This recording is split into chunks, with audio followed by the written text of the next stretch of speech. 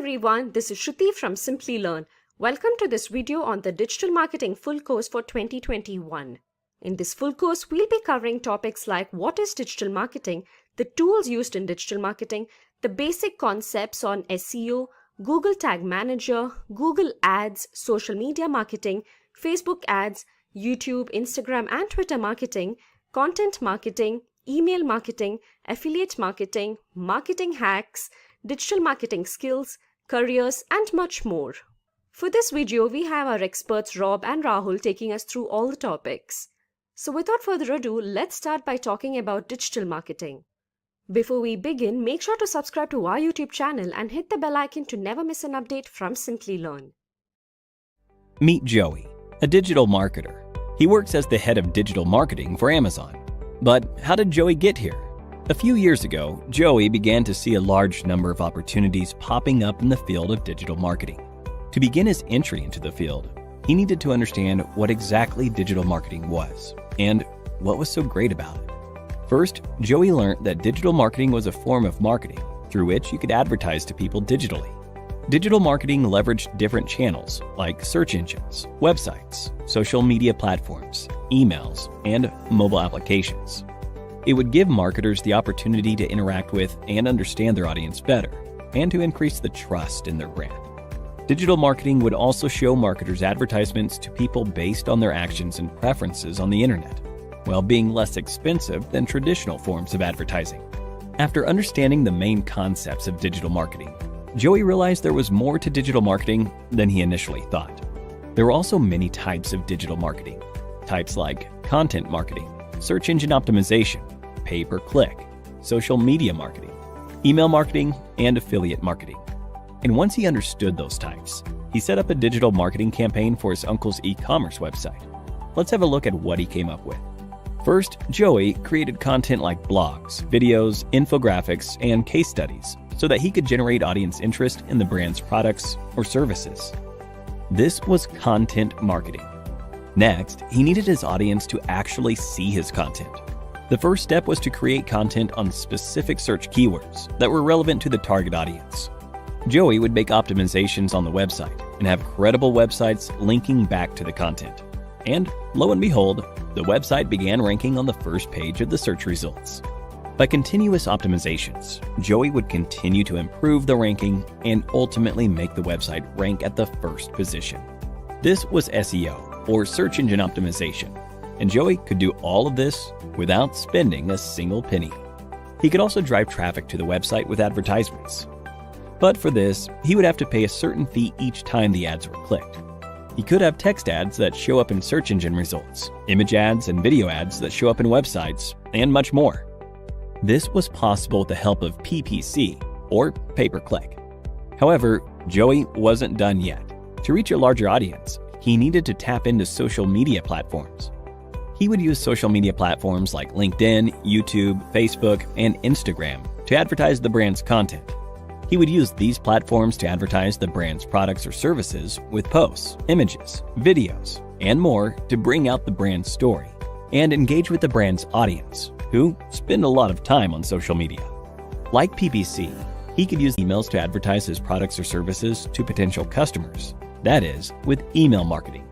And finally, although Joey was able to grow the brand's funnel, he wanted more traffic from third-party websites. This could be achieved with affiliate marketing. Affiliates would promote the brand or product to their audiences for a fee with the help of email signups, registrations, conversions, subscriptions, etc. After setting all of this up, Joey had the hardest part of the process to get through: the wait. Although Joey had worked really hard on each of these forms of digital marketing, he only had moderate success. That's when Joey realized he had to gain more knowledge and experience. So he decided to get certified and get ahead in his career with the help of Simplilearn. He took up Simplilearn's digital marketing certification and got the skills and training he needed to become an expert digital marketer. And now, you know where he is. You too can do the same and grow in your career by clicking on the top right corner. And with that, we've given you an introduction to all the major concepts of digital marketing. Greetings everyone, this is Rob Sanders, and today we're going to talk about what is digital marketing. So thanks for joining us here at Simplilearn, and let's get started. Let's start talking about why digital marketing is important. So let's start there on the why. So if we're just a fly on the wall and we're in an office environment, we're looking at two friends having a conversation about digital marketing. So really, if we're listening in, every marketer is using digital marketing for his or her business. Now, digital marketing's become more popular than traditional marketing. That's not a surprise. So, in response, hey, over the past few decades, digital marketing has evolved at a rapid pace. These days, a lot of people spend most of their time on the internet. So, what happens in the internet every 60 seconds? Well, a lot happens every 60 seconds. So according to social media today, there's a lot of snaps, there's a lot of clicks, there's a lot of text, there's a lot of videos watched, there's a lot of pictures being taken, there's a lot of voice activated activity going on, a lot of tweets, emails, swipes. There's a lot going on here in 60 seconds. So there's a lot of activity on the internet, a lot. And so the one gentleman says, hey, can you also mention a few differences between digital and traditional marketing systems? And then the expert responds, of course, I can certainly clarify a few differences between digital and traditional. And so he goes on to say what the differences are between traditional and digital, and let's look at that. Okay, so on traditional marketing, we're talking about print, radio, billboard, newspaper, TV, anything that's not on your mobile or laptop. So we know with traditional marketing, reach is limited. With digital marketing, reach is maximum. And what we mean by that is, hey, when you print something, you're printing it for X amount of people. If you're trying to promote an event and you basically create 1,000 flyers, okay, you figure it's going to 1,000 people, maybe they'll share it. So you're looking at about 2,000 people maybe, just to be generous. Well, digital marketing, we're promoting an event. We can promote it to a whole lot of people depending on the platform. So 2,000 is nothing when you're targeting an audience on Facebook or Google search. Traditional marketing, non-versatile. And with digital marketing, very versatile. So again, going back to our flyer, print an 8.5 by 11. Okay, that's it. With digital marketing, you're running display banners. You got 468 by 60, 200 by 200, 250 by 250, 300 by 300. The list goes on the types of different display sizes, not to mention text ads, not to mention video or multimedia. So there's a lot you can do to get your message out there. Okay, with traditional, it's always delayed communication. Okay, so meaning if you're trying to get that TV spot, there might not be a spot open until 1 in the morning. Okay, well, with digital marketing, there is no hours. Okay, you can certainly get your point out there and have people see it instantaneously. So with traditional marketing, there's a lack of real-time results. This seems like it's obvious, but digital marketing, that's one of the biggest benefits. Instant real-time results, instant. Okay, nowadays, go into analytics, you can look at real-time reporting. Okay, so we could see real-time results. Okay, traditional marketing can be very costly. If you're not only doing postcards and printing postcards, but you have to mail those postcards. So there's postage fees.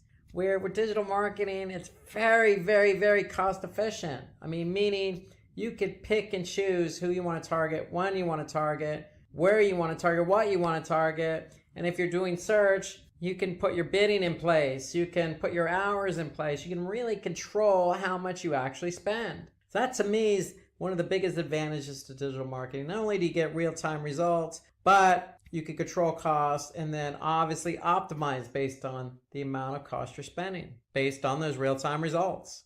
And with traditional marketing, it's difficult to reach a target audience. With digital marketing, it's easy to reach a target audience. I don't want to bash traditional marketing too much. If you're going to put a TV ad in place, you're going to do it on a TV show that tends to gear more towards your target audience, but that doesn't guarantee anything. Here we can simply go to Facebook or Twitter or LinkedIn and just pick and choose specifically who we want to target, when we want to target them. So it just becomes a lot easier to reach a targeted audience on a digital marketing platform. And then with traditional marketing, poor campaign measurement. With digital, you have easy to measure and optimize campaigns. And what we really mean by that is because you get instant time results, because you can control costs, because you can reach your target audience more easily, all those are a result of, okay, you can measure and optimize. Based on what our audience is seeing and how much they're spending to see it, we can quickly make adjustments in order to optimize the campaign for better performance. So that's generally what that means. That's a culmination of pretty much everything that we've listed as a benefit for digital marketing. Okay, so now why digital marketing has been answered with all the benefits that it carries. Let's talk about the what is digital marketing. So you know that, you want to do digital marketing. So how do we go about that? What is it exactly? Well, let's just define it. Digital marketing is just the act of promoting a company's product or an individual's product or service with the help of a device or technology. And so obviously when we talk about device, we're talking about maybe a laptop, we're talking about a mobile device. And when we talk about technology, it could be an app, it could be, a cloud-based platform. Okay, it could be a piece of software. Okay, so a lot going on the digital side in terms of variations and what you can do. But that's in a nutshell what digital marketing is. You're really just using technology to promote your product or service. So we know because of the benefits in digital marketing, you can promote your campaign on different platforms. Okay, so all those benefits we mentioned about instant real-time results, cost efficiency, optimizing campaigns, you could do that on search, you could do it on social, via email, on mobile apps, etc. So that's what we mean by with the help of digital devices and technology. Well, these digital devices and technology come in the form of search engines and emails and mobile apps, etc. So when we want to go and promote our product or service using a campaign, we have different options. So there are different types of digital marketing channels that we could choose from. And let's just go through that list of digital marketing channels. And the first one is what I consider the king of them all, and that's SEO. So SEO stands for search engine optimization. There's search engine marketing, there's email marketing, affiliate marketing, social, content, mobile, and then we can get into subsets of each of these digital marketing channels. But really, we'll start with SEO because that's the king. And to me, that's basically increasing the quality and quantity of relevant organic traffic on the search engines, including Google. So depending on where you're located in the US market, Google has a large market share. So you want your pages on your website to be found and clicked on organically. And so that means if somebody types in a keyword, you want that relevant page to show up first on Google so somebody can click on that link. Okay, and we know that millions of people, specifically in the US, but worldwide, use search on a daily basis. So if you're ranking for those relevant keywords, you can imagine how much traffic you can get. Okay, so that's SEO. Okay, and here's an example. So you type in online shopping. Well, you can see the first listing here is a paid search ad. And we're going to get to that in a minute. The second, organically, is Amazon. Okay, so online shopping, you think maybe Walmart, you think maybe Alibaba, or you're thinking probably Amazon. Okay, so no surprise, Amazon's ranking for the keyword online shopping. And so if somebody clicked on their listing, that's traffic for Amazon. Let's move on to search engine marketing, known as SEM or pay per click or cost per click or PPC or CPC or sponsored search or Google ads. I mean, there's a lot of different names synonymous with SEM. So search engine marketing is really just using paid ads on search engines. Just as we saw the previous example, if you want to be found for a keyword, you don't have to worry about organic if you're willing to pay for it. You just bid on that keyword and voila, you have the opportunity to appear number one in the search results at the top of the page for that keyword. Now, when somebody clicks on it, you have to pay Google if it's Google you're advertising on. But that's the beauty of search engine marketing. You can bid on keywords and appear at the top of the search results for that keyword. Example here, if we go back to online shopping, well, myus.com is bidding on that keyword online shopping. So they're actually appearing above Amazon's organic listing.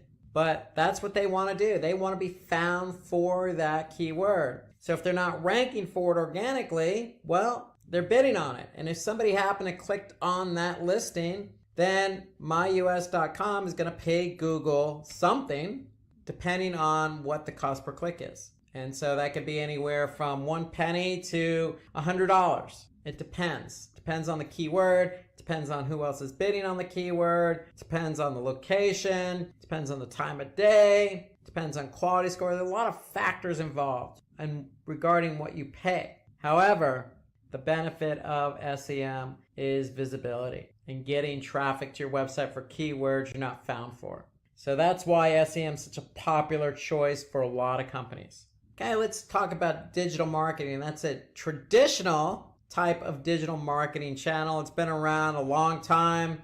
You know, we all send emails on a daily basis, and we probably all receive emails on a daily basis. Just an effective way to capture leads and convert them to customers, because with email you can personalize your emails and you can send your emails to a segmented audience. Okay, so if you have emails from females who are 35 years of age to 44 that live in, say, the southern part of the United States, you can segment that and send them an email and cater that email directly to that audience. And of course, you can put some nice call to action in there. You can design it really snazzy, and you could track it just like you can any other digital marketing channel. So email is a very effective way to really reach a target audience, because everybody, for the most part, has a functioning email account.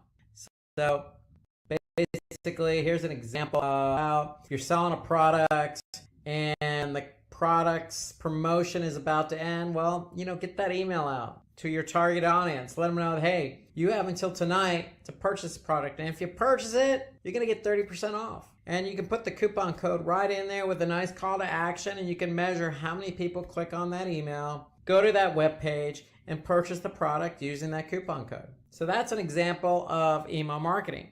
Okay, we have affiliate marketing. So affiliate marketing is an effective way for digital marketers to basically create a sales force of people. So basically what you're doing is you're getting merchants to promote your products and services. And you're using usually a third-party broker like Commission Junction or CJ.com as an example to introduce you, the person selling the product, the merchant, with the affiliate. So that affiliate could likely be a merchant, him or himself.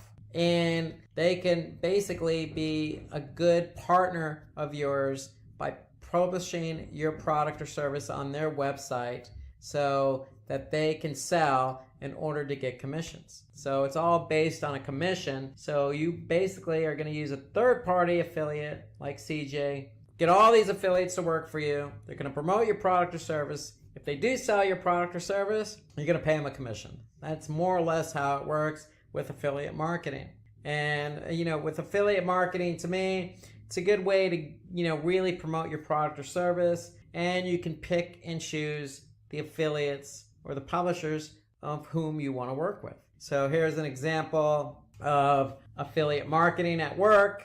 Okay, you basically see a banner. Basically, you could see earn up to 12% advertising fees with a trusted e-commerce leader. Okay, so if somebody clicked on that and purchased, for example, or joined, you could pay out that commission. Okay, let's turn our attention to social media marketing. So social media marketing, I would say it's fairly new. I mean, if I think about it, we're in 2019, and I remember talking about Facebook back in 2006. So you're talking about 13, 14, 15 years of social media. It's definitely evolved over the years. But the concept remains the same. It involves creating different types of content depending on the platform. Okay, so you could be on Pinterest or Instagram and be dealing with photos. Or you could be on Twitter tweeting out certain characters up to a limit. Okay, so it really depends on the social media platform that really drives the type of content you're going to promote. But we know social media can be effective because people use social media. I mean, Facebook is one of the more popular platforms. And if you want to get your product or service out there, you could certainly pay to have an ad on Facebook, or you could just post your content organically. Okay, that's the beauty of social. Most of your social platforms like LinkedIn and Twitter and Facebook and Pinterest and Instagram, they all have a paid form of advertising that you can use to promote your product or service. Or you can go the organic route and post content organically in hopes of driving traffic back to your website. So with social, you do have two options here, but social is interesting because there are a lot of different social media platforms out there. It really depends on your product or service. Okay, so an example of social media marketing, especially on Facebook. With Facebook, you got mobile and desktop, and you obviously have the opportunity to post something organically and have that liked or commented on or shared, or you can post an ad and get that liked, commented, or shared, or clicked, and have people go back to your website and fulfill the goal of what you want them to do. So moving on to content marketing. So content marketing is really an effective way of really distributing valuable content online. And when we talk about content marketing, we're talking about different types of assets. So it could be simply text in the form of a blog post, or it could be a video, or it could be an infographic, or it could be an image. Okay, there are lots of ways to create content these days, especially in digital marketing. And the great thing about content marketing is you're writing content for a targeted audience. So if you're trying to target an audience on, say, Instagram, then you know who your audience is and you know what the type of content you're going to post on there. So it could be in the form of a video or infographic or just a graphic. And so that's the beauty of content marketing, really putting yourself out there and depending on the platform, putting yourself out there with various types of content. So for example, if we look at YouTube, you can see this video here about digital marketing certified associate. Well, hey, you don't need to always write the content. You can produce the content in the form of a video and post it on YouTube. This is a form of content marketing. So that's content marketing. And then let's talk about mobile marketing. So content marketing, again, different types. But if we go now to mobile marketing, you can kind of segue from content to mobile, because the only difference here is with mobile, it's strictly on mobile phone. It's not desktop. So mobile marketing is really a strategy on its own that helps you, the company, promoting your product or service to reach your target audience through a mobile device. And that includes tablets. And how you could do that is via messaging. You could do it via email, or you could do it via an app. Okay, so you have different ways of getting your content out there to people. Okay, so as an example, you can use basically SMS or instant messaging via mobile devices to promote your product or service. Here's another example of a mobile marketing via app install. And so you can even compound that by running a, say, Google ad as an example, and running your Google ad on, say, just mobile. You could do a bit adjustment just for mobile, and the goal could be app installs. Okay, so, and you can even do a mobile or app extension. So there's lots of ways to really promote your app or your product or your service via mobile marketing. Okay, let's talk about the customer life cycle. So we know why we want to do digital marketing. We know what the digital marketing channels are, because we just talked about them, from SEO to social to affiliate to mobile to content to SEM. Okay, you have a lot of different digital marketing channels at your disposal. So now, how do we go ahead and approach our customers? So that's what we're going to talk about first. So we're going to talk about different stages of the customer life cycle. Okay, and the first one is the awareness stage. So we need to get our customers aware of what we're selling. or what we're promoting. Okay, so the awareness stage is really, what product does your brand offer? That's a question we want to get out there and we want to answer. Okay, what does a customer need your product? Or excuse me, why does a customer need your product? That's a question we want to answer with digital marketing. Okay, and what solution does your product provide? Okay, that's an answer to a question we want to make sure people understand. So these are questions that we want to be able to answer in the form of digital marketing, whether that be mobile or content. Okay, so getting our information out there that answers these essential questions. And if we could do that, then somebody's going to become aware of our product or service. Okay, so what product does our brand offer? Why does the customer need it? And what solution does it provide? Okay, those are some key questions that people tend to ask themselves when they look at a brand. Okay, and when they look at a product, hey, do I really need this? Is it going to help me in my life?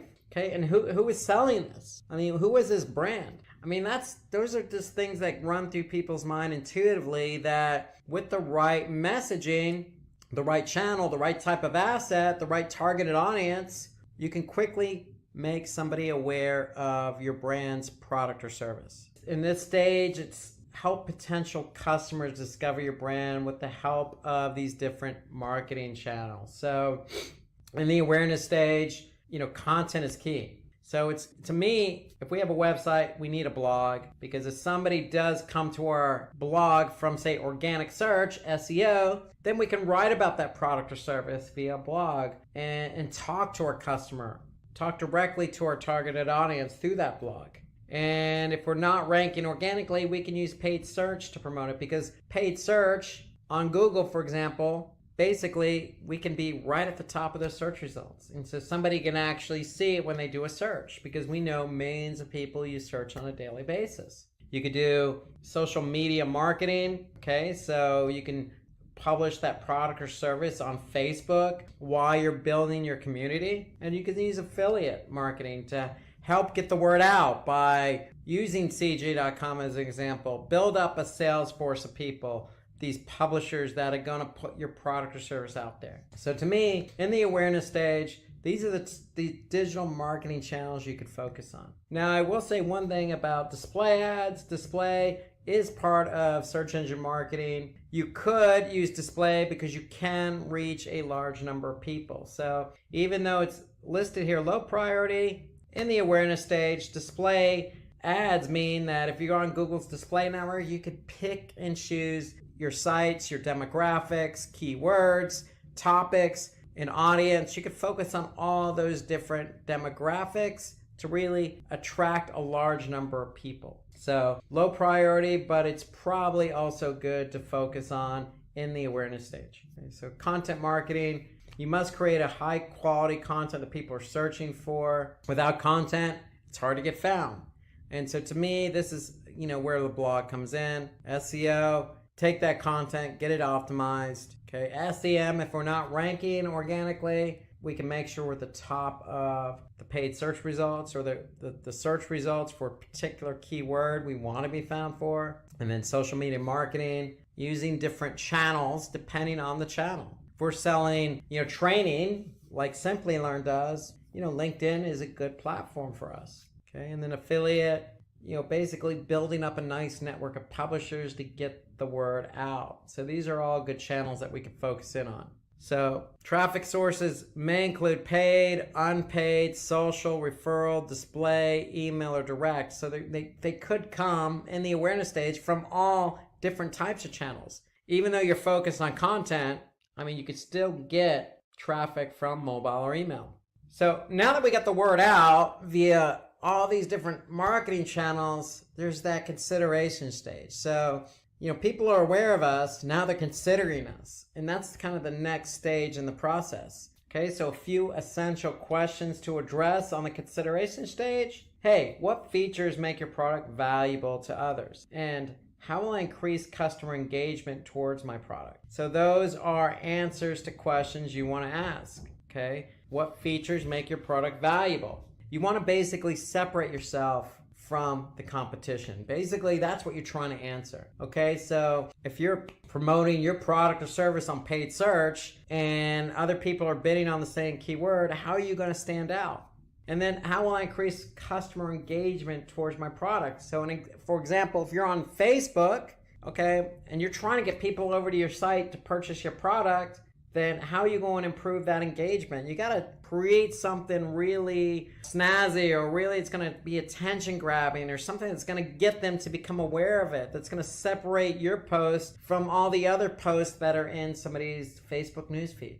Okay, so you really have to work hard to really convince somebody to get their consideration towards your product or service. So in this stage, your customer considers your product, so help them understand how your product is valuable.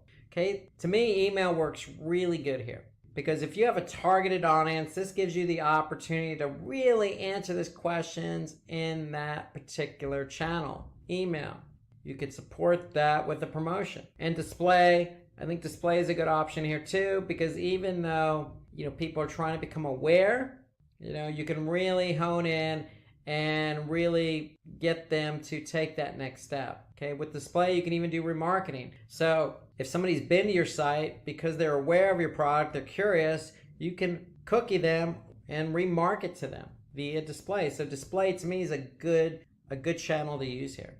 Okay, so you have email, mobile display, SEM. These are all good channels to use on the consideration stage, especially on search, because if somebody's looking for something and they're aware of your brand, then you have the good opportunity to get them to click on your ad, especially if you're offering a promotion, and get them to convert. The goal here is to increase our engagement. So people are aware, we're moving them further along the funnel. With email marketing, we have the opportunity to promote the product by sending an email directly to our audience. So with this stage, plan your campaigns around welcome emails, newsletters. We can talk about product descriptions, add ratings and reviews in the email. We really just want to encourage people to purchase the product. We're trying to sway them over. So email is a good source to allow us to do that. So with mobile marketing, we can promote the products by sending relevant messages to our target audience. Display, again, retargeting, because we can retarget an audience that has been to our website, already did some research about our brand, our product or service, and now we're going to reach back out to them to sway them. So remember, we want to encourage customers to buy a product by creating detailed articles about the product. That always helps, and that's content. Okay, we want to opt for a customer testimonial. Okay, that helps sway people, and add some guest blogging. Okay, we can have ambassadors blog on our behalf, or we can go out and blog on somebody else's site. Okay, so blogging works both ways. It's ways of showing yourself and telling people, hey, we know you're looking for this product. Here's why you want to choose us. Okay, moving on from the consideration to the purchase stage. So they're aware of you, they're considering you, and now we're on to the purchase stage. So the questions we want to really make sure we address here are, how are my prices compared to my competitors? And is my brand more credible than others? Okay, so they're considering you, but that price point, and it may not even be the price, it could be the shipping. For example, the price could be good, but the shipping cost could be high. So you really want to do some due diligence and research on what your competitors are doing. Credibility, that goes back to the consideration stage, and testimonials. You want to make sure you have reviews and testimonials to really elevate what you're trying to tell customers, and that is, hey, I have a good brand, I have a good product, I have a good service. Come buy my stuff, come buy my product and service. But you really need to support that claim. You just can't go out and say it. And so supporting that comes in the form of what other people say. And that could be reviews. That could be comments on a social media platform. It could be, stars on, say, Yelp or Google My Business. Make sure you do your due diligence and make sure you get people to, review you or provide testimonials, because people are going to do their due diligence before they purchase, especially if it's on Google My Business or Yelp or TripAdvisor or whatever it is you're trying to sell. They're going to be able to see those reviews. And so do your due diligence to get the reviews. And if it is a negative review, hey, that's okay. You can't please everyone. You're going to get them. That's the world we live in. Just make sure you show your upper hand and respond even to the negative as well as the positive reviews that you get. That actually bodes well to some people because, hey, it shows that I made a mistake and you're willing to correct it. And so people actually see that. That could be the tipping point to getting them to purchase. Say, look, hey, this brand really cares because they're really responding to people. They're not ignoring negativity. Okay, just those small things that can get people to change their mind. Now with the purchase stage, according to eConsultancy, 83% of the online audience require encouragement to complete a purchase. Encouragement, what does that mean? Well, it could mean providing a promo, giving them that extra incentive. If you don't offer promo, consider it, especially on the email. In the example we looked at earlier, sending out an email means that if the promo is going to end at midnight, send that email out and tell people they have until midnight. And if they purchase today, you'll even increase it to 20%. And email is a good channel for that. Mobile can reach a lot of people through SMS. Okay, social media, reaching people instantaneously. And then, really with the purchase stage, it gives prospects an offer to help them make that purchase. So you have plenty of channels to choose from. In fact, most of these channels, the only one really that doesn't fit the instantaneous mode is SEO. But you can really focus on affiliate, even though that's a low priority here. You can really, coordinate with your publishers, who especially those publishers that have proven their worth and have sold your products in the past. Get them to help promote it and incentivize their audience. So let's move on from the purchase to the post-purchase stage. So this is after somebody purchases. Okay, so some essential questions we want to be able to address here. So what additional product could my customer buy? Now that they're my customer, what else could I sell them? Without being too pushy, if they buy a coat, well, a hat work or a pair of gloves or, a blouse. You want to be able to not push a product on a customer, but think about how you can complement that purchaser's or customer's product. And then how to improve the customer buying experience. So again, this goes back to, what we just said about reviews. Get somebody to offer a review. And if they don't give you a full complement of 5 stars, they only give you 3.5 stars, then you know what? That's great feedback because then you can learn from that. And then the other question is, will the customer refer us to others? And if so, why? So that's definitely something you want to be able to address in the post-purchase stage. So let's take a look here. So with post-purchasing stage, to me, email's at the top of this list because if somebody purchases something, you could send a nice thank you email because if they purchase, they're giving you their email in return because you're likely going to be sending them the receipt via email. So email to me is a nice channel. You can send in a nice message. Even, social media. You can thank your community for supporting you on this recent campaign that you ran. Even throw in an extra 5 or 10% on a future purchase as a thank you. And that's easily done on social media. You could even post a blog, promoting, the success of a product and then offering a promotion. Okay, so there's a lot of things you could be doing here on the post-purchasing stage. So to me, even looking at content again, you could even, put a survey together. You could even put a survey together for your affiliates. Okay, you could even post a poll on Facebook. So it's just working in with these different channels to get some feedback about your product and service. So with email, mobile, you can engage customers with follow-up emails or customer care content. With mobile, if you have somebody's mobile number, hey, text them. A simple thank you goes a long way. You could say, hey, look, if you're satisfied, let us know. Give us a call. You can even, in the EE mobile text message, you can put a link to a survey. Send emails to active subscribers. Give rewards for customer feedback. So if somebody does provide feedback, give them an extra 10% off. You want to be able to reward loyalty. Loyalty comes in the form of a partnership. If you're giving somebody discounts and you have a good product or service, then they're going to recognize that. They're going to say, hey, look, I really like this product and they're giving me 10%. I'm going to go ahead and purchase from these guys again. So give those discounts to those active customers. Or on the affiliate network, give referral opportunities to your customers. So if it's an affiliate publisher, hey, if they're getting people to your site, reward them. Or if it's an email and you put a forward to a friend, get an extra 10% off, it doesn't hurt, because you're incentivizing people to help you sell your product. So with social, display, and content, use those banner ads, or use that content that you display on social or the blog you're gonna write to give customers advice in order to maximize the value of the purchase. So again, you can use these platforms to also enhance what they purchased. So, hey, you just purchased this product. Thank you very much. Did you know you could do this, this, and this with it? And so that's the idea of a post-purchase stage, is to maximize these channels to be able to answer those essential questions about what else could they purchase? Do they like, how do I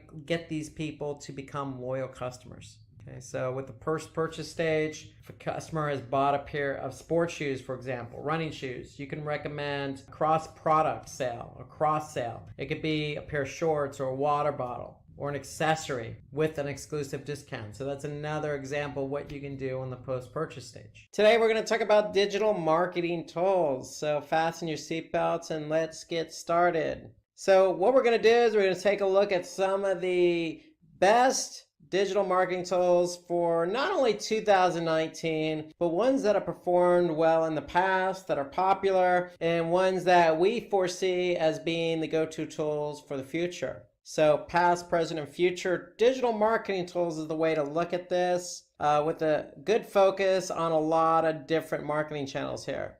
So we're going to focus first on SEO, talk about some of the tools related to on-page and off-page. We're going to switch over to paid search, talk a little bit about paid search tools. We're going to talk about email marketing and some of the email marketing platforms and the tools within those platforms. The center of it all is web analytics. So Google Analytics is the tool we'll be taking a closer look at in today's webinar and all that it has to offer. Okay, affiliate marketing. We'll talk about some of the tools available to you for affiliate marketing. We'd be remiss if we didn't talk about social media and all that it has to offer and all the metrics and tools available, all the platforms available. So we'll hone in on a couple of examples there. And then we'll also talk about some competition tools available for you. So there's a whole suite of tools. The one caveat being, hey, if you have your favorite tool, continue using it. In fact, if there's a tool that we didn't mention in today's webinar, feel free to mention it in the comment box below this video. We'd love to hear what you're using to manage your particular digital marketing channel. Okay, and so the goal for today's webinar is, hey, we hope you get something out of this in terms of using new tools. There's some tools that I use, some tools that my colleagues use. Everybody uses different tools, so it'd be good to kind of see what else is out there. So if you have something to share, share it. By all means, what we're trying to do is share what we think are, best practices and some of the most popular or most used tools out there in the industry. So that's what we're going to do. The goal is to get you to better understand some of the tools we're using in a little bit more detail. And what we're going to do is start out with search engine optimization. Okay, so search engine optimization or organic search, we have a mixture of paid and free. So there's a lot of different platforms, but if you're focusing on SEO, you certainly need to use an SEO platform. So there's SEMrush. Okay, you also have Google Search Console, which is free. So if you don't have a SEO platform, you definitely need to be using Google Search Console. And so we'll take a closer look at that. There's Google Keyword Planner, which is actually situated under Google Ads. And so if you're running Google campaigns on Google Search Network or even the display network, you have access to a great tool called Keyword Planner. And if you know anything about SEO, you'll know that using Google's Keyword Planner is a good tool. So we'll take a look at that. Moz is a freemium tool, meaning they have a free trial that you can sign up for to test drive it. but it's another SEO platform and it does cost money. Got a great tool in Screaming Frog. That's a paid version. Again, not too expensive. We'll talk a little bit more about that. And then we have, a tool in Ahrefs that help us with all aspects of SEO, primarily focusing on off-page. So these are just some examples that we're going to hone in on, but this is just a small subset of what really is available out there in the market. So let's go ahead and dive a little bit deeper and understand why we use some of these tools. Well, the first reason when we talk about SEO is to find relevant keywords. Not only do we want to find relevant keywords, we want to find relevant keywords with high volume and low competition.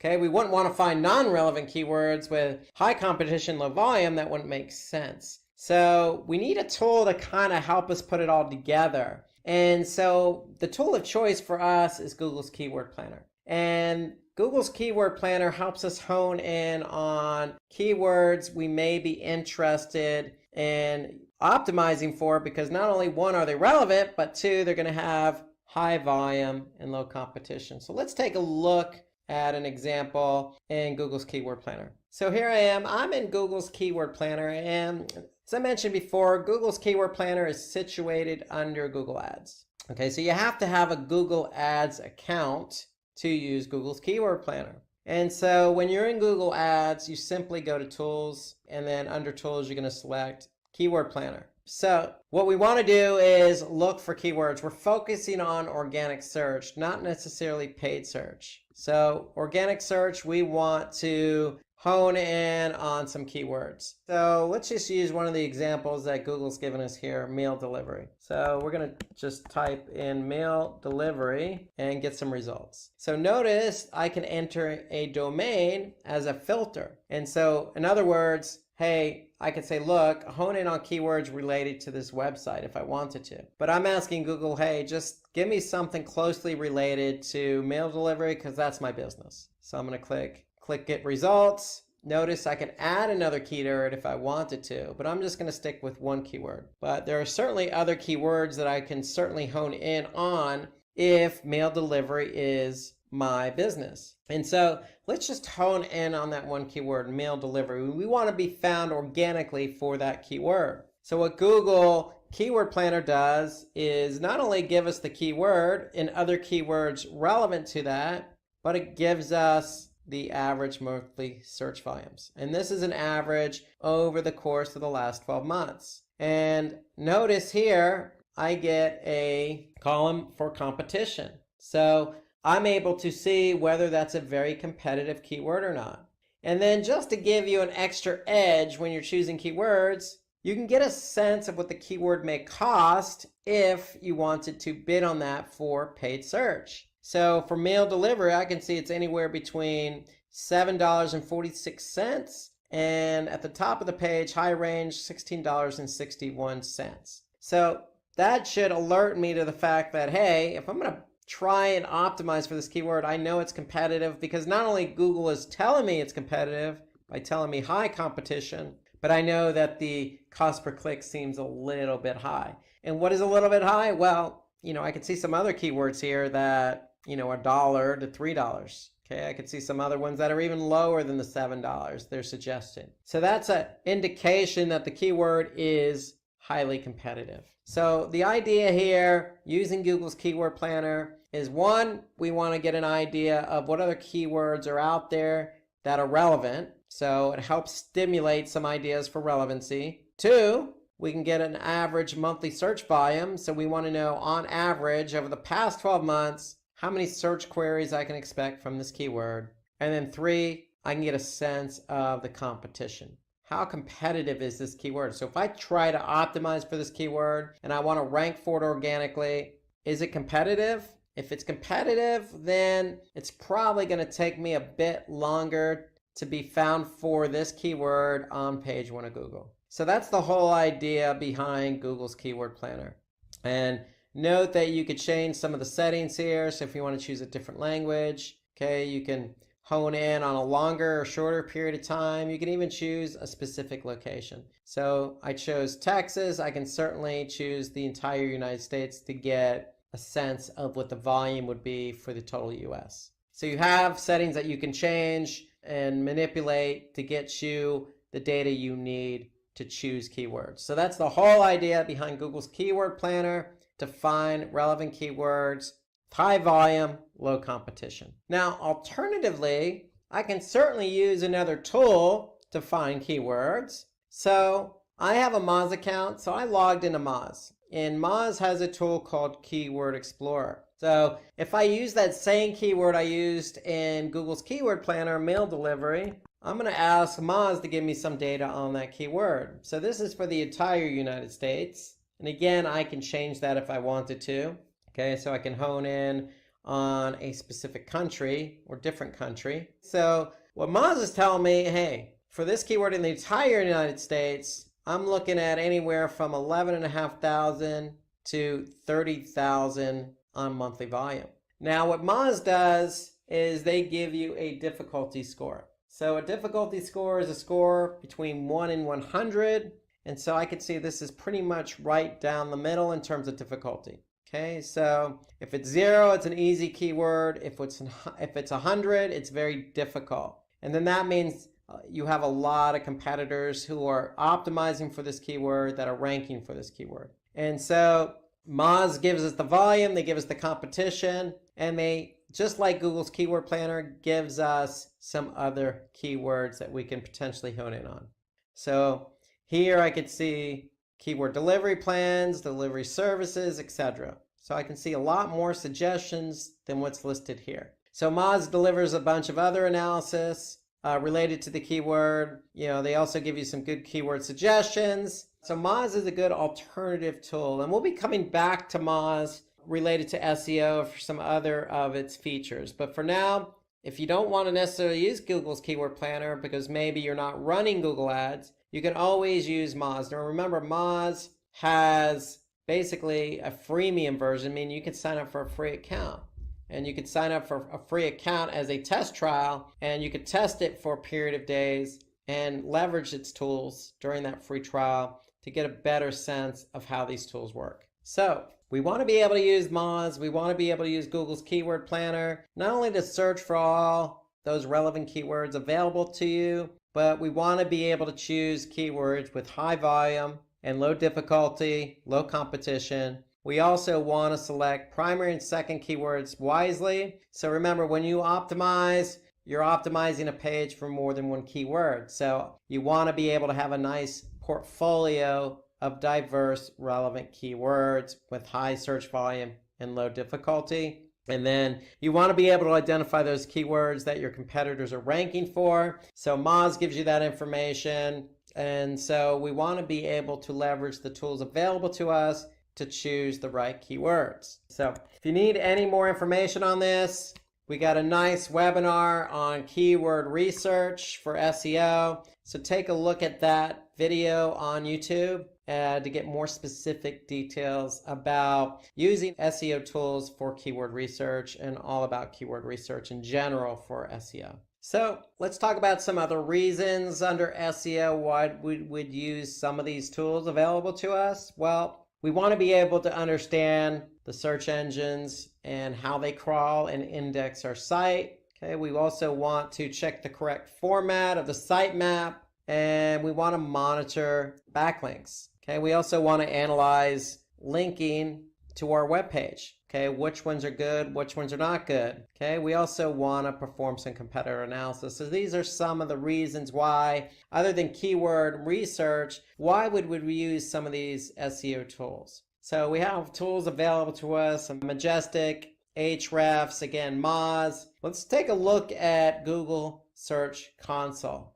And I want to hone in on Google Search Console because it is free and it's a must. If you're going to work on SEO, you need to be working in Google Search Console. And so the whole key behind Google Search Console is you have a website and you need to get that site verified. Once it's verified, once Google can recognize that you are associated with this website, then you're going to be able to see some important information. So here I'm looking at a website, and what am I looking at? I'm looking at something called coverage under index. So what does coverage mean? Well, going back to what we just said, we want to be able to understand how Google's crawling and indexing our pages. And so what Google does is through this platform, Search Console, is they're letting us know once they go to our website and start crawling it, and they pull these pages back to their server, they're letting us know if we actually have any issues. So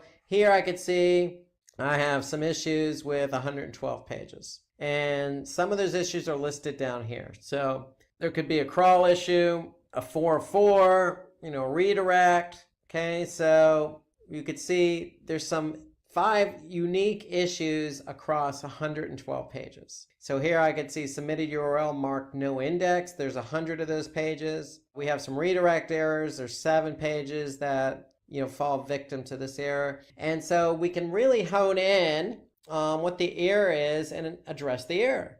Okay, so if Google's telling us, hey, this is an issue, and you want that page indexed by Google, then we should probably address the error. And so that's the great thing here about going into Google Search Console is you can, under index, go to coverage and get a sense of what Google's indexing and what they're not indexing. Okay, so these are the errors. I could see they've certainly were able to crawl and index 9,115 pages. They were able to crawl, okay, and they excluded 54,000 plus pages. And then we also have some pages with some warnings. So this is kind of an overview of what Google sees when they crawl our site. So when they say crawl, they're coming to our site, they're following links on the site, and every link they follow, they're either going to index that page or they're going to report to you an error or an issue that they found. If we want these pages indexed, we need to address the issues, the errors. And so that's the beauty of this report here is Google is telling us firsthand what the issues are. So we also want to take a look at the sitemap. So you have an opportunity to submit a sitemap. And a sitemap is just a formatted file that includes all your website URLs. And so you're going to have this file sitting in your root directory. And you're probably going to call it, or should call it, sitemap.xml, XML being the format. So once you have this file, you're just going to let Google know that that file exists. So you're going to enter in the sitemap URL. So if it's in the root directory, all you're going to do is type in sitemap.xml and click submit. So once you've done it, just like this site is done, what Google's going to do is say, hey, look, we see you've submitted this, and we last read it a couple days ago, and we could see that we discovered 1,419 URLs. So I can go back under coverage, and I can see some of the issues that they found. But if I go back under sitemaps, I can see that these are the URLs they discovered via the sitemap. And so the whole point of a sitemap is we want to be able to get and push the URLs to Google, not have Google come to our site and discover them. So this is a quicker, faster, more efficient way to communicate with Google all the URLs that you have on your site that you want Google to index. And so that's the beauty of Search Console. Now, while we're in Search Console, we might as well take a look at some of the other features it has. And so one of the most important features under Search Console is this mobile usability report. Okay, so Google is a staunch believer in mobile first. So nowadays, most people start and finish a lot of their searches, a lot of their behavior on mobile. So they begin it on mobile and they may end it on mobile. So if they don't end it on mobile, then perhaps they'll go into a store or perhaps they'll go via desktop. But Google is a staunch believer, and definitely a lot of what's going on today starts with mobile. So they want you to understand how your site fares via mobile. And when I say fares via mobile, is it mobile friendly? Is it responsive? Is it loading quick enough? Is it formatted to Google standards? And so if there are any issues, Google's going to let you know what those issues are. So here I could see Google's recognized 206 pages for 4 different issues. Okay, so here I can see what those issues are. Just like the coverage issues, we can see specifically what they are. And so here I could see for 206 pages, text too small to read, click elements too close together, the viewport not set to device width, and then content wider than the screen. So there's 10 pages that fit under this error. And if I actually click on it, the error, I can see what those 10 pages are. And so when we're done, we can actually, when we address the issues, we can actually have Google validate whether the fix has been made. So you can definitely use this as a means of communicating directly with Google. Telling Google, look, I see what the issues are, I'm going to fix them, and then I want you to validate them. Okay, so this is important because if you can communicate with Google and let them know, hey, we do recognize the errors, we are fixing the errors, please validate them. You know, it's going to draw Google's attention. Google's going to validate them and get these pages indexed quicker. So if you ignore the issues and the errors, especially for mobile, then you stand the chance of your pages not getting indexed. So the mobile usability report to me is an important report because we want to better understand whether Google's picking up issues on mobile. And if they are, we want to address them, get Google to validate them so Google can index them quicker. Now, there's another report that is of interest to you or may be of interest to you in Google Search Console, and that's the links report. So the links report in Google Search Console tells us what pages have the most links. Okay, so here we can see the home page has 26,000 plus links. If we hone in on interior pages, we can see the links to those pages. Okay, so we can get a sense of what are the top link pages from external links, meaning links on other websites pointing to these pages. I can also see internal links. So Google is recognizing links from within my website from one page to another. So external links, internal links, both factors for SEO when ranking. So then I can see top linking sites, what sites are linking to my site. And then I can see top linking text. So Google Search Console is giving me kind of an overview of what my linking structure looks like. Okay, so externally, I want links from other websites pointing to various pages on my site. And I certainly want my pages linking to one another on my site. And so I'll be able to better understand what that structure looks like using Google Search Console's links report. Okay, there's one more report that I think is of interest in Google Search Console, and that's the performance report. So the performance report is a report that actually you can link up with Google Analytics. So you could see the same report in Analytics if you're able to link up Google Search Console with Analytics. And you should be able to do that. All you need to do is make sure you use the same email address that you use for Analytics and Search Console. So it needs to be the same email address. You could certainly link up the two and have this data imported into Google Analytics. So what is this data that we're talking about? Well, it's called performance. So what we can actually see is the queries, the actual queries people are typing in to Google. So when they're typing them into Google, we can actually see how many impressions the keyword queries received and how many clicks the keyword queries received. And then I can see click-through rate and average position. Okay, so here I can see for this particular keyword on the first line, I could see over the course of the last 3 months, it received 209,297 impressions. So what does that mean? That means this keyword was used at least or typed in as a query at least that many times. And that's how many times my listing appeared in the Google search results pages based on this particular query. And so as a result of somebody typing in this query 209,000 plus times, this site received 120,000 plus clicks. So to get a sense of the click-through rate, all you would need to do, and Google can obviously do this for you, is you would simply just divide the 209,297 into the 120,397. Okay, so that's really going to give you, your click-through rate, and the click-through rate in this case is 57%. So over half of the clicks occur when this listing appears for this keyword. Okay, so we can get a sense of the click-through rate for each one. Okay, and you could simply just use the filtering here. Now, we can also see average position. Okay, so we could see a little bit more than that too. We can go from queries to pages. We can go from pages to countries. So we can get a sense of how many impressions and clicks I'm receiving by country.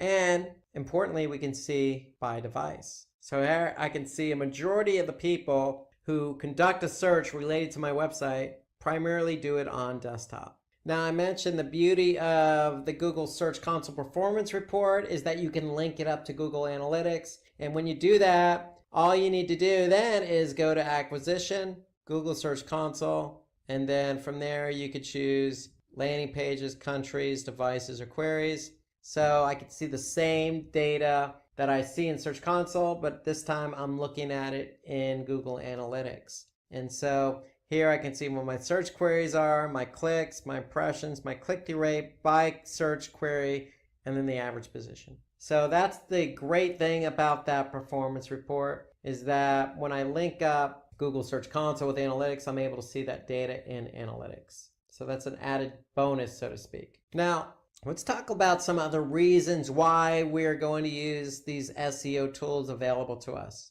And so we already listed a number of different reasons, ranging from sitemaps to keyword research. But we also want to hone in on, what domains are driving links to our site. So I showed you an example in Search Console. We also want to, maybe identify and disavow poor backlinks. So Search Console is a great tool for that, because if we don't want to be associated with a particular website, we can certainly disavow that link. We could track a number of follow and no follow links. We could track our website's rankings. We can measure click-through rates and impressions, just as we did with Search Console. We could track keyword ranking for desktop, mobile, cross locations, just as we just did with the Search Console Performance Report. We can identify top performing, gaining, and losing keywords. Again, the performance report. So we could certainly look at the Google Search Console report, but if you have a platform like Moz, you can certainly also look at a lot of that data available. So for example, rankings. So if you have a Moz account, we can certainly go into rankings. And we can see for the keywords that we've chosen that we want to optimize for, we could certainly see where they rank. The great thing about Moz is it's a great tool, not only for rankings and on-page optimization, but for off-page optimization as well. So if I go ahead and take a look at a domain, for example, I'm just going to type in this domain.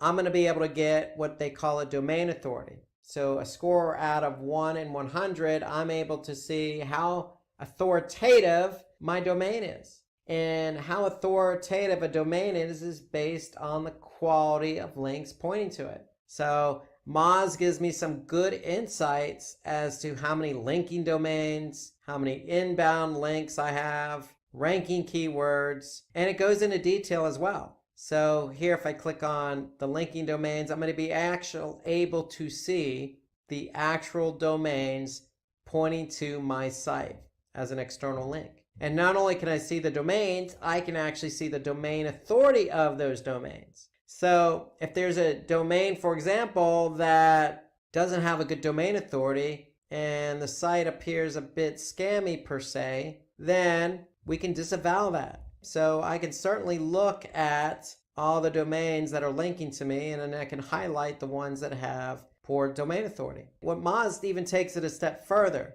They also give me a spam score. So Moz is able to measure how spammy a website is. So if I have a combination of, say, a low domain authority and a high spam score, then I probably want to disavow myself from that site. And so I can use this report here. You can see here as I keep going down. For example, I could see this particular website has a domain authority of 26. And it has a spam score of 16%. So not a good combination. This should alert me to the fact that, hey, this particular site, because it has so many links pointing to me, or it has at least one link pointing to me, that I probably want to disavow myself because it's probably hurting my own domain authority. So that's the great thing about this linking domains report, is I'm able to hone in on not only who's linking to me, meaning domain, but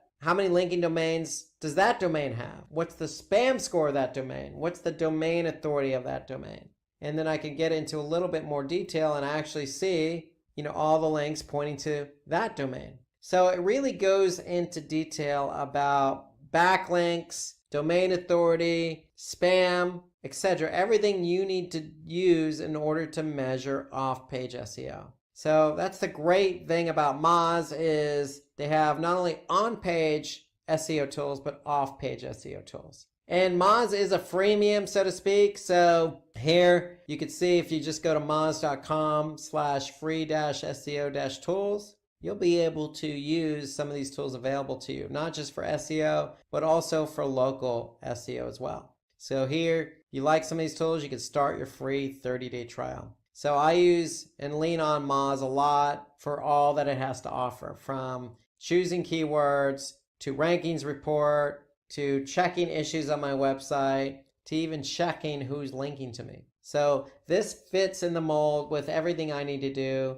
for SEO. So in addition to that keyword research video, you could certainly lean on some other webinars that we've done in the past on SEO. So we've done a webinar on SEO tools, and we've also done a webinar on SEO tips and tricks. So if you want any more information about the tools we covered or SEO in general, take a look at those two videos and check them out. And that should kind of complement what we talked about with using some of the tools, Google's Keyword Planner, Moz, and Google Search Console. Okay, let's switch over to email marketing tools. And so with email marketing tools, we have a lot available to us in the form of reporting, in the form of platforms, in the form of tools that really help us go from A to Z on our email, choosing what email to send out, to creating a list, to measuring how the email campaign went. And so we could start with MailChimp because MailChimp's a freemium version. When we say freemium, meaning they have a free trial available, then you're expected to upgrade. But MailChimp to me is a tool I use. I like the interface, very easy for beginners. So we're going to take a look at MailChimp, but there are certainly many others available. Marketo is a good tool. Marketo is a good tool because if you have a business and you're trying to funnel people through your pipeline, so to speak, meaning they sign up as a lead and you want to nurture that lead from the beginning to the end, meaning at the end they're actually going to turn around and purchase. Well, Marketo is a good tool for you to use because you can then set up drip campaigns, or also known as email campaigns, so that you're talking and communicating with that particular prospect through every point in the funnel. So that's the great thing about Marketo. It has drip campaigns available along with some other features. There's HubSpot, is a very powerful tool. It does a lot, from creating landing pages to A/B testing to social to email. So this is another freemium tool that you could use. You have another freemium and Sendinblue email platform, and then you also have ConvertKit, another email platform. There's more dimension that we can't even fit on this screen. Now, if you have a favorite email marketing tool that you use, Constant Contact, Vertical Response, there are plenty out there. Emma, feel free to note that in the comment section below this video. I'm curious as to how many people actually use different tools, because there are literally so many email marketing tools out there. Why? Because email marketing has been around probably the longest amongst all the other digital marketing channels. And a lot of people use email on a daily basis. So it's no wonder why there's just so many tools available. And so with these tools,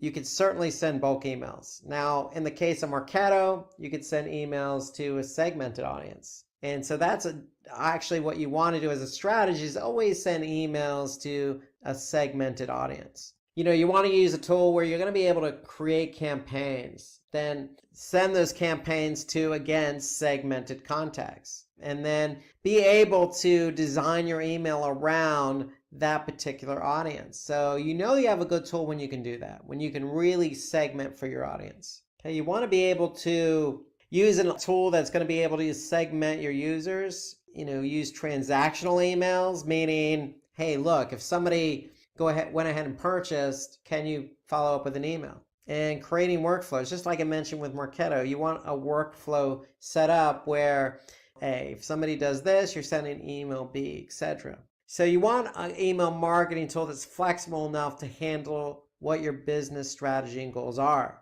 Okay, so you want to be able to also use a tool that, has various email templates available. Okay, you don't want to be stuck with just a vanilla template. Again, you want to be able to customize an email for your audience. You want to be able to manage your list appropriately, meaning if you have 10,000 users or emails in a list, you want to be able to manage them accordingly, break them up or have sub-lists, so to speak. And then most importantly, you want to make sure you have a platform that not only does its tracking on its own, but will give you some detailed insights, meaning, what percentage of users opened your email, what percentage of recipients clicked on your email, what links do they click on, which emails bounce. So you want some detailed insights right in the platform that you're using. It just makes it more simpler and easier and more effective to manage. You certainly want to create those smart automated campaigns, meaning you don't even have to send out the email. And then you want to be able to have some flexibility to set up email delivery based on a specific time and day. So these tools also allow you to segment contacts based on geolocation. You want to be able to use a tool that allows for multivariate testing. Again, you want to analyze performance and optimize campaigns. You want to trigger automatic responses. Somebody purchases something, are you using a tool that will automatically send that email out? So these are all the reasons why you would use an email marketing tool. So let's dive in and take a look at an example, and we're going to use MailChimp as our example today. So let's dive in and take a look at MailChimp.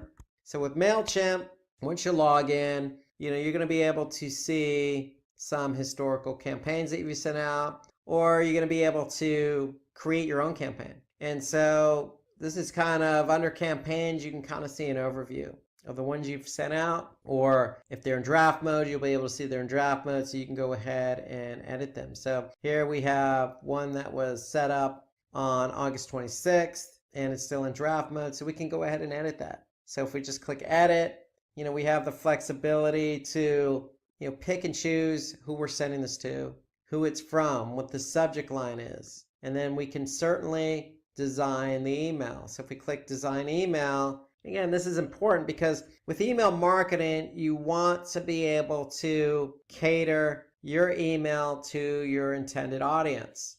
So if you're selling men's shoes, your audience should be men, okay? So you don't want men to receive an email about women's shoes. It sounds like it's common sense, but the point being, you want to be able to use an email platform that's going to be able to allow you to put two and two together. The message and the design with the intended audience. And so here you can see MailChimp allows us to do that. Okay, you can see some of the layouts here. Okay, you also have themes that you could choose from. Okay, you could search for different themes, or you can even just code your own.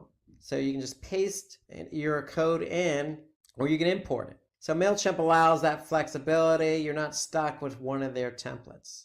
And so if we go back to the dashboard, the one thing I like about MailChimp though is the reporting. Okay, so yes, it is easy to choose a template and map that template to your audience, but I really like the reports that they have to offer. So, here you can see there's some lists that we've sent to, and if we choose one of our audience lists, then we can see some really detailed reporting here. And so here I could see this email that was sent out in June. I could see it was sent to 95,000 plus subscribers. Okay, of the subscribers, I saw 2,000 plus open it and 157 clicks. So I can view this report in more detail just by clicking on View Report. So again, we want an email platform that's going to be able to give us some detailed information about how that email campaign performed. And so I can get down really to the nitty gritty. I can actually see, on the content, what was clicked and what wasn't clicked. So here I sent two different subject lines, so I'm able to compare the two against one another. Okay, so I can really go into detail about one of them here. So if I click View Report, I can specifically see what the average for this list is. So here I'm able to compare against the list average, and it's 16%. I only had an open rate of 2.5%. So the industry average is 18%. And so here I'm able to see the list average for the click rate and the industry average for the click rate as well. So then I can see some specifics about it, how many people unsubscribed. Then I can see a graph. I could see the top links that were clicked, okay, the top subscribers with the most opens. I can link social to it if I want to, and then I can see geographic information. So the point being is MailChimp really goes into some nice detail here about the email campaigns and how they performed. So the great thing is too, with the MailChimp, you can link it with Google Analytics. You can link it with e-commerce. Okay, so if you have an email and you're selling products and somebody purchased that product, MailChimp is able to integrate in with your shopping commerce platform. For example, WooCommerce. So if somebody did purchase, you can send out that thank you email. MailChimp even goes a step further, and if somebody did click on a link, go to your shopping cart, add something to the shopping cart, and then abandon the cart, MailChimp allows you the opportunity to retarget them via email.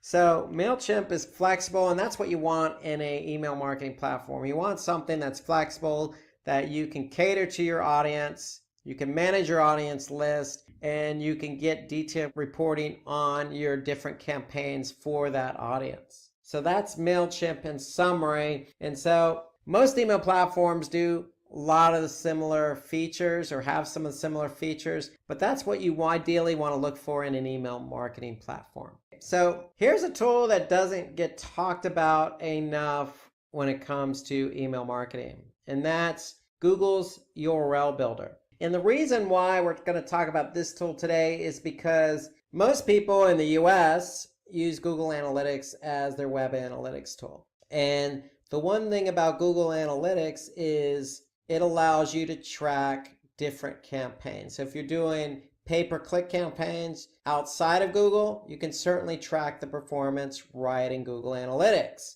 And email is no different. So if you're using Google Analytics and you're sending out an email, let's just say on MailChimp or any other email marketing platform, you want to be able to append your links with what we call UTM tracking. So for example, if I have a URL that says visit Florida and I'm going to send out an email, I have up to 5 parameters that I can use. Okay, so here's my email or URL that I'm using in the email. So I have up to 5 parameters that I can use to track this particular email. So let's go through some of those parameters.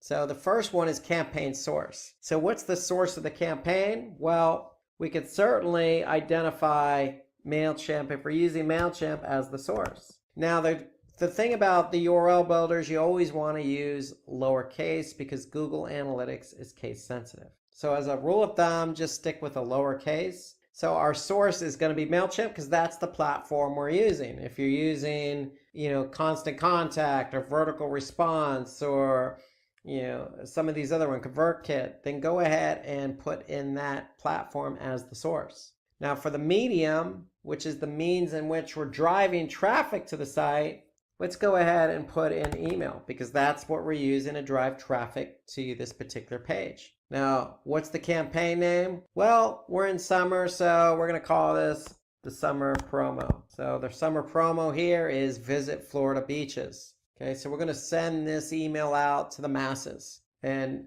particularly not only the masses, but the masses in the north, because we're going to say, hey, look, come to Florida for the summer. Come visit our beaches. That's the point of the campaign.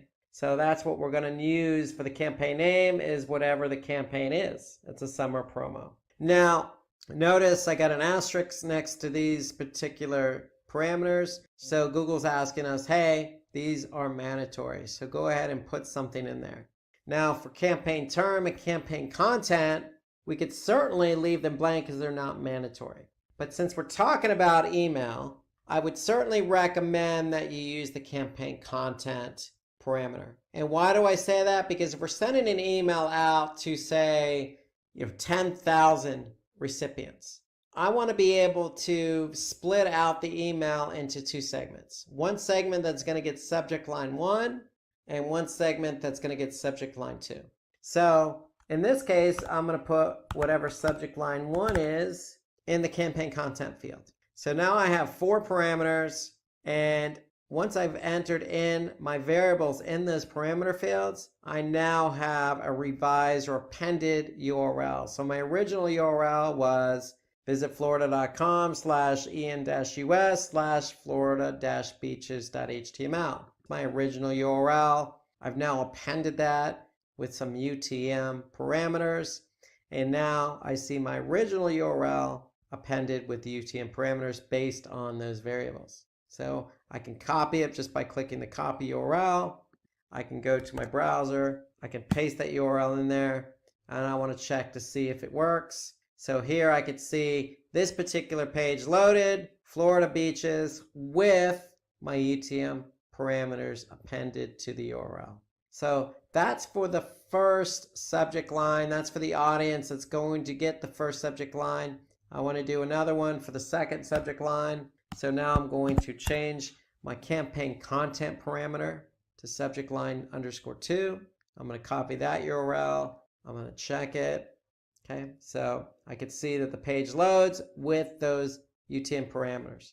And so now what am I going to do? I'm going to use the first URL and the second URL in my email. Okay, so any link that I have, in this case, I'm using subject line 2. So for the email with the second subject line going to that segmented audience, this is the link I'm going to use in the email. So if you have 1 or 2 or 3 links in the email, this is the URL you're going to use. Because when somebody clicks on that link, you're going to be able to see that click in Google Analytics. So if I jump over to Google Analytics after I sent out my email, I'm going to go to acquisition. I'm going to go to campaigns. I'm going to go to all campaigns. Now, based on the variables I put into my parameters, meaning source, medium, campaign name, content, or term, that's what I'm going to look for in Google Analytics. So we could start with source and medium. So if I click on source and medium as my primary dimension, here I can see MailChimp, and the actual date was used as part of the variable for source. And then what can I see? The medium being email. So now I can see for this email that was sent out in MailChimp in May, I could see how many users, how many sessions, and more importantly, how many conversions. So we could certainly hone in on that particular email if we wanted to. If we choose some of the other parameters available to us. So here I could see the campaign name. Okay, so I could see exactly what campaign, what source, what email drove in traffic and conversions. And if I'm doing subject line testing, I can choose content as my parameter. So here I'm going to change it to content. And now I can see the subject lines in this case. If I go back to my source medium, I'm going to be able to see what subject lines from my emails generated the most traffic. And not only the most traffic, but also conversions. So that's the whole point behind using the URL builder. Again, you're taking a URL that you're going to use in email, and then you're going to append that URL with different parameters. Campaign source, campaign medium, campaign name, and then optionally campaign content or campaign term. Okay, once you've entered variables into those parameters, you're going to get an appended URL, which you can then use in your email. So when the email gets sent, you're going to go back over to Google Analytics, and you're going to look at the results of that campaign, of that source, of that medium, of that content, i.e. subject line. And so that's why the URL builder is so important, because MailChimp gives us some good insight as to how the email performed in terms of open and click rates. But what we really want to see is how that campaign performed once it drove traffic to my website. So that's the whole idea behind the URL builder. If you're using Google Analytics, you'll be able to use the URL builder with whatever email platform you're using. So let's move on to web analytics tools. And this is an important section because web analytics tools kind of the central focal point of all digital marketing. And it starts really with Google Analytics. Google Analytics is a freemium, meaning that they have a free version that you can use. There is also a paid version of Google Analytics. But given the advent of Google, its popularity, especially in the United States, a majority of users are using the free version of Google Analytics. So it's a very popular tool, especially for marketers. But there are also other tools available. So it's not just Google. So we have Adobe Analytics, which is also freemium. You have Kiss Metrics. You have Spring Metrics. You have YouTube Analytics, which is part of Google, but YouTube has its own separate analytics insights. So a lot of these, as you can see, are free to use. They're available. No reason why you should not be using an analytics tool to measure your marketing campaigns or website behavior. And why would we want to use these tools again? Well, again, we want to really measure behavior. We want to measure what's going on with our website. So we want to be able to identify the location of where our website visitors are coming from. And a lot of these analytics tools use IP address to identify the location of a website visitor. So if you're trying to target a specific country, then you want to be able to see that the visitors to your website are coming from that specific country or location. We also want to measure the engagement of our website behavior. So we get traffic to the website. What are they doing? How long are they staying? What pages are they visiting? So this is the overall nature of really why we want to use web analytics, to measure how successful our website is at treating our website visitors with the same courtesy you would if you had a brick and mortar store. Somebody comes into your store, you want them to find what they're looking for quickly. You want them to be happy with their experience. You certainly want them to pay for the products very quickly and easily and efficiently. And you want them to come back. And that's no different than a website. So we want our website to perform in a manner that's going to suit our audience. And that's why we want to track engagement. So why else? Well, we want to really look at who's coming. Are they returning visitors or new visitors? You know, ideally, you want a nice mix between 50% new and 50% returning, because you know returning visitors are loyal. There's some loyalty to that. They already know your brand. They're coming back to your website. New visitors are curious, and you want new visitors because that means more traffic. So you want a nice balance between that. Analytics tools will help you measure that. You want to be able to measure organic traffic, whether you like it or not, whether you know it or not, but Google and other search engines are indexing your pages, and your pages are being found via the search engines. And so you want to be able to measure how much traffic you're actually generating from those search engines. We talked about this with email marketing, UTM tracking. So if you set up email campaigns or non-Google campaigns, you want to use UTM tracking. And Google Analytics and other analytics tools, but specifically Google Analytics, will help you see the results of your campaigns if they're tracked with UTM tracking. So that's another good reason why to use a web analytics tool. Probably most importantly amongst all these bullet points is our goals, our website conversions. We want to be able to see how much traffic is coming to our website, and not only the engagement of that traffic, but how much of that traffic is actually doing what we want them to do, i.e. are they converting?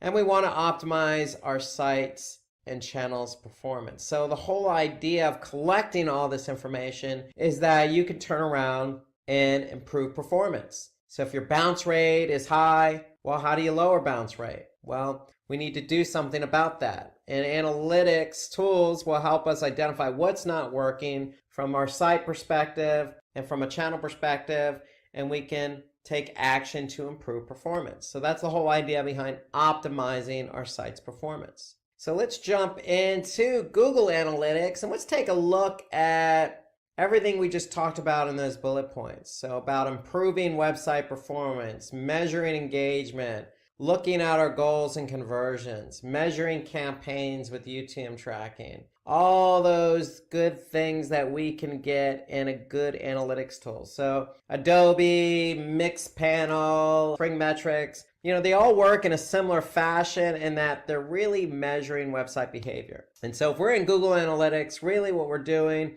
is we're measuring the performance of our website broken down into 4 components: audience, acquisition, behavior, and conversions. So what do we want to do? Well, we want to look into each one of these sections. So let's start with audience. And so audience in Google Analytics tells us who is coming to our website. Now, they're not going to specifically tell us, hey, Rob Sanders came to your website, but they are going to say that somebody from San Francisco, California came to the website. And these are the pages they looked at. And this is the language. And they came from this device. And they're a returning user. So they're painting a picture for you. Okay, so they're not giving you a list of names. That would not be legal, but they are providing you with a good picture of who is coming. And when I say picture, we have to paint that picture. And so if we look at, say, demographics, for example, and I go to demographics overview,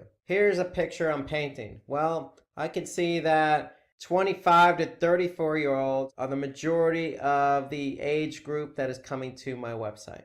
Okay, I can see on the gender side of it, I can see that 63% of my traffic, and again, this is year to date that I'm looking at, is coming to my website. So 2/3 of my traffic is female, 1/3 male. And they're between the ages of 25 and 34. So I'm painting a picture about, gender and age coming to my website. Well, I can also look at geo. So where specifically might these people be coming from? So if I go to location under geo, I'm going to be able to see a breakdown of country, or I can even hone it down to city or specific location. And here I can see United States is the primary driver, but not by much. So we have 16, almost 17% from the US, and then 16% from Argentina, 13% from Mexico, 10% from India. So we have a nice mix of traffic from different locations in the world coming to our website. So that's geo, but more importantly, let's take a look at mobile. So if we go to mobile overview, how are people coming to our website? Are they on a desktop or a laptop? Are they using their mobile device? Are they using a tablet? And so Google Analytics breaks it down very nice for you. And so we could see percentages and actual numbers by device category. And so in this case, I could see year to date, I could see 62% are coming from desktop, 35% are coming from mobile. And so that's important because most people start their journey from mobile, and that is growing, and that's going to continue to grow. So you want to keep an eye on mobile. So to me, this is one of the more important reports under audience because people who come from mobile have a different, not only experience, because the website should be responsive to the mobile device, but their mindset is going to be different. They're actively looking for something. They're probably going to either then follow up on their desktop or follow up in person at your store.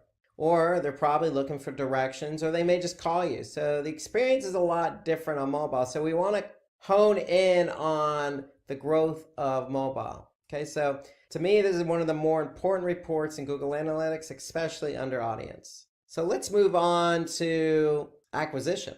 So acquisition reporting tells us how the traffic was driven to the website. So if audience tells us who is coming to the website, acquisition tells us how that traffic got to the website. And so really what you want to do is get a sense of what channels, what marketing channels are driving traffic. So remember we talked about organic search. Well, those search engines are indexing your pages. Well, how much of that traffic from the search engines is actually coming to your site? And I'm a believer in if organic search is the primary driver of traffic, then you have a pretty healthy website, because that means the search engines are indexing your pages. People are searching for something related to your business. You're being found, you're getting clicked, and that represents a majority of the traffic. So that's always a good thing. So here we could see it broken down by channel. If I go to all traffic channels report, I can see in my dimension that organic search represents 72% of my traffic. And this is year to date. Then I can see paid search. Then I can see direct, which means somebody went directly to the site. I could see referral, email, social. Then I could see more paid search broken out. So these are the different marketing channels. Now, analytics allows you to look at a specific source and medium. So the source would be the actual website or search engine, and the medium would differentiate how that traffic actually got to the site. So if we're talking about a search engine, did they come to the site via paid search, or did they come to the site via organic search? And so all we need to do is change our primary dimension from default channel grouping to source and medium, and we could see specifically the breakout of the different sources and mediums driving traffic to the site. So here I can see Google Organic at 71%, and then Google CPC or cost per click at 16% of our traffic. So then I can look down, I can see email in here, Bing Organic, I could see some referring sites, I could see some social in terms of mobile Facebook. Okay, so we could see a mix of the different sources and mediums driving traffic to the site. Okay, so you don't always have to look at channel per se, you can look at it via source and medium. And if you're running Google Ads, under acquisition, analytics has a whole section of Google Ads reporting. So if you're running campaigns on Google Ads, remember we looked at the keyword planner in Google Ads. So if you're running campaigns on Google Ads, you can certainly see the performance of those campaigns just by clicking on campaigns. We can also see campaigns, other campaigns that we're running. So remember that UTM tracking that we set up for email? Well, we want to be able to track the performance of email and any other non-Google campaign with UTM tracking. So when we do that, we'll be able to go to campaigns, all campaigns, and we'll be able to see the campaign performance. If we look at source and medium, we'll be able to see what campaigns drove traffic to the website. So here I can see vertical response email as a driver of traffic. So that's the campaign reporting. And then also if you have Search Console. So we looked at Search Console earlier when we talked about SEO tools. Well, remember I said you can link up Search Console with Google Analytics. Well, here's Search Console, and we could see queries, devices, landing pages, countries. So all the performance metrics that we could see in Search Console, because we have it linked up with analytics, we could see it right here. So this gives us a nice snapshot of what keywords are driving traffic to the site organically. I could see the impressions, I could see the clicks, then I could see the click-through rate, and then the average position. So in theory, the higher something ranks, the more traffic you're going to get. So that's the idea behind it. We want to make sure that we're ranking for our coveted keywords. And if we are, we want to be able to measure how many times our listing was seen and how many times it was clicked. So that's the great thing about Google. They have a family of products, and those products tend to talk to one another. In the form of Google Search Console and Google Ads, you can connect them directly to Google Analytics. So let's move from acquisition to behavior. So here in behavior, we have a number of different reports. So behavior tells us once the traffic actually arrived at the website, how are they behaving? And so really what I would do is from there go to site content all pages. And so this gives us an idea of how many pages were actually viewed. So site content all pages tells us what page and how many times it was viewed during a period of time. And again, we're looking at year to date. So I can see engagement related metrics associated with a page. So this particular page here on line 1, I could see how many page views, unique page views, which is equal to sessions. So I could have a session come to the website and look at a page multiple times in that session. I could see the average time the person has spent on a page, and I can also see the bounce rate. So a bounce rate indicates that they arrived on the page, and didn't go any further. They left the website from that page that they arrived on. And so I can also see percentage of exits, meaning what page did people exit the site from. So these are all engagement related metrics. So here is where I want to react and optimize my website performance. So if I see a page not performing well, meaning it has a high bounce rate or maybe low time on page, then I'm probably going to optimize it, meaning test it or change it to improve performance. So these are all pages, but I could certainly look at landing pages. Okay, so landing pages tells us the behavior of the page when somebody landed on it. So a landing page means that somebody came from organic search or paid search or another channel, landed on this page. So here I could see this particular page on line 1 had 4,970 sessions. Okay, and I can also see the performance of that page. So measuring engagements against pages is definitely important, because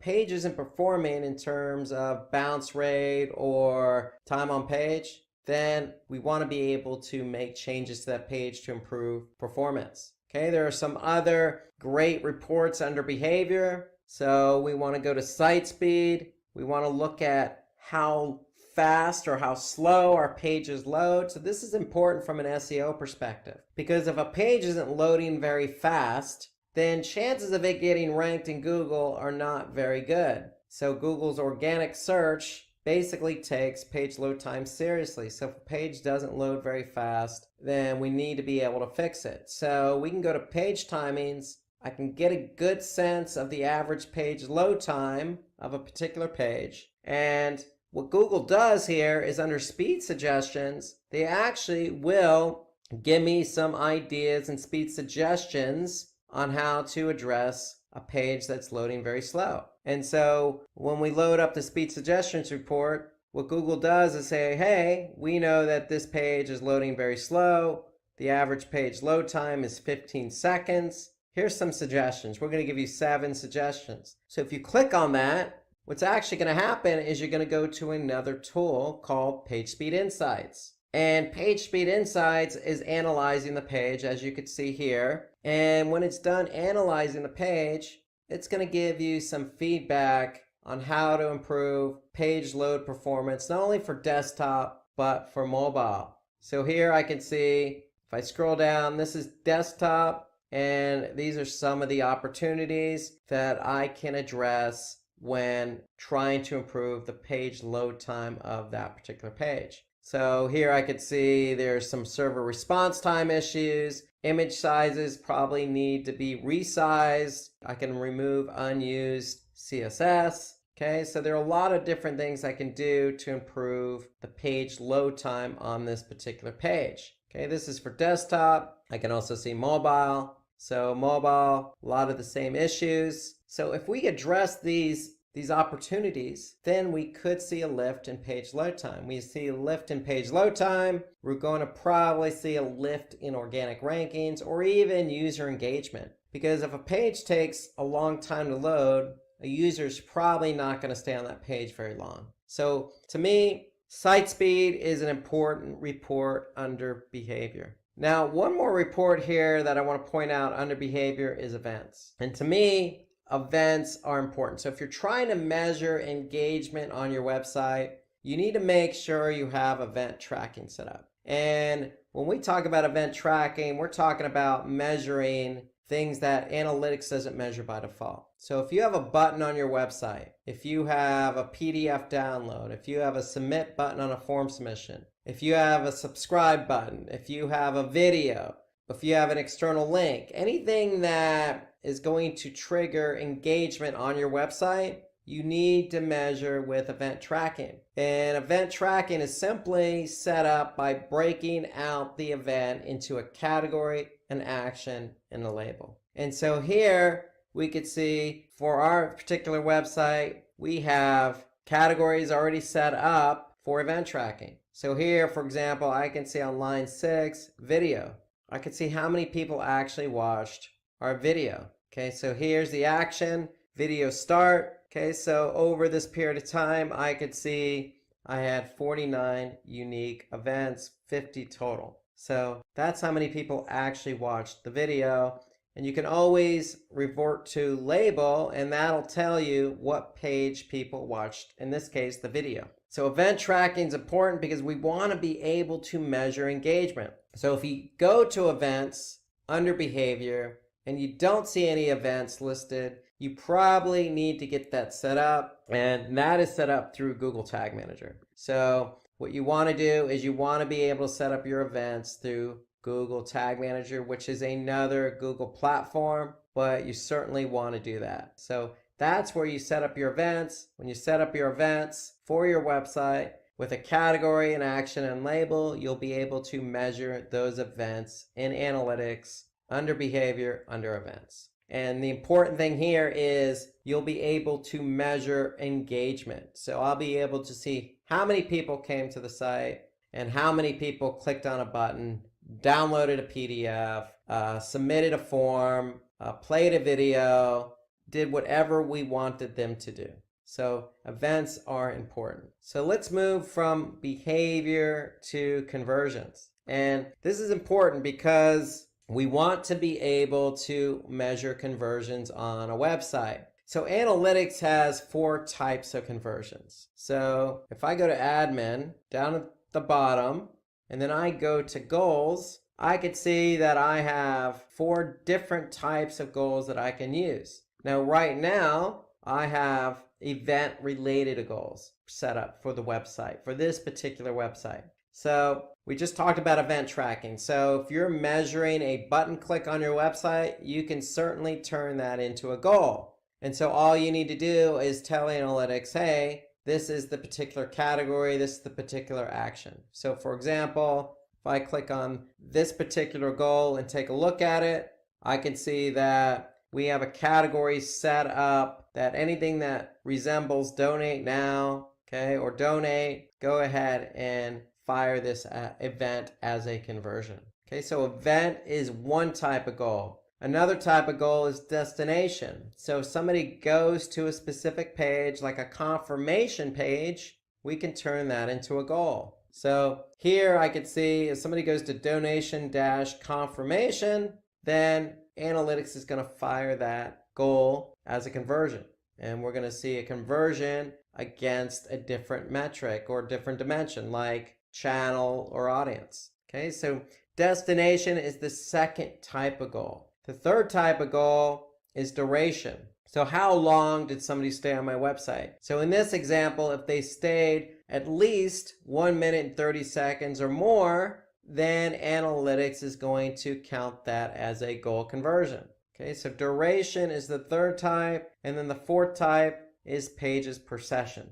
Okay, so if I look at this example here, if a user came to my website and looked at more than 3 pages in that particular session, then analytics is going to fire a goal conversion. So 4 types of goals. You don't have to set up all 4 different types. My recommendation is at least have 1 goal set up. If you're not sure what goal to set up, then at least set up a duration or pages per session. Okay, so at least you can measure how long somebody stays on your website or how many pages they went to. Okay, so when you actually do have these goals set up, you can go back into conversions, we can go back into goals, we can go back into overview, and we can measure our goal completions over this period of time.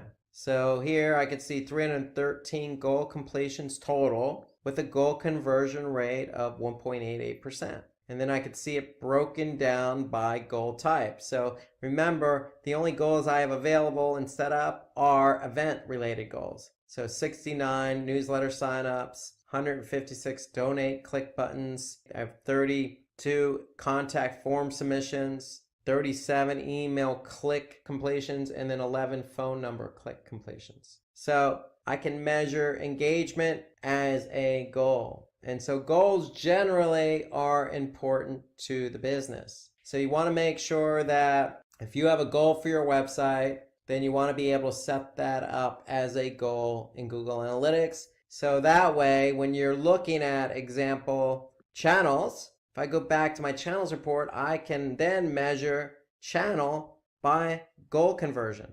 So these are all goals, but if I want to look at, for example, how many people from organic search clicked on the Donate Now button, I could see that. I could see year to date 10,887 users, which meant 11,000 sessions. 76 clicked on that Donate Now button. And that comes out to 0.65% conversion rate. Okay, so that's important. So you want to be able to measure any dimension, whether that be channel, source medium, keyword, campaign, mobile device, could be demographic, gender, or age. You want to be able to measure any dimension against the goals you have set up so you can measure performance. And that also includes pages or landing pages as well. So that's a quick overview of what you can expect to see in Google Analytics. Again, audience, acquisition,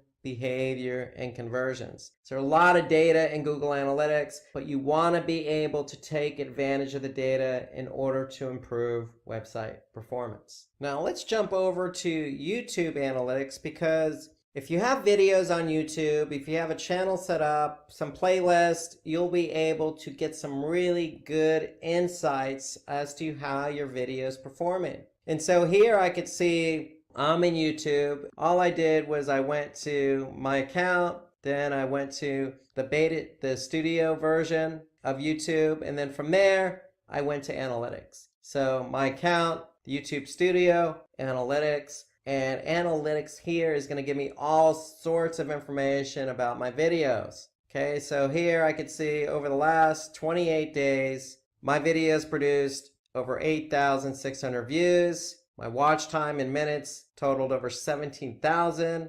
And I've netted 48 subscribers. And this is an overall, okay, so I can actually see when I publish videos, and I can see the date they were published. And here I'm looking at, total views over this particular date range. I can also see specifics on a particular video. So I could see the top video in terms of minutes. Here I could see this particular video had 602 minutes over the last 28 days. So here I could see views on a particular video. So this is just an overview. I could certainly look at some other information. If I click on reach viewers, I could see the total impressions. So how many times my video was viewed or how many people looked at it. Okay, and then the click-through rate. So here I could see the different traffic sources. So 29% came externally. Okay, here I could see 25% came within YouTube itself. I could see how many times a video was viewed and played via playlist, via suggested videos. So I could see different ways in which the traffic found my video and actually watched it. Here I could see externally how people were able to find my videos. And I could see 46% found it via Google search. I could see lots of information here about sources of traffic, how the traffic got to these videos. So I could see then once the traffic found my videos, how many times they actually saw it and viewed it and then watched it.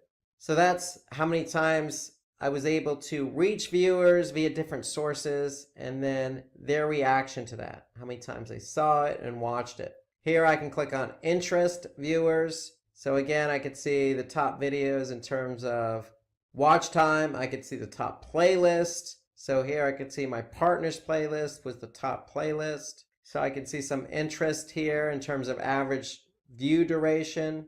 And then here we have build an audience. So we can look at specific audiences if we have them built in YouTube to see how many people actually watch my videos. So here I can see 88% of the people who watched my videos over the last 28 days were not even subscribed. So that tells me a lot of people are finding my videos, spending some time watching them, but they're not subscribed. So we're trying to get them to subscribe to our channel so they can watch more. So a lot of information here in YouTube itself about how our videos performed. Again, this is good insight because ideally what you want to do is you really want to take a look at a specific video, see how it's performing. So if I just click on one particular video, I can actually see the audience retention over the course of the video itself. I could see the ways in which people found the video. Okay, again, externally or via YouTube search. I could see how many people liked it or disliked it. I could see all sorts of information on a particular video itself or an overview of my channel. So that's all available to you in YouTube Analytics under YouTube Studio. So take advantage of that. So if you're publishing videos on a regular basis, you want to hone in on how your videos are performing. So if you have any additional questions about YouTube Analytics or YouTube in general, take a look at our video that we created earlier this year about how to create a YouTube channel. We go into some in-depth insights into YouTube itself, especially YouTube Analytics. So take a look at that video. And if you have any other insights about YouTube Analytics or analytics in general, go ahead and put a comment below this video. So let's turn our attention to competitor spying tools. Very important to keep tabs on what the competition's doing, and there are a lot of tools out there. So when it comes to social, we can use a freemium tool like Sprout Social to listen in on our competitors. We can use another freemium tool, Social Blade. There's a popular tool out there called SpyFu. That's freemium as well. Moz, we looked at Moz earlier for keyword and organic. Moz is a great tool for also leveraging our competitors in terms of backlinks. And BuzzSumo, so that's another freemium tool. Again, there are lots of tools out there. These are just examples of some of the tools that we use here at Simplilearn. I use personally and professionally to get a sense of what our competition's doing. So why would we want to use a competitor spying tool? Well, it may sound like a very straightforward question, but there are lots of reasons why. And so let's look at some of these reasons. And the first reason is we really want to identify, our competitors' backlinks and monitor changes in their ranking. So the reason why we have this as the top bullet point is because SEO, organic search, is a long-term strategy. On page, off page, website, very technical and creative. There's a lot going on with SEO, a lot going on. And sometimes it takes a long time to rank for something. And a lot of SEO does depend on relevancy, relevancy being how many quality backlinks are linked to you. So it's always good to leverage what your competitors are doing so you can see how you stack up. And so that's why this is up there as number one. We want to be able to really take a look at what our competitors are doing. Another example would be, hey, how much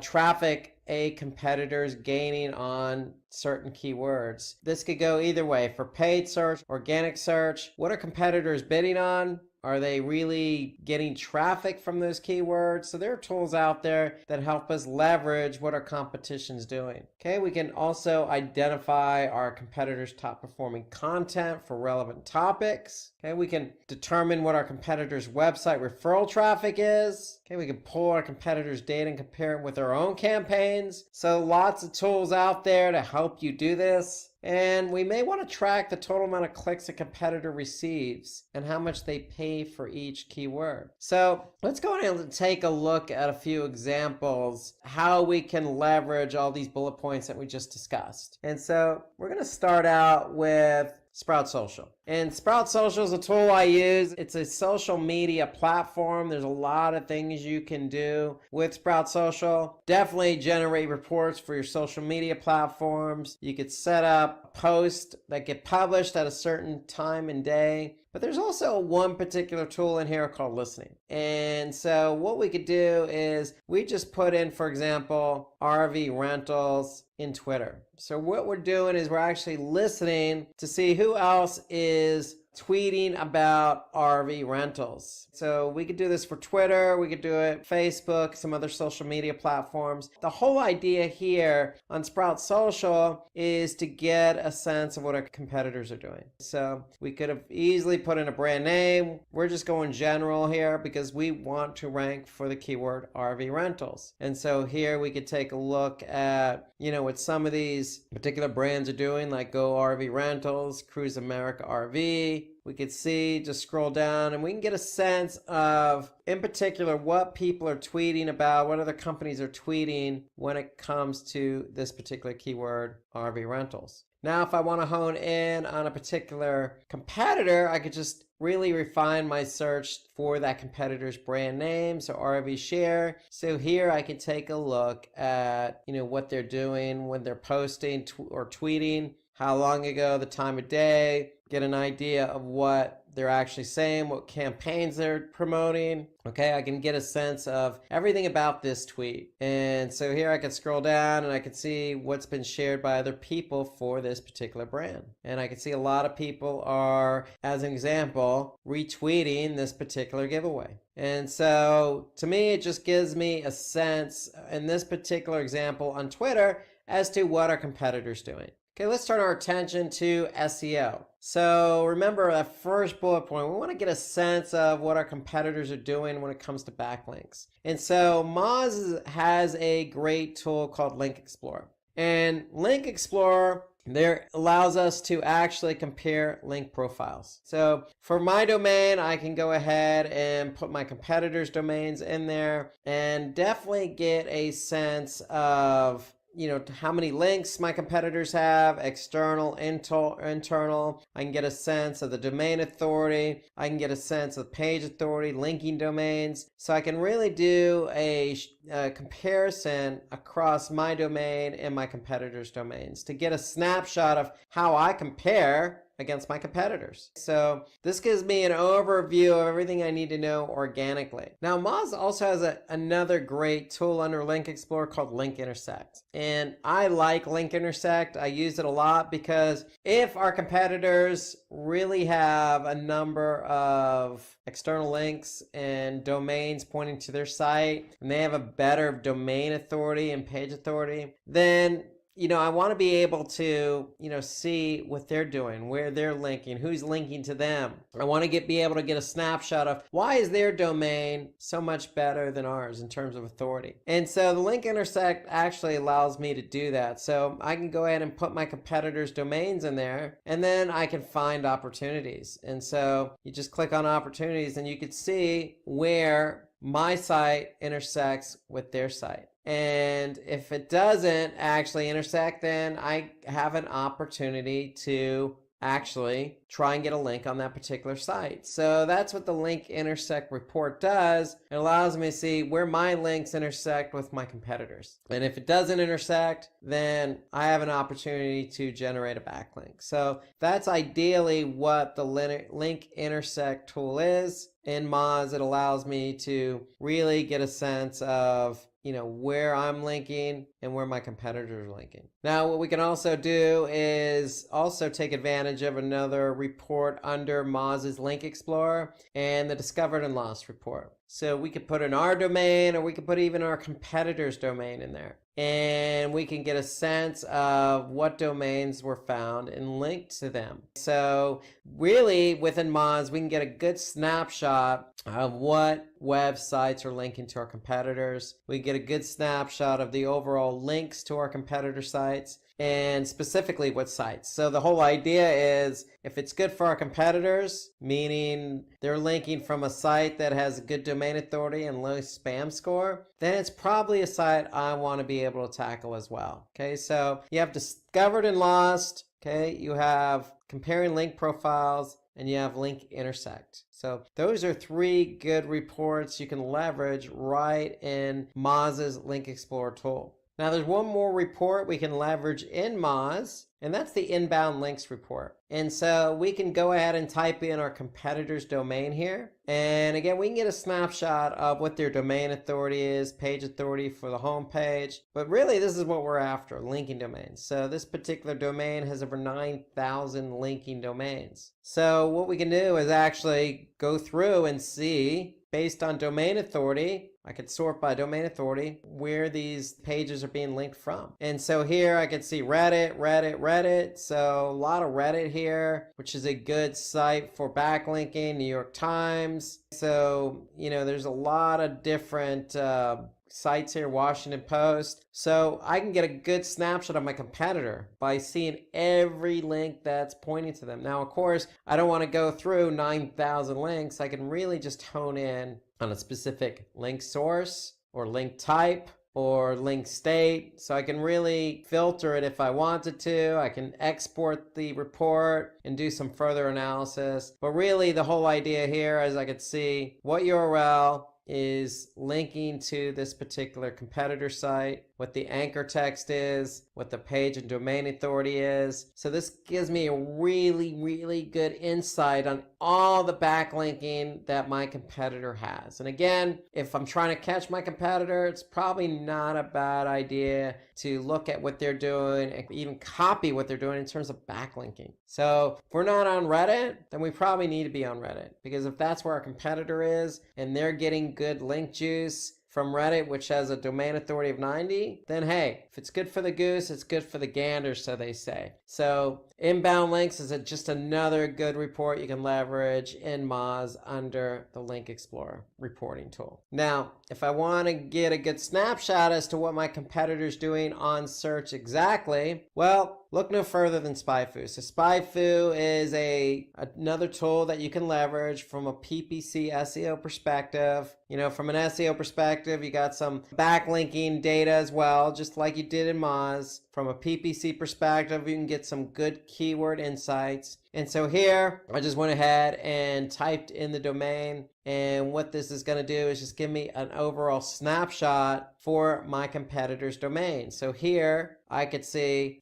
how many organic keywords they're found for, the estimated monthly SEO clicks they're getting based on the volume of those keywords. Okay, I could see here the keywords their top competitors also rank for, the rank history, 12 years. So this particular domain's been around a long time. Okay, so that's on the organic side. I can flip over to the paid side, and I could see that they are doing paid search. I could see 5,000 plus keywords they're bidding on. Okay, based on that, what they're actually paying.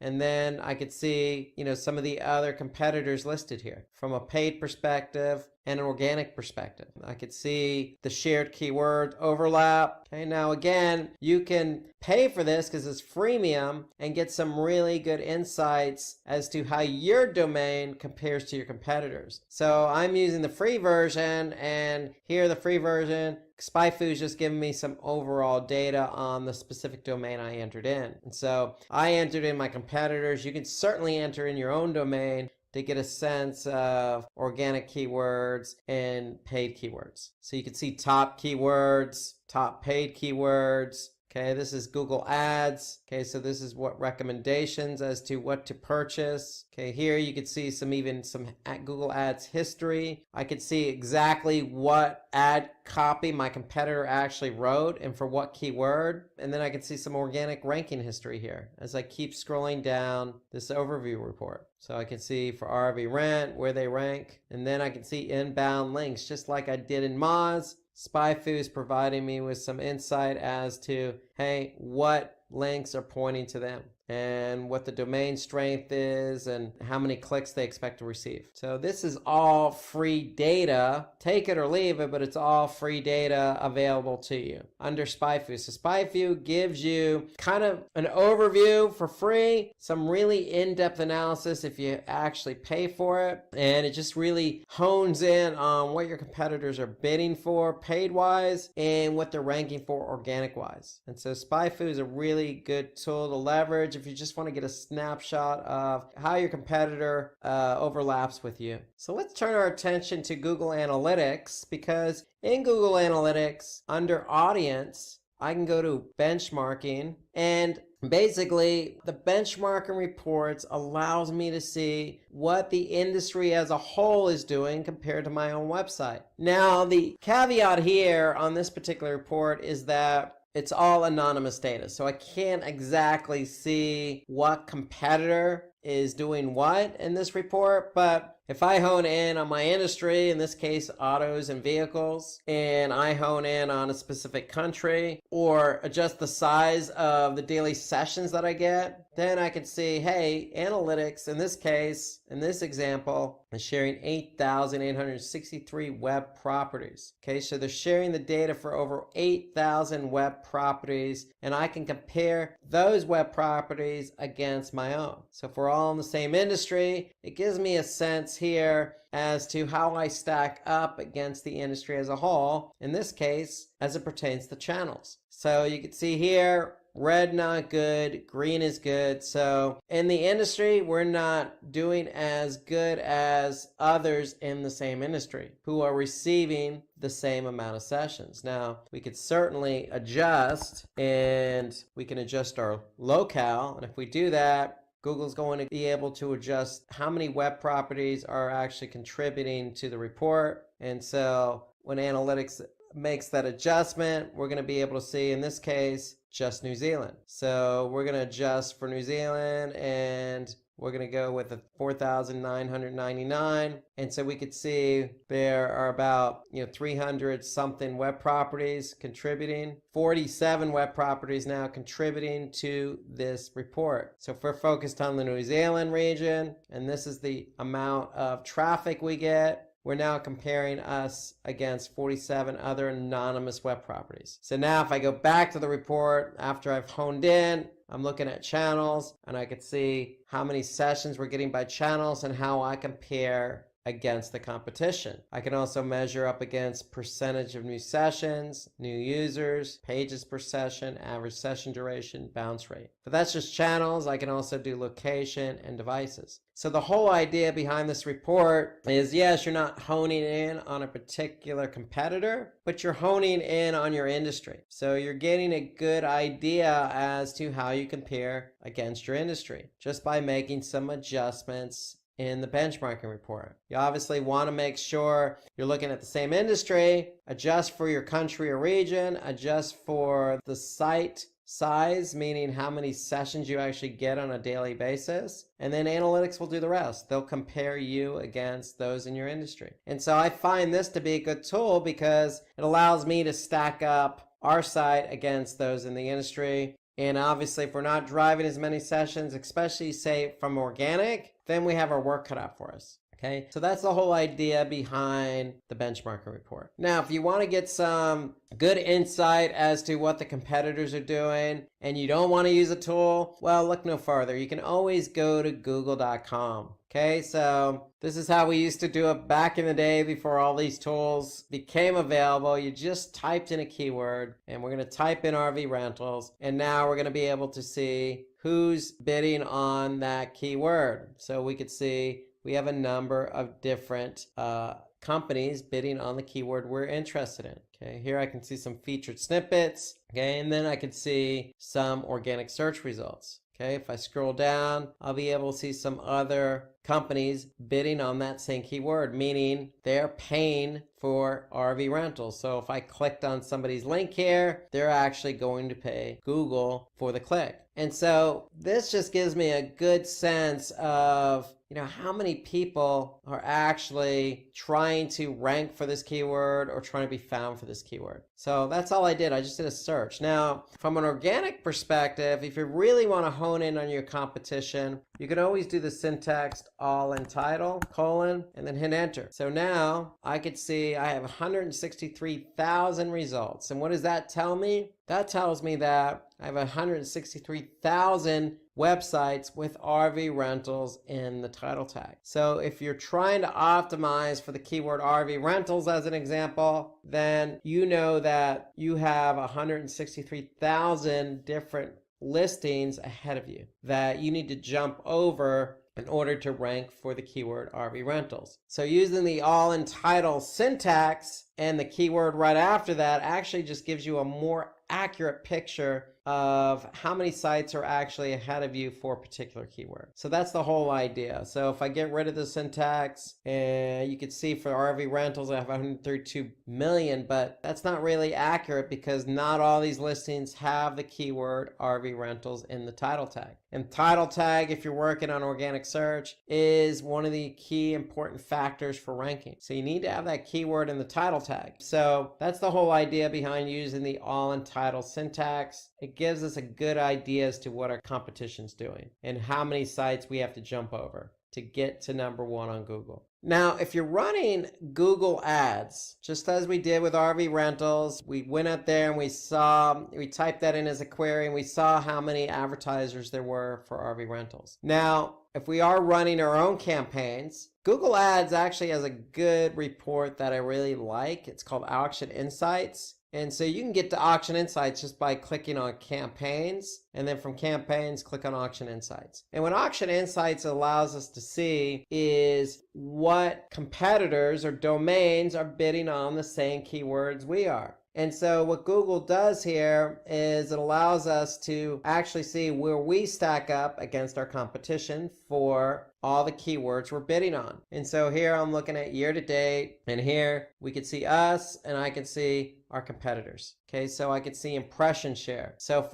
we're talking about one keyword, every keyword has 100% impression share. How much of that impression share are you getting? And when we say impression share, meaning eyeballs. When we talk about eyeballs, are we getting a majority of the eyeballs, or are competitors getting a majority of the eyeballs? So we can see our average position. I can see how often I overlap with my competitors. Okay, I could see how often I'm above a particular competitor. I could see what percentage I'm at the top of the page versus my competitors, the absolute top of page rate, and then I can see how often I outrank my competitors, and vice versa, how often my competitors outrank me. So I can see all this good insight as to what competitors are bidding on the same keywords I am. Okay, so this is if you're running Google Ads. Okay, so if you're running Google Ads, okay, you can just click on the Auction Insights report. You can find that at the top navigation just by clicking on campaigns. And by doing so, you'll be able to gain some insights as to where you stack up from a paid search perspective against your competitors. So let's turn our attention to paid marketing tools. So if you're doing some advertising on Google, Bing, LinkedIn, you probably want to work within those platforms as the tool of choice. So, if you're doing paid search on, say, googlesearch.com or display, you could be doing display advertising on, a network like AdRoll or Google, or you could be doing social media paid ads, say on Facebook. So whatever it is you're doing, you probably want to work within that platform itself to get the ideal data that you need. Okay, so here are some of the tools, some of the places you can go. Of course, if you work in Google Ads, you also have Google Ads Editor that you can leverage. Okay, and I'll show you that in a couple minutes. You have Google Ads Keyword Planner. Of course, both of these are paid if you're running campaigns. Okay, so Bing, if you're running campaigns on Bing, okay, you get all this good data that you can digest through some reporting. Okay, you also have some third-party tools out there that you also have to pay for in WordStream. Okay, so WordStream's a third-party tool that you can leverage. Bing and Google are actual advertising networks, so you would advertise on the platform itself and get all the data you need right in the platform and leverage a lot of the tools that they have available in the platform. As I mentioned, you could also use Google Ads Editor. So Bing also has their own editor as well.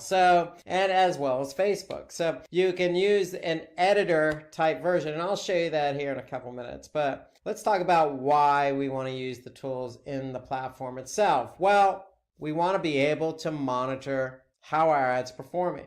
So which ad receives the most traffic, as an example. We want to identify keywords that are performing for us. Okay, so are keywords converting, not converting? Are they costing us a lot of money and not netting a high enough return for us? So we want to keep an eye on that. Okay, so we want to monitor our cost, okay, across different locations and devices. Not only cost, but we want to also monitor how our ads are performing across different locations and devices, keywords across different locations and devices. So we want to be able to measure by device. Okay, so we also want to analyze competitors' data. And as we showed you in the competitors section, Google, as an example, has Auction Insights reporting. Analytics has benchmarking. So Google itself does provide some information in the case of Auction Insights as to how your competitors are performing against you on Google search. So that's on the paid search side. Then you have display. Okay, so display advertisements. Okay, you're across a different network. So there are different types of networks out there. For example, AdRoll. Okay, you have Criteo. Celtra is another paid version of or paid tool you can use, and Wide Orbit. So these are some of the paid marketing tools you can leverage. Of course, I like to stay, if I'm advertising on Google, I like to stay in Google Ads and measure my display performance that way. But if you're on AdRoll, for example, then you want to leverage AdRoll's reporting platform and some of the tools they have to offer. So if we look at display, why do we want to leverage some of these tools? Well, just like search, for example, where we want to look at keyword and ad performance, same kind of concept here. We want to be able to monitor whether we have the right keywords and right customer engagement. So when it comes to display, we want to be able to make sure we're choosing the right audience. Of course, that means looking at not only audience insights, but our target insights as well. Are we reaching the right audience when it comes to display? And Google has a good breakdown that I'm going to be able to show you here in a couple of minutes. Okay, so we want to improve our campaigns by monitoring our competitors' display ads as well. So there are tools available that'll help you do that. And that's on the display side. And if we look at social, okay, what tools can we use on social? Well, you got Facebook Ads Manager, okay, you got Ad Espresso, Quaya, Tweepy, you got all these cool paid search tools. Again, I usually stick with where I'm advertising. So if I'm advertising on LinkedIn or Twitter, I'm going to leverage that platform. But just know that there are other tools available for you.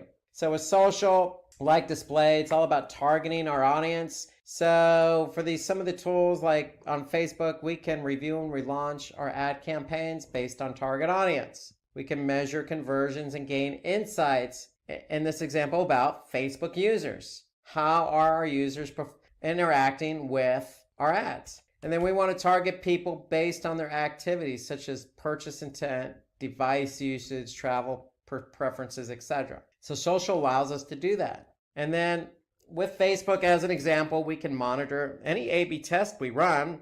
For example, if we're running call to action test, we can measure the results of that right in Facebook. And I'm going to show you an example of that here shortly. So let's jump right into Google Ads and look at some tools available to us from the search side of the house. So if we're running search campaigns, right in Google Ads, we could see campaign data, we could see keyword data, we could see ad data. So for example, if I want to see what ads are performing, I'm just going to click on my ads and extensions. Okay, and here are my ads.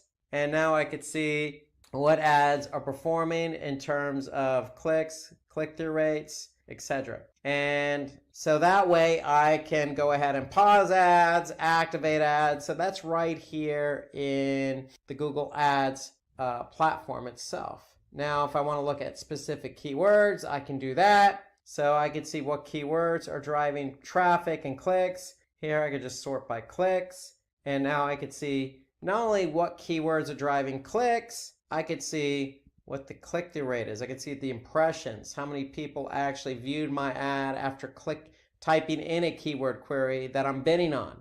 I could see how much I've paid by keyword.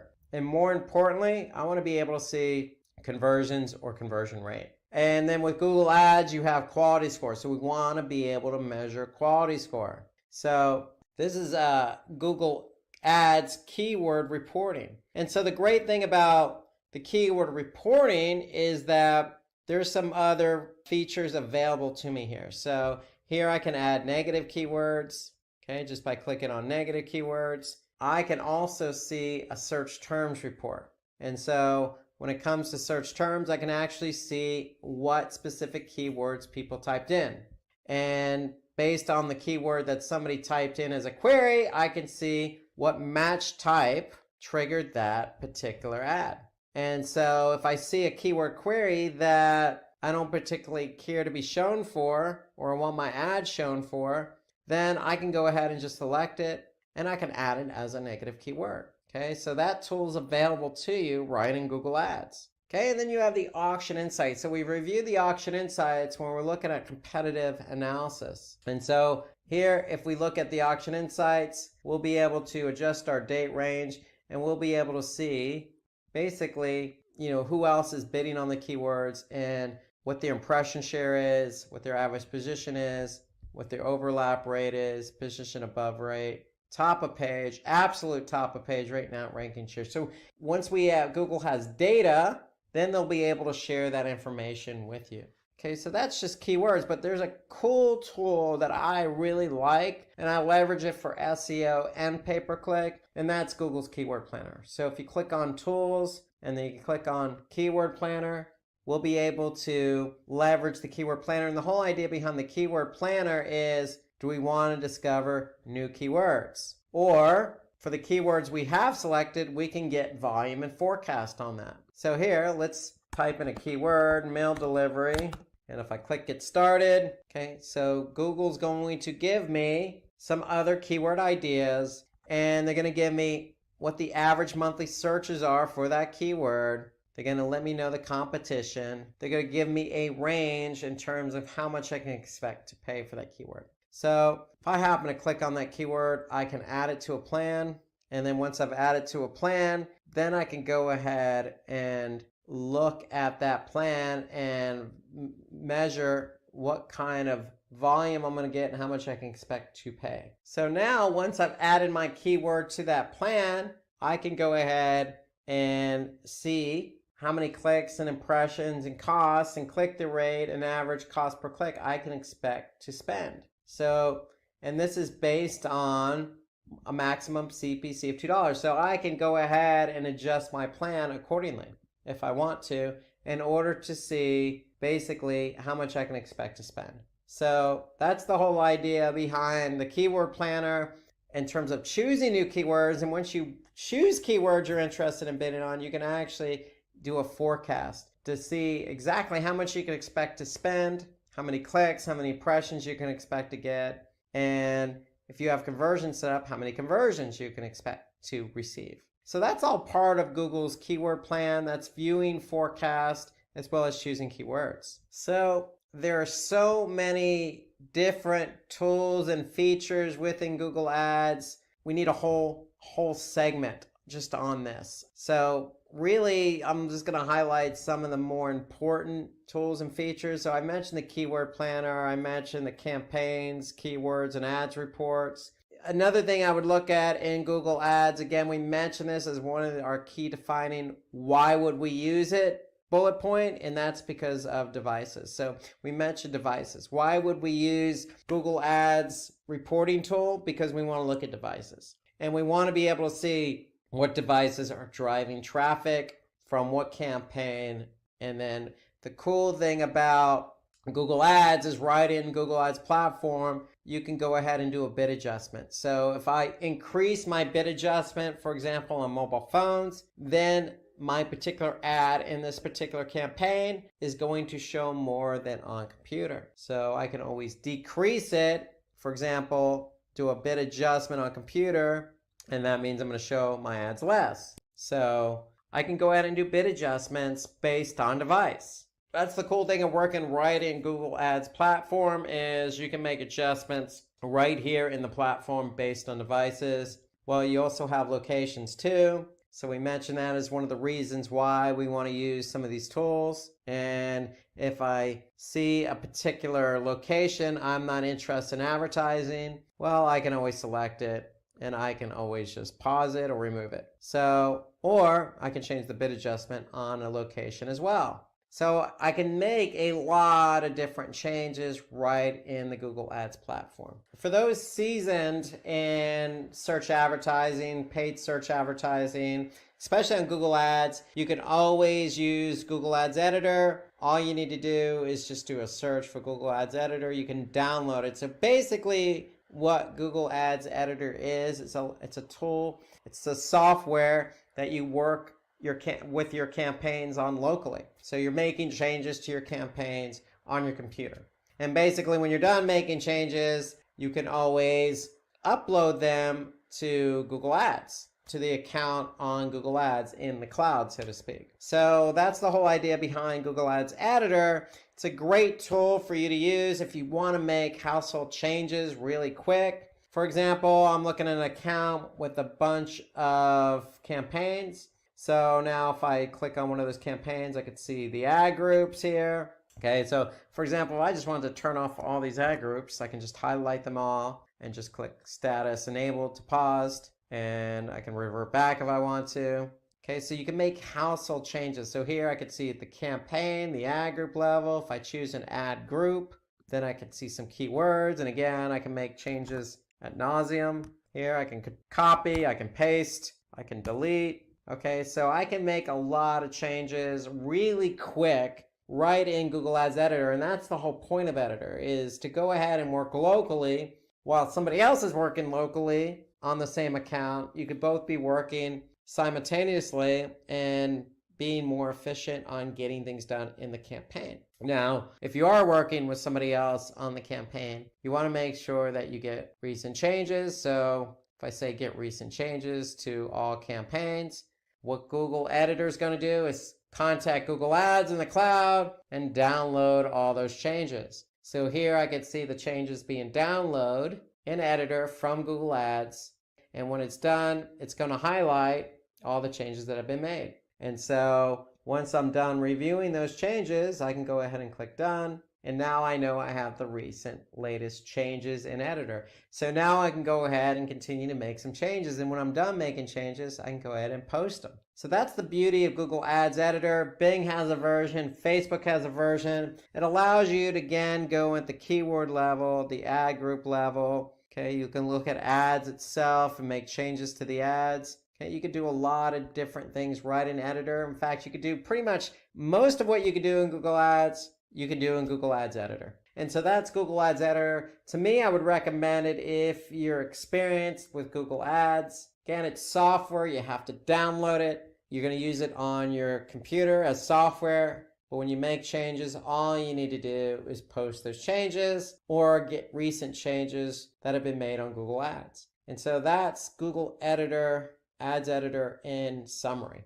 Now let's go back into Google Ads and talk about display advertising, because display is a different network, but the platform's still the same. And some of the same tools are available from the search network as well as for the display network right in Google Ads. So if I want to take a look at a campaign and ad group on the display network, I could just click on that ad group and I can look at the ads that are running for that particular ad group on the display network. So here, the difference being on the display network is you can use image ads. On the search network, you can only use text ads. So here I can look at image ads and I can see how they're performing. In fact, you could even go a step further and use responsive display ads. So Google has responsive display ads, meaning it's going to respond to what's performing best. Okay, and so now I can see clicks, impressions, click-through rate, etc. right on my ads and extensions report in Google Ads platform. Now, this happens to be a retargeting campaign. So if we click on audiences, we'll be able to see what audiences we're targeting here. Okay, so when this report loads, when you run retargeting campaigns, you're targeting a specific audience. And so we want to be able to see, okay, of the audiences we have set up, what audience is performing best. Okay, so here I can see a breakout by audience. Again, I can see the same metrics I could see on the search side. I could see clicks, impressions, click-through rate. More importantly, I want to be able to measure conversions. Okay, so that's the whole idea when you're in these platforms and you're paying for ads, is you want to be able to measure against conversions, and you can also measure against cost per conversion, conversion rate. Okay, so those are some key metrics to measure up against, whether it's audience, keyword, ad, whatever the dimension is. So here on the display network, we can get a sense of demographics. Okay, so unlike the search network, the display network allows us to see demographic data. And so now I could see an age breakout or an age range breakout that Google provides us. And I could see, again, based on the age range breakout, which age range has the most clicks, impressions, etc., including conversions. So you also have the opportunity on the display network to add keywords, you have the opportunity to add topics, and you have the opportunity to see placements or run placements. So here, if I click on where ads have shown, I can actually see where my ads have shown up for this display campaign. And Google Ads allows you the ability to go ahead and you can exclude it from the ad group or exclude a specific placement from a campaign. So you could take action on a specific placement. And I can see the type of placement, whether it's a mobile app, whether it's a site. I can go ahead and see exactly where that placement was. So that's the placements report. You have demographics, you have audiences, you have keywords, you have all these different reports available to you on the Google Ads platform. So before we jump over to social media, paid search advertising, I just want to remind you, we do have, a nice tutorial on Google Ads. Okay, so take a look at the Google Ads tutorial we have set up on YouTube. Okay, if you search for Google Ads tutorial 2019, this is a good tutorial on everything related to Google Ads. So check out this video because in today's webinar, we're just mentioning tools across the board. And if you are advertising on Google Ads, as most people do, then you could see just how powerful it is and all the different features that are available. So take a look at the video. It's a nice complementary video to this one, this digital marketing tools, and this will give you a nice and deeper insight into everything that's available on Google Ads. And if you have any tools or features on Google Ads, whether it's the search network or whether that's the display network, then feel free to comment below this video. Happy to hear your comments about what tools and reports and features you specifically use in Google Ads. So let's move into Facebook Ads Manager and show you how the platform looks when you're running ads on Facebook. So we can look at all the different tools and reports available here. So here we could see, if we're in the Facebook Ads Manager, we could see our campaigns, we could see our ad sets, and we can see our ads.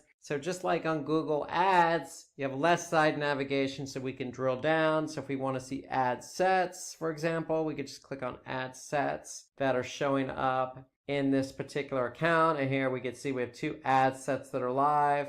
So if I click on one of these ad sets, I'll be able to see an actual ad that's running here. And so for the actual ad that's running, I can then see the results of that ad and how it's performing. For example, how many clicks it's received, what the reach is, what the impressions are. So impressions similar to Google Ads, how many people are actually looking at the ad. And then I can see the cost per click here at $1 as an example. And so now I can go in and I can go ahead and look at the ad performance and go ahead and change out that ad if it's not performing to my expectation. So if I click on more tools and then creatives, I can just simply click on creatives and then I can actually see the creatives I actually have running for that campaign I selected. So now I can see all the creatives that are running and I can see the results of those creatives. So Facebook Ads Manager also has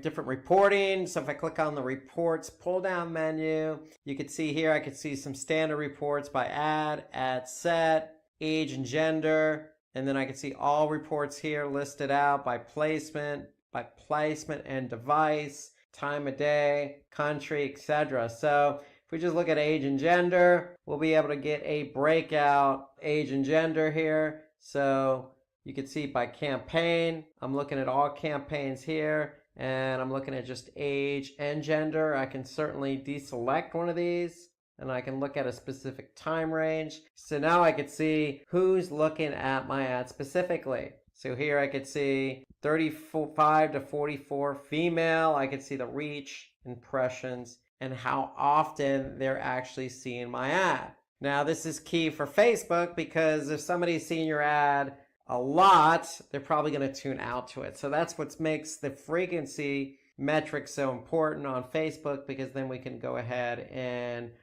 turn off that particular age and gender if we needed to. And we could see how much we spent.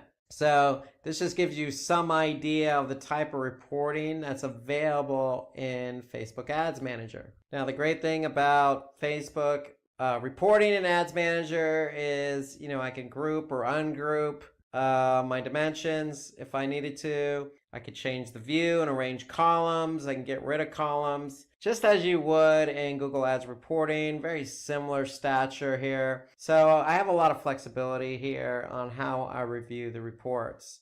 You got different metrics that you could pick and choose as well. Okay, and you got lots of different flexibility when you're looking at the reports on how your campaigns are performing.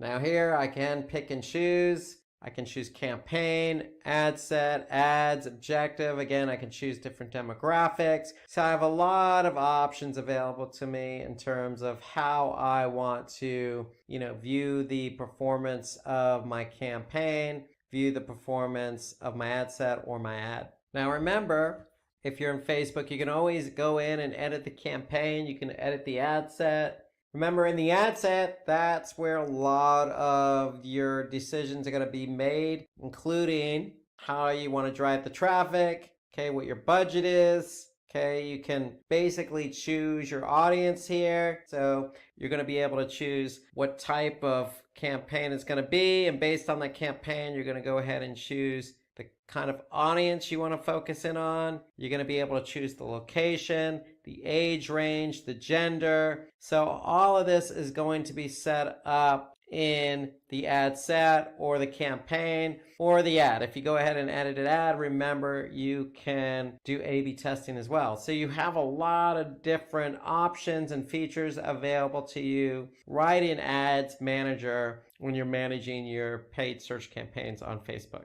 So if you want some more information about all the different features and tools in Facebook Ads Manager, check out the Facebook Ads Tutorial 2019 webinar that we did earlier this year. In addition, you can also look at another one that we did on Facebook called Facebook Advertising Tips and Strategies. So that should give you some sense of everything related to Facebook ads and how to take advantage of the Facebook Ads Manager platform. So if there's anything on social that we may have missed or that you use, feel free to add a comment below the video. We'd love to hear your feedback. Okay, let's talk about some affiliate marketing tools. Let's turn our attention to affiliate marketing. A lot of affiliate marketing platforms out there.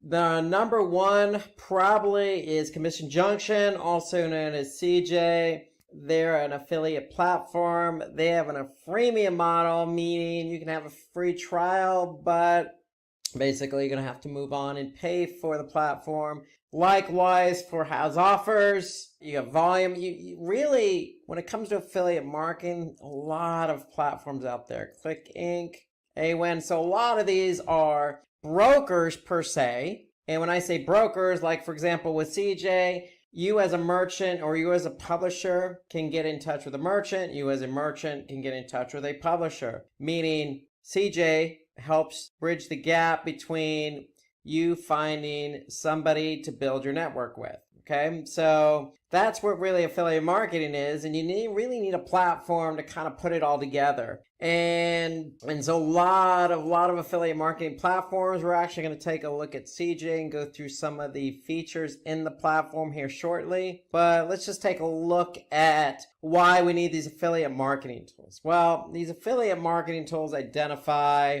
affiliates, influencers, employees, other advocates you want to partner with. So again, you could be on the merchant side. You could be actually selling a product, and you're going to want somebody to help you sell that product. Somebody with a website who's an influencer who drives a lot of traffic to their own site, who, does sell, reputable brand, etc. So you need somebody to help you introduce you to these sites. Okay, so CJ and some of these other marketing platforms, affiliate marketing platforms do that. Okay, so these tools are there to do the introductions. They're brokering the relationship. So the other benefit here is you can contract with affiliates and track the traffic and conversions. Well, what do I mean by that? Well, if you do use CJ.com, by no means am I only endorsing that platform. There are plenty others out there. But whatever platform you use, you're going to want to be able to set up terms and conditions with that particular affiliate. So you could set up a terms and conditions for, say, 10% off all sales, as an example. Okay, well, you're going to need a platform that will help you broker that contract. Okay, contract terms or program terms. Furthermore, you're going to need a platform to help you track, hey, is this affiliate helping me drive traffic, or is this affiliate driving traffic to my products, and is this affiliate helping me sell? So these platforms help you do just that. Okay, so you can gain high website rankings with the help of your affiliate, meaning that, hey, your affiliate can be promoting your product, and if they're promoting your product, you have a chance to show up via paid search, organic search, off other websites, so social. So you have a lot of benefits to working with affiliate marketing in itself, and the tools available will help you gain website rankings as one example. We want to be able to track certain metrics. Okay, so in affiliate marketing, you have earnings per click, EPC. As an example, most platforms measure EPC from a 7-day period to a 3-month period. Okay, you can also figure out what the actual cost per click is, just like you do on, say, Google search. You can actually measure that in affiliate. Okay, you want to eliminate fraudulent clicks, impressions, and conversions. So any affiliate platform worth its weight is going to help you understand, how many impressions and clicks and conversions you're getting, and help you manage that in terms of fraudulent clicks. Or, hey, if you're getting a lot of impressions and no clicks, that's a problem too. So these platforms are really built on helping you manage your relationship with the affiliate by offering up all sorts of reports and tools. The other big benefit here to affiliate marketing tool is, hey, we can influence our customers throughout their buying journey. So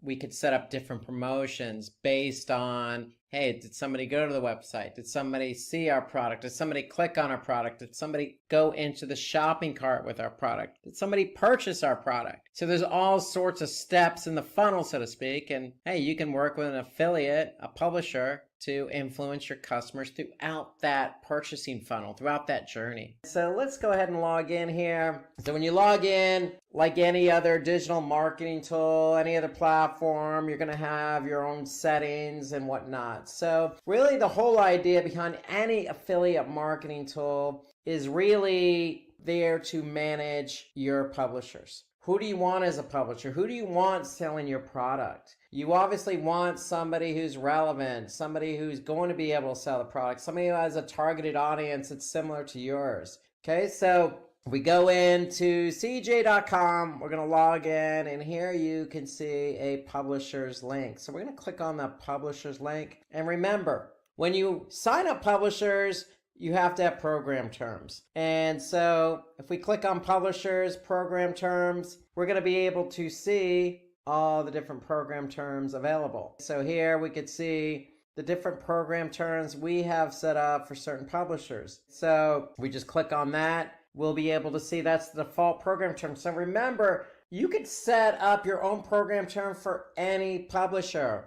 So as a best practice, if you have publishers who are actually performing well, who are selling your products, maybe you want to offer them a little bit more on the commission side. Maybe you want to sweeten the deal. Maybe, these publishers get better program terms versus, say, other publishers who don't. And so here we can see the program terms. Basically, you could see what the terms are, the action, and the different policies here. So everything you need to do to manage that publisher in terms of payment is done under the program terms. Now, if the program terms are met, the publisher actually sells your products. CJ is the broker. They're the ones who are going to initiate the payment based on the program terms. So be careful in the program terms. You want to be able to set them appropriately CJ has templates. CJ has some default program terms that you could use and offer up to different publishers. So based on the program terms, that's how your publishers are going to get paid.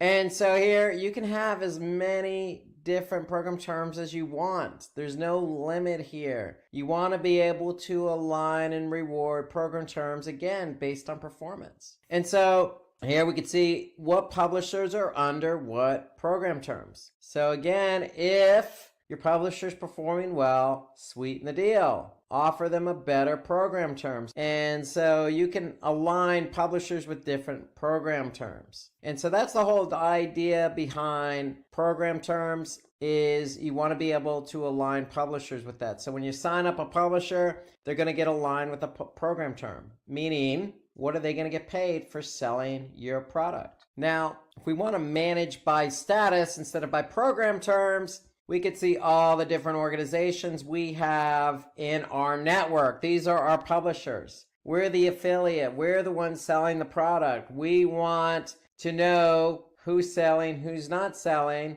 And so we can look at all our publishers by program terms or by status. Okay, so basically you could see here the term status, whether it's active or not, earnings, basically what they've sold over the last basically 7 days or 3 months. So you can look at basically how your publishers are performing just by clicking on Manage by Status here in CJ.com. So when you're looking at reports in CJ.com or really any other affiliate program, you might see the acronym EPC. This stands for earnings per click. Actually, it's a little misleading. It's actually earnings per 100 clicks. So basically CJ calculates, how much your publisher's actually making per click. Just like paid search, we're paying Google X amount per click.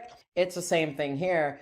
We can't, or these publishers can't make any money if they don't generate clicks. So that's why you have an EPC model or metric, so to speak, so you can measure earnings per click. CJ does it over a 7-day period and over a 3-month period. So you could sort based on 7-day or 3-month to see who's earning the most per click in terms of publishers. Now, you can select under publishers groups. Now you can group your publishers. Okay, so if you have, say, a group of publishers in a specific region like the United States or India, or if you're just focused on the United States and say you have publishers in different states like Texas, California, Missouri, Arkansas, well, you can group those publishers into different groups, and you can look at your different group names here. So here we could see Canada. And so we have our publishers grouped into a group called Canada. Why? Because they're based in Canada. Makes sense. So you want to be able to organize your publishers, because the whole idea behind affiliate marketing, CJ, is you want to be able to get the best publishers available for your network. And so as you get more publishers for your network, you'll be able to basically start grouping them where it makes sense. Now, the example I gave you is by geography. You could do by geography, or you could do by publisher status, meaning my best performing publishers go into a group. If they're in a group, then they get aligned with a certain program term.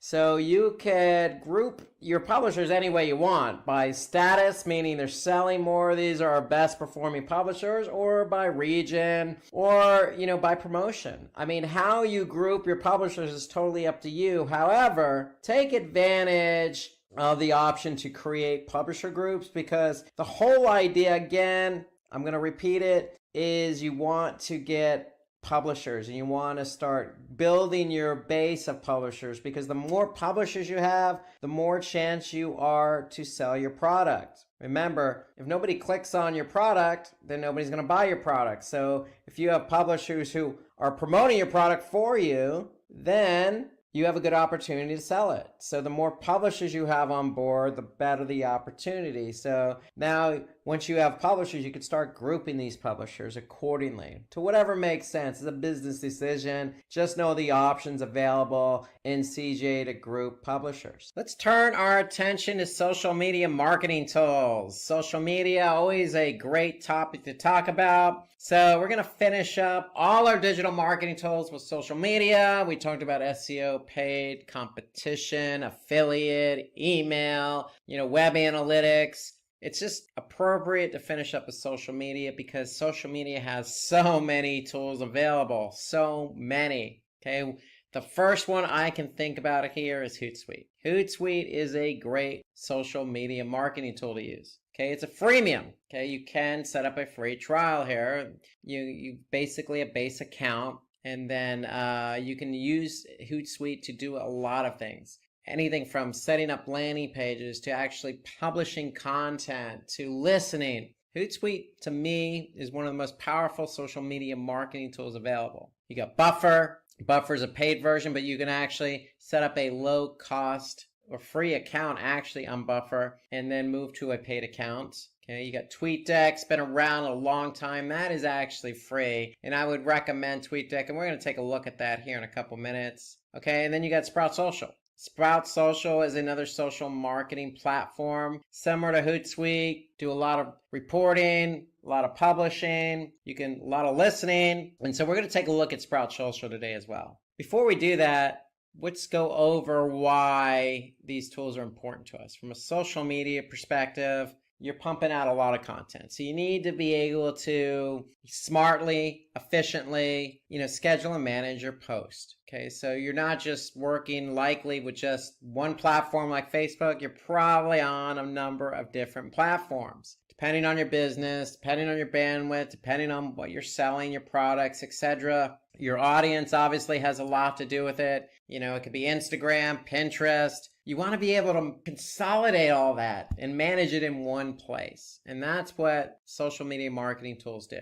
They allow you to manage everything in one place. So if you can manage everything in one place, then these social media marketing platforms need to be able to make it easy for you to add and manage different accounts. Okay, so a lot of them have the ability for you to add, not just one Twitter account, but multiple Twitter accounts. And not just one social media platform, but multiple social media platforms. And a good social media marketing tool worth its weight will help you monitor the results. So monitor social media posts that help drive leads and sales. In other words, you're going to have a lot of different metrics associated with each social media marketing platform. Okay, which one is actually doing its job? Okay, so you want to be able to easily manage these platforms, applications, and websites very efficiently. Okay, so instead of having to log into each platform, you just log into one place, get a sense of what's been posted, what the engagement is, did they purchase, etc.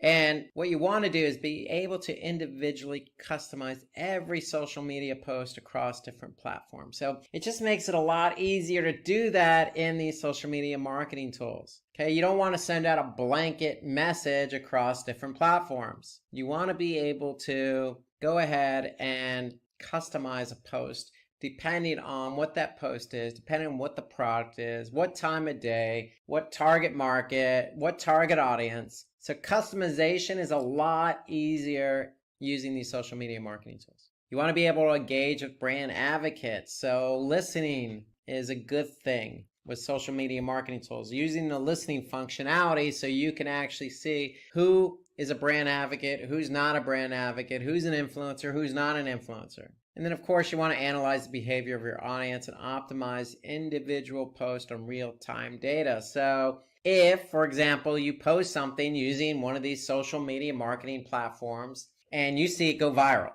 then you want to be able to react to that in real time. So you're going to be able to see that in real time on these social media marketing tools, these platforms like Sprout Social and Hootsuite. And then you're going to be able to react to that behavior. And then, of course, monitoring website traffic and conversion rates, that's key. We always want to monitor conversions based on our KPIs, our business goals. So there are also a few important digital marketing tools that can help you in different ways. Okay, so without further ado, let's jump in and take a look at what's available in terms of social media marketing. So just a quick reminder, if you are running ads on Facebook or you're posting on Facebook as an example, or any platform in general, that platform's going to have its own metrics, if you will. So for example, Facebook has something called Facebook Insights. So you'll be able to actually see, what's been posted based on, the last 7 days. In this example, how many page views you're getting, engagements, recent posts. So just to let you know, yes, you can go into any one of these platforms on its own and look at metrics. Just like you can do if you're running Facebook ads. Hey, you can go right into Facebook Ads Manager and view data there. Okay, so the whole point here, though, on using a social media tool is that you can measure all that in one place. So if we log into Sprout Social, I can set up these accounts right into Sprout Social. So I don't have to log in Twitter individually or Facebook individually. I can link them up all within Sprout Social. And then I can go to reports, just like I can with Facebook Insights. And then once I'm in Sprout Social reporting, then I can go ahead, just like I can in Facebook Insights, except it's all right here for me. I can jump into,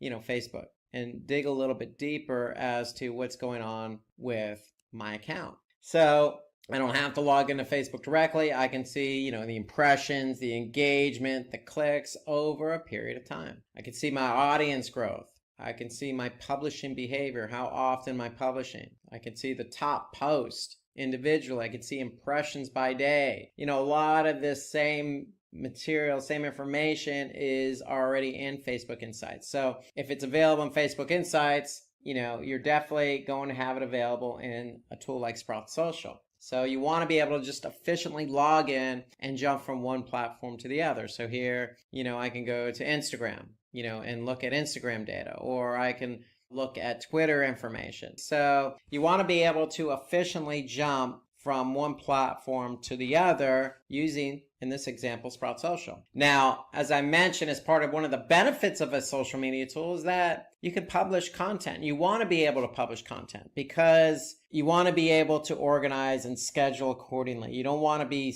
submitting and publishing content right after one another. Okay, you want to be able to spread it out efficiently and effectively. And so here, we could see, we could publish and schedule content accordingly. So all we have to do is click compose, select a profile, write whatever we need to do. We could schedule it for tomorrow at a specific time. And there you go. Voila, scheduled. So this is on Twitter. Okay, so, we could choose another platform here. It's just that easy to schedule. So you want to be able to schedule accordingly because, again, when you schedule something, then you want to look at the behavior of it. So it's just as simple as going from publishing to reporting. And then based on when something got published, you could see the reaction of it and react to it. So another thing here that I like about Sprout Social, Hootsuite, a lot of these other platforms do it really well.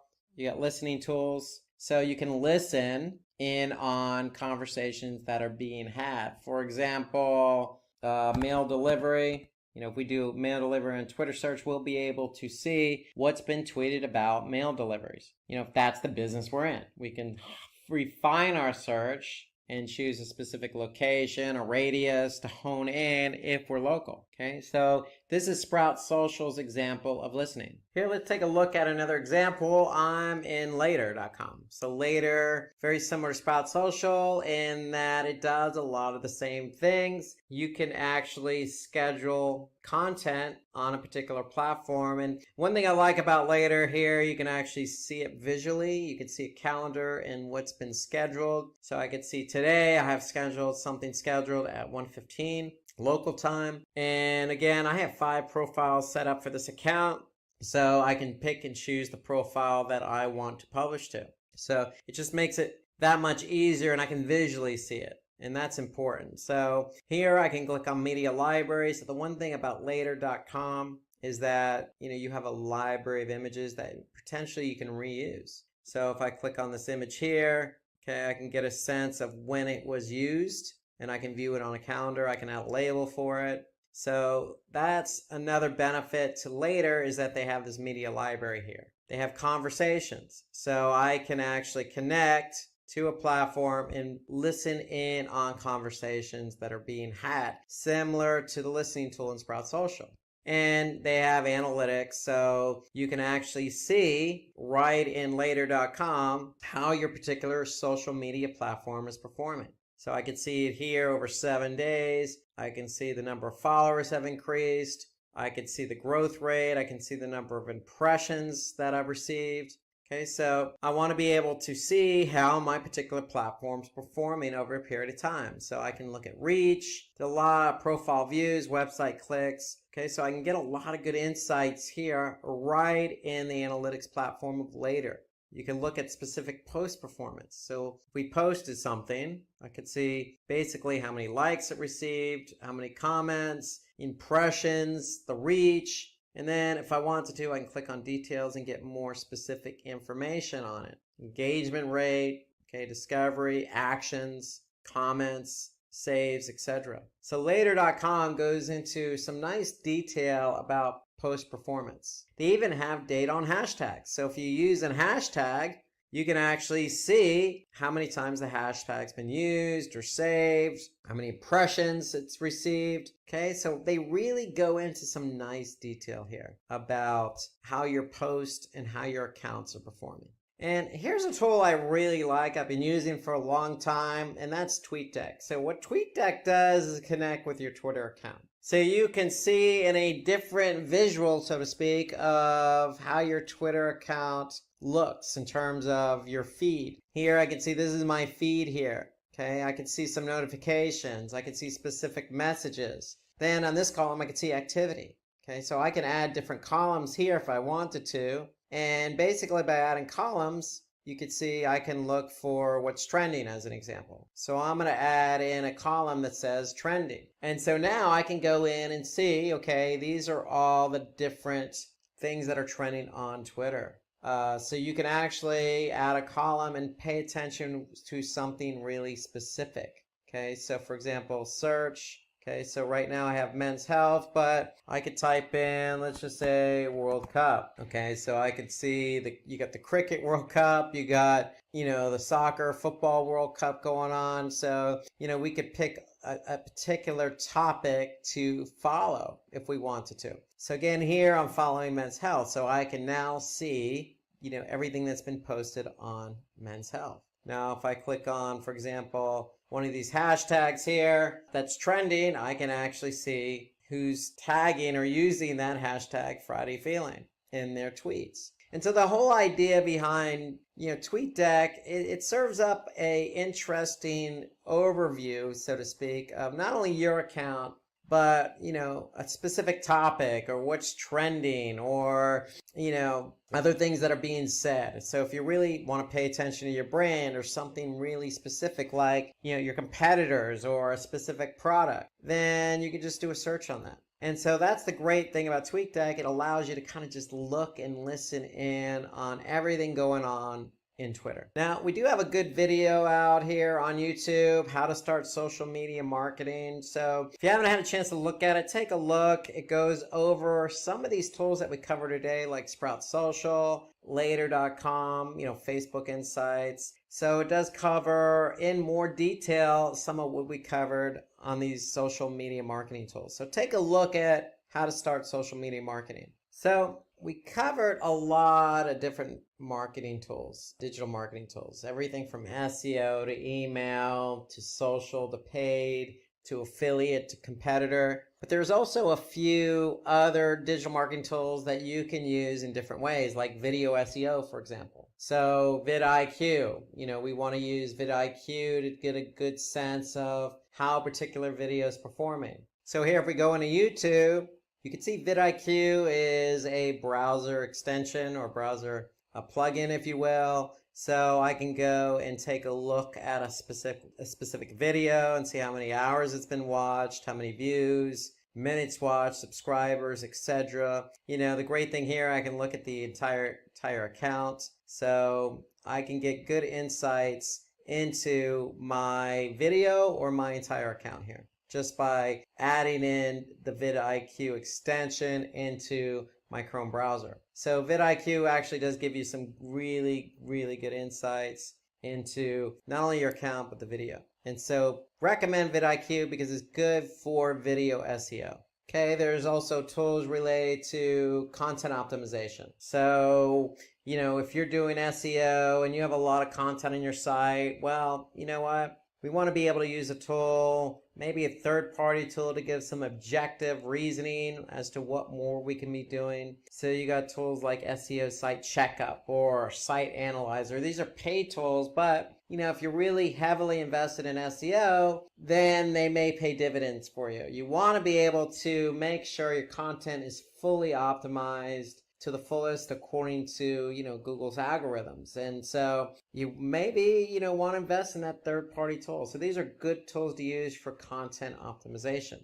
There's also other Reddit, but, there's Keyword Planner in Google. There's also WordStream. There's a lot of different keyword tools out there. So you may not have a Google Ads platform.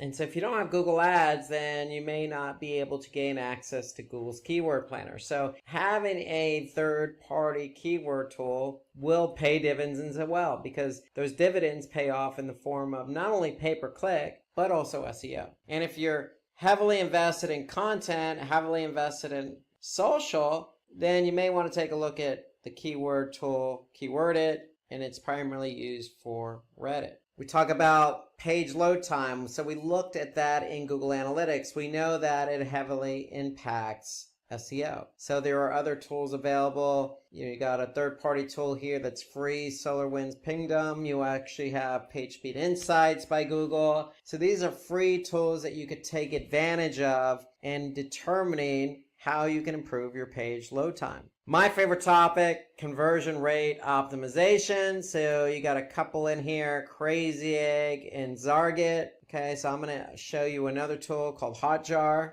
So here, if you log into hotjar.com, you can set up an account. It's actually free. And with the free account, you can have Hotjar measure the heat map, not only the heat map, but the click mapping, the scrolling of a particular page. And so here you can see we're looking at a particular page here. So Hotjar allows me to, see on that page where people are clicking. I can also see where people are moving. I can also see, the scrolling of a particular page. Okay, so you can see here on the page, I can see people are moving over here to the right. And that's where they're clicking mostly. If I switch over to move mode, then I can see on that particular page where people are actually moving their mouse. And then I have my scroll analysis. So I could see, how far down people actually scroll on the page. And so again, with a paid account, you can measure up to 10,000 page views. With the free version,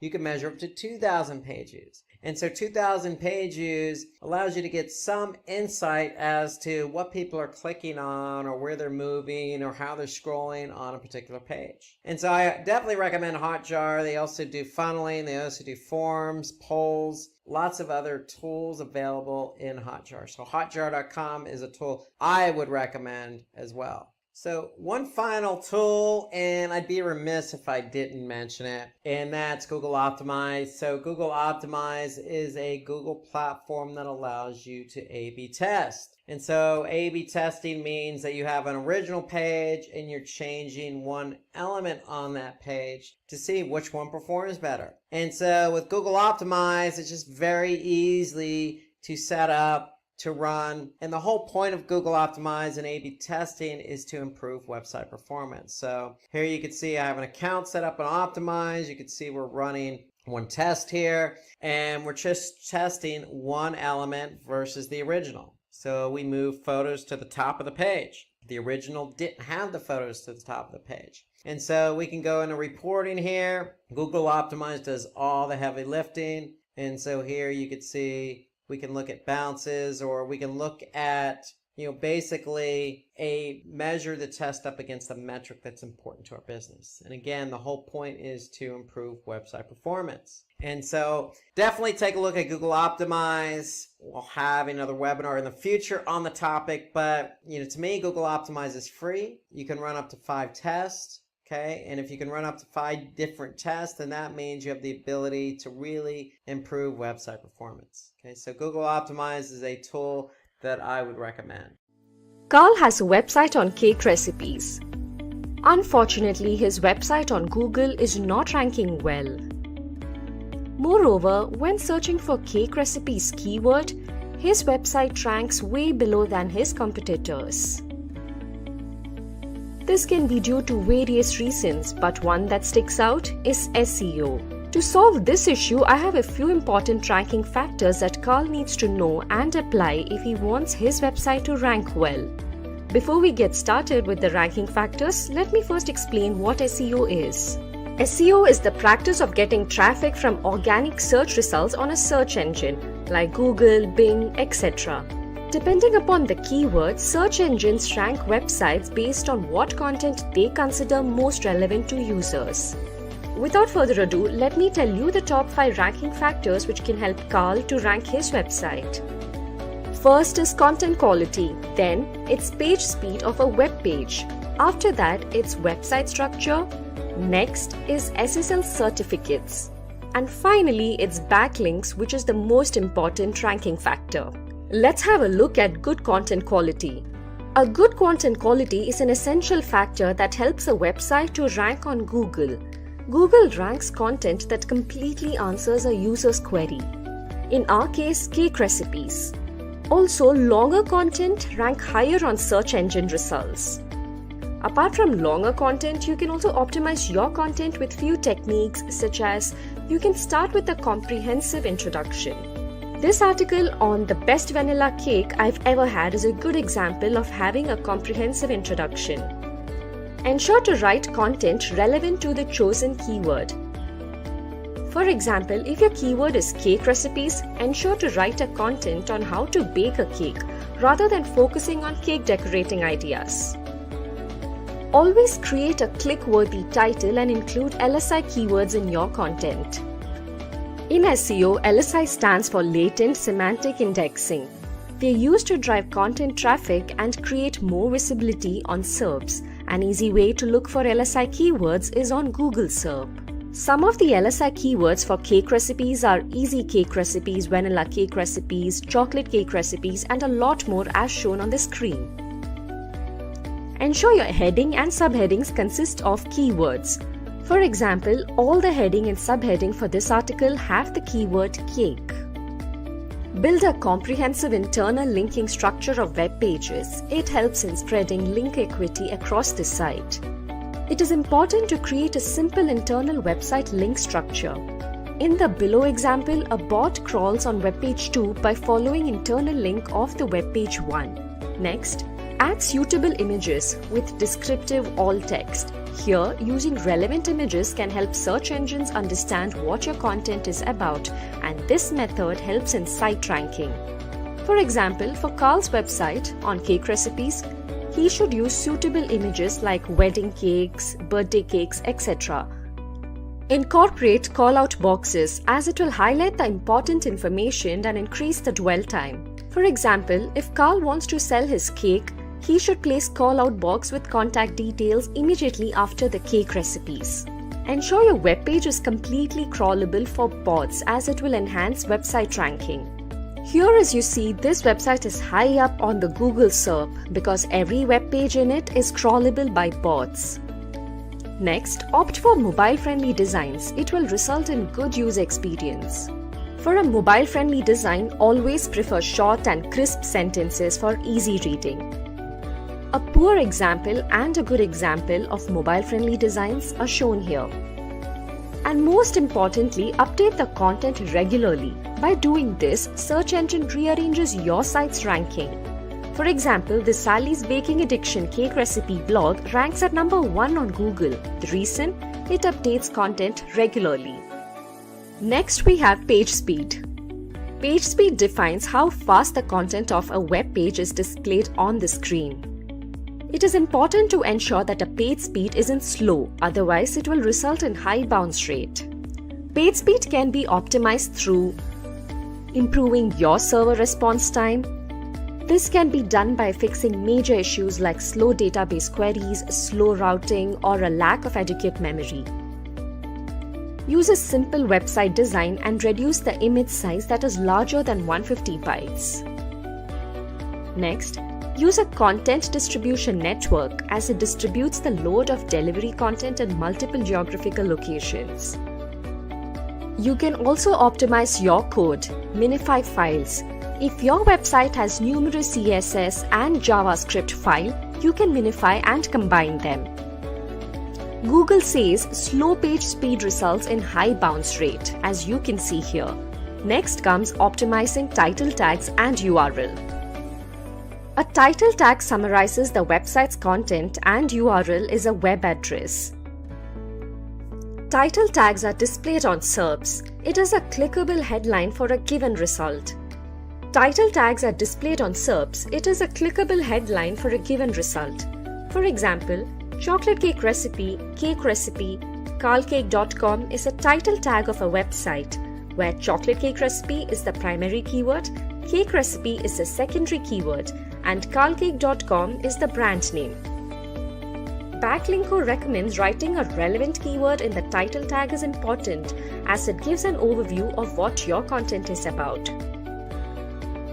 Now, talking about URLs, always refer a well-structured, short and simple URL. According to Backlinko analysis, short URLs tend to rank better than long URLs.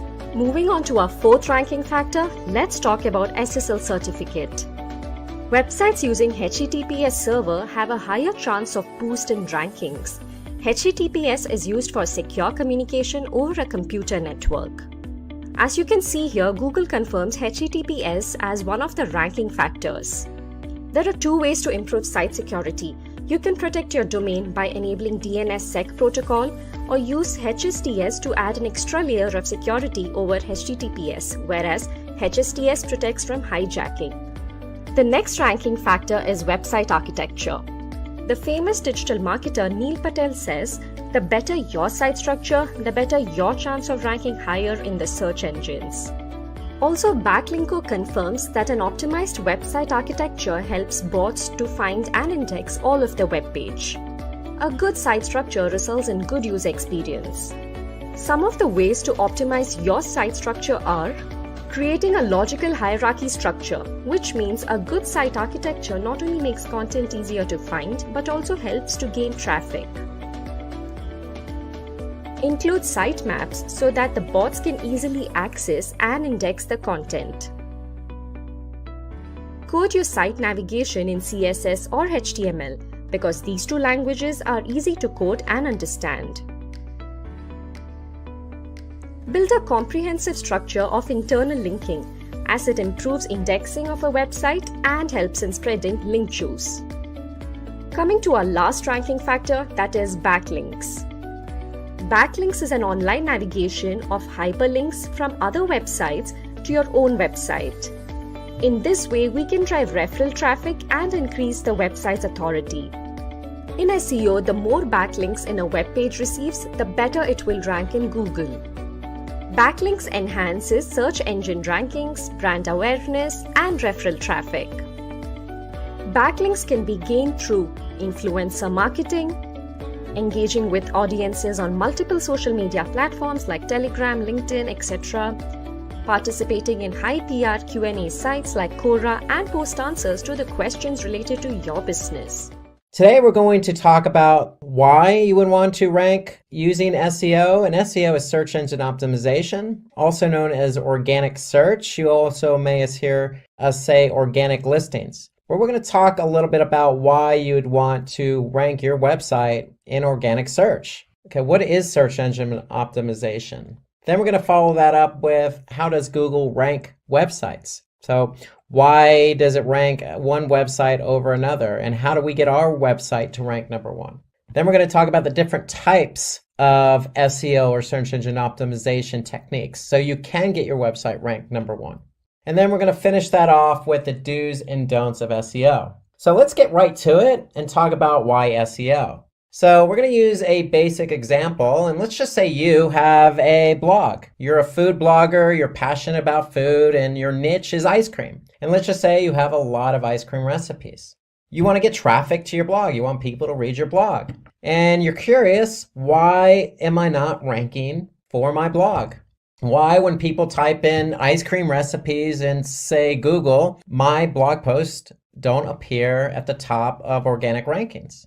And there's a number of reasons why you wouldn't be ranked for your blog post or your ice cream recipes. And the main reason would be your competitors. So there could be somebody else out there who is also passionate about ice cream and has been blogging longer than you. And they have more content and more blog posts and more pages for Google to rank. So that's usually the number one reason. The other reason is improper usage of keywords. And we're going to talk a little bit, or it's actually a lot more about, keyword usage in your content. So what kind of keywords do you want to rank for? That's really what we're talking about when we talk about usage of keywords. What keywords do you want to rank for, and how do we work those keywords into the content? Another reason is poor link building practices. And really that means, are other blog posts or other websites linking to you? Also, are you linking to other pages on your website? And so it's all about link building. And with link building, it's internal linking. So are we linking from one blog post to another? And it's external linking. Are other websites of high quality linking to us? And so that's what we talk about when we talk about link building. And then another reason is web page load time. So you could be running your blog post on, say, WordPress, for example, and your blog post isn't loading fast enough. Well, if you look at it this way, think about it. If you're Google, would you really want to rank a website or blog post in this example, number one on Google rankings, if that particular page loaded very slow? No, you wouldn't, because when somebody clicked on that link in organic search and went to your website, they're going to have a bad experience because the page is going to load slow. So Google doesn't want their users to have a bad experience. You don't want your users to have a bad experience. And so that's why web page load time is a critical factor for ranking. So we need to make sure that our web pages load fast. And then your user experience is not good enough. So Google, again, based on my example about the web page load time, Google wants people to have a good experience when they go from their search engine to your website. And there's a lot at play there, specifically web page load time, but also, Google doesn't want any spam content. Google doesn't want any pop-ups or overbearing ads on the web page. They want people who are searching for something in particular, let's just say ice cream recipes, and they want to find a relevant website that has ice cream recipes. They want to be able to click on that link and read some good content about ice cream recipes. It's that simple. And that's really what Google's trying to create in their environment. And that's you as an end user, as a website owner, you want your users to have a good experience. And then last but not least, your website is de-indexed by mistake. And really what we mean is de-indexed is Google needs to be able to index all the pages on your website. So if you have a blog with 100 recipes, you want Google to have access to all 100 recipes. So we're going to talk a little bit later about how to get your pages ranked or indexed on Google organic search. So let's move on to what is SEO. So sticking with our ice cream blog theme, really SEO, search engine optimization, really is the practice of increasing your pages that Google has indexed up the rankings. So the end result is we want all our pages to be ranked number one for particular keywords. So if you want to be ranked for ice cream recipes, well, there's certain things you need to do. So that's generally how it works. We need to apply search engine optimization to increase a page for a keyword we want to be found for. So let me give you an example. So let's just say there's 100 students that participated in an essay competition. And so the competition in this particular case is evaluated on the basis of, is the content relevant? Are they using suitable titles for their essay? Do they have structure when they're participating in this essay or talking about the essay? And do they have a suitable synopsis? And is the content neat and readable? These seem all logical for an essay competition. Well, guess what? They seem logical for SEO because that's exactly how SEO works. It's exactly all those points I just mentioned about structure, logic, readability, organization, title. All those things are what's important in SEO. And so we need relevant content. We need titles for our pages. Google needs to be able to see structure. We need to have synopsis of what the page is about, and that's called a meta description. And then again, the content needs to be readable, and that's important. And so in order to be readable, again, we're going to talk more about site speed because site speed's important. Okay. And when we talk about responsive design, when I say responsive design, that means your site, your page needs to load both on desktop and also on mobile. And so all these things are important. Just like an essay competition, Google is the judge and they need to be able to determine what page is best to rank number 1, number 2, number 3, etc. on Google search. And then link building. Remember I mentioned link building a moment ago? Well, link building internally and externally also plays a vital role. And so we're going to talk about that a little bit later in the class when we talk about off-page SEO. How does Google rank website? And basically, Google follows 3 basic steps to rank a website. They need to crawl your website. They need to take what they crawl back to their servers. And when they take it back to their servers, your web pages, they need to have them available for indexing. So when somebody actually types in a keyword into google.com, it'll be available to be found on organic search. So that's what indexing is all about. And then Google's job when somebody does type in a search query is to basically rank those pages that they've indexed from number 1 to infinity, depending on how many pages are relevant to that search query. So really it's about crawling, indexing, and ranking. So crawling is simply a process done by which Google has bots. And what these bots do is they go to your web server and they're going to crawl every page that they can find. And how do they find these pages? Well, they basically follow links. You might have heard the term spidering, but that's what they call search engine spidering. So basically what Google's doing is they're building a web, so to speak, all the links that they're following. And so when they can follow all these links on your website, they're going to be able to crawl them. And when they crawl them, basically they're going to take that content and store it on their servers so it's available in their index. So based on this method, Google finds out which websites have relevant content and which ones don't based on certain keywords that are typed into Google. Because if they can't crawl your website, you're not going to be found. And if you can't be found, then you're not going to show up for relevant keywords. So we need to make sure your site's available to be crawled. And we'll talk about that a little bit later. Okay, but let's show you an example. So let's just go to Google search. And if I type in the keyword Simplilearn, okay, I could see I have 1,010,000 results. Okay, and that's how many results are showing up for Simplilearn. Okay, now they may not all be Simplilearn pages, but nonetheless, Simplilearn is ranked number 1 here organically, and there are 1,010,000 pages related to the keyword Simplilearn. Now, when it comes to organic search, we don't want to get it confused with paid search. So anytime you see paid search, you're going to see something that says ad next to it. Okay, so we could see that there are paid ads here, but when it comes to organic search, those are generally below paid ads. And so that's where Google counts the 1,010,000 results. And so that's the whole idea behind crawling and indexing. Google's able to crawl Simplilearn's website, and based on all the pages that they gather, they're going to make those pages available in organic search. So if you type in a keyword and your web page is not available for indexing, then you're never going to show up for that keyword. So that's why it's important to make sure your website is available for crawling and indexing. And so when a user types a query on Google search, the most relevant websites that are in Google's index are going to appear in the search results. So in the example I gave with Simplilearn, well, Simplilearn is the brand name of the company Simplilearn. So there's a lot of relevancy there. So that's why you see Simplilearn show up here organically, number 1.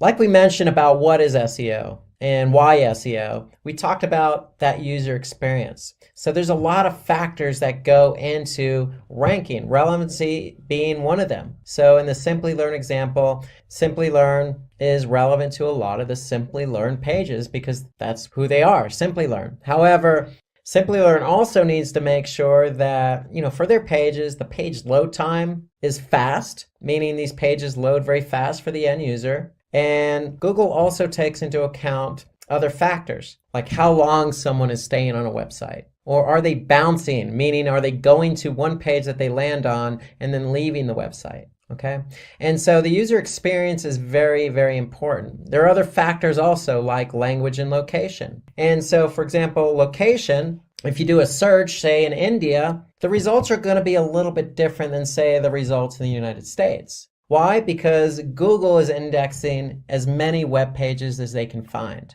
So if somebody's doing a search in India, their results may be a little bit different than the results show up in the US because Google has different bots. And these bots are crawling different pages at different times.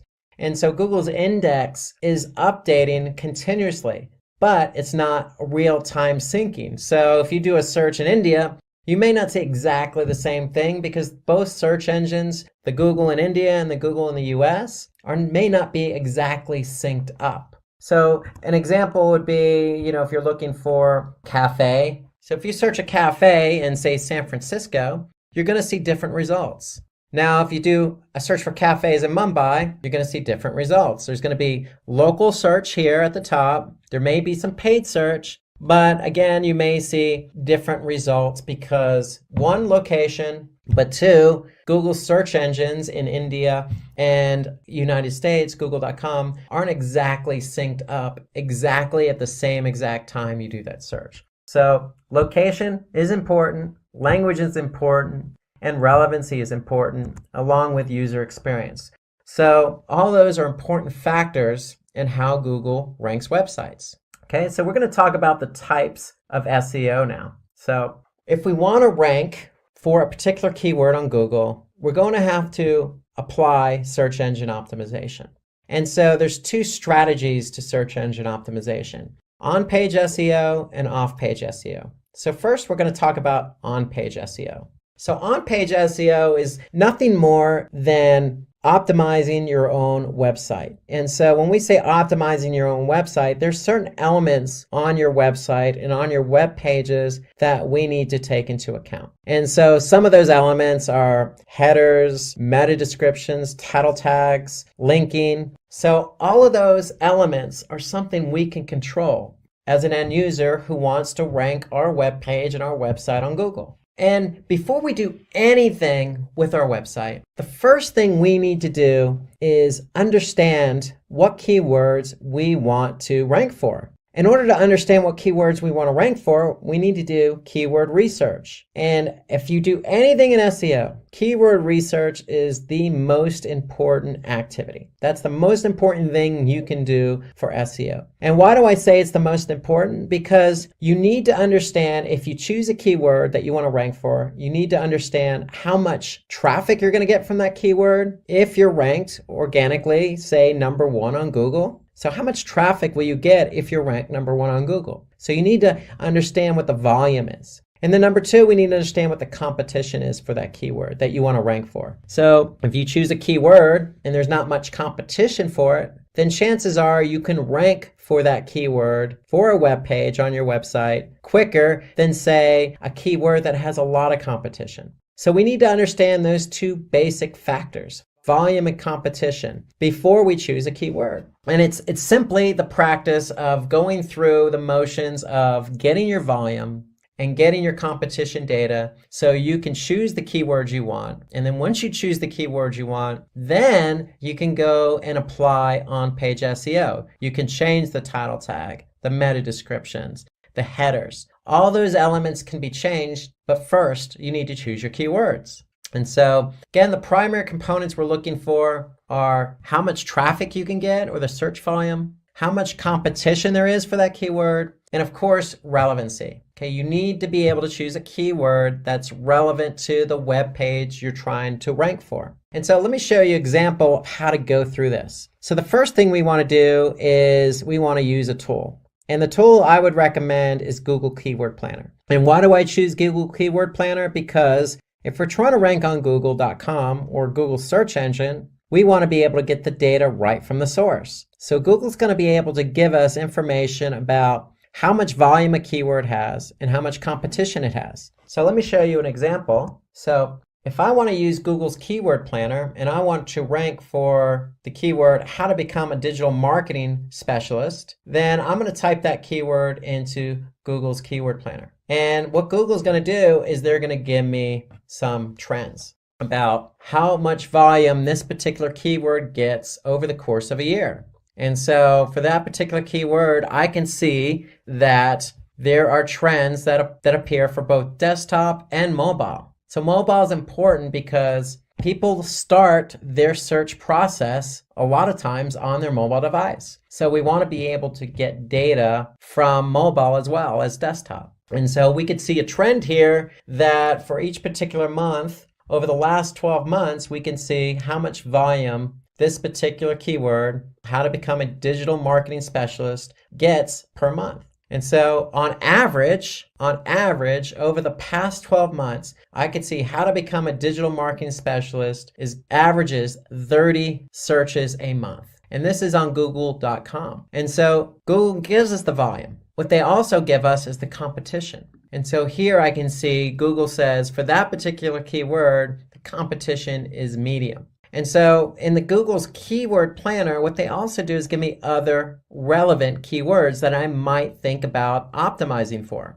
Because you don't want to optimize for just one keyword. So how to become a digital marketing specialist, they're going to also offer up other types of keywords that are relevant. So just digital marketing specialist, social media marketing specialist. So for those keywords, I can see the volume. So for example, digital marketing specialist, I can see the average volume is 1,000 per month on average over the last 12 months. I can also see the competition is medium. But for some other keywords, I can see the search volume being high, like digital marketing course at 2,900 per month, but also the competition is high. And so what I would recommend as a best practice is to collect all your relevant keywords, okay? And put all your relevant keywords in a spreadsheet. And when you put all these relevant keywords in a spreadsheet, you want to get the data on those keywords. And the data I'm referring to is the volume and competition. So in this case, we have volume from Google Planner, Google's Keyword Planner, and I have competition from Google's Keyword Planner. And so if I go into a spreadsheet and I put all that information in here, I'm going to be able to see the volume and competition. And so that's important. However, one thing to note here is that Google's Keyword Planner,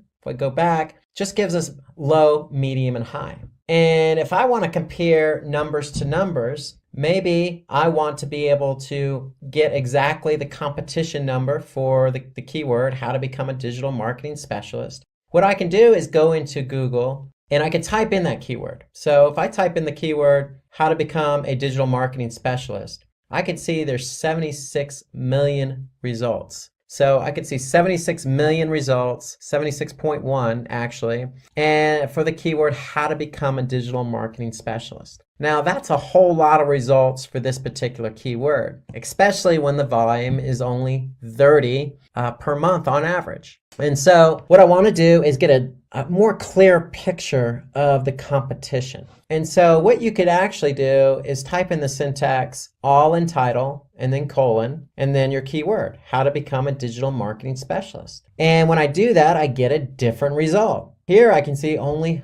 136 listings for how to become a digital marketing specialist. But that's not just 136, that's 136 with that particular keyword that we want to rank for in the title tag. Okay, so the title tag is what you see when you type in a keyword or search query in Google search, and the title tag is what you see at the top of every search result.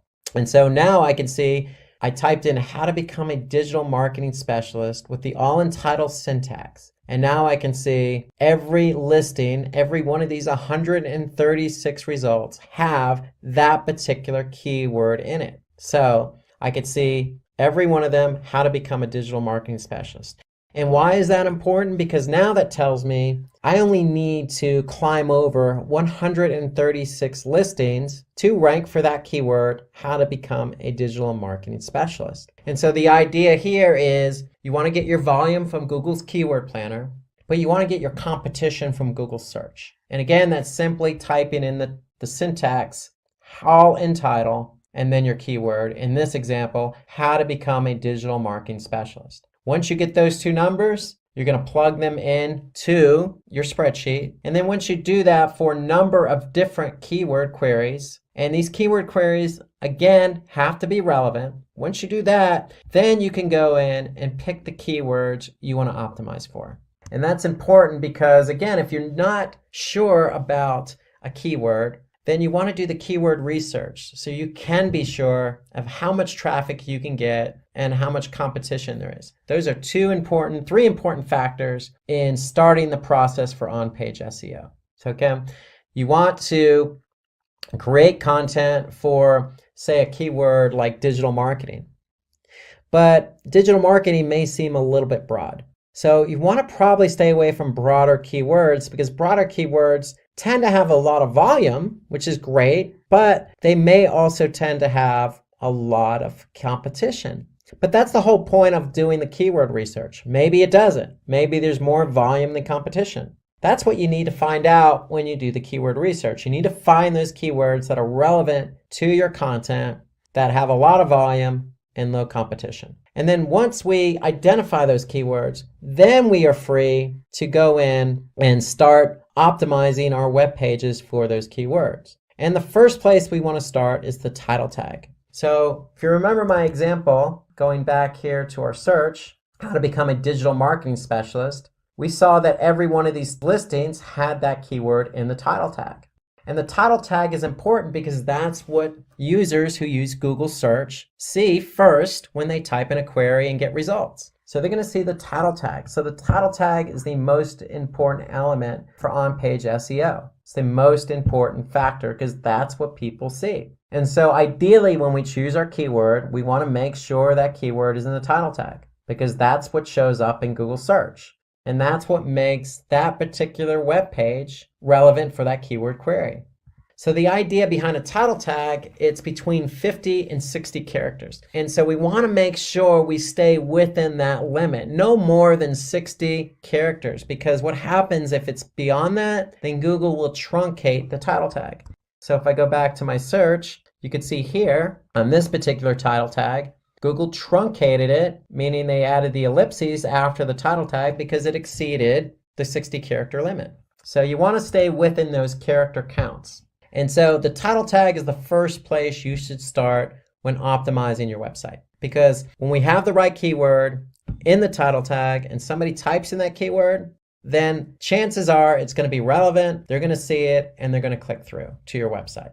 And that's the whole idea behind ranking. We want to get clicks. So that's how the title tag appears. So when you optimize it, you're going to update the title tag, and this is how it shows up. It's going to show up at the top of your listing, okay, and it's going to be bigger and bolder than anything else Google displays. So the second thing you want to optimize is the meta description.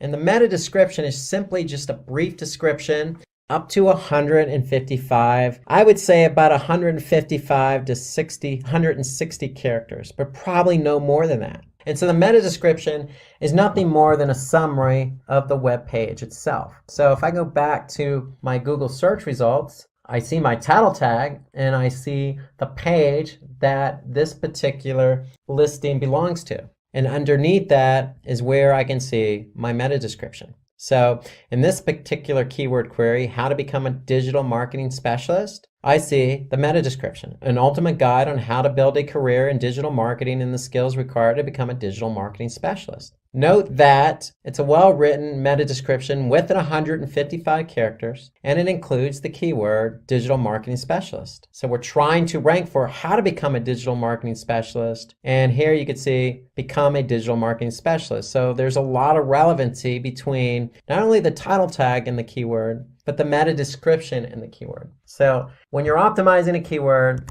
you want to start with the title tag, but you also want to update the meta description. Because if you don't update the meta description and you leave the meta description blank, then you're leaving it to Google to add in copy that they deem relevant. And so for on-page SEO, we want to take control of the copy and we want to optimize it for the keywords we want to be found for. So the meta description is a powerful tool at our disposal. It gives us more characters to work with. It gives us more to talk about. So for that particular page. And so if the title tag is only 60 characters maximum, it's not a lot of information to try and get somebody to click. So the meta description helps us in identifying what that page is about in order to get the click. So the two working in tandem will hopefully increase your click-through rates. So when you're found organically, we want to get the click. And then the third element that's important is the URL. And URL stands for Uniform Resource Locator. And why is the URL so important? Because that's what people see. So if I go back to my search result, how to become a digital marketing specialist, notice that the URL also includes how to become a digital marketing specialist article. Okay, so it's very relevant. The URL is very relevant. One, we can see it in the search results. But two, it's relevant to the keyword query. And that's important for the end user and Google. Google wants to know, hey, is this the page that's relevant to the user's query? And if it is, then this user's likely going to have a good user experience after they click on the listing. So the URL is an element that helps not only with the click-through rate, but with ranking. And having a poor URL structure doesn't help at all, because not only does Google not recognize the URL as being relevant, but the end user may not want to click on that page given the way the URL looks. So you want to try and avoid a poor URL structure. So the rule of thumb is this: if you don't understand what the URL is, then Google is likely not going to understand what the URL is. And so we want to try and keep our URL structures clean. And when I say clean, ideally you want to make sure that whatever keyword you're trying to optimize, that's the keyword that's included in the URL. Nothing included that is not understandable. So again, going back to our example, how to become a digital marketing specialist. It's very clean. The title tag is the keyword. The meta description is cleanly written, has the keyword. And then the URL is the other element that the end user can see. And that URL includes the keyword in it. So after we've done those three elements, the title tag, the meta description, and the URL, then we want to start optimizing the page itself. So ideally, when we say optimize the page itself, the page, remember, needs to be structured. And when we say structured, it needs to be structured in terms of, headers and subheaders and organized in a manner in which the end user can read the article, read the content clearly and concisely without being confused. And so that's the job of headers. They add basically an organizational structure to the content. And with headers, there's a hierarchy. So you have anywhere from H1, which is the top of the hierarchy, to an H6. And so you're free to use any one of those headers when building out a page in order to organize the content. But ideally, you probably want to stick with an H1 or an H2 because those are at the top of the hierarchy. And what those do is they actually stress to Google that, hey, this header with this particular keyword in it is important. So if you use an H6 with the keyword in it, it's telling Google, hey, this is an H6, but it's not as important. So an H1 and an H2 tag show importance. And so let's look at an example of what that is. So here you can see an H1 is going to be at the top of the hierarchy. So that means it's going to be bigger and bolder. Then you have an H2, which is going to be bigger and bolder than an H3, but not as big and bold as an H2. So with headers, not only are you organizing the content accordingly, but you're also signaling to Google how important that particular header is. And of course, the header needs to include the keyword we're trying to rank for. So let's take a look again at that example. So if we go to how to become a digital marketing specialist, if I click on that page, I can look at the content and I can see that there are headers in here. So the headers are there to organize the content.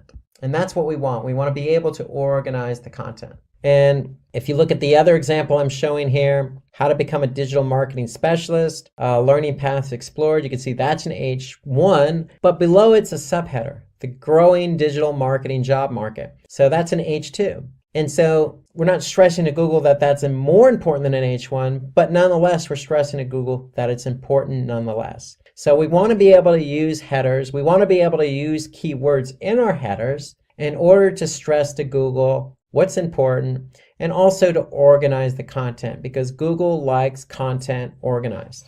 Okay, the next element we want to focus on is internal linking.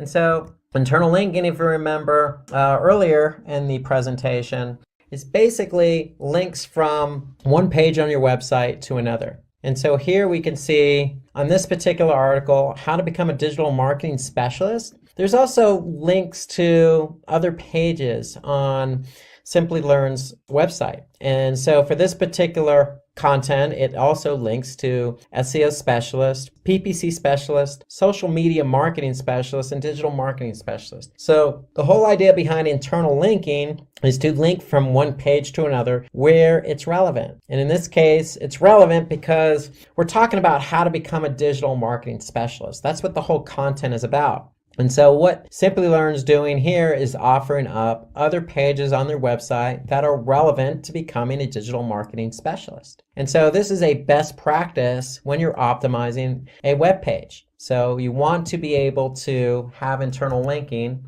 on your site. And the whole idea behind internal linking is it also allows users to navigate through the site naturally. So when I say naturally, they don't always have to refer back to the top navigation. They can naturally and seamlessly go from one relevant article or page to another. And so that's the whole idea behind link building and internal link building. It allows Google to identify, pages that they want to crawl and index because they're linked to one another. But it also helps the end user because it allows the end user to go from one page to another. And it's signaling to Google, hey, this particular page is linked to this page. So we're going to also index that page. And so that's the whole important part of internal linking. It's about the end user experience, and it's about allowing Google to find the pages on your website so they can crawl them and index them so you can be ranked for them.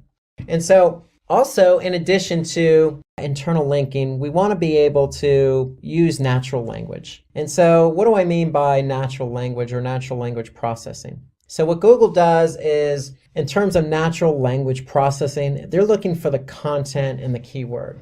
It needs to be relevant. So when your website is about digital marketing, you don't necessarily want to rank or try to rank for the keyword digital marketing. One, it's too broad. Two, there might be some competition. But three, you're probably not going to write something as broad like digital marketing. So ideally, what you want to do is you want to choose other relevant, related keywords that's going to be more natural. And so that's what we mean by natural language processing. We want to choose keywords that are more natural to the content you're writing. So instead of the keyword digital marketing, maybe we want to talk about the types of digital marketing, or digital marketing examples, or what is a digital marketing strategy, or how to become a digital marketing specialist. So those are all relevant keywords to digital marketing and more relevant to the content. Because if you try to rank for the keyword digital marketing, again, it's probably going to be a little bit broad, probably more competition, and not as relevant to your content. And as a result, probably not a good user experience. So think about some other keywords that you could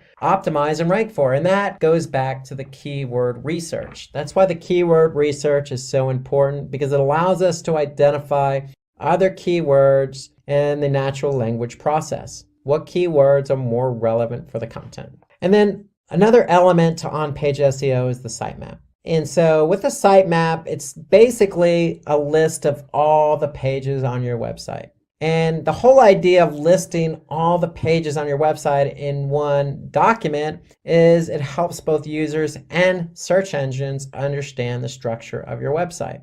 So there are two types of sitemaps. One's an HTML sitemap, and that's designed for humans. So if you have a website with a lot of content, at the footer or the bottom of your web page, you probably want to have a link to sitemap.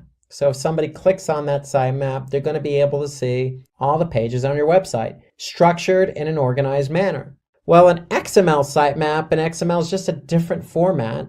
It's designed for crawlers. And so the whole idea, remember, is Google likes to crawl content. When they crawl content, they bring it back to their servers and index it. And so we want to be able to create a sitemap for Google or other search engine crawlers. And so XML is the format. So let me show you an example of how that looks. So if I go to Simplilearn.com and simply type in, say, sitemap.xml, just as an example, I'm going to get this particular page. And this particular page displays 2 XML sitemaps. So these sitemaps are there for Google to go ahead and crawl, and nothing more than a list of all the pages on your website. And so this is a quick and easy way for Google to get a hold of all those pages so that they can index them. And that's the whole idea behind SEO. You want to be able to have Google index all the content you want to be found for the keywords you want to be found for. So it all starts with the sitemap. So let's go from on-page SEO, which in recap is basically optimizing certain elements on your website so that you are relevant for a particular keyword. And that meant updating the title tag, the meta description, the URL, the headers, choosing the right keywords to put into the content, having internal linking, and also updating the sitemap. Well, those are elements that you can do on your website. So we're going to switch gears and talk about a different strategy, off-page SEO, because without on-page or off-page, you can't have a page ranking. So the two work together. So you can do as much as you want on-page, but you still need off-page SEO. And you could do all the off-page SEO you want, but you still need on-page. So both of these strategies have to be in full effect in order for you to rank. So let's now switch gears to off-page SEO. And so off-page SEO is simply the process of linking or promoting your website using link building. And so if you remember, I talked about this earlier on. There's 2 types of links, internal and external linking.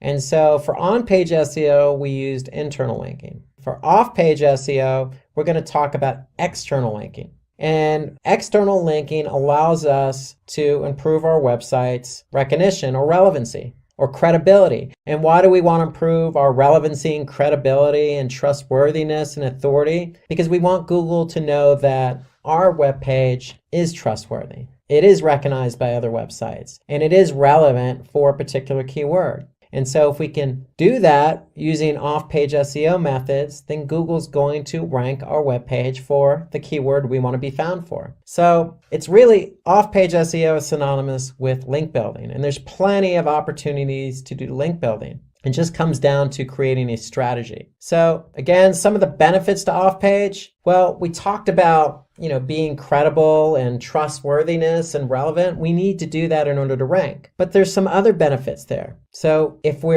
have a link on another credible website, then it's likely going to increase the traffic to our own website. It also creates high domain authority. And so what I mean by high domain authority is if we have basically links to other web pages pointing back to us, then basically our domain authority is going to improve. And when our domain authority improves, other websites are going to want to link to us. So the higher authoritative we are for our website, then other web pages are going to want to link to us. And so the more external linking we have, the higher the domain authority. So it all starts with linking to other high domain authority websites. So linking to a high domain authority website, for example, having a link on Wikipedia that points back to our webpage creates high domain authority for us, and it helps drive traffic. So some of the other benefits of off-page SEO are credibility. So if we're linking from Wikipedia to our webpage, it does create credibility for us. It also helps us increase our page rank. So remember that external linking helps build domain authority, helps build credibility, trustworthiness, and it's going to in turn help us rank for that particular page. And then certainly not last, having a good off-page SEO link building strategy increases our brand awareness, because if we're on other high authority websites, Wikipedia, or say a social platform, it's going to increase our brand awareness. And increasing our brand awareness increases our trustworthiness. And so if somebody is looking to, say, become a digital marketing specialist, then likely instead of typing in digital marketing specialist on Google, they may type in our brand name, in this case, Simplilearn. And so these are all the benefits to off-page SEO. So it's nothing more than having links on other websites that are pointing back to ours. And again, there's lots of benefits. It helps drive traffic and increases our authority. So those are things that we want to take advantage of when we want to rank. And the key behind off-page SEO or link building is always going to be content. So from an on-page SEO perspective, having quality content allows that content to be optimized for a relevant keyword and ranked. But also from an off-page SEO strategy, having high quality content allows us to have other sites, and it doesn't necessarily have to be a website. It could be a social platform, or it can be another blogging platform or blogging website, link back to ours. Why? Because the content is original, it's natural, it's well structured, it reads well. And so that's the whole idea behind off-page. You can't have links on other websites if you don't have quality content. So one of the ideas behind off-page SEO is not only do you want to create good content, but you probably want to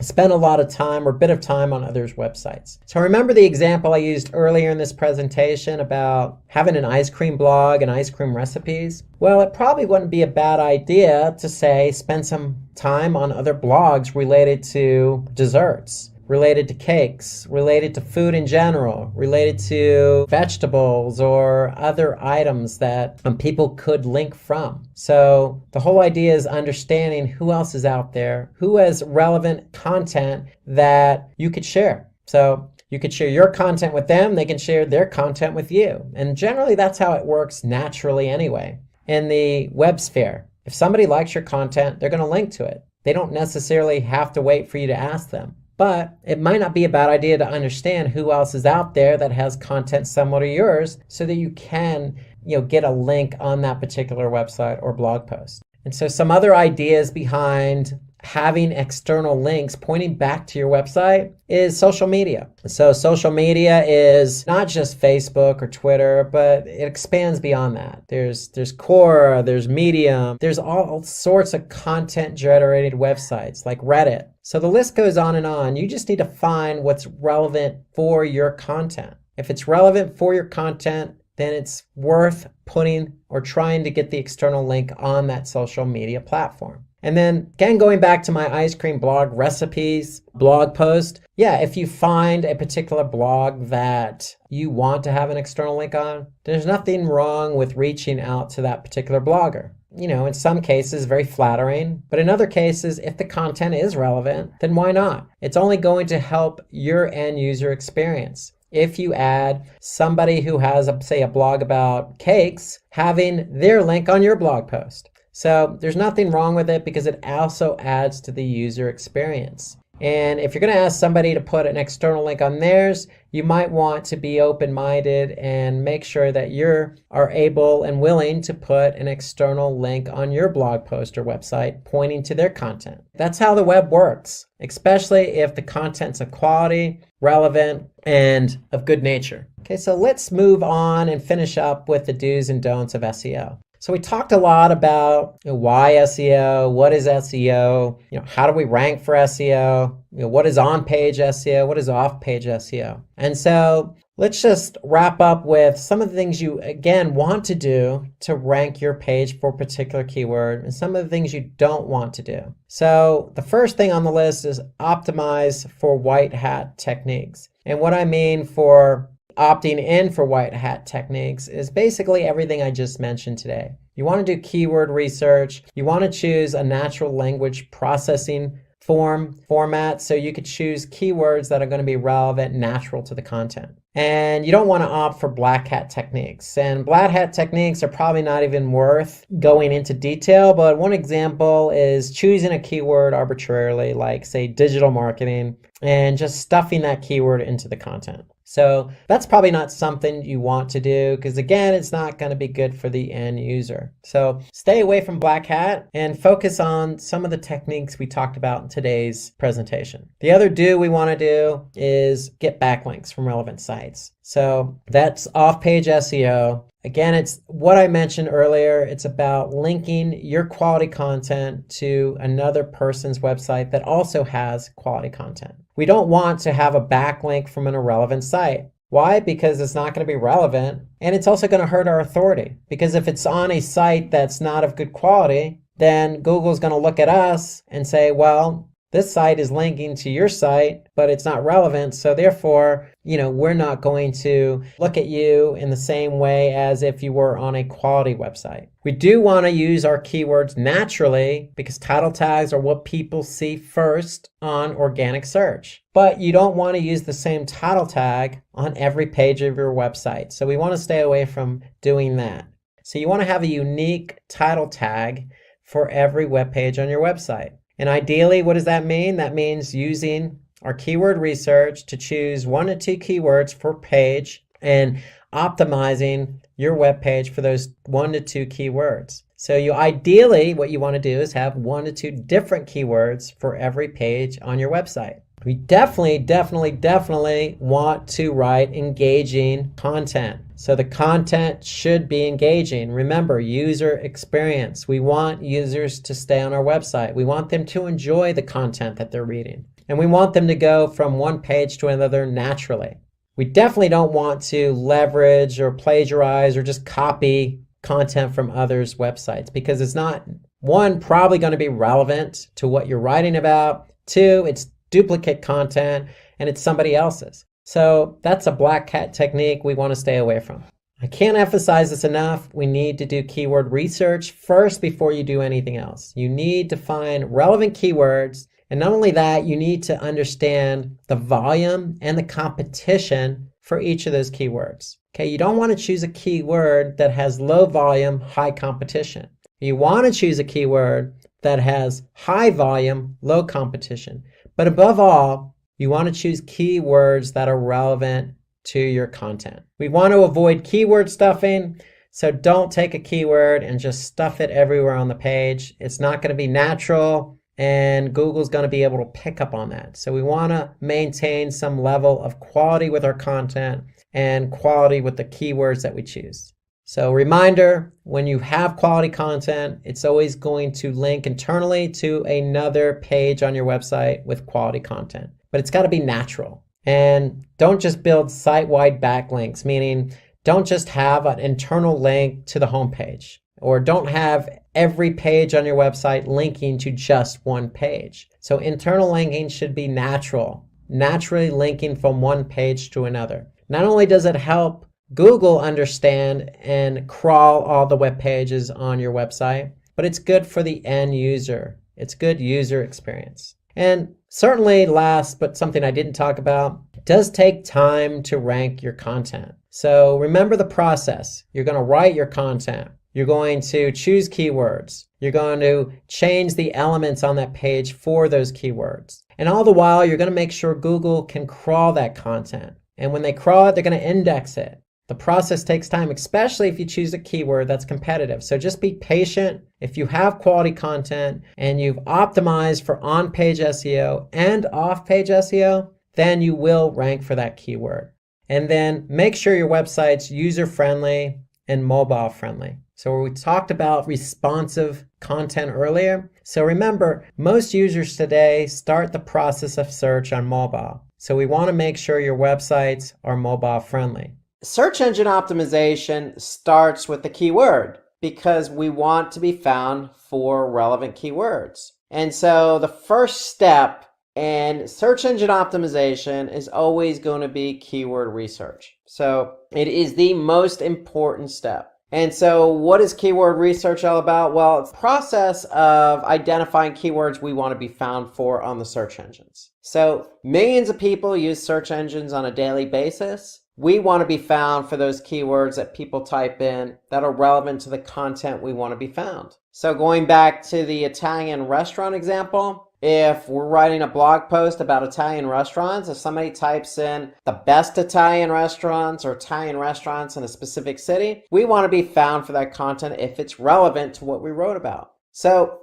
keyword research should be done based on two factors, really. It's based on the factor of how much traffic or volume a particular search engine query has, and it's based on competition. And really, the underlying factor here is that all keywords in your keyword research should be relevant. So you need to understand what those keywords are. So are they relevant to the content that you want to be found for? If they are, then really the two factors you want to look for is the volume, how much volume or traffic each keyword has associated with it, and then the competition. How many other websites are trying to be found for the same keyword? So those are the factors involved with keyword research. You always want to choose relevant keywords, and then once you find or choose those relevant keywords, you want to be able to find out exactly how much volume and how much competition is associated with each of those keywords. And so when you look at keywords, you're always going to choose relevant keywords. But there are two types of keywords. There are short tail keywords and there are long tail keywords. And we're going to talk about both of these here. So let's start with short tail keywords. So short tail keywords are generic keywords. Generally, they're less than 3 words in a keyword phrase. For example, Italian restaurants. So short tail keywords generally have very high search volume. That means that if somebody types in Italian restaurants, then there's going to be a large amount of volume with that, meaning that generally a lot of people type in the keyword Italian restaurants. However, with high volume always comes high competition. So if you want to be found for Italian restaurants, know that if you are ranked number 1 or number 2 or even on page 1 of Google, you're going to get a lot of traffic. However, to get to page 1 of Google or even position 1 or 2, it's going to take you a while because there are probably a lot of websites who are in front of you who want to be ranked and found for the same keyword. So the whole idea with short tail keywords is it's a lot of visibility, it's a lot of traffic, a lot of volume, but also a lot of competition. And generally the underlying factor here is that if you are ranked for a very broad or short tail keyword like Italian restaurants, then chances are it's not going to be as relevant. So if you get the traffic to your website, then chances are the conversion's not necessarily going to happen because we don't necessarily know the mindset of somebody typing in a very short tail generic keyword like Italian restaurants. They could be doing research on Italian restaurants. They could be a chef who's trying to get recipes for Italian food. It could be a tourist looking for Italian restaurants in a different city. Or it could be a person just looking for Italian restaurants near their location or where they're living. And so there's a lot of different factors with short tail keywords. So you just don't know because it's so generic.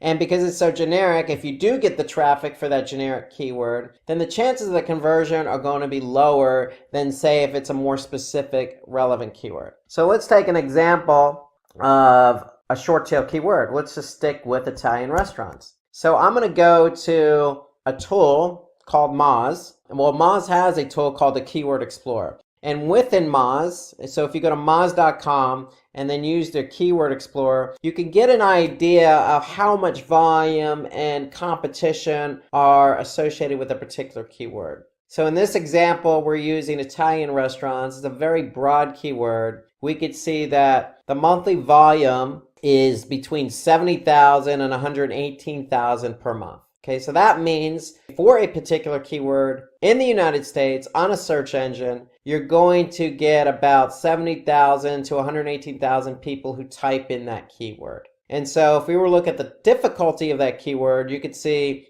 that it's fairly difficult because out of 1 to 100, it's got a score of 43. So it's fairly difficult. However, if you notice, the click-through rate's very high. So Moz estimates that we'll have a 40% organic click-through rate for that keyword if we're ranked for it. So if it's relevant to us and we want to get some visibility to our site, then yeah, we want to use that generic short tail keyword. However, if we're interested in conversions, then we really want to turn our attention to longer tail keywords. However, if you want the visibility, then you want to use short tail keywords. If you want the conversion, then you want to switch over to longer tail keywords. So longer tail keywords are more specific. They usually consist of more than 3 keywords. So Italian restaurants, very generic. If we add a few more keywords, that keyword phrase, it then becomes longer tail. So compared to short tail keywords, longer tail keywords are generally less competitive and the search volume is not as high. Case in point, so if we go back to Moz and then we look at the Keyword Explorer and we actually type in Italian restaurants and let's just say Orlando, Florida, Moz is going to generate some monthly volume for us, and they're going to allow us to understand how difficult that keyword is. And so here you could see very, very little search volume. In fact, so little volume, there's 11 to 50. Okay, so that means on average that this keyword generates 11 to 50 queries a month. So very low compared to our short tail keyword, Italian restaurants. The difficulty here didn't necessarily lessen, but it is less competitive. So if you're interested in conversions and you have an Italian restaurant in, say, Orlando, Florida, then this is the keyword you may want to use. So there's a trade-off between longer tail and shorter tail. But when visitors land from longer tail keywords, they're usually ready to make a purchase. They're usually more specific intent. There's more intent involved with a longer tail keyword. So best restaurants in Florida, branded shoes in Florida, something very specific is going to generate probably a higher conversion rate than something more generic. So that's the trade-off. And so when to use long tail keywords? Well, we want to use long tail keywords if we're targeting pages with a product or specific article. So if we're interested in that particular conversion, then longer tail keywords are likely more the way we want to go versus something more generic, which means if you're using a generic shorter tail keyword, you're more interested in the visibility and the traffic, not necessarily the conversion. When you're setting up your brand and you need to make sure it reaches the right audience and provide the best results, there's really only one place to turn to. It's one of the largest online advertising platforms really in the world, and that's on Google. And so today we're going to talk about how to advertise on Google. And let's get right to it and talk about Google Ads and its effect with advertising. So we're going to start out with, what are Google Ads? Well, Google Ads used to be called Google AdWords, and it's been around a good while, almost 20 years now. So really, Google has grown at a really rapid pace. It's become one of Google's main sources of revenue. You could say probably in the 90th percentile of its revenue comes from Google Ads. And when we say Google Ads, we mean people who pay for advertising on Google.com. So Google Ads, really what it does is it provides services that fall under the category of PPC, which stands for pay-per-click. You also may hear Google Ads or PPC referred to as cost per click or CPC or sponsored search. Really what it comes down to, it's a model. So when you advertise on Google.com and somebody clicks on your ad, basically you're paying Google for the click. Okay, so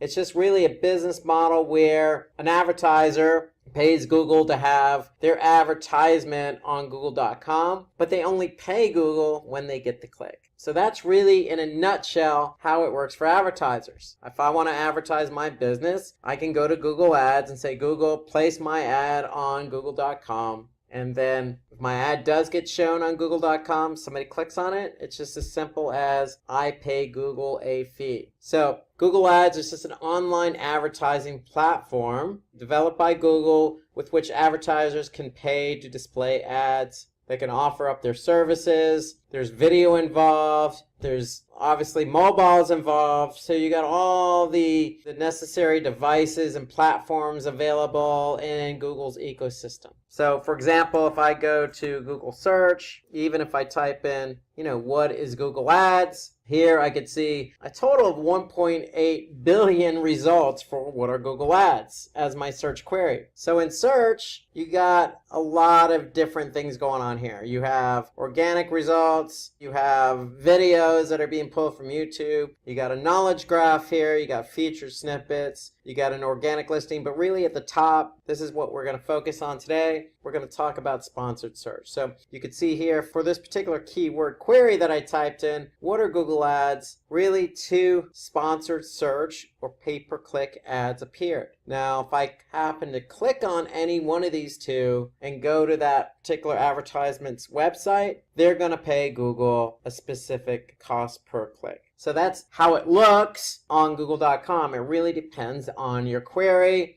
and what ads show up. But the great thing about Google Ads is they make it known for the user who's doing the search query what the ad is. So here I can easily pick out what's an ad, a sponsored search or pay-per-click ad, and what's not. Because if it's a pay-per-click ad or an advertiser advertising on Google.com, I'm going to be able to see this little box here that says ad next to the listing. And so by displaying that little logo, their ad, it's letting the end user know, the person who's searching, know that, hey, this is an advertiser who is advertising their product or service on Google.com. Okay, so that's how you can differentiate between paid search and organic search. Organic search here, or even down here, doesn't have that little ad box next to the listing. So if it doesn't have the little ad box, it's a paid search ad. Now, why do we want to advertise on Google Ads? Because it increases visibility to high quality audience. So what I mean by that is, search is really a great place to advertise because you're meeting the consumer halfway, meaning somebody's typing something in and your ad is there to help them find what they're looking for. So Google Ads advertises your product or service to the relevant audience to ensure the users perform the action required of them. So it's really a great way to get quality audience to your website, because if somebody types in something and you happen to offer what they're looking for, basically your ad's going to show up, somebody clicks on it, you pay Google for the click, and you get quality traffic in return. So the other great benefit to being on Google Ads is increases brand awareness. So it's a great way to get your product and brand out there. Google has a vast network, also known as the display network, but even on Google.com, the search network itself, the search engine itself, millions of people use it every day. In fact, here in the United States, it's been said or studied that people over the age of 18 use search at least once a day here in the United States. So you can figure that's millions and millions of people. So it's a great way to get your brand in front of a large captive audience. Okay, so top of mind awareness refers to a brand or product being the first one that comes to a customer's mind when thinking about a particular industry or category. So it really does provide top of mind awareness. Another benefit to being on Google Ads is retargeting. So when we say the word retargeting in marketing, that means showing our ad to somebody who's already been to our website. So we can use Google's display network, or we can run remarketing lists for search ads right on Google.com to ensure that we're targeting those folks who have already been to our website and have not performed a function that we want them to perform, such as converting or buying something or downloading something or subscribing to a newsletter or visiting a certain page. Okay, so if somebody doesn't do what we want them to do, it's okay. Maybe they aren't ready to commit to our product or service. And that's why Google offers up retargeting. So it allows us to reach that audience a second time. So they're going to be familiar with our product. They're going to be familiar with our website because they've been there. And so we can offer up a very unique, specific ad to that audience. So that's a really good benefit to being on Google Ads. So some other benefits here: increased intelligence. So, we can certainly get data about who is coming to our audience. So we can look at what device, what browser, etc. So we can really gain some information about who's coming to the website. We could certainly measure our performance. So with Google, we're paying cost per click. And so based on that model, we can certainly measure what keywords, what ads are generating traffic to the website and how much we're paying for that. Okay, and if that traffic turns out to be a lead, we can measure that against that specific keyword or ad or campaign. So we can certainly measure our performance all the way down to the keyword level. And we can measure up against how many conversions or what we're paying for those conversions. So Google Ads is a very highly quantitative approach to advertising because there's lots of numbers involved. And you're constantly collecting information about your advertising on Google.com and its network. And another benefit really is its high flexibility. So Google Ads has a number of different options. So we can customize our ads based on an audience, based on a keyword, based on a specific website, based on retargeting. So we really have a lot of options, not to mention the number of options in terms of the ad format. Text ads, dynamic responsive ads, video ads, display ads. So Google Ads has very flexible options in terms of advertising. And we're going to talk about some of those as we move along here today. So another big benefit here, and this is what I always suggest, is if you're not ranking organically, then you might want to consider Google Ads. Because as we've shown here in our example, if I go back to our example a couple minutes ago, if you want to bid on the keyword, what are Google Ads? Why would you bid on that? Well, it's relevant to your business. Maybe you're in the digital marketing industry and you want to help folks who need help in advertising on Google Ads. But what if you want to be found for that organically? Well, if you're not found for it organically, then you can bid on it. So it definitely is a good option if you're not ranking for a particular keyword organically. So it serves as almost an option. I always say that search is like a fruit bowl. Okay, you have apples and oranges in that fruit bowl. Well, the orange is organic search and the apple is paid search. They're different approaches, but they share the same fruit bowl, the same real estate. So you can really help yourself by using Google Ads to complement what you're doing organically. So if you're not ranked organically for a keyword, you can certainly use Google Ads. If you are ranked for specific keywords and it's a highly competitive industry, then you can use Google Ads to help you leverage the amount of clicks you get from that ad. So it's okay to be organically listed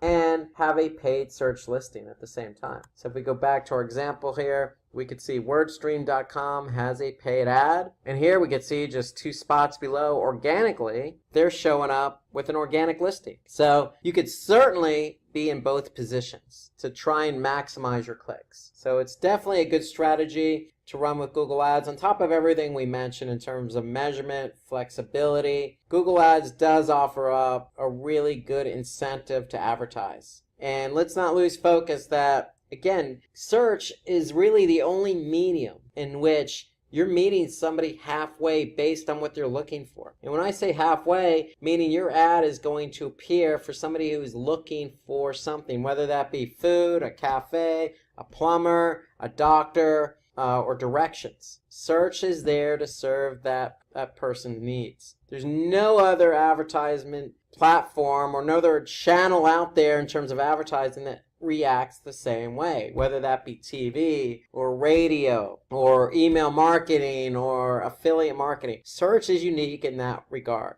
So search engine results pages are the pages that are displayed by search engines in response to an ad. So that's SERP. And so you could certainly, be listed in the SERPs, or also known as organic search. But the great thing is Google Ads is there to help you get your brand or product in front of that user looking for a specific need or service. So let's shift focus now and talk about the various formats in Google Ads. On Google Search, we have text ads. So text ads are the only ad format on Google Search. And so here you can see in this example, you have a headline. So not only do you have one headline, you have 3 headlines in one ad. So JBL headphones, 1 headline. Wide range of headphones, 2nd headline. Amazon.in, 3rd headline. So you have 3 headlines. And the great thing about Google Ads, with its text format is that you can have up to 2 descriptions of 90 characters. So the headlines are up to 30 characters, the descriptions are up to 90 characters. And so you can really write some specific information about your ad, about your product, about your service. Okay, and the ad is also going to contain what we call ad extensions. So here you can see shop by category, in-ear headphones, on-ear headphones. Those are all site link extensions, meaning they're going to link to something on your website. And so the purpose of the extension is to help get the click. So the reason why you're running Google Ads is to get the click. You want to generate the click. You want to get that traffic to your website. So by writing 3 headlines and writing 2 description lines and adding extensions to your ad, all help you get that click. Yes, you're going to pay Google for the click, but that's the whole purpose, is to generate the click from search.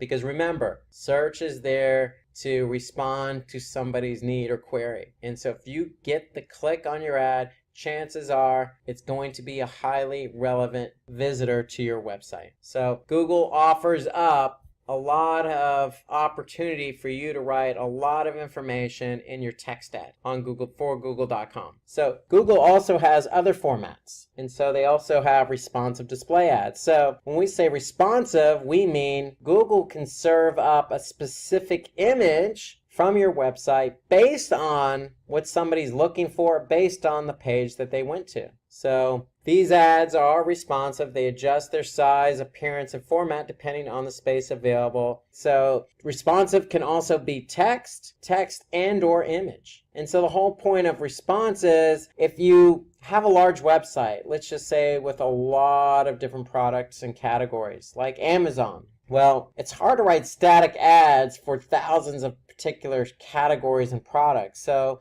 why not let Google do the heavy lifting? Why not let Google serve up the images and ads based on what somebody looked at on your website? And so that's the whole idea behind responsive ads, is it allows Google to, show the particular ad that's most relevant to that user. So it's really a great option when you're advertising on Google. You have image ads as well. So image ads are, as we mentioned, part of responsive, or they can just be static. And so here you can see an example from Slack. Okay, you can see just an image ad. But the great thing about image ads is you have a lot of different size options. So 468 by 60, 250 by 250, 160 by 600, all these are pixel sizes. So you have a lot of different size variations when you run image ads. Okay, so you don't have to run a small image ad, let's just say in comparison to Facebook, where you have a thumbnail, okay, and one size for a particular image ad on Facebook. Versus Google, you have multiple sizes that you can choose from in terms of running image ads. So image ads are really a great option if you're going to advertise on Google. Okay, you also have app promotional ads. These ads are used to drive app downloads and engagement. So here you can see an example for Uber. So that's another option too if you have an app and you really want to drive engagement for that app. And then you also have video. So Google owns YouTube. So you can run advertisements, video advertisements on YouTube. So they could be standalone or they can be inserted into other streaming video content as, say, a pre-roll. Meaning people are going to look at your ad before actually watching the actual video they went to YouTube for. So you have a lot of different options with video advertisements on YouTube. So the other ad format you have on Google are shopping ads. And shopping ads are really a great way to get your product in front of the right user. So if somebody's looking for shoes or running shoes, it's an opportunity for you to run shopping ads so you could put that particular shoe with the description, with the price, with your brand name in front of that user. And so with a cost per click model, if a user clicks on your shopping ad, then chances are they're probably going to convert because they could see the product, they could see the price, they could see the product name, they could see the brand. And so it's an opportunity for you to really drive high quality traffic to your site with the opportunity to convert somebody at a very high rate. So shopping ads are really good because it prevents unwanted clicks. If somebody clicks on that ad, they're definitely interested. So let's take a look on search to see how that looks. So if I go to Google search and I just type in running shoes, so my search results are going to list not only some paid ads, but a lot of different options on shopping ads. So here I could certainly scroll around and see all the different brand names. I could see the price point. If I hover over it, I can actually see, some other information about it, like reviews, return policy. So if I actually click on this ad, chances are I'm going to buy it. Otherwise, why would I click on the ad as an end user? And so that's the great thing about shopping ads. It gives you, the advertiser, an opportunity to really get your products in front of people who are looking for your product or service. And given that you're listing the price, if they like the price and they click on your ad, they're probably going to go ahead and follow through with the conversion. So it doesn't necessarily have to be running shoes. It could be anything that you have to offer a user. So running shopping ads on Google is a good strategy if you have products. Okay, so you can showcase these shopping ads on Google search by certainly really giving Google access to your product inventory, connecting in some reviews, connecting in some information, connecting in the pricing points, and voila. It's really fairly easily to set up Google shopping ads within Google search. And the great thing about shopping ads is it also appears under images and also appears under shopping. So if I'm on Google search, I can go to shopping or I can go to images and I'll see those same image ads show up here at the top, and I will certainly see those under shopping as well. So shopping ads allow you to really showcase your products on Google search to those looking for that particular product. So it's really a great option with Google. You also have call ads. So when we say call ads, really call only ads are great for mobile. So when you run advertisements on Google, if you have a phone number associated with your business, you can certainly add that phone number to the ad. So if somebody's searching on their mobile device and your ad is displayed along with your number, if they click on your number, they're actually going to call your business, and Google can track that. They can track how many people click on your number and even turn that into a conversion for you. So if you have a phone number associated with your business, it's wise to go ahead and set up what we call a call extension as part of the ad, because if somebody sees that ad with that phone number on mobile, it allows them to easily just click on the number and call your business. And so Google can track calls as well. So keep that in mind if you have a phone number and you want to associate that phone number with an ad. Okay, so let's move over to where is Google showing your ads. I showed you an example of Google search. So we looked at text ads, we looked at shopping ads on Google Search Network. So Google Search Network really allows you to advertise on Google search. So with Google search, if I go back to Google search and I go to all, I typed in running shoes. Okay, here I can see shopping ads. Here I can see a couple of text ads. So you have the opportunity, if you're running only text ads, to show at the top, and if you're not at the top, then Google will place you at the bottom. So it really depends on the keyword that somebody's querying in Google search. So it really depends on how many people are advertising. And so what Google does, if I didn't have any shopping ads here, Google will list a maximum of 4 text ads at the top. And at the bottom, any other ads that weren't shown at the top will get placed at the bottom. So ideally, if you're running text ads on Google, you want to make sure you're always at the top. And I would say between positions 1 and 3. You always want to make sure you're at the top. Okay, so you can certainly measure that. Remember, Google has measured performance. So you can measure everything about your ad. So if you're going to advertise on Google with a text ad, you want to make sure you're always at the top. So let's have a look at the different types of search networks that Google Ads is affiliated with. So the first is Google Search. Okay, so let's focus on Google Search. And so basically when we say Google Search or search sites, we really mean google.com or all Google search engines for that matter. So if you want to advertise to a mass audience, you want to probably start with google.com because, again, millions of people use it on a daily basis. And so if you're advertising on google.com, your ads will appear basically below or above the search results on a Google search. So if somebody searches for something, depending on the search query, they're going to see results. Now, depending on the device, also, so they could be on mobile or on desktop, they could see sponsored ads or paid ads, they could see local listings, and they could see organic search results. So for example, this is what an ad would look like. So let me show you what that looks like on Google search. So if we go, for example, to google.com and type in the keyword classes on digital marketing, we could see some search ads here. These ads appear above some featured snippets and the organic search results. Okay, so depending on a lot of different factors. Again, I've mentioned this throughout the webinar. There are a lot of factors in showing up in the top position, second position, third position, and so forth. Okay, if I scroll all the way to the bottom, you may even see ads down here, depending on how many people are actually bidding on the keyword phrase, classes on digital marketing. So we could see Simplilearn here in the second position. Why? Because again, I can see the logo ad here. Okay, so I can see Simplilearn using 3 headlines. I can see Simplilearn using their 2 description lines here. And I could see Simplilearn using some other extensions with the ad. Now, all of this is geared towards getting the click. So when you're on Google search, the whole idea is somebody's looking for something, you're offering that up. And so it doesn't even matter if you're in the top position. Ideally, you want to be in these top 3 positions in order to get the click.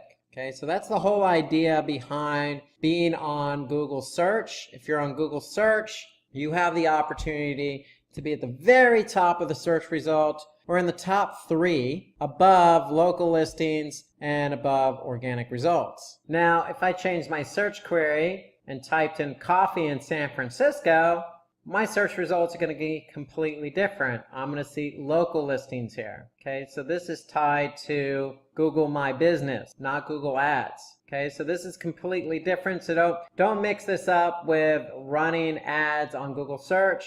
So Google My Business is tied to local listings or Google Maps. And again, with desktop, which is what I'm showing you the search result on, you're going to see likely Google local listings above organic results. Okay, and if I go back to my previous query of classes on digital marketing, I'm going to be able to see paid search results above local and organic listings. So in other words, if you're running ads, ads are going to trump any other type of result on Google search if you can be in positions 1 through 3. Now, in addition to google.com, Google also has something called Google Search Partners. So if you set up an account and you set up a campaign in Google Ads, you have the option to choose Google Search as your network. And then as an alternative or an additional option, you can advertise on Google Search Partners sites. And so some of their search partners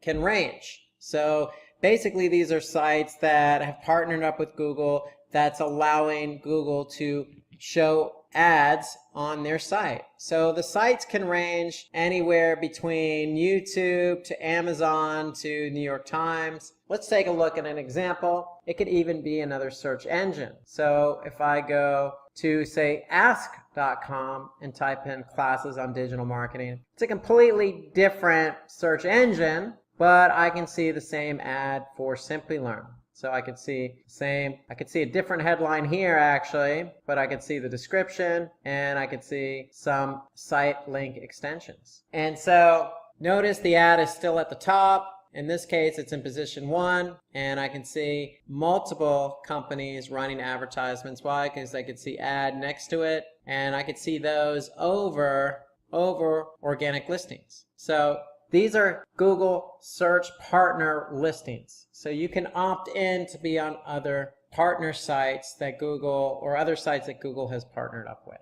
So you have options outside of Google search, and that option is the display network. So the display network allows you to advertise elsewhere, which is outside of Google search. And if you're going to advertise on Google's display network, you have more ad formats available to you, including image and including video. For example, your ad can be found on a specific website. If you choose to advertise on the NewYorkTimes.com or WebMD or Marriott.com, you could certainly do that. Okay, you just need to tell Google, hey, this is the site I want to advertise on. So some of the advantages of being on the display network. So if you don't want to advertise on Google search, okay, google.com, you can certainly go to display, and on the display, if you're running display ads or even video ads, you're going to grab the attention of potential customers because of the format of the ad. Okay, so putting your ads in front of people early on in the buying cycle can have a very positive effect. So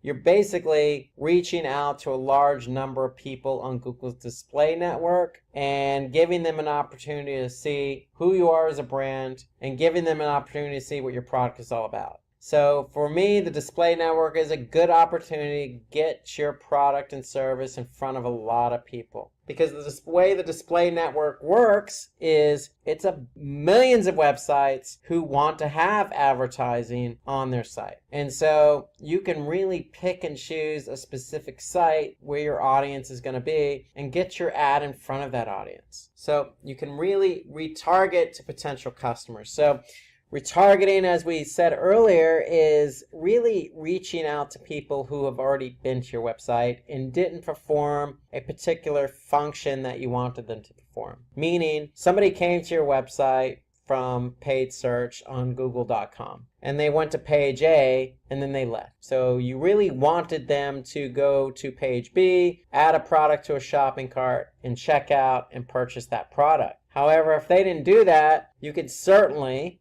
run ads knowing that they've been to page A and page B. And you can offer up that specific ad to that person who's been to your website. And so that's what retargeting really is all about, and you can retarget on Google's display network. So remarketing your product to people who previously visited your website or even your app allows you to really get your ad in front of a qualified audience. And so you could take advantage of analytics. So Google's ads has all the information you need. So let's actually take a look at some of these options in Google Ads for the display network. So if I actually go to Google Ads and I actually go to display campaigns, I can see I have a lot of different options available to me. So if I click on keywords, for example, okay, I can choose keywords for my display campaign. So what Google does, if you choose keywords, basically what they're doing is they're going to contextually place your ad based on the keyword. Okay, so that's an option for you. If you're not sure what websites to be on with the display network, you can certainly just add keywords, and based on those keywords, Google will place your ad on websites that they deem relevant to the keywords you choose. So you can also choose demographics. So on the display network, you can say, hey, Google, I only want to advertise to say 18 to 24-year-olds or 25 to 34-year-olds. And so based on that, Google is going to place your ads on websites related to that age demographic you're interested in.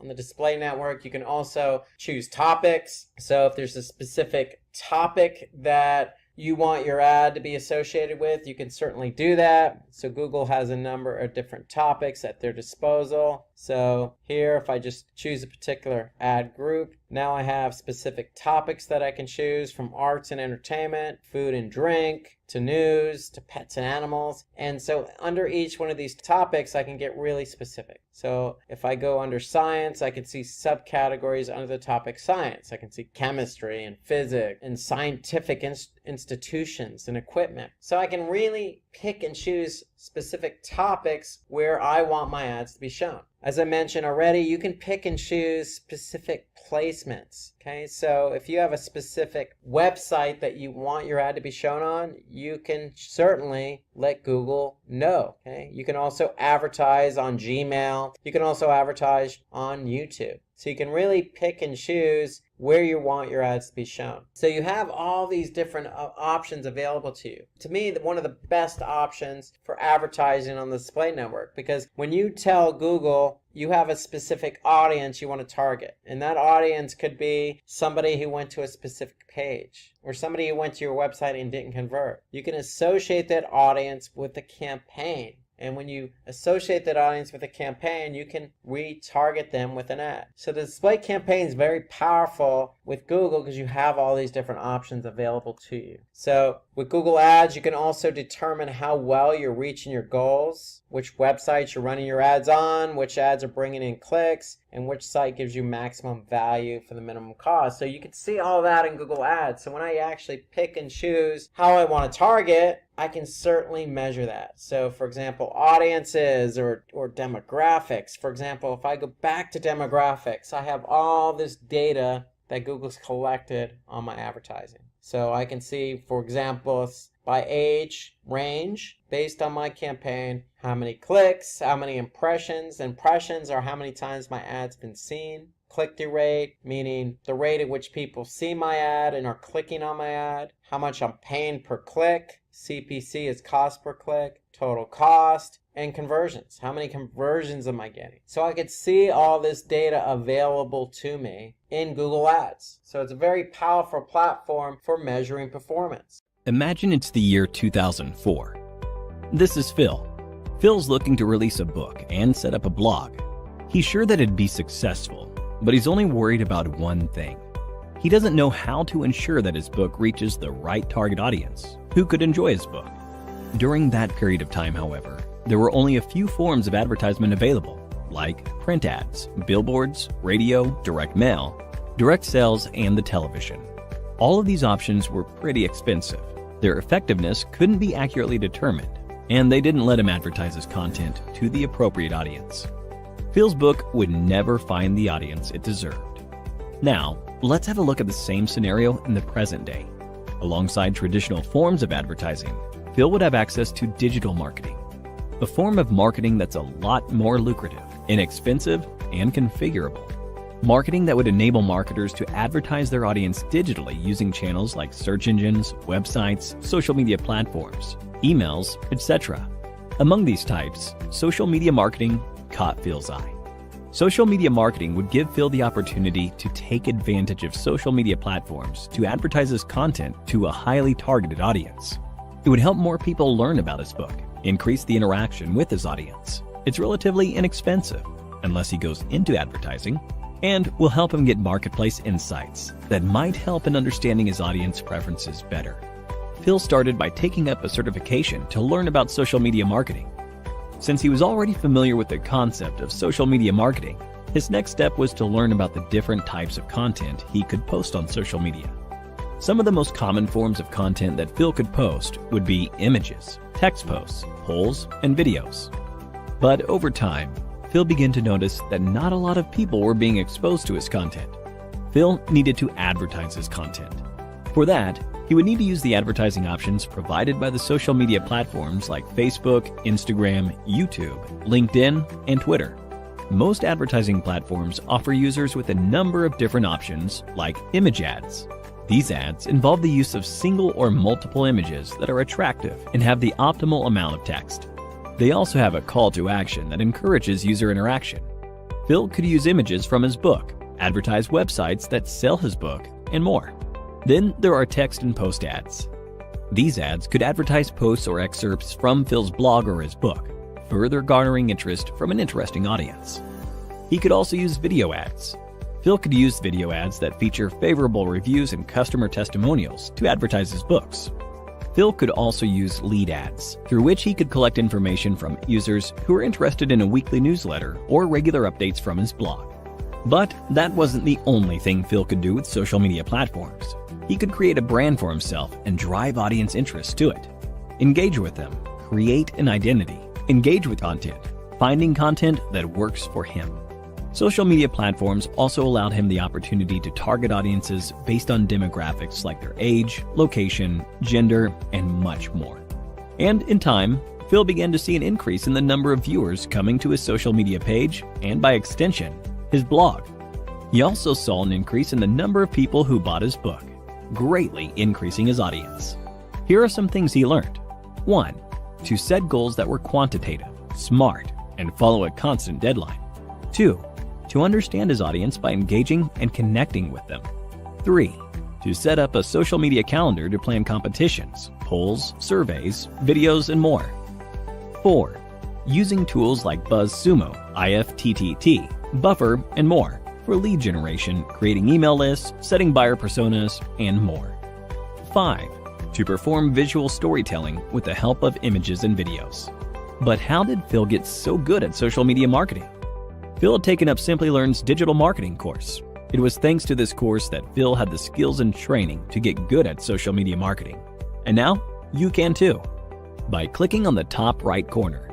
And with that, we've given you an introduction to all the major concepts of social media marketing. The world we live in now, it's a highly digital place, but that wasn't always the case until a few years ago. So if we rewind, letting people know about your products was a little harder then. So even if you go back, say 5 or 10 years, promoting your products wasn't as easy as it is today. I mean, people had to resort to, good old-fashioned newspapers, putting in an ad, or those big, thick books called the Yellow Pages that usually sat in your closet and weighed a ton. I mean, those were the ways to get your product and message out there. A lot of advertising in those Yellow Pages. Then you have billboards, driving down the highway, you see that billboard on the side of the road, you wonder, who are those people that are actually advertising this stuff? Of course, you have television that's been around for decades. A good source of advertising, but costly. And then fax ads. Uncommonly known way to advertise. By the way, who has faxes now? But people did advertise via fax just a few decades ago. So these were all the ways in which people had to get their product and service out there. It seems like so archaic looking at it now, but back then,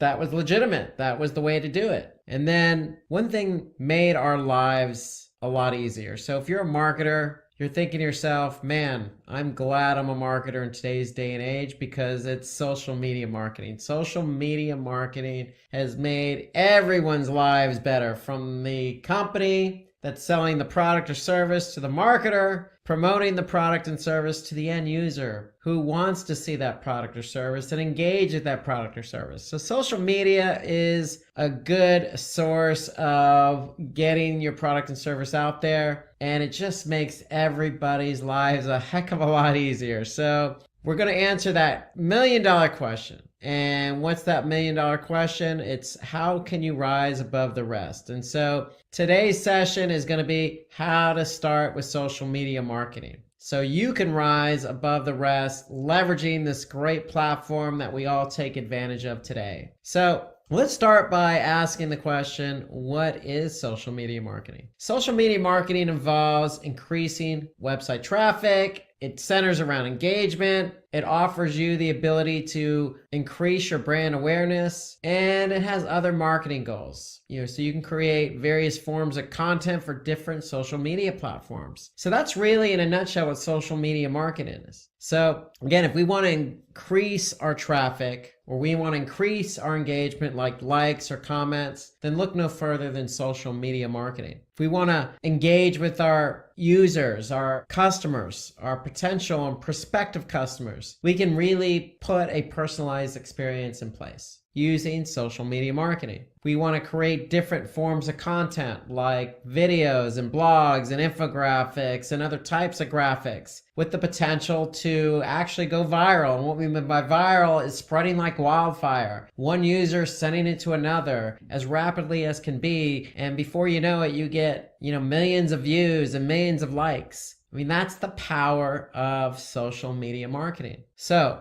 why do we want to do social media marketing? And I think we just answered some of those questions, but let's dig a little bit deeper. We mentioned in our definition of social media marketing that we have the opportunity to really build our brand awareness. And that is no more truthful than with social media marketing. More so than any other digital marketing channel, social media marketing allows us to really put our brand in a good light, in a good position in front of the right eyeballs. So it allows us to really improve our brand by pushing out the appropriate content in front of the appropriate people. Social media is a great channel for that. We can look to conversion rates. So if we are pushing a product and service in front of the right eyeballs, and we are building up a funnel of prospective customers who then turn into customers, who then turn into loyal customers, who then turn into lifetime customers. We can see at every step in the process that our conversion rates may increase. We can certainly leverage social media marketing for SEO, for search engine rankings. It's about off-page SEO. It's about posting content on social media platforms to build up some link juice. Okay, so there is some inherent benefits to working SEO and social media side by side. It's cost effective. Well, if you're posting content on Twitter or Facebook, it doesn't cost you anything. It just takes a little bit of time and creativity. Now, if you want to go ahead and do some advertising on these platforms, yes, it's going to cost you, but you'd be surprised. It's not going to be as costly as, say, other search platforms like, say, Google or Bing, where you're actually paying for keywords and paying per click for those keywords. So social media marketing can be very cost effective. And then increase top funnel traffic. So it goes all the way back to brand experience and brand awareness. If you're putting yourself in position to get seen by your target audience, okay, your target audience goes from seeing your brand for the first time to getting to know your brand a little bit more, to maybe buying a product or service from your brand, then returning to buy another product and service, and then continuing to buy that product or service. I mean, that's increasing the top funnel traffic, and not just the traffic, but the conversions. So at every step in the process, social media allows you to build that funnel, depending on where somebody is, whether they're seeing your brand for the first time or actually returning to purchase the product or service again. So that's the inherent benefit. These are the inherent benefits of social media marketing. Today, we are going to talk about all the different ads that Facebook has to offer. So introduced back in 2007, the Facebook ads platform has grown tremendously over the last few years. Almost $4 billion of revenue in 1 year. So what does that mean? That means there's a lot of advertisers. Why is there a lot of advertisers? Because a lot of people use Facebook. It's a popular platform. So not only is it popular, but it's popular with advertisers because if you're advertising on Facebook, you have the opportunity to share your product and your brand with users who you think are going to buy your product or associate with your brand. And on Facebook, you can do that a number of different ways, specifically in somebody's newsfeed. And specifically that person's newsfeed that again is potentially interested in your brand, your product. So there's a lot of ways to advertise and a lot of reasons why you want to advertise. So I just mentioned one of the reasons. Hey, it's an opportunity for you to reach out to people who are targeted, who are specific to your product and your brand.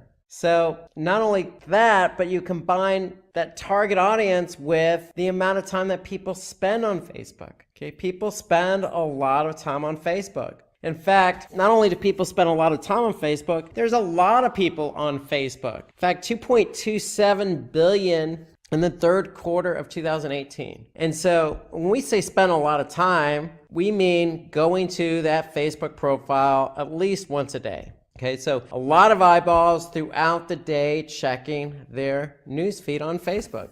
Facebook also enables you, the advertiser, to find the perfect audience. And so that's the great combination. A lot of people on Facebook and targeted audience. So it's a platform that allows you to put your product in front of people based on specific interest, specific demographics, specific location. So you're really putting your product out in front of the right people at the right time. And so the other positive and pro about Facebook is it's lesser spend, greater reach. And what do we mean by that? Well, traditionally, Facebook is a little bit cheaper than other online advertising models. It is definitely a lot cheaper than your traditional advertising models. And Facebook has been known to have good return on investment because it's cost a little bit less than other advertising models and other advertising platforms. So that's the other benefit to being on Facebook. So if you're into building a brand, you want to be on Facebook. Why? Because it helps you increase your brand awareness. It's going to help you allow users to know what your brand is all about. Because remember, you're putting your brand in front of like-minded people, or people you think that are going to associate with your brand, that are going to associate with your product. So you put your brand out there, you incorporate your advertisement in somebody's newsfeed, it's going to add value. It's going to establish trust and credibility, especially if that person's friend is associated with that brand. So instant credibility if friends and family members of a person on Facebook are associated with your brand. So it has the opportunity to really lend a lot of credence to somebody who is on Facebook, active on Facebook, and is your targeted demographic. And the great thing about Facebook is it also has other features, other advertising features such as retargeting. So you could target people who've already expressed an interest in your service or product. But if they didn't go through the conversion process, meaning they didn't go all the way through and buy your product, you can certainly reach out to them again. Just like your traditional retargeting options on, say, Google or some other advertising platform, Facebook works the same way. We want to be able to reach out to people who aren't fully committed at the point in time, but we can reach out to them at another point in time. And so Facebook's advertising platform allows us to do that. So it's a great feature that we could take advantage of that we'll talk about more throughout this session. And then it helps increase revenue, sales, and leads. And that's primarily what most advertisers are after. More revenue, more sales, more leads. So Facebook allows us to educate our audience, again, a target audience, about a specific product we have to offer. So the more our audience knows about our product, especially if their friends and family members and colleagues are using the product, then the more likely they're going to purchase. So if you go back to the other feature, higher revenue, less spend, this is the primary reason. Because you have a chance to influence somebody who's very targeted, who's very active on the platform, and who may have like-minded people in their life associating with your brand and product. So it's a perfect combination for advertising. Perfect combination. And so today we're going to talk about all the different types of Facebook ads. And we're going to start out with the single image ad. And the single image ad are just single image advertisements that have an optional text on top and a link description that links to the website. So single image ads are probably the most popular. You can see them on probably your own Facebook feed if you look. So in fact, I'll just jump over to my Facebook feed right now. And if I go there, what do I see? I see a single image ad here, and it's from Shopify Partners. So become a Shopify partner to add e-commerce to your list of qualifications. So Shopify must be, a brand that is trying to woo my business. Okay, so they know that somebody that I'm associated with, or maybe I fit their demographic, so they're targeting my newsfeed with a single image ad. So that's what a single image ad looks like. It's simply just one single image with some description. And the great thing about this single image, if you haven't noticed, is the pixels are pretty large. It's 1200 by 628, so it kind of stands out a little bit. It's not your traditional thumbnail. It really pops when you look at the newsfeed. So again, if I go back to my newsfeed here, you can see it just really stands out within the newsfeed. So I can't miss it. If I'm a targeted part of their targeted audience, it's hard for me to, not see this ad interact in some way, especially, again, if I know somebody in my network on Facebook, or either that be a friend or family member, is associated with that product. Okay, in addition to the single image ads, Facebook also has multi-product ads, or also known as carousel ads. And so what the carousel ads do is allow you, in carousel form, allow you to rotate different ads with different messaging and different call to action. And so here you can see Simplilearn has an example of a carousel ad where they're showcasing their different courses. So this allows users to view a range of all your different products and services. If you have multiple products and services to offer, then the carousel ads would be a good option for you. So in addition to the carousel ads and single image ads, it gets a little bit more sophisticated in terms of technology where Facebook allows us to offer up video ads. And so video ads are interactive. It's a good way to really showcase your product, your brand, your service. And the great thing about the video ads is they can go from just a few seconds all the way up to 2 minutes, or all the way up to 120 minutes. And so you can really put a lot of time and effort into the video ads to really put your brand out there. And so the one thing about video is it is interactive. Most people engage with video, and they tend to get about 10 to 30% more views than other forms of ads. So the video ads are really a popular way for you as an advertiser to put your brand or product out there. So you can put your brand and product out there in not just a few seconds, but really tell a nice complete story to get the engagement, to get the person to take the action you want them to do. So that's why video ads have become very popular, because they tend to get more engagement, more interaction than your traditional single image ad or say your carousel ad. So Facebook also allows us to advertise something called lead ads. And what lead ads allow us to do is obtain user details.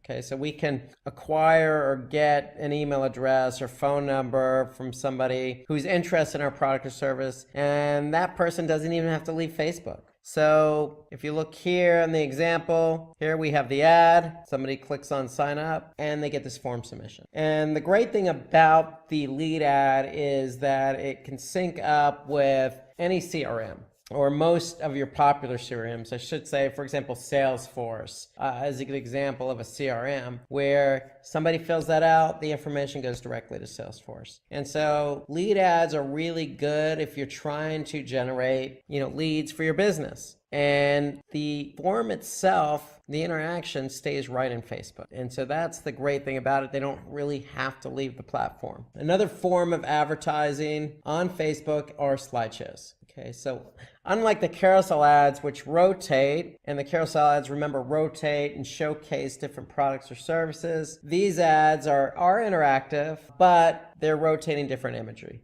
So it allows you to really put your best images out there with a really strong call to action, just like you see here with the Simplilearn example. Okay, so they're showcasing, their different classes, and then they have the Get Started Today call to action to really punctuate the slideshow ad. So what's interesting is you can really gauge a person's interest by throwing different products or images out there. You can really immerse a user's experience here by showing different images. And then the last type of ad on Facebook is called a collection ad. And so these ads combine basically your video, your slideshow, or your product images taken from your product catalog. Okay, so if you're an advertiser who wants to advertise several products at once, then this could be a great option for you, the collection ad. So here you could see the Simplilearn example. Here they're showing, not only, some good slideshows and imagery with some good messaging below that. Instagram is a social media platform that needs no introduction. With nearly 1 billion monthly active users and 500 million daily active users, Instagram is a platform rife with marketing potential.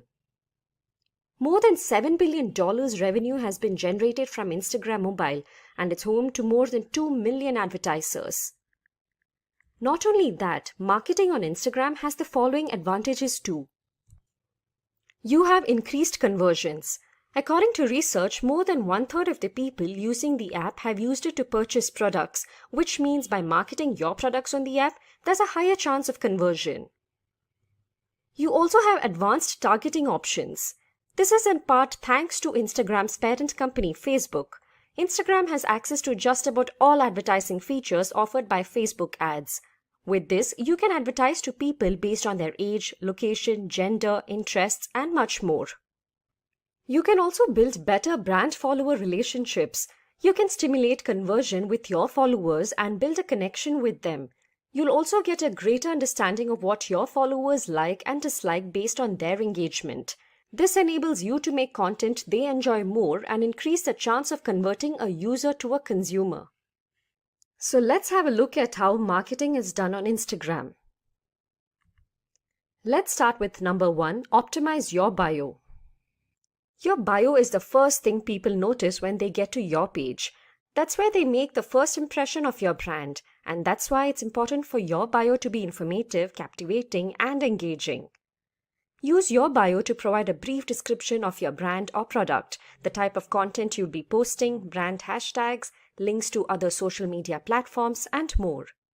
Your bio should also include a URL to where you want to drive traffic to, be it your brand's website or a page for a particular product.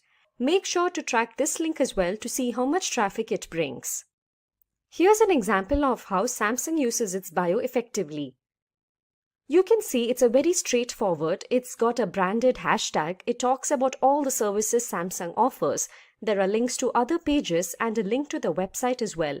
It's to the point and covers everything you need to know about it. Next up at number 2, we have create a content calendar. Now, if you ask anyone who works with social media, one of the most important things they'll tell you is to have a content calendar. A content calendar enables you to keep track of your posts.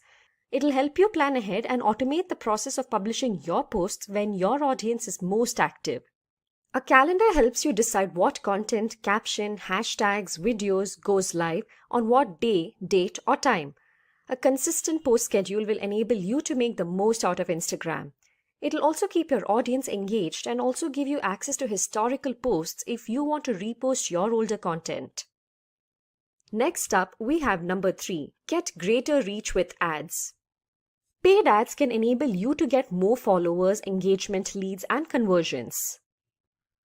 The caveat here being that you'll need to pay for it too. The ad options are pretty similar to what you have on Facebook, like audience segmentation based on likes, interactions, buying habits, and more.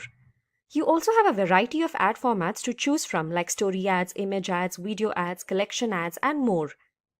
Moreover, they can also be set up from Facebook Ads Manager. Here's an example from an ad from Body Shop, in which they're using a single image ad. The advertising works because of its interesting, creative, and attractive ad copy that attracts the customer to interact with the post and click on the link. Let's go to number 4. Have a visually consistent feed. Instagram is a platform in which people gravitate towards aesthetically pleasing content.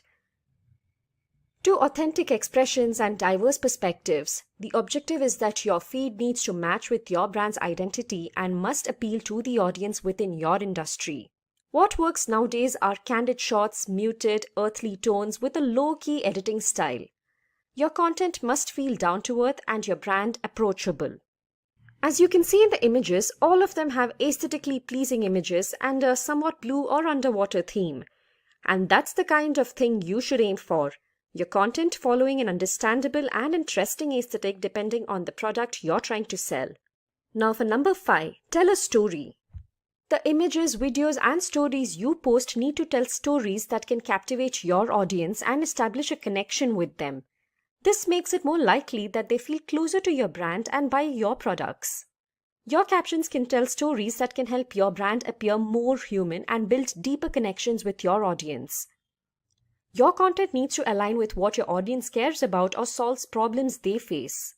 Here's an example of how the page Patagonia talks about forests in America. Each of their posts tells stories about a different issue that affects nature. Their brand on Instagram revolves around bringing awareness to such issues. That's the kind of stories you should tell with your brand. Next up, number 6. Use the right hashtags. Using the right hashtags can make the difference between your post showing up on the Explore tab for everyone to see and it getting lost in the sea of content. Your hashtags shouldn't be too generic like #NewYear or #style since they'll have too much competition. Instead, mix up trending and industry-specific keywords to connect with your followers. Research on successful hashtags and limit yourself to less than 7 in each post. The more the hashtags in your post, the more likely it seems spammy, untargeted, and unprofessional. Find out what and how many hashtags your competitors use and how you can do something similar. You could also create a hashtag for your brand. These need to be short, easily memorable, and involve your brand name in some way. Let's now go to number 7. Take advantage of UGC. UGC or user-generated content gives your followers to further involve themselves with your brand. UGC also by them as well. Regardless of the field your brand belongs to, UGC can be used to convert followers into advocates of your brand. Here's an example of how Starbucks uses user-generated content and takes advantages of their audience to advertise their products. In this post here, they are attracting customers with an image of happy children dressed in products sold at Starbucks. The post posted by another user would be appreciated by the audience and improve brand loyalty. Next up, number 8. Take advantage of video ads. Most Instagrammers state that users have visited websites, searched, or told a friend after being influenced by posts. Even though photo ads are still the more popular form of advertising, video advertisements aren't too far behind. There are 3 key video formats when it comes to Instagram ads. Single video ads that can create 60-second ads, carousels are a combination of images and videos, and Instagram stories that enable you to combine images and videos to create visually attractive ads. Here's an example of the brand Pizza 73 using story ads to advertise their pizzas. It's successful because you're showing off the product they are advertising with well-shot videos and captions. Now for number 9, partner up with influencers. Connecting with influencers will enable you to connect with thought leaders within the industry and enable you to show off your brand to a larger audience. By connecting with them, your brand will have greater authenticity and authority. Influencers need to be given new tools, resources, and guidance to carry out their role effectively and to work together as partners. Micro-influencers are also considered to be more affordable and they have a closer connection with their audience. Here we can see how Ralph Lauren have collaborated with an influencer to advertise their products. The influencer is showing off the latest Ralph Lauren has to offer. This encourages his interested followers to check out the page and buy something for themselves. Next, for number 10, host contests and giveaways. Contests enable your audience to engage with your brand with 3.5 times more likes and 64 times the comments. You can give away a product or a service which enables you to boost engagement and brand awareness. Contests and giveaways need to be planned, brands need to be partnered with, contest rules need to be identified, posts need to be created, and much more. Monitoring the contest and then running it is also really important. You would need to track your contest performance and promote the results on other social media platforms as well. Here's an example of a contest run by Domino's Pizza which encourages people to contribute their own short stories and connect better with the brand. Number 11. Take advantage of stories and IGTV. Stories enable you to create a combination of photos and videos that disappear after 24 hours. Stories can greatly influence your reach and engagement rates, even giving your story the chance to show up in the Explore section. It can also help make your brand seem more approachable and authentic. Adding links to the Instagram stories can also help with driving traffic to your website. IGTV, on the other hand, although now seemingly on the decline, still has a few advantages to offer to the savvy marketer. IGTV provides you a unique, mobile-friendly layout that serves as an evergreen content very well, like featurettes and interviews. Another new tool they have introduced is Instagram Reels, Instagram's answer to TikTok. Instagram released Reels through which users would be able to upload 15-second clips, and since it released very recently, it's rife with marketing potential. Finally, we have number 12, Track and Learn. Identify effective hashtags, visual styles, and the best times to post. Doing this, you can develop the best practices for your brand. Social listening and analytics will help you fine-tune your marketing strategy and increase Instagram engagement. Instagram How-To section. Instagram is one of the fastest growing social media networks. Its appealing format and functionality have driven people and businesses away from traditional networks like Facebook. Video content is the most popular content type on Instagram, so it's obvious that we need to dedicate one lesson to how to create, optimize and promote your video posts on Instagram. We will start this lesson with showing you how to make great Instagram videos and talk about the different types of videos for Instagram. And we will then demo you how to use the various video capturing and editing tools you will find in the Instagram app. We will close this lesson with how businesses can use Instagram and how you can make money with it. Instagram has extensive features to create and promote videos, particularly with the growing appetite in using Instagram stories. Video is the most important content form on Instagram. It is important though to make sure that before you start creating your video, you have a good idea of what you want to achieve with it. Is it to create awareness, to generate leads, or are you answering questions that clients may have? Utilize the video editing features that Instagram has, or use some external apps if you want to go beyond what Instagram has to offer. There are enough tools for you to make your Instagram video a visual feast, as you can only create that on Instagram. Shooting and editing a great video. Video is now the most shared content type on Instagram. Where in the early days Instagram video was only 15 seconds long, nowadays you can upload 60-second videos and turn multiple videos from your camera roll into one video clip.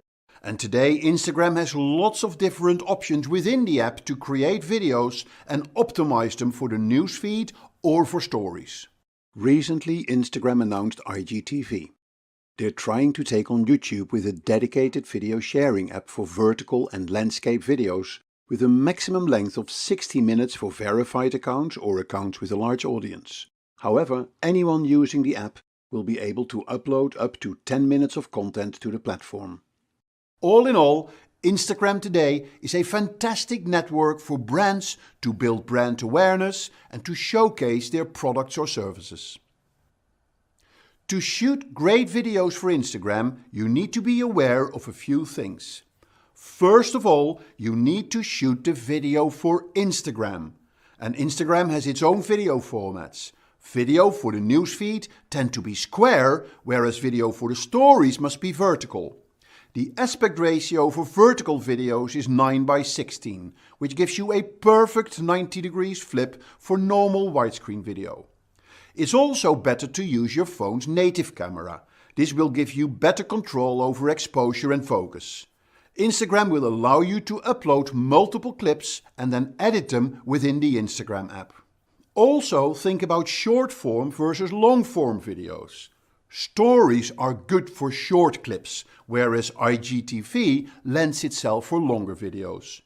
Short videos are great for explaining things that can be chopped up in steps like recipes or how-to videos.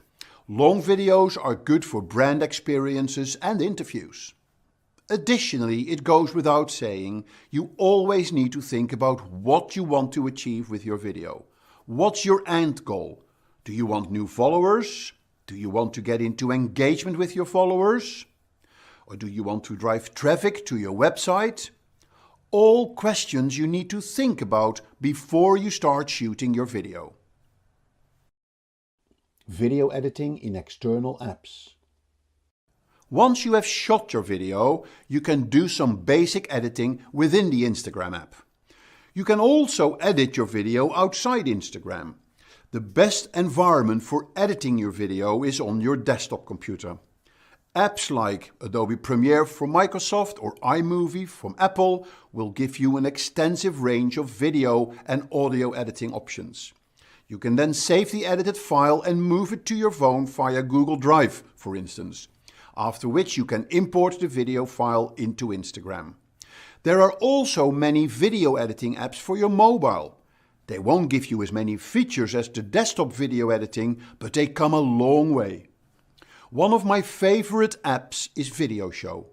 What I like about VideoShow is that it has a wide range of templates you can use as a format for your edited video. It also comes with an extensive song and music library. Video categories. So what type of video would work best on Instagram? Instagram lends itself for what we call snackable videos. A snackable video is short, compelling and entertaining. And they are designed to drive the viewer to some sort of action, like driving them to a landing page or to a fill-in form. Here are some examples of topics for your next Instagram video. It can feature your product features to show your followers what product you carry and why those products are unique. You can show your product in action. This is great for breaking up the monotony of staged product features. You can also give a sneak preview. In these type of videos, you announce news with a teaser, which gives your followers a sneak peek of what is to come. Behind the scene videos work very well on Instagram. They are great for building a more personal relationship with your audience. Think of office tours, staff introductions, a day in the life of. Tutorials will show your fans how to use your product. And finally, video series. They are great for building a community and for engaging with them. Once your community has seen an episode and they like it, they may want to come back for more. Video types. Besides different topics for your videos, you can also think about different formats for your videos. Looping videos can be created within the Instagram app. Looping videos start automatically from the beginning after the clip finishes. They can be very creative and work well to showcase movable product features.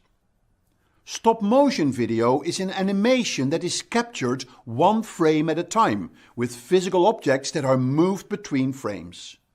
When you play back the sequence of images rapidly, it creates the illusion of movement. Both iOS and Android have lots of apps to create stop motion video. In a time-lapse video, you capture lots of photos of a scene over a period of time. These images are then put together to create a seamless sped-up video. Time-lapse videos work very well to show how something is built or made. And finally, hyperlapse videos. These are videos that allow you to squeeze several minutes of film into the 1 minute maximum set by Instagram. They are a bit like time-lapse videos, but the camera is moving. These videos are great to show behind-the-scene footage. How to use Instagram video options.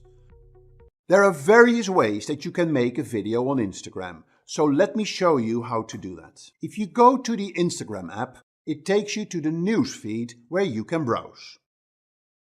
To make a quick video, you just click on the plus button, and that takes you to this shot of my phone, for instance.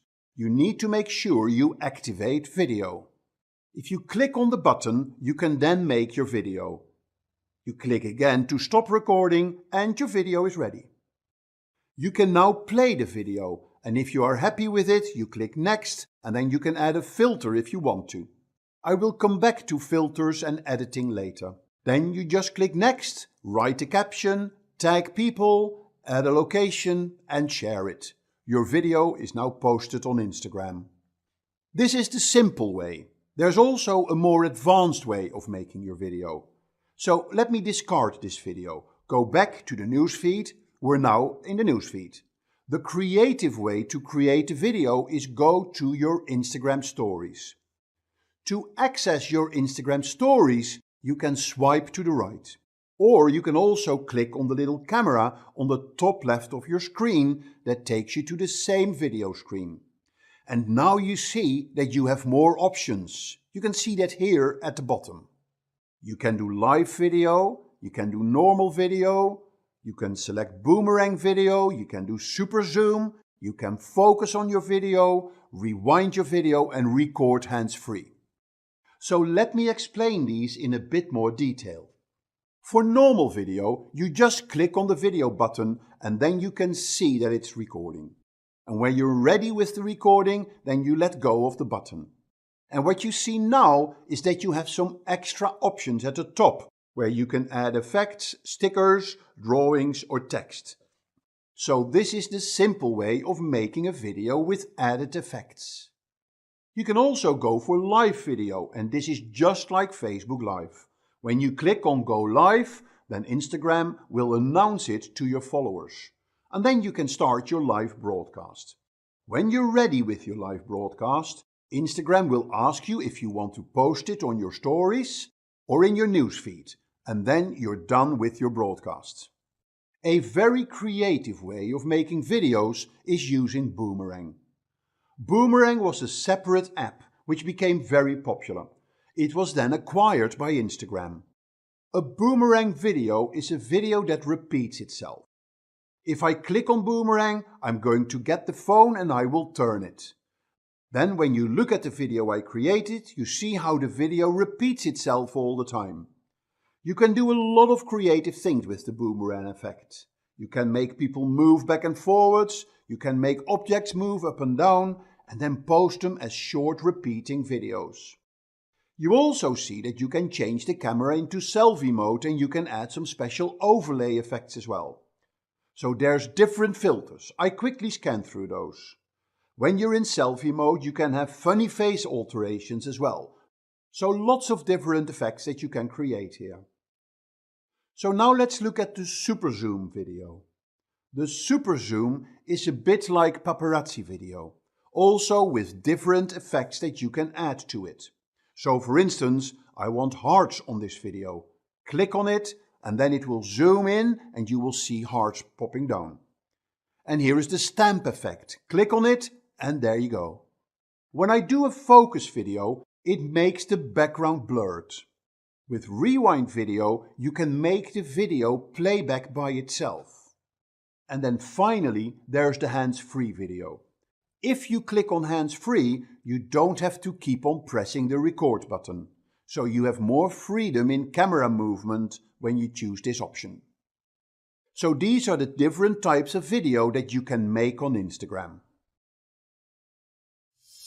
How to use Instagram video options and filters. To show you how the effects work on Instagram, I can go to Instagram and then into the story creation mode. And here I can just make a normal video.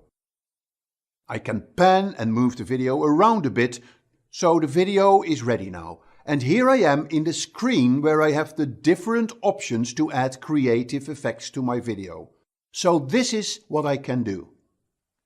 First, I can download the video on my phone by clicking the downward arrow. I can then get different effects. I can add stickers. I can play without sound. I can draw on the screen and I can add text. There are many different options. And when you click on the effect button at the bottom, you see the effects that you can add to your video.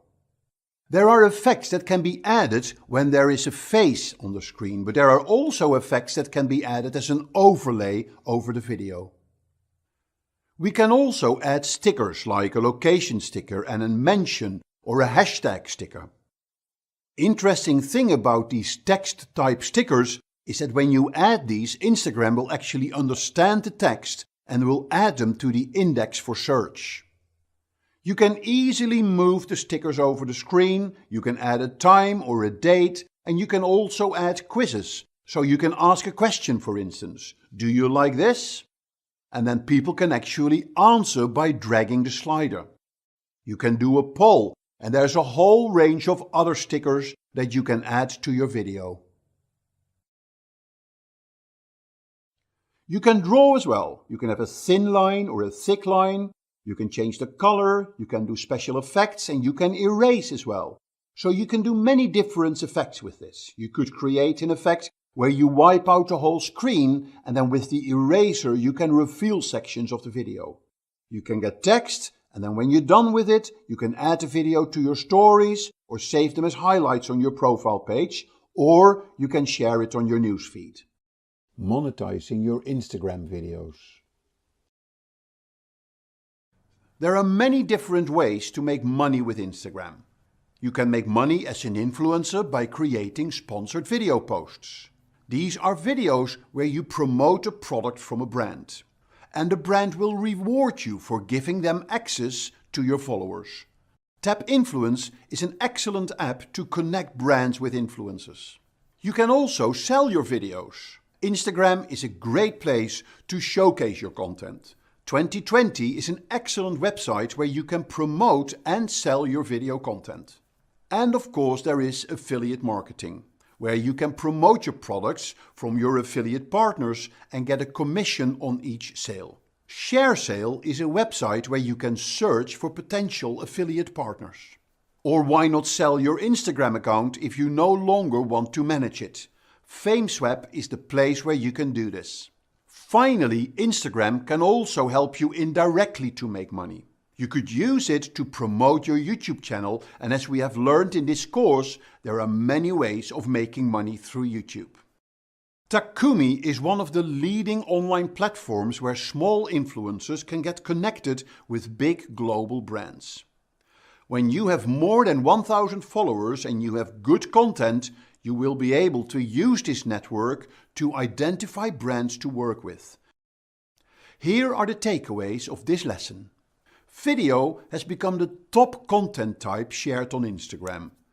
And today Instagram has a whole range of options to create and optimize your videos for the newsfeed and for the stories.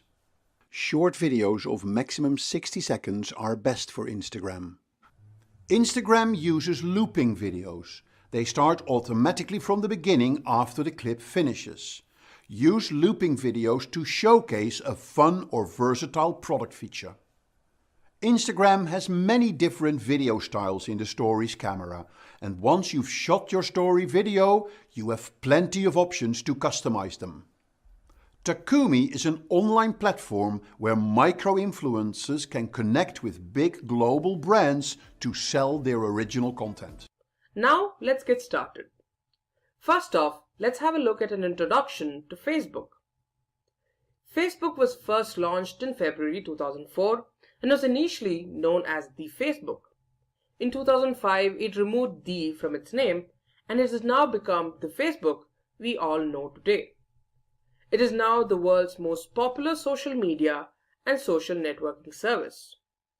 Next, let's have a look at Instagram. It was launched in 2010 for iOS and then in 2012 for Android by Kevin Systrom and Mike Krieger. Instagram has now evolved to become one of the fastest growing social media platforms in the world. In April 2012, thanks to its popularity, it was acquired by Facebook for approximately $1 billion in cash and stock. Now let's compare some stats between Facebook and Instagram. First, let's have a look at the worldwide stats. First off, Facebook. Like I mentioned earlier, Facebook is the largest social media platform in the world. Reaching almost 60.6% of the internet, it has 2.5 billion monthly active users and approximately 1.6 billion active users.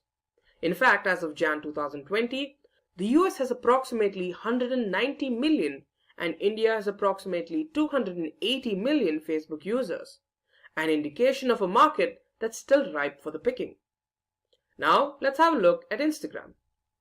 Instagram, although having released significantly later, earns its title of the fastest growing social media platform with 1 billion monthly active users and 500 million daily users. In the United States, there are approximately 120 million and India has close to 88 million Instagram users. Next up, let's have a look at the next statistic, age group of the user base. First off, Facebook. Although there's a general opinion among the younger population that Facebook isn't hip or isn't used all that much anymore, this statistic has something different to say. Turns out more than 65% of Facebook users are between the ages of 25 and 34. For Instagram, it's no surprise that 71% of the user base are under the age of 35. Next, let's compare the usage time of both these platforms. Let's take Facebook first. In the United States, users spend approximately 1 hour on Facebook every day. In India, users spend an average of 3 hours a day on Facebook. Shockingly high numbers for a platform that's assumed to be dead, isn't it? On the other hand, in the United States, users spend 23 minutes on average on Instagram. In India, users spend approximately 45 minutes. Now for the most important stat, marketing. For Facebook, 86% of marketers use it for advertising. Instagram is used by 71% of businesses for their marketing requirements. Now let's have a look at some industries that can work well on both these platforms. If you do belong to any of these industries, if you're not taking advantage of these platforms, you're missing out. So let's have a look at some industries that can capitalize on Facebook. Food and beverage companies, news and media, e-commerce, automobile, and packaged goods. Next time you're on Facebook, take a closer look at your feed. There's a good chance you'll see most of these industries' posts on it. Next up, Instagram. We have industries like fashion, athleisure, cosmetics, automobiles, and food and beverages. I can guarantee that if you take a closer look, you can find all these industries advertising on Instagram.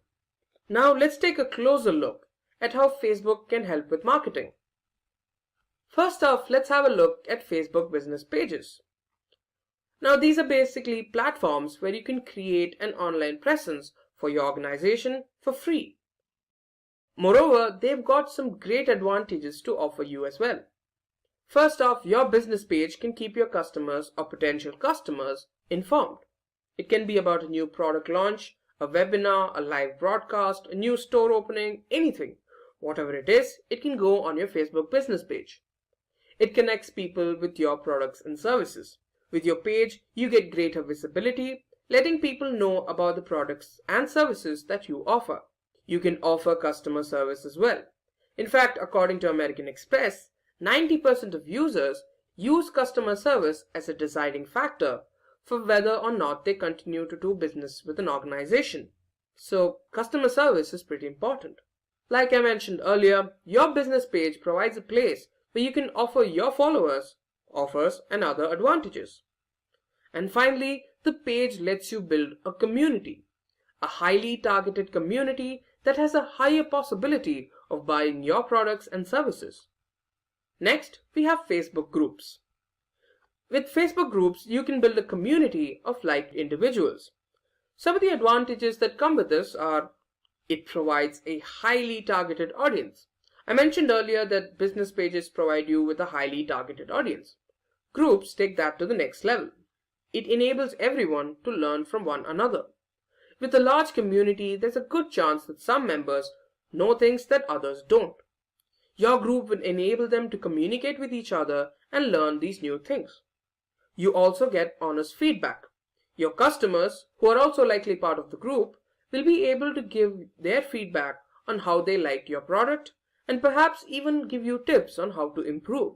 Now, since your group is filled with a community that's highly interested in your brand, you can also increase engagement in an organic manner. And as an extension of the previous point, you also get more leads and conversions. Next, Facebook has events. With Facebook events, your organization will be able to mobilize your brand and enable online consumer marketing. Basically meaning that you have a platform for letting people know about important announcements. Not to mention, there's also the opportunity to get some free advertising done. Events also help you increase brand awareness. Most people get to know about your brand by attending the event or just seeing the promotion for it. Now let's have a look at Facebook stories for groups and pages. A feature that is available for both groups and pages, it provides you the ability to appropriately represent your brand or business directly from your mobile device or desktop. Now, some of its advantages are that it helps you engage with your audience with stuff other than the usuals, like articles, videos, and other similar posts. This way, you can also vary the kind of content that you post. Moreover, stories can help you humanize your brand. Rather than seeming like you're pandering to your audience or seeing them only as potential leads or customers, stories help your brand show that you're genuinely interested in your audience. You can also reach your appropriate audience with greater frequency. Next, Facebook has Facebook Messenger. With Messenger, you can connect and interact with your audience at a personal level. In the last few years, Messenger has proved itself to be a great marketing tool. It helps acquire more customers. Now, people are more loyal to a brand that genuinely cares about them. And by directly interacting with them through Messenger, their loyalty towards you is certainly set to improve. And as an extension of the previous point, you also get a greater number of transactions. And even if a customer doesn't give you a transaction, at least you're increasing your brand awareness. Then we have Facebook Live. Facebook Live gives you a platform to interact with your audience in real time. It can be used to diversify your content, providing your audience with something different from what they've received from your brand initially. Live can also be used to show what happens behind the scenes in your organization, further helping humanize your brand. And finally, you can also provide instant questions and answers to your audience, increasing engagement with them. Next, we have the Facebook Shop. The Facebook Shop is a business page tab application that enables your customers to purchase your products directly from your store. It also has the following advantages. Firstly, you can use the shop to drive new sales. You can give the customers who are on the fence about your product a small push by engaging them. And how can you do that? With deals and promotions. You can also reward advocates of your brand with special benefits to be availed from your store. And finally, you can build brand awareness and recognition. Now let's have a look at Facebook ads. Facebook ads help spread product or brand awareness in the newsfeed of a specific targeted audience on Facebook. Now, some of the advantages of Facebook ads are that they help increase brand awareness, they enable you to advertise your products and services to the appropriate audience, and it provides you with greater reach while making you spend lesser amounts of money. It also helps you re-advertise or retarget your products to an existing audience. And finally, it helps increase revenue, sales, and leads. If you guys are interested in learning about Facebook ads, you can check out our Facebook ads video. I'll add it in the live chat, so you can check it out if you're interested. Now let's have a look at the final feature Facebook offers to help you with marketing. Facebook Insights. I'm sure all of you have heard about Google Analytics. Let's just say this is Facebook's version of that. With Insights, you get information that can help you refine your brand strategy by tracking and measuring results. It can help you determine reach and engagement, actions, people who are viewing your posts, when your fans are online, the type of posts that are working for you, and much, much more. That brings us to the end of the ways Facebook helps you with marketing. Now let's move on to Instagram. First off, we have Instagram business accounts. Instagram business accounts enable brands to be recognized as businesses. Now, it also has the following benefits to offer. It's only with a business account that you can get Instagram Insights.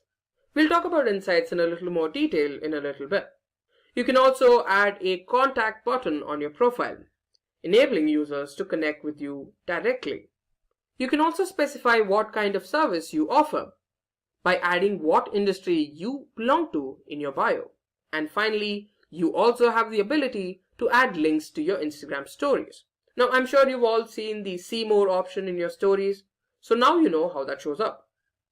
Now, if you guys are interested in finding out how you can increase followers on Instagram, you can check out our video on the same topic of the same name. I'll add the link in the live chat. Next, let's talk about Instagram stories. With Instagram stories, you have the ability to grow engagement, build brand awareness, and to drive sales. You can also use stories to provide recent updates about your brand. Now, some of the advantages of Instagram stories are that they help businesses grow their audience and can enable them to engage with their audience regularly. With stories, you can also drive traffic to other websites, like your company's website. It can also help diversify your content, setting it apart from the usual videos and photos. Next up, let's talk about Instagram DMs or direct messages. DMs help you grow your business by interacting with customers at a personal level. It can also help build connections with your users. By building a personal connection with your followers, their loyalty towards your brand is improved. Not only that, it helps you make or grow your connections within the industry. And as an extension of the last few points, this leads to easier lead generation and increased sales. Next up, we have IGTV. Now, IGTV is a platform that's gotten really famous recently. It enables your brand to get closer to its audience and enables it to be discovered by new people. Other benefits include greater visibility of your products and services, having the ability to educate and entertain your audience, improved engagement, and greater chances of conversions. Finally, it also helps build a community of a highly targeted audience. Next, we have Instagram Live. Instagram Live enables you to communicate with your audience in real time, further improving your discoverability and strengthening your connection with the audience. Moreover, it provides a lot of visibility. Your followers are immediately notified when you go on a live stream. And finally, it helps you interact with your audience in real time. This helps further humanize your brand. Next, we have Instagram ads. Instagram ads provides you with control over advertisements. You decide how they appear and who sees them. Like Facebook, Instagram has a number of different ad types to offer. They are photo ads, video ads, carousel ads, slideshow ads, and stories ads. Next up, Instagram offers an Instagram shop. The shop helps you incorporate your product catalog with your Instagram profile. At some points, even enabling users to access the shop directly from an image showing the same product. One of the major advantages of the Instagram shop is that it provides easy product discoverability. And since it provides visual marketing, it also leads to more sales. And finally, Instagram Insights. Instagram's answer to Facebook Insights and Google Analytics. Insights is an analytical tool that provides data on follower demographics, their actions, and your brand content. It helps determine engagement, impressions and reach, best and worst performing content, profile visits, website clicks, and much more. And there you go, that's every way Facebook and Instagram can help you with marketing. Now we've laid out the facts for you. Keep in mind your requirements and make a wise choice. So let's talk about how to create a YouTube ad. So this is going to require some access to Google Ads, and we'll go over that in a few minutes here. But first, we need to think about setting up a campaign and setting up a campaign goal. Okay, what's the goal of our campaign? So to get eyeballs, we want to pay cost per 1,000 impressions, or we want to run some actionable type ads to get people over to our website. So that really is step one. We need to identify what the goal of our campaign is. Then we need to create the ad. So we want to be able to create a video ad here that is going to show on YouTube and to our target audience. So, or whether it be a bumper ad that's only going to be 6 seconds long, we need to be able to figure out what type of ad we want to run. So here I am in Google Ads. If we're going to run a campaign on YouTube, we need to make sure that we're choosing a display campaign. And so remember, the first step is setting up that campaign, setting up that campaign goal. So we're going to go ahead and select a new campaign here. We're going to run a new campaign. And so what's the goal of our campaign? So if we're just out to generate brand awareness and reach, that's certainly fine. If it's all about sales or if it's all about leads, then the type of video run is going to be a little bit different. So if we select brand awareness and reach, okay, here we're going to select the campaign type. And so if we select video, basically what we're doing is we're going to tell Google we want to go ahead and set up some video ads on YouTube. And so here you can see the different types of video ads we discussed today. We got your bumper ads, you got your skippable in-stream, non-skippable. So the difference being that if it's non-skippable, somebody has to watch the entirety up to 15 seconds.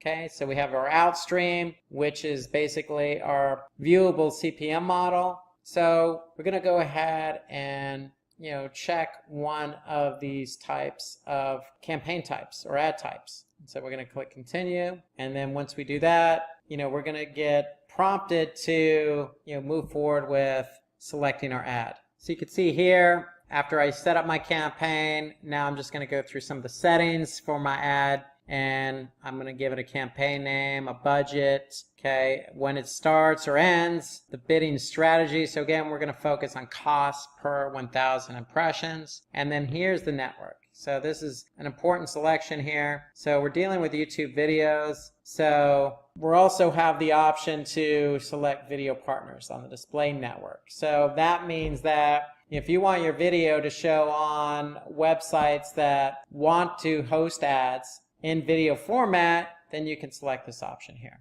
Notice you also have this option available if you're running certain types of ads on YouTube. We're running those bumper ads, so bumper ads aren't available on search results. So I'm going to stick with the video partners, okay, YouTube videos, and here we can get into some other specifics like language, country, the type of inventory. So here you can see the default is standard inventory, so that means that this is what Google recommends. We want to show our ads on content that's appropriate for most ads. Okay, so we can go expanded or limited. So we're going with the recommended here. Okay, and then when we go down, we're going to have an ad group. So when you create an ad campaign, you can have an ad group. So with an ad group, that means that we can have a more or less a video in every ad group we have, but we have to have at least one ad group. So we're going to go ahead and set up, this ad group here. And here's where it gets interesting and important, because here is where we can start targeting our audience. So here we got demographics. Okay, so we can choose gender, age, parental status, household income.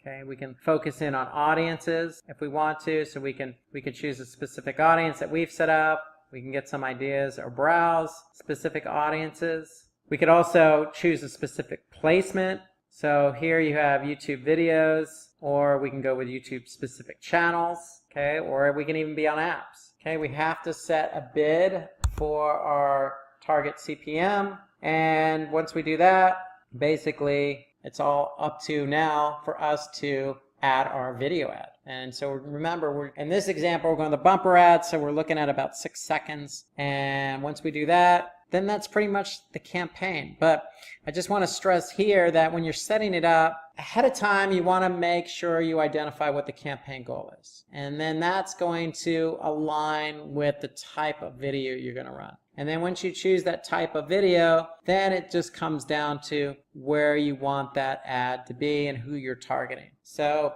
it's really crucial here that you go through these steps and these options very closely. So because you want your video to show in front of the right audience on the right placement. So let's talk about how you can optimize your YouTube ads. So once you get your campaign set up, once you select your channel or the type of videos where you want your ad to be, and you select your target audience, and you're off and running with your video ad. Well, we're going to give you some tips here that you can focus on for optimizing those ads. And so going back to what I was just saying on the setup, you want to carefully define your metrics and goals. Okay, so that's step one. So when you're setting up the campaign, remember you have that option to choose the type of goal for your campaign. That can be brand awareness, it could be a sale, it could be a lead. So to me, that's a very critical step one. So you want to make sure you align your goal with your video. And then the second is track low performing ad placements. So if we just ask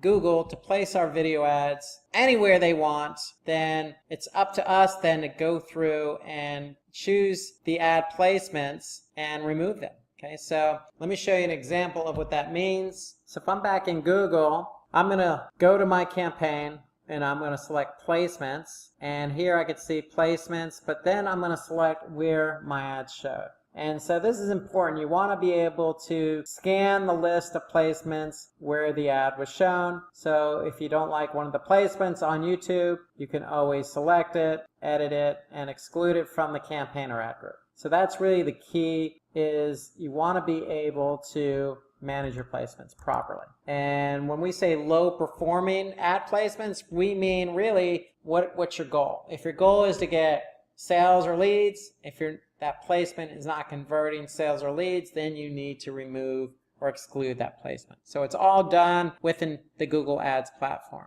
And then, you can also use a custom thumbnail image in your ad as well. It's always helpful in terms of optimization. So a couple of other pointers here to help you optimize. Okay, you want to drive people to perform a particular action with the appropriate CTA. So again, depending on the ad type, if it's a true view ad, 20 seconds long, you want to have a call to action. You want to maybe even have your domain name at the end of the video, so at least somebody knows where to go. So you always want to have a call to action with your video ad. You want to use negative targeting to specify who gets to see your ad and who doesn't. Okay, so that goes back to your settings. So you can pick and choose who your target audience is. You can pick and choose who you don't want your audience to be. Okay, as another setting, you can use closed captioning in your ads to make it more interactive. So that way people can actually see or read what the ad's all about, just to make it a bit more interactive. Okay, you can always perform A/B testing on your ads. So if you have one ad version,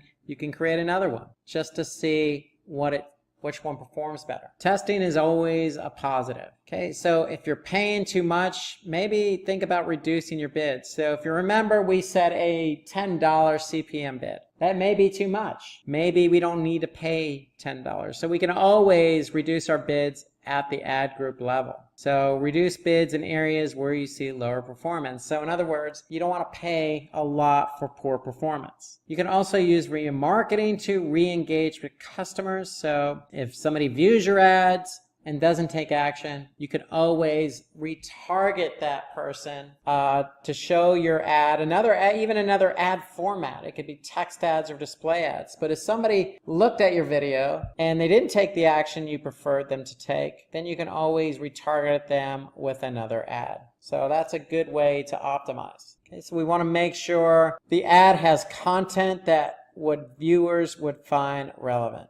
Okay, that really, you want to make sure that your ad is with the end viewer. You don't want to put out an ad that isn't going to give somebody, a good feeling after they watched it. Okay, so you want to make sure viewers find the content relevant. So if they don't find it relevant, then that means your engagement rate and your engagement is probably going to be low. So you want to take a look at those metrics that we viewed earlier: engagement rate, engagement, and if they're low, then you probably need to look at the content of the ad. So try to make sure your ad conveys your brand's message in the first 6 seconds. So that's why bumper ads to me are so critical, because you got to get the entirety of the ad and make it impactful. And so with any ad you run, any video ad you run, you really want to make sure that that message is conveyed at the very beginning, early as possible. Otherwise, people are going to be turned off or not engaged and just going to go ahead and skip it anyway. So you want to make sure you get the purpose of it right up front and out of the way. Okay, you can also include visual and auditory components in your ad that can make it more memorable to the viewers. Okay, meaning music or other cool visuals. Okay, so again, you want to be able to play around and test different ads. And you want to be able to measure the ad performance based on the metrics we discussed. I mean, click-through rate, engagement rate, all of those are indicators whether the ad is of good quality or not with the end user. And when I say good quality, I mean, do they find it engaging? Do they find it interesting? If so, they're going to click. And if you don't have good click-through rates or good engagement rates, then you definitely want to try doing something different to the ad, like adding those audio components or other visuals that could be appealing to the end user. So go ahead and test some of those out with A/B testing, because you have nothing to lose but higher or lower engagement rates or lower click-through rates. So you want to be able to improve those metrics. Improving those metrics means trying some different components on different ads. So let's take a look at a case study, if you will, and let's focus on Superdry. So they're a good success story on YouTube. So Superdry leaned on some YouTube advertising to help lift one of their products. So in September last year, 2018, Superdry, if you're not familiar with the brand, they're centered some Asian markets, European markets, and they focus in on clothing, all different styles and sizes and genders, from jackets to jeans to t-shirts. And so they're a global brand. They really wanted to take a different approach here. And their approach was they wanted to focus in on sales. They wanted to see if video can help lift them with sales. And so what they've done is they set up some campaigns on YouTube, and their focus here was on jackets. And jackets to specific ages across the board, all genders and interests. And so what they did was they wanted to take advantage of all the different ad types that YouTube had to offer. And let's take a look at one of those ads here. So if we go to YouTube, and let's just take a look at this 1 minute ad here, 53-second ad by Superdry. I'm ready now. Superdry and Paige Cakey. This is the jacket. The jacket you're raving, the jacket you're waiting, the jacket you're pulling, the jacket you're play, pout and posing. You'll take 5 in this jacket. You'll want to find this jacket. I washed the jacket. It's ruined. It's your DOS at a mate's. Take away 3 AM plates. Catch your breath, not your death, in this jacket. It's the jacket you're preening. Be seen in. You're chilling, feel reeling. It's the jacket you're hiding. You're vibing. Love, live and thriving. This is the jacket. The jacket that will get you through.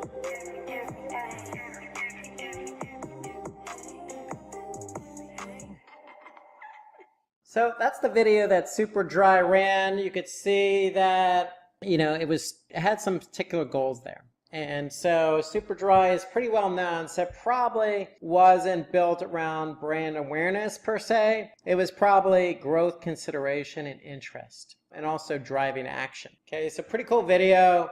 It was definitely not a bumper ad because bumper ads are 6 seconds. So it was definitely a true view, probably take action. And so whatever ads they actually did run specifically, they did see a lift. And so we kept pulse on Super Dry's account, and these videos actually had 4.8 million views. And so cool video, ran for 53 seconds, not a long time, not a short time. Was able to, target their audience, a younger crowd. You noticed in the ad, they had different jackets, both female and male, different gender types. So they were messaging a very broad audience of gender. Some younger people is who they were targeting. So younger people tend to slant on YouTube, and so they were able to get some nice views out of it, 4.8 million. But the more important thing is because these videos were to drive action. And so they were able to see a 4-to-1 ratio on return on investment. And as a result, these jackets saw a 138% increase in brand lift. The jacket ad. So it was a pretty successful campaign. See as well, choreographed, good audio, good video, just well professionally done. And they probably were able to now get a few more loyal customers under their belt because of this ad alone. So that's the power of video, okay? So you're able to know who your target audience is. You can go out and target them with a cool video. And given that YouTube is vast, then you can really take advantage of a lot of their ads. So what they probably did, again, was those TrueView in-stream ads with a cost per view through a skippable video ad format. And they also use the shoppable ad format. So that is another option on YouTube. So they took advantage of all YouTube had to offer in terms of who they were trying to target, the length of the ad, and given that their product or selling a product or promoting a product, they will take advantage of the TrueView shoppable ad format, which basically lists your products alongside the actual video ad. And so this is just a good case study.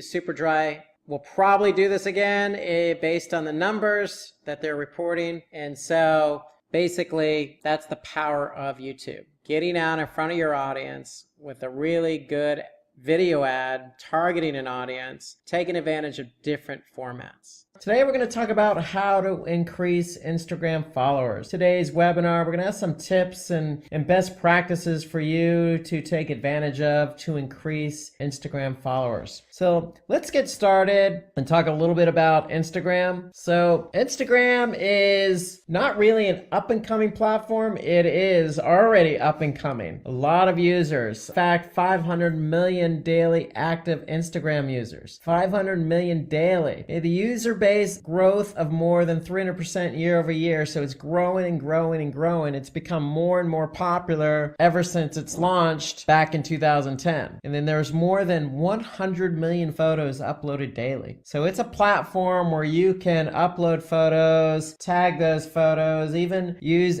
and implement videos. And photos have become very popular with the advent of mobile technology, that the Instagram app makes it easy for you to post your photo. So there's no surprise there's a growth. There's no surprise there's a lot of users. There's no surprise that there's 100 million photos plus uploaded daily. And then there are 400 million stories posted daily. So when you post something, you can create a story out of it. And there's 400 million of those per day. And then there's more than 50 billion photos shared to date. So since 2010, platform now, which is now owned by Facebook, has become really, really popular. A good place for you if you have your own company, if you have your own brand, if you have your own product, it's a good place for you to really showcase that service, that product, that brand, because of the user base, how easy it is to use, and the wide reach it has for you in which to tell your story. So I mentioned there are lots of photos shared to date, close to $7 billion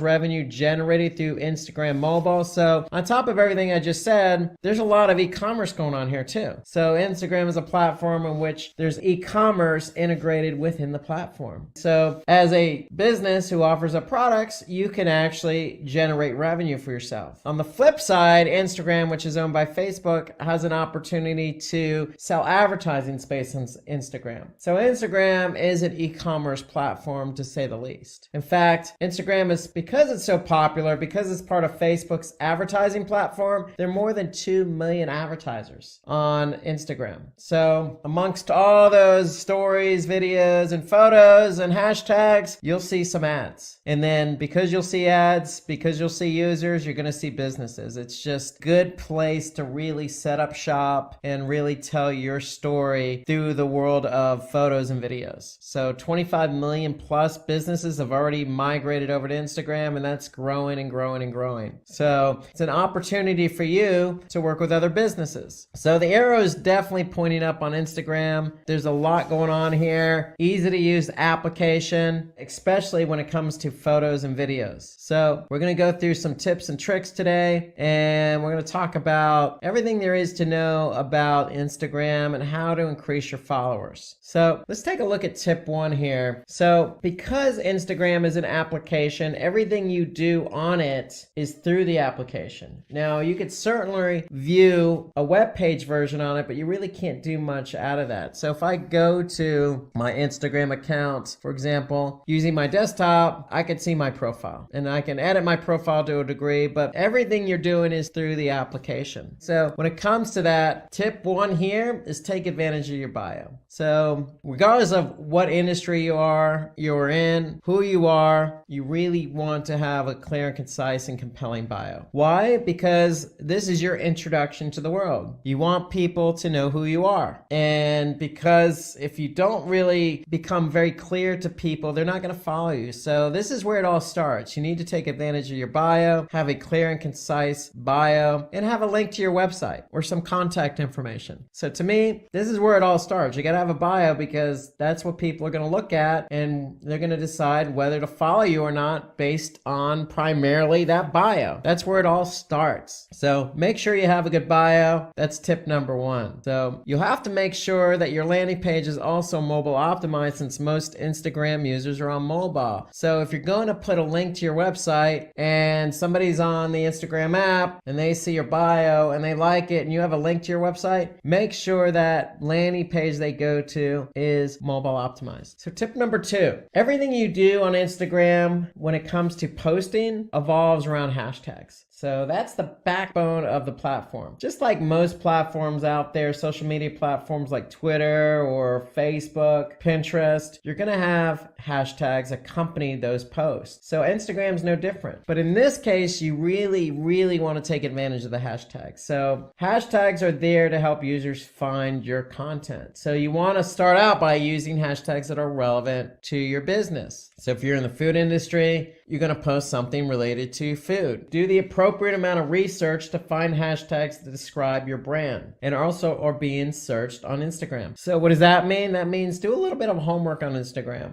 See what searches or see what other brands in your industry are using for hashtags. Don't be afraid to use the same hashtag, but mix it up. Hashtags are important. So don't be afraid to put a hashtag in there that really defines what your business is about. But if it's relevant, use other hashtags that are popular or people are using to find information. So mix it up, but the key here is relevancy. You want to make sure you align your hashtags with your content and making sure the connection between the hashtag and the content is relevancy. So using the popular tags on your photos or videos might get you some immediate engagement, but it may not help with future goals like long-term engagement, new interested followers, and sales. So here really what I'm trying to say is, look, pick and choose your hashtags carefully, because if you use something broad or something non-relevant, yeah, you may get that click to your Instagram page, but that doesn't necessarily mean somebody's going to follow you, or that doesn't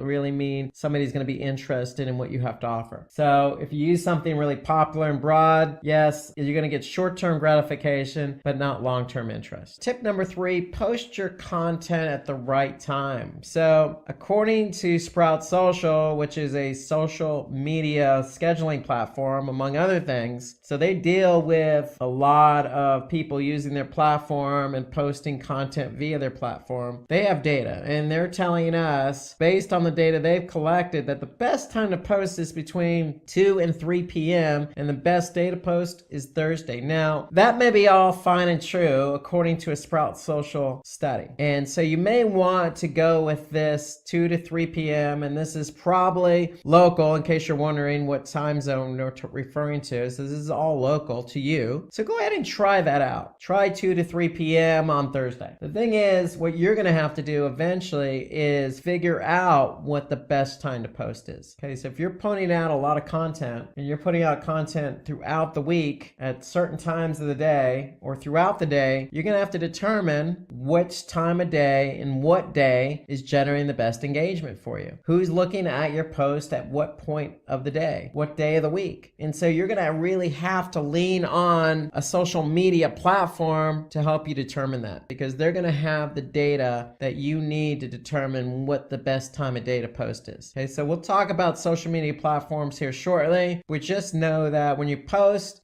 with some rationale in mind. Ask yourself, before you even push that publish button or before you even schedule that post, this time of day and this day of the week makes sense. So you always want to post at the right time, because you could be missing your audience. So remember, when you do this, you're going to be working with some platform, and Instagram also has some analytics for business accounts. So Instagram will also give you some feedback as to how your posts are performing. And we're going to talk about that here shortly as well. So let's move over to tip 4 here. So steal followers from your competitors. Okay, so if you're dealing in a very competitive industry and your competitors have a lot of followers, it's very, very easy to see who's following them. So the easiest way to do this is just interact with your competitors' followers. You could follow a user, like or comment on their photos. And so the more you engage with people, the more you stand to gain from them. So you could see who your competitors' followers are, and you can add them as a follower just by following them. So start engaging with them. If they're liking your competitor's brand, then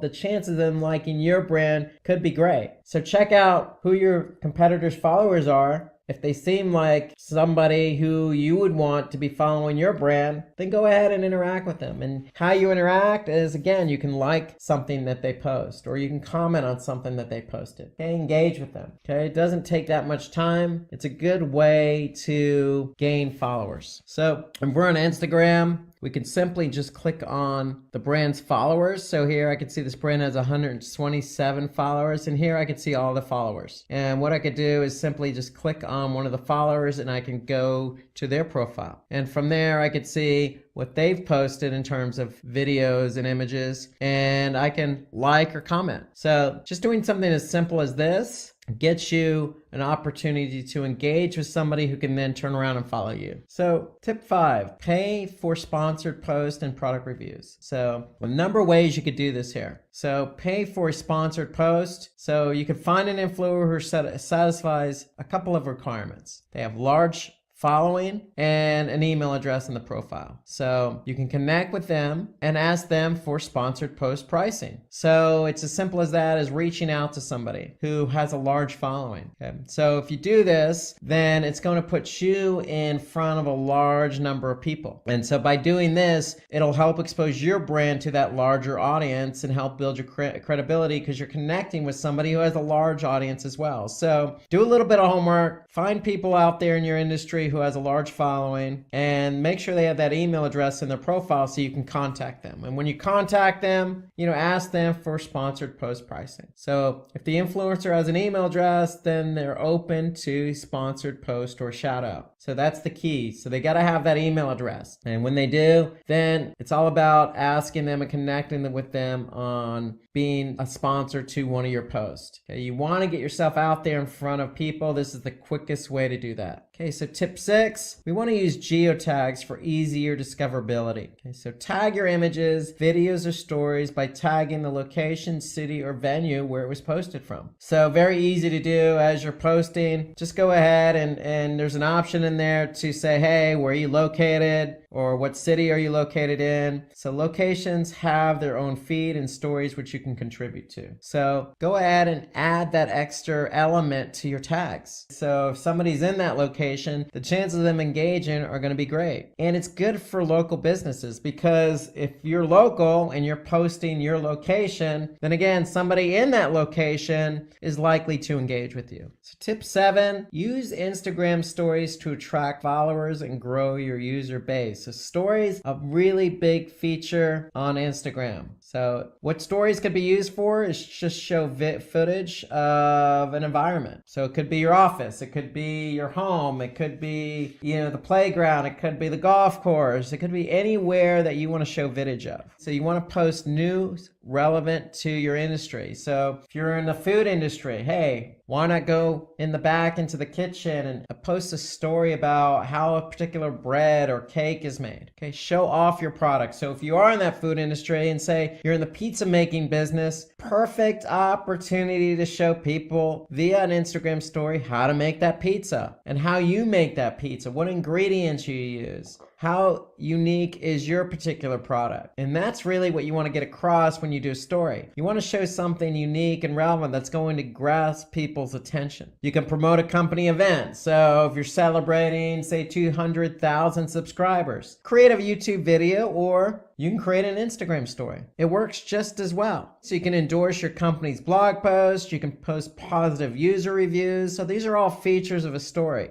Increase interactivity with polls, sliders, etc. And then you can also mention other companies that work with or follow you. So great use of Instagram stories is do a shout out to somebody else. So Instagram stories is a really big feature with Instagram. Check it out. You can just do a search for Instagram stories. In fact, let's get some of you users involved. What best practices do you have when creating Instagram stories? Why don't you go ahead and share your Instagram story with us by putting that Instagram story in the comment section below. So we want to get everybody involved here, because there's thousands upon thousands of great Instagram stories out there to be shown and viewed and engaged with. So go ahead and share your Instagram story. If you have any other tips or tricks, then go ahead and put those in the comment section so that everybody can benefit from them. So the only thing to keep in mind when you're creating these stories is, what are your followers interested in seeing? So your stories could teach or promote something to your user base. So always keep that in the back of your mind.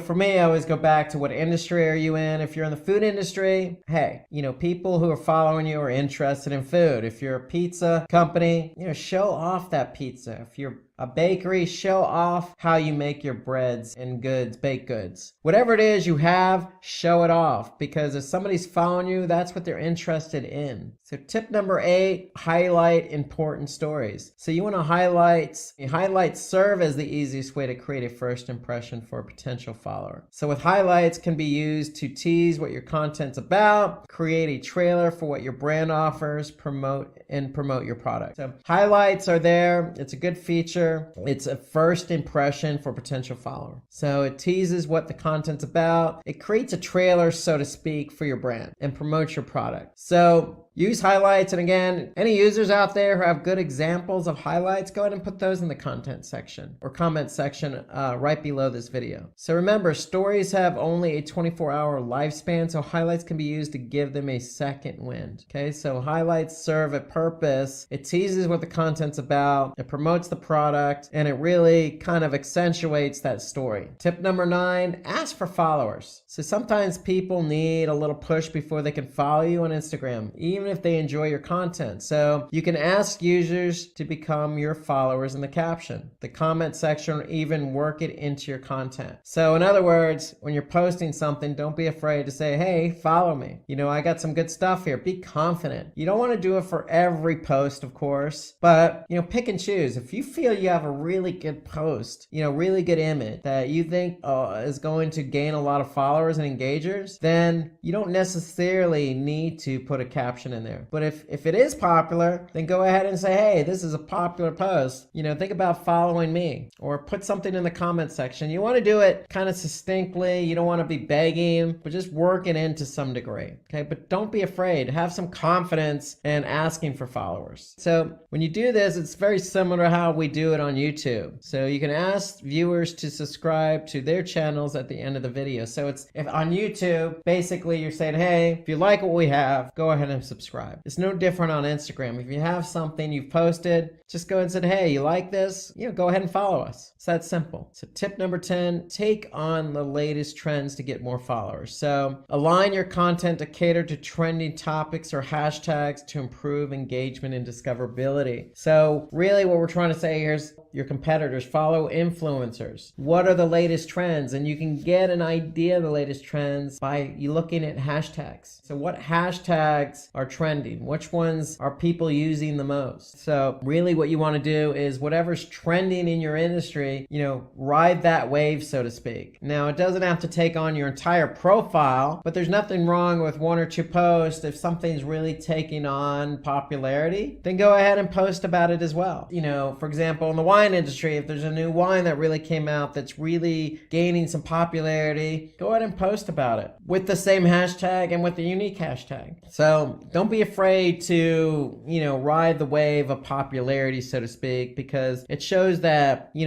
know what you're talking about. It adds some credibility, and it's going to get some, you know, viewers over to your Instagram profile. So keep in mind, you need to keep your content relevant, because if your audience is interested in what you have to offer, then they're going to be engaged. However, you know, if you're joining the discussion in a relevant manner, keep it in mind whether your audience will interact or not is important, but just always keep in mind, you always want to stay within your industry and relevancy for your target audience. So tip number 11, run contests and giveaways. And so just like on YouTube, just like on Facebook, I mean, Instagram is no different. You can increase reach and exposure by running contests. Since most followers would tag their friends to let them know about it, it's a good idea to run contests. And so what's an idea of a contest? Well, again, if you're running a pizza parlor, you know, you could say, hey, what's your favorite pizza? Or give me your favorite pizza ideas. And you can run a contest, and, you know, you can have people even create their own pizza and post an image of it. You can have people create stories on the best ways in which they create pizza or their experience in another pizza parlor. There's lots of things you can do to create a contest, and you don't always have to give something away. You could just do something for fun, especially if you have a lot of followers. If you have a lot of followers, then somebody's going to take part in it. So don't be afraid to run contests just to make it fun and light it up a little bit. So each tag can bring you a new audience member who could be a potential follower. So anytime you run a contest, people are going to tag their friends to let them know about that contest. So those friends are going to come over and likely engage. So that's the beauty of running a contest or giveaway, is chances are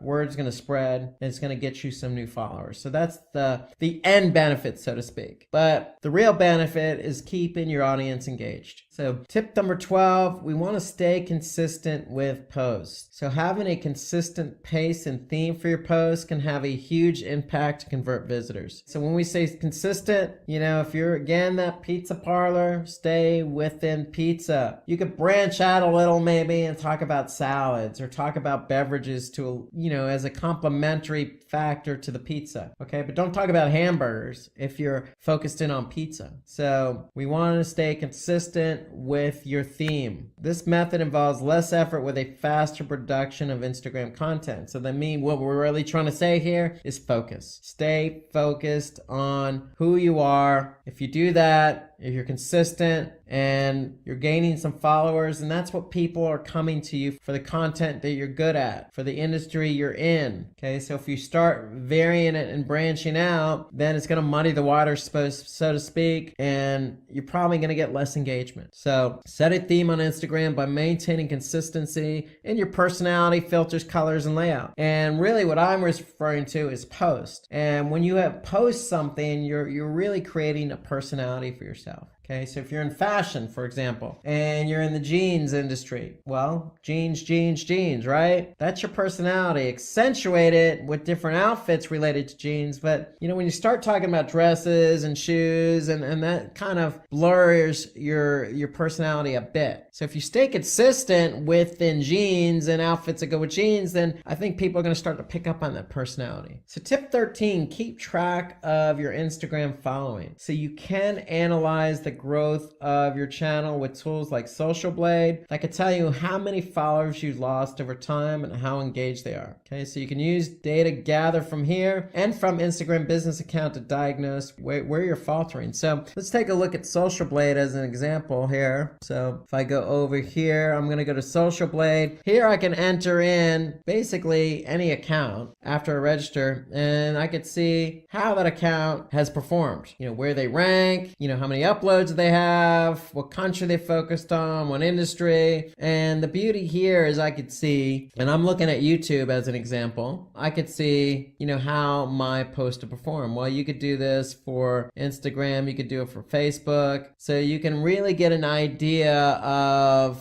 how your account's performing. So Social Blade's a great platform for measuring. And again, you do also have Instagram Business Insights. So with Instagram Business Insights, basically what you're going to do is you're going to go to your app, right? And then from the app, you could basically look at your insights from there. So in the app itself, you're going to click on the upper right, 3 lines, and from there you're going to see insights. And when you go to insights, you're also going to see, what your reach is, how many impressions, and some engagement metrics in terms of your audience, where they're located, the age range. Okay, you're going to also see some content related information. So there's a lot you could see from the Instagram Insights, Analytics Insights, but you can also see additional information from Social Blade. So the key here is when you're looking at your data, you want to look for patterns. In post, what post received the most amount of engagement? So if you see something working, obviously replicate it. You don't want to replicate it immediately, but make note of it and use it for future content. So tip 14, use Instagram ads. So Instagram ads give you complete control over advertisements. So how they appear and who sees them. So with Instagram ads, you can run photos, you can run videos, carousels, slideshows, stories. So we mentioned this on other webinars for Facebook advertising. It's worth repeating. So if I go back into, say, Facebook Ads Manager, I can pick and choose my placements. And really what I want to do is pick and choose, for example, Instagram. And so I have Instagram feed, I have Instagram stories. So, and I could see what the video requirement or the media requirement is for running on Instagram. So with Instagram, you can run stories, you can run videos, single image ads, you can run carousel. So really, you could put your best forward, meaning take the post that's performing well, and maybe you want to advertise that, promote it. So you're you're going to run this through Facebook Ads Manager, and it's going to tell you, what your audience size is, your potential reach, okay, what your daily results would be. So you're going to get all that information when you run your ads on Facebook Ads Manager. But it's a great opportunity for you to really push forward. If you're running a promotion, it's really an opportunity for you to push forward that promotion. Other advantages: scalable pricing, self-serve and instant, robust reporting, and highly refined audience retargeting. So all of that is in the Facebook Ads Manager. You can get all the reporting you need, meaning,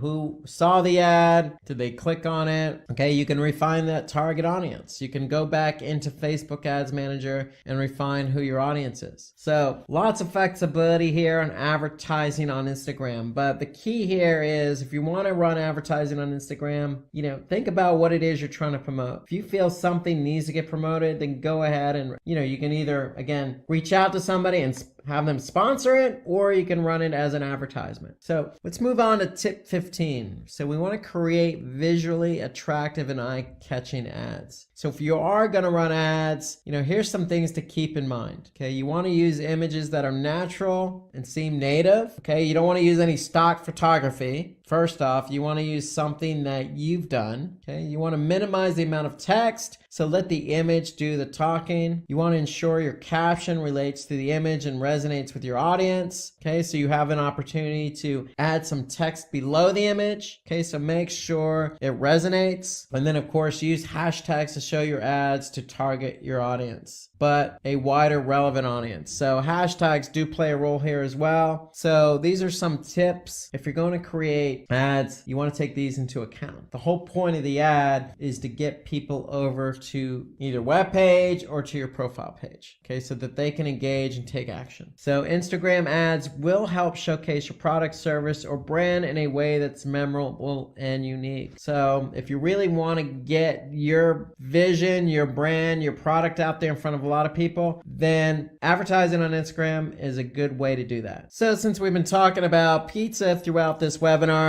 this is a good Instagram profile here about pizza. I'm getting hungry just looking at this. Hopefully this is an example for all veg and non-veg pizza consumers. You can see this profile here. They got the website, they got the handle. Okay, so they have a lot of followers. So, if I'm in the pizza industry, I can go ahead and, click on their followers and see who's following them, who they're following. So some really good shots of pizza here. It looks like, a lot of people were involved in this. You could see lots of different examples here. Some cute ones, some funny ones, some humorous ones. So, just taking a look at something like pizza, which, most people enjoy, most. And you can kind of appreciate how much of an advantage Instagram can be, because you can accentuate photos, you can have fun with it, you can really run some contest here, give us your best pizza photo. So here, you could say use daily pizza as a hashtag for a feature. Okay, so they're even encouraging you to use a specific hashtag. So you can really do a lot here on Instagram. This is just a good example of what you can do and have fun with, with an example like pizza, just to give you some ideas. So let's move on to tip 16. Take advantage of Instagram tools. So you can use scheduling tools like Later, Hootsuite, and Buffer. So I can't stress this enough. When it comes to measuring the engagement of your Instagram post, you're definitely going to need a social media tool. So you're also going to need it if you do a lot of posting on Instagram. So let's take a look at an example. We'll use later.com. So if I go to Later, here I could see, I can use this to upload my images to my profile. So here you could see it's scheduled throughout the day of the week. So that way we're not overlapping. We're scheduling based on the times of the day that people are going to look at this. So here I could see, particular stories. If any stories are posted, okay, I can look at it from a weekly or monthly preview. I could see what's been posted, okay? And more importantly, as a schedule tool, I can also see the analytics. I could see, how many were posted, how many followers. So this is really important because, if my profile is growing, I want to be able to see what post performed best, what the audience was like, by gender, by age, by location. So again, I can look at it by post performance, story, or hashtag analytics as well. So later really goes into details about, what's driving engagement.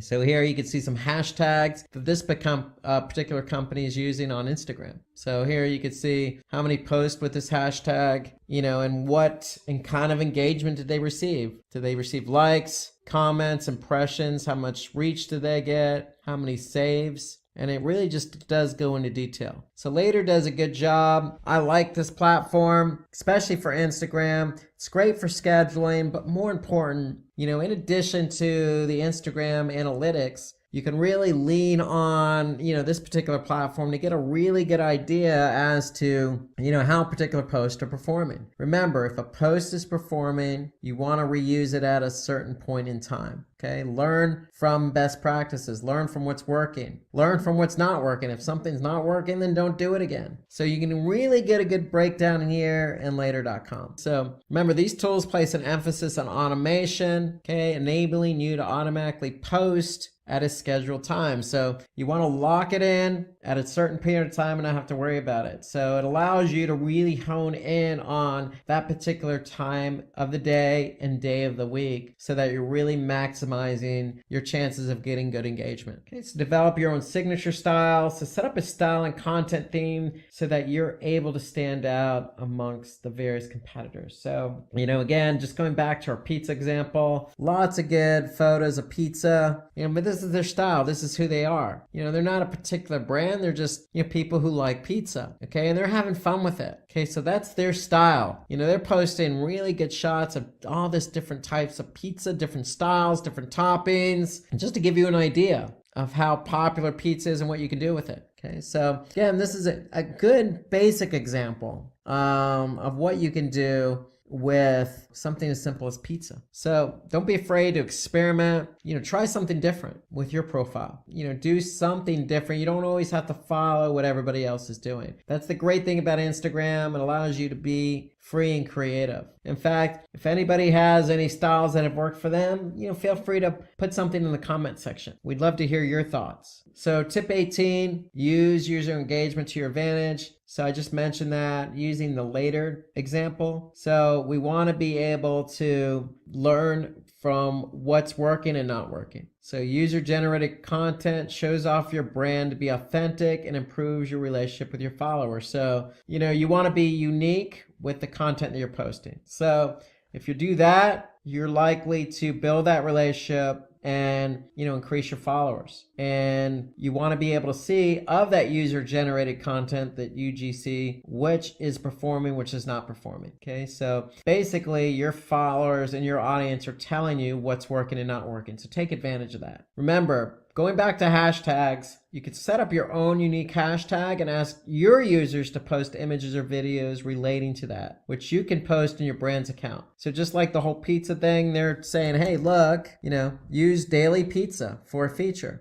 Okay, that's a good example of something you can do as well. So you could set up a unique hashtag and say, hey, use this hashtag, and that'll help you gain some followers. That'll help you gain some notoriety and some visibility on your platform. Tip 19, use high quality images and videos. Just like on YouTube, just like on Facebook, Instagram's no different. Images must be of high quality, authentic, and original.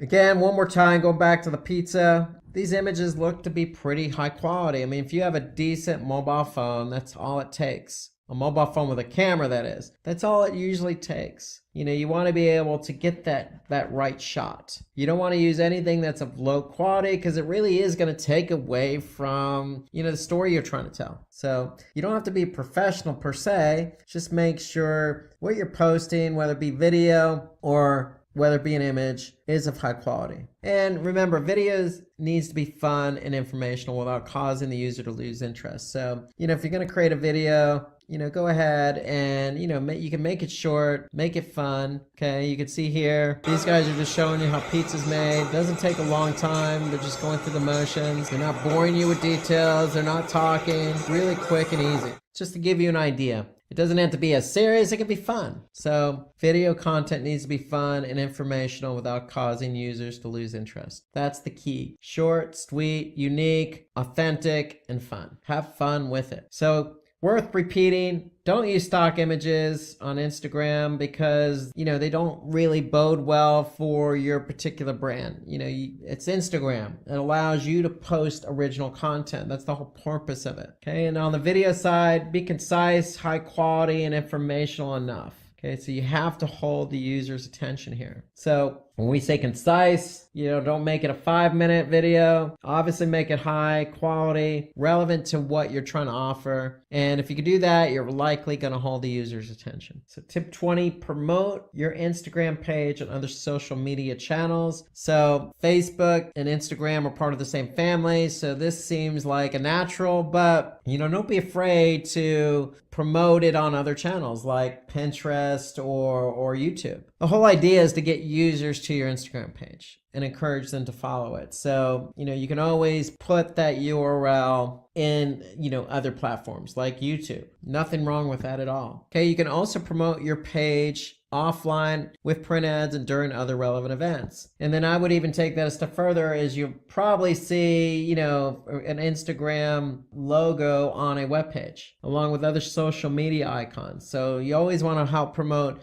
Instagram on your webpage as well, but you can do it for offline with print ads. So you can simply just put, whatever your slug is for Instagram, whatever your ID is, whatever you're using on Instagram, that's what you can use. Don't be afraid to promote it offline or online. Today we're going to talk about how to increase Twitter followers. So welcome and let's get started. So with Twitter, it's all about tweets. It's actually a verb now. When you do something on Twitter, you actually tweet. And there are a lot of people out there tweeting. In fact, Twitter has over 1.3 billion accounts. So a lot of tweets going on in the world of Twitter. So as of the third quarter in 2018, last year, Twitter had 326 million global monthly active users. Okay, so active meaning every day, using the platform on a daily basis. So a lot of people using Twitter. It's very easy to use, as you'll find out. And what you're going to find out today is how to increase followers on your Twitter account so they can see more of your tweets. Okay, a little bit more about Twitter. There are 500 million tweets posted every single day. That's a lot of tweets. So you can imagine with every tweet is a hashtag that accompanies that tweet. So a lot of information being disseminated across the platform. So tweets with videos, so Twitter does allow videos as well as images,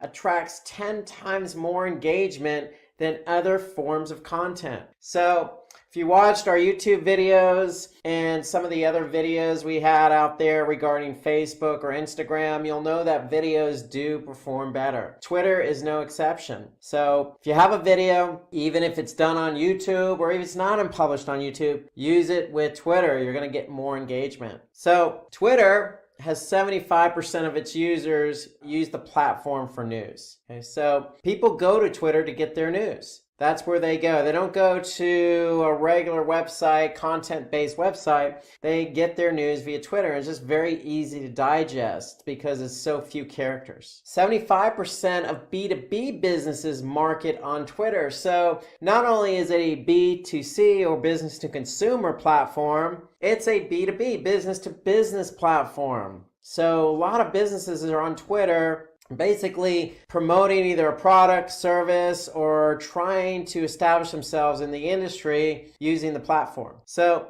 let's take a look at Twitter and let's take a look at some of the ways in which you can increase your followers. It all starts with your profile. You always want to make sure you have a complete profile. Your name, obviously the Twitter platform that you have is going to have a handle. Okay, in this example here, it's a totally real person. At totally real person is the Twitter handle, and that's what you're going to want to use to disseminate your Twitter profile to others. So you want to make sure that you have a good image, you have a real name, and a good handle that people can associate with and remember. So you want to be able to set up this profile with a keyword-friendly bio, okay? A link to your website and a picture that represents your brand always helps. So make sure it's complete. You can even take a step further by customizing the color scheme of your profile. You can add a header image that sticks to your theme that will help your profile stand out. And so let's take a look at an example here. So if I go to Twitter, here, if we go to Simplilearn, it's Twitter account, okay, their handle is simply at Simplilearn, okay, and they've customized the header, they use their logo. Now, if you're an individual, you probably want to use a nice profile pic here, where they're based, a little bit about them. So just a, customized complete profile goes a long way. You don't have to go overboard with an elaborate design, so to speak, but just make it stand out, make it associate with who you are as a person and a brand. Those are best practices in getting that profile up and running. You don't want to use something bland and generic. Take the extra step, create something unique, make sure your profile is unique, you have a good image, okay, make sure it's complete with, telling people who you are and what you're all about. That's really the first step on really any social media platform. So you want to promote your Twitter profile to drive users from other social media platforms. So when you actually get that Twitter account set up and you actually do have your handle, go ahead and share it. That's the first step in getting followers. If you're already on Facebook, if you're already on Instagram, then use those platforms to announce that you're on Twitter. You can also take that a step further and, send out an email to friends or family. Or like I said, if you're on Facebook, go ahead and set up a post. Say, hey guys, I'm on Twitter, come follow me. So you could also use business cards, advertisements, marketing materials, and events to put that Twitter profile on. Okay, so it doesn't have to be within the social media sphere. It could be even on your website. It can be even in email. So you can basically promote that profile. Again, you want to make that profile, that handle, easy to remember. So totally real person is the profile in this example. We're going to use that profile everywhere we can, whether that be offline or online. Don't be afraid to use it on a business card, especially if it's easy. I can just simply go to Twitter and type in that handle. So you want to stay active on Twitter with regular retweets, replies, and favorites. And it's just so easy to retweet and reply and add favorites. So let's take a look at that on Twitter. So you could just simply, I'm logged in as me. And if I want to retweet something that Simplilearn did, I can just simply click on the retweet button and I can add a comment if I want to, and then I'm going to retweet. It's that simple. So now that tweet is going to show up on my profile, my handle. And I could simply like it. If I scroll down here, okay, top 10 IT trends shaping 2019. Notice a simple tweet supported with an image. So I'm just going to like that. So I can even comment on it. I can click on the comment and click a reply here, okay? And that's going to show up in this tweet here. Just like if I click on this, I'll be able to see what other people have written. And so it's that simple. If I want, I can just click on the email button and even send a message to somebody right from that tweet. The point is, I can do everything I need to do right in the platform. But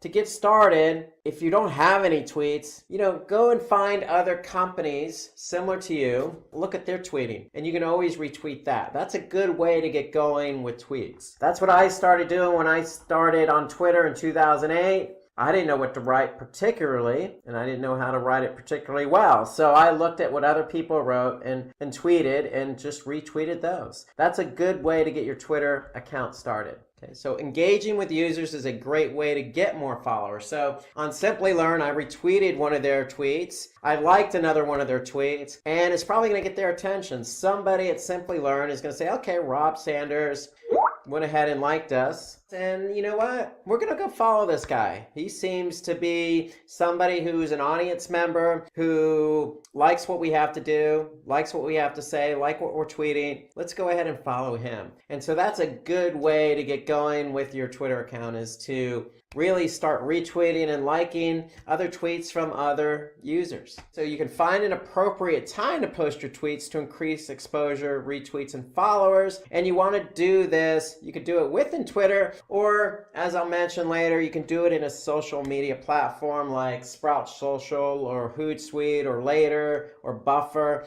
I mean, there's plenty of social media platforms out there for you to schedule tweets. Point is, you want to be able to schedule those tweets when it's the appropriate time. So you don't want to do it in the middle of the evening, because what's going to happen is likely by the morning, other tweets are going to bury your tweet. So you want to be able to find the appropriate time to post your tweets. So according to a survey conducted by HubSpot, the best time to post is between 12 and 3 p.m. And why is that? Well, most people are usually on lunch, checking their phones. Yes, Twitter has an app. And in fact, most people use the app, just like on Instagram, just like on YouTube. The app is very popular on Twitter, so it's very easy for somebody to check tweets, especially during the lunch hour. And then from 5 to 6 p.m., that in-between time when people are wrapping up work or heading home. Okay, so weekdays have shown to have the maximum amount of engagement. So during the week, when people are working, highly engaged with whatever they're doing, depending on what industry you're in, they're likely going to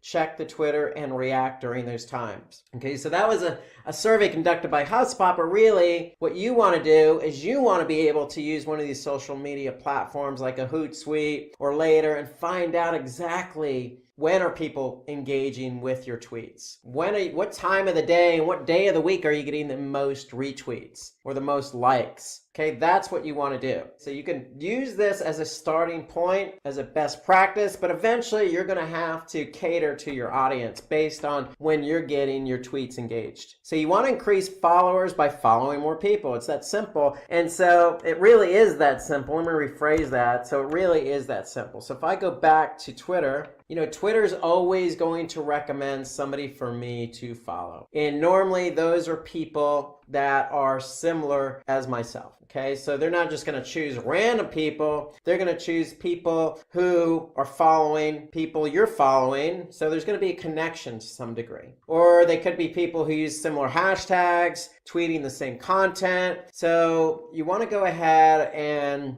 follow people. The rule of thumb on Twitter is if you follow somebody on Twitter, chances are they're going to follow you back. I was once told when I was using Twitter that, hey, you want to give somebody about 3 days to follow you back. So that's always what the rule I stuck to. Wait about 3 days, start following people. You can see here 833 people or accounts, Twitter accounts that Simplilearn's following, and over 10,900 followers to Simplilearn's Twitter account. So for me, I don't mind having a nice balance myself. I have just as many followers as I do following, and that's a good thing. So, because you want to be able to keep up with what people are tweeting. And so you can retweet. At the same time, you want to be following people as well because they're going to follow you back. Okay, and that's how you can build up your Twitter followers, by following people. And it's as simple as clicking on a follow link. So the key here is to follow people who follow your content, people who are followers of your followers. And you can use Twitter's who to follow list and upload your email contacts to Twitter. Okay, since they know you, they're more likely to follow you back.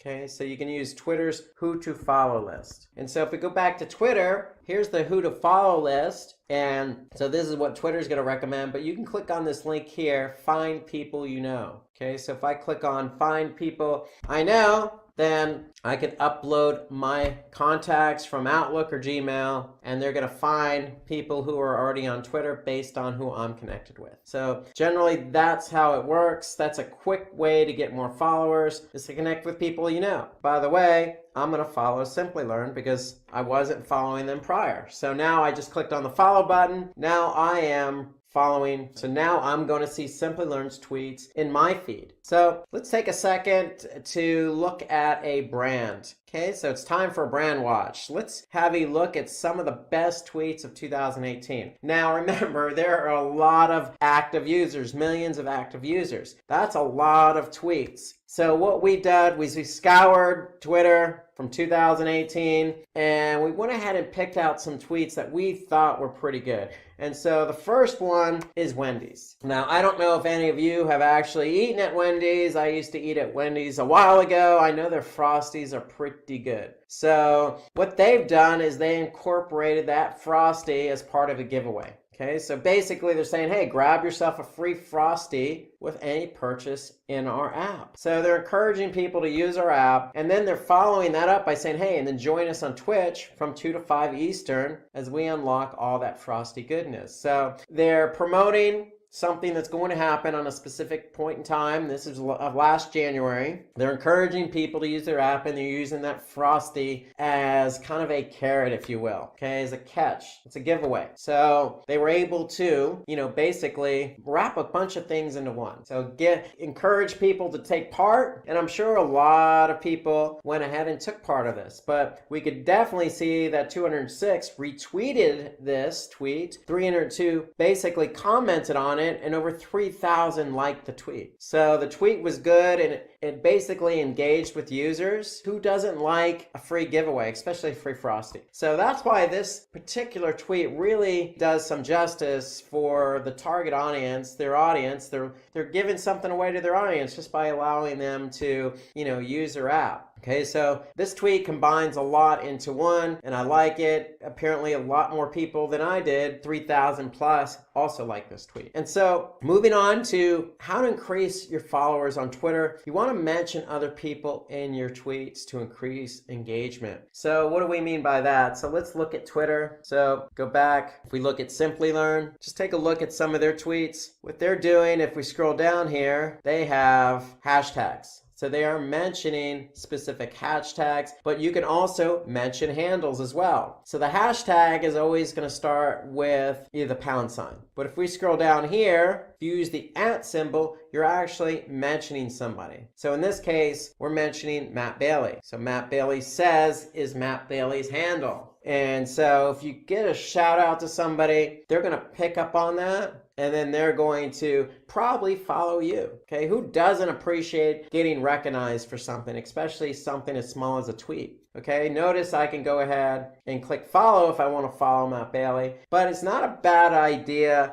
to add people into your tweet. And you simply do that by just using the @ symbol and using their Twitter handle. It's a good way to get recognized by that Twitter follower. It also increases engagement because it's adding validity to the tweet. And it definitely catches the attention of the person mentioned. Remember, if you use that person's handle, they're going to see that you mentioned them, okay? And what it's likely going to do is start some type of Twitter relationship, okay? They're going to then follow you, you're going to follow them, and chances of them retweeting you in the future or mentioning you in the future is probably going to increase. And overall, that increases engagement. So another important thing you want to do is find and use hashtags that are relevant to your brand and audience. So this is a must. This is mandatory on Twitter. You need to use hashtags. Twitter's all about hashtags. Every tweet that goes out should have a hashtag. Okay, and so what you can do is figure out what hashtags are trending. So here, what Twitter does is they trends for you. So these are all specific hashtags that are trending. If it's Mother's Day, Happy Mother, hey, Sunday morning, whatever works for you. These are trends that happen to be moving, meaning a lot of people are using them, clicking on them. Okay, so you can use a popular hashtag. What I would also recommend is you use a unique hashtag. The rule of thumb is usually about 2 hashtags in a tweet. But that's a rule of thumb, but rules are made to be broken. Do what's best for you. If you want to include more than 2 hashtags, go for it.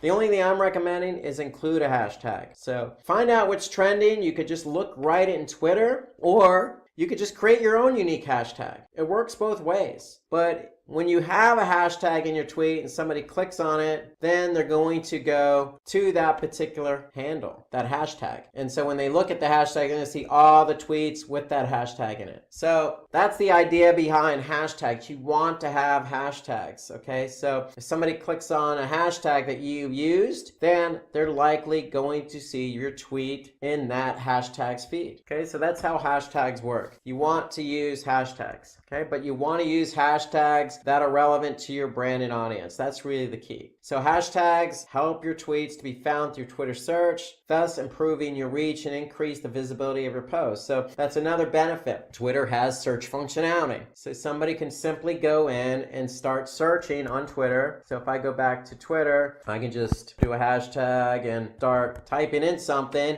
like Spanish, and I'm going to get some of the most popular Spanish hashtags or hashtags with the word Spanish in it. And so this is an idea for me that if I wanted to use a hashtag with Spanish in it, these are some ideas. But they're certainly searchable on Twitter. Okay, so if I just click on Spanish, okay, I'm going to be able to see all the hashtags with the word Spanish in the hashtag. So definitely use hashtags. It's the most beneficial feature of Twitter, bar none. So some reasons why using hashtags is also a good idea. Well, you're going to get more engagement and you're likely to get retweeted as well. So when you get retweeted, then that means more eyeballs, because if somebody sees your tweet and retweets it, they're retweeting it for their audience. And so it could go viral, so to speak, on Twitter. And that's where the engagement comes in.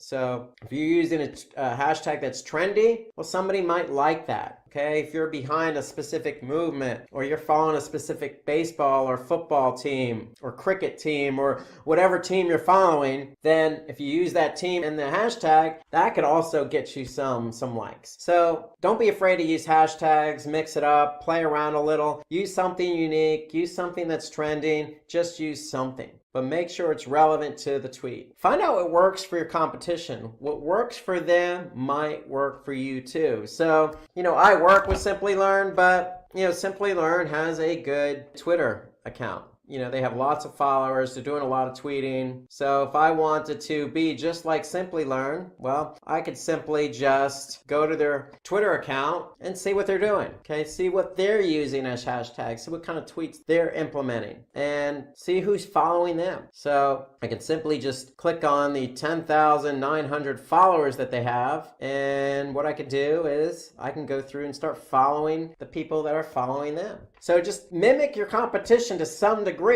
or mimic others in the industry. Look at what they're tweeting. Again, start out by retweeting some of the stuff they're retweeting if it's good stuff, if it's a good tweet. Don't be afraid to retweet even your competitors' tweets. Okay, use unique hashtags. Use the hashtags they're using. Look at who's following their brand. So you can really learn a lot from others in your industry, including your competition, because what works for them, again, might work for you, especially when it comes to hashtags or people who's following them. Again, people who are following them would likely follow you if you're in the same industry. So it's as simple as looking at who's following them and following those same people. Remember, the rule of thumb is if you're following somebody, they're likely to follow you back. So again, you can analyze things like the number of followers they have, the frequency of their tweets, what their profile looks like, how they respond to the competition of customers. Okay, what are they tweeting about? What types of content brings them more engagement? Meaning, of all the tweets, which one is getting the most likes or retweets? Get some sense of what they're doing. And again, when I say mimic, what I'm saying is pull best practices from that Twitter account. This will give you an idea what you need to do to get more followers. So it's always a good form of flattery when you can mimic what somebody else is doing. Just like every other social media platform, following Twitter influencers who belong in your industry is always a good idea. So if you're in the food industry and there's these star chefs out there, probably not a bad idea to follow those star chefs. If you're in the technology industry, well, probably not a bad idea to, follow Bill Gates or Elon Musk or Richard Branson or somebody else, and that's a big influencer, has an influence on a lot of people. Okay, but make sure they're in your industry. That's the key. If you can make sure they're in your industry and you follow them, chances are if they look at your Twitter account and see you're posting or maybe retweeting some of their tweets, they're likely to follow you. And if they're following you, your tweets are going to show up on their handle, on their feed. And so don't be afraid to go out and connect and follow those influencers. It's a good way to boost up your followers. So again, this will help you gain followers since you can replicate what they've done with their profile. So again, just like the competition, mimic what your influencers are doing. Okay, so people tend to follow people who follow influencers. So you're all of one like mind, so to speak. Okay, influencers might retweet or share your post if they find you retweeting favorites and replying to their post. So remember, if you're following a retweeter, or an influencer, and you retweet their post, chances are they might retweet one of your posts and again put you in front of a large number of people since they're influencers. So all of these are good, valid reasons to follow influencers, because if you're out to increase your reach and exposure, it's hard to ignore influencers in your industry.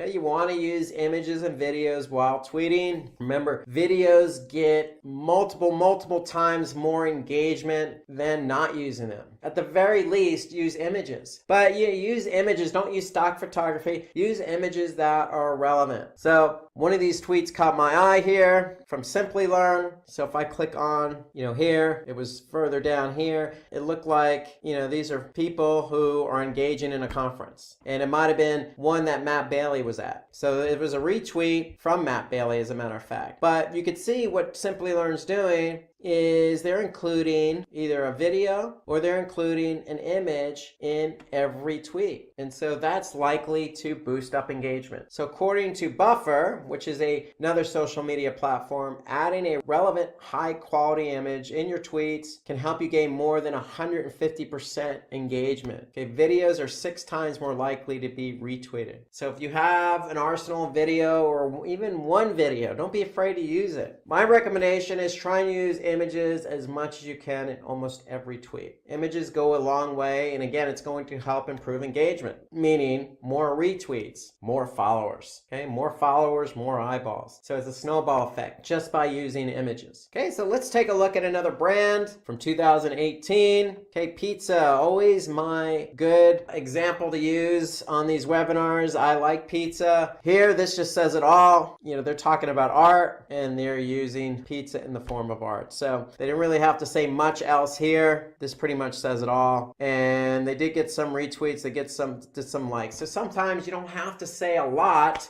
to make your point. Sometimes just the image itself will do the job. This was actually not from 2018. This goes all the way back to 2016. So it still holds true. If you use an image, that image is going to get engagement. Okay, so on Twitter, just like most other social media platforms, you can promote your tweet. So you can use Twitter ads to do that. So you can promote your tweet, and what you do by promoting it is putting it up above so that most people will be able to see it. Okay, so let's see if we can find an example. If I go here, I can see this person is promoting their handle, but if I go down here, I can see a promoted tweet by Constant Contact. So they're promoting their tweet here. So it's not a bad idea if you have some media budget to go ahead and either promote your tweet or advertise on Twitter. So what that's going to do is put you in a more prominent position and get your tweets out there. And the whole idea for that is to get people to engage. Here you can see a call to action from Constant Contact. So if I click on that, I'm going to go to probably a landing page on their website. And so the whole idea when you advertise on Twitter is really just like any other social media platform. You want to put yourself in front of the right audience. And so Twitter's no exception. So with Twitter, you could put yourself in front of the right audience. So what you could do is you could promote a tweet, do promoted trends, or you could do promoted accounts. So you have a number of different advertising options on Twitter. What we just looked at was, looking at promoted accounts and a promoted tweet. So when you do advertise, there are advantages. You have to pay only after achieving your marketing objective. So that's a benefit of Twitter. The cost per click, it's a cost per click model, so it tends to be fairly low. You could tailor your audience. So again, you're picking and choosing who you want your promoted tweet or trend or account to be in front of. And its targeting is based on either engagement or it's based on keywords, i.e. hashtags. So really you could tailor who you want your tweet or your handle to be in front of. And so that's really the benefit of Twitter. If you have a lot of active users on Twitter, you can really put yourself in front of those active users if they're your relevant audience at a low cost per click. So it's definitely worth the test. So you want to offer Twitter support to your users. Okay, so I can't stress this enough. Okay, so what you want to do is when users have questions about your product, they're more likely to tweet you for support. Hence, they're likely to follow your account. So don't be afraid to use the messaging option as well. So we go back to Twitter. Okay, chances are somebody might have a question for you. Here you can look at Bing Ads. It's great connecting with PPC experts. Can't believe tax season is here. We've got some great insights. So what they're doing is they're using the messaging app, but they're offering that messaging app in the form of customer service. So don't be afraid to use, direct messages to reach out to people in the form of support. What you don't want to do is buy Twitter followers. Chances are you're going to get the wrong followers. So even though it may boost your Twitter follow account, these bots cannot use or buy your products or services. So stay away from all sorts of buying of Twitter followers. You want to build your Twitter following naturally. Twitter is also cracking down on bot followers. So a lot of bot accounts that were paid to follow users were shut down by Twitter. So just my point is, everything we've mentioned to date is what you want to take advantage of. Okay, if you want to pay for something, pay for a promoted tweet. Reach out to influencers. Look at what your competition is doing. Use hashtags. Okay, these are all best practices and organic ways to build followers. So don't get involved with anything that's going to involve bots and adding thousands of followers to your Twitter account, because chances are it's just going to lead to no engagement. So create useful and relevant content. So what we started out by saying is, hey, if you're not sure what to do, retweet what somebody else is doing. Look at your competition's Twitter account. See what they're tweeting. Get some ideas as to what you want to tweet. So you want it to be useful and relevant to your industry. Okay, you want somebody to engage. That's the whole idea behind Twitter. The whole idea is if you're going to tweet something, you want to get somebody to engage with it. So use Twitter polls, your old recent blog posts, brand news, industry news, and events, and highlight customer stories. All of those are ideas that you can do to put content out there. Okay, so for me, one of the things I do is I'm definitely one for industry news. So if I'm in the industry of digital marketing, if Google did a recent algorithm update, I'm going to likely tweet about it or retweet it. I also am a blogger. So on my particular website, if I blog, I'm going to make sure that blog gets over to Twitter. So those are some ideas in which you can create useful and relevant content on your Twitter account. You definitely want to get that content out there, but you want to make it useful and relevant. Quality over quantity, because you want people to engage. So bring variety to the type of content you share. So I'm in digital marketing. I deal with pay-per-click, SEO, but am I going to just do pay-per-click and SEO? No, I know that analytics, I know that Google Tag Manager, I know that A/B testing, all of those are elements of digital marketing. So I'm going to branch out and talk about some of those things that support digital marketing. So that's an example of bringing variety to the type of content you share. So don't just stick to one thing.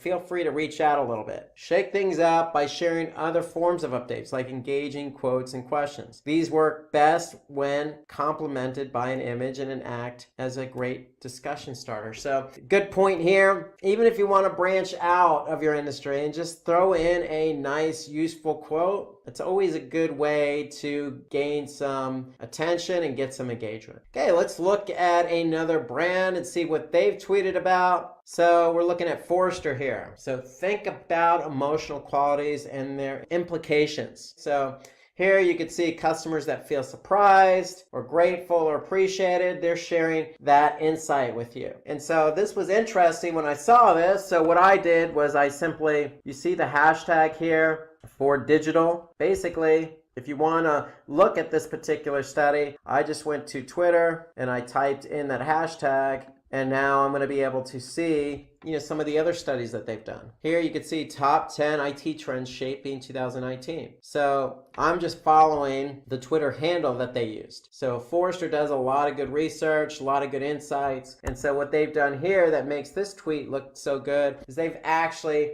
put an image of the results in the tweet. So they used an image to help gain engagement or increase engagement. Notice they also gave a shout out to somebody, as well as used some good hashtagging. So good tweet. This was back in 2016, but again, a good use of the image with the tweet. So you want to organize tweet chats to interact with your users and bring in new followers. So, you basically want to be organized when you're dealing with chats. So tweet chats enable you to send out tweets on a particular topic using a designated hashtag. So during a certain time to interact with your followers and other users. So you could do it at a specific time to really get out a specific topic. But you want to be able to stay organized so that, what you're chatting about is reaching the right audience and you're getting the right following and the right engagement. Okay, you can also pin your best updates and tweets to your profile. So you can just use that pin, and what that's going to do is pin it to the top and keep it there so that,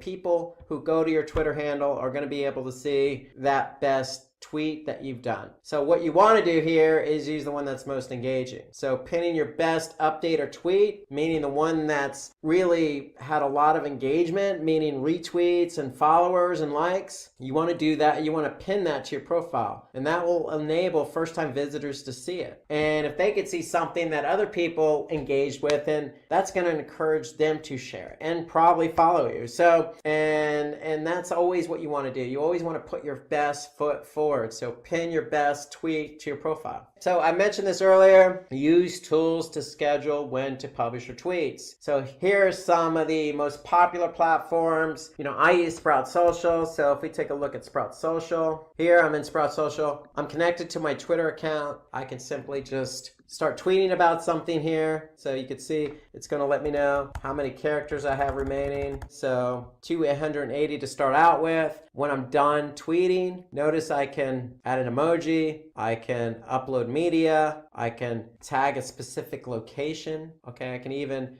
call out a specific Twitter profile. Now I can schedule this myself, or I can use the schedule below. I can pick and choose a time to schedule the tweet. Now again, you want to be able to use the Sprout Social, whatever social media tool you're using, to figure out when the best time of day and the day of the week to actually tweet. When are you getting the best engagement? So ideally, that's what you want to do. You want to tweet when you're likely to get the best engagement, when those eyeballs are actually going to look at that tweet. Okay, but you also want to separate out your tweets so they're not on one on top of another. Because if you actually tweet back to back, then those tweets are just going to get buried. So if you spread them out a little bit, then you're likely to maximize your number of impressions or eyeballs on that tweet. So if you schedule a tweet, multiple tweets in the same day, then post them a few hours apart or an hour apart. So that way you're always going to get that maximum visibility. So these social media platforms really help you in not only scheduling, but figuring out what tweets got the best engagement and when. And then that way you can replicate that success. So again, it's not just Sprout Social, Hootsuite, Buffer. They'll help you determine the exact time your audience is most active and schedule posts to increase traction. So,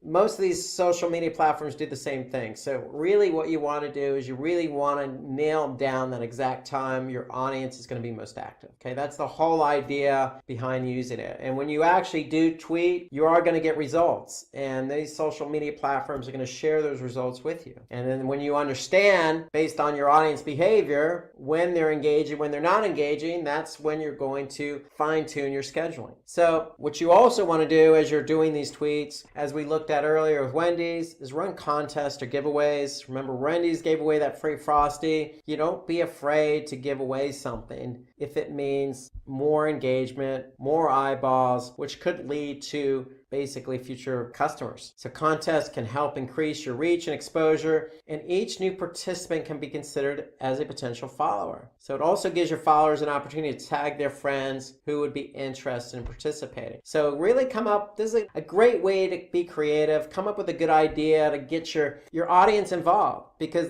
what's likely going to happen is your audience is going to share this contest with others that aren't following you. And so what's going to happen is when they share it, you're going to get more followers, you're going to get more eyeballs, and again, potentially more customers. So embed your Twitter updates on your website. You could simply do that It's very simple, but when you do, then people to your website will be able to see your tweets. So if I just go to my website here, if I scroll down, we actually have Twitter embedded on our website as well, because we want people to see what we're tweeting about. And you can see I just retweeted the Simplilearn tweet at the beginning of this particular webinar, and it's showing up in my feed here. So that's when people actually go to my website, they'll be able to see what I retweeted, and that's going to help Simplilearn out, because Simplilearn is likely to get some clicks on this particular tweet from my website. So it's also a good way to keep your website fresh and updated, because if you're an active Twitter user and you're tweeting a lot, then hey, that's going to show up on your website, and it's going to show that, hey, you're fresh, you're engaging, you keep up to date. It's just going to make it look good and make your website feel fresh and not stale. So embedding your Twitter updates will help you add new followers as well, because it's people who are coming to your website that may not even know you have a Twitter account. So you can also do this in a blog post, in a newsletter, and other forms of communication media. So it doesn't necessarily have to be just your website, but I would definitely recommend it because it will give a boost to your Twitter account. So now let's take a look at the final brand watch. Let's take a look at another tweet that caught our attention. And this is from PlayStation. So PlayStation is mentioning, hey, we got a multi-view on Apple TV today with support for up to 4 live channels on one screen. Okay, so they're promoting a new feature that they have with PlayStation. And you can see they supported that with an image, and they got some really good engagement here. So they're basically saying, hey, look what happened to us today. Check out this new feature that got supported on Apple TV. So you never know what's going to happen with a tweet. When you tweet, good things are likely going to happen, whether that be somebody liking it, retweeting it, or somebody adding you as a follower. Something good is going to come out of tweeting. Twitter is an easy platform to use, and if you take into account all these best practices, you are going to increase your Twitter followers. After watching this video, you should be prepared to explain why the human tendency to daydream can be interrupted using a storytelling marketing approach, to list 3 key benefits of storytelling when it comes to consumer engagement, to realize that different consumers are looking for different relationships with your company, and to explain the difference between storytelling and story sharing. Let's begin. Lesson 1, why storytelling is essential in social marketing. When we think about the way that our company or our brand or our organization is represented to the world, it's easy for us to be focused in on things like quality and credibility and whether or not someone wants to buy from us. But it's also important to understand that for a lot of consumers, the very idea of who you are is also important. It's not always just enough for people to know the name of your company or product. They're interested in understanding what the story is behind your brand. And that might be something like how you came to be or why you exist or what your mission is, or it might be something about the personality and sort of the lifestyle that's represented by your individual company. Now, the storytelling movement has been an area that we've really seen a lot of growth and a lot of improvement in the last several years in social media, with more and more brands moving towards this idea of sort of humanizing their companies by telling the stories that come out of the company itself, out of the use of the product, or even out of the consumer stories that, share how products benefit their lives, or again, just what goes on in that interaction and that dynamic between the organization and between the customer side of things. Now, when it comes to storytelling, there's several different ways in which this approach offers value to a business. And one of the key ones is on the emotional side. We've talked a lot in the social sharing dynamic, in some of the other areas of, the spread and the viral concept, about how emotion is one of the most powerful things that impacts people's decision-making and engagement with the brand. So when it comes to creating that emotional connection or leaving people with some type of emotional response, storytelling is one of the most powerful ways to impact that. It gives you an opportunity to sway the emotion of consumers in terms of how they look at or view or are receptive to your brand. Now, another thing that storytelling can really do that adds a lot of value is the idea of making you credible. Because a lot of times the way we tell stories, especially when we're incorporating in true to life examples or, consumer stories, there's an implied credibility that comes through that storytelling and comes through those third-party experiences that can help people feel more secure about doing business with you. not just more emotionally positive, but actually feel that security of trusting that what they think they're going to get or what they're hoping to get, that there's going to be enough follow through and enough other people have had a positive experience for them to really trust that that's what's going to happen. Now, another area that storytelling brings a lot of value into a company is in the idea of making you memorable, because human beings are wired for stories. We are much more capable of recalling broad ideas and concepts and emotions when they're communicated via a story. So if we give someone a list of facts, a list of selling points, a list of reasons why to do business with you, the ones that touch them emotionally or that, problem solve, those tend to stick with them, but a lot of the data gets lost. But when we put it in the format of a story and someone is sharing what their experience was, our brains literally archive it and categorize it differently, and our recall level goes up. So again, along with building trust and along with creating that emotional impact, the fact that people are better able to recall the information that's communicated to them via that story helps make it a very powerful marketing tool. Now, in addition to that, it's important to keep in mind that on average, people tend to be daydreamers. In fact, study after study shows that if our minds aren't occupied with an important task, if we're not truly focused on something, we tend to drift off. And when we look at that concept of daydreaming, the average human spends literally half of their waking hours daydreaming. We average 2,000 waking drifts per day with an average length of about 14 seconds. So you do the math on that 2,000 times 14 seconds, that's a pretty good portion of our day where our brain is drifting off. But when they look at the brain's ability to stay focused versus having those drifts, we stay focused during a story. If we're reading a book, if we're watching a movie, if someone is telling us an engaging story, we are better equipped and better able to put those drifts off and really stay focused on what's happening. So that's one of the other sort of scientific and concrete reasons why that memorable factor comes into play when we present things via stories.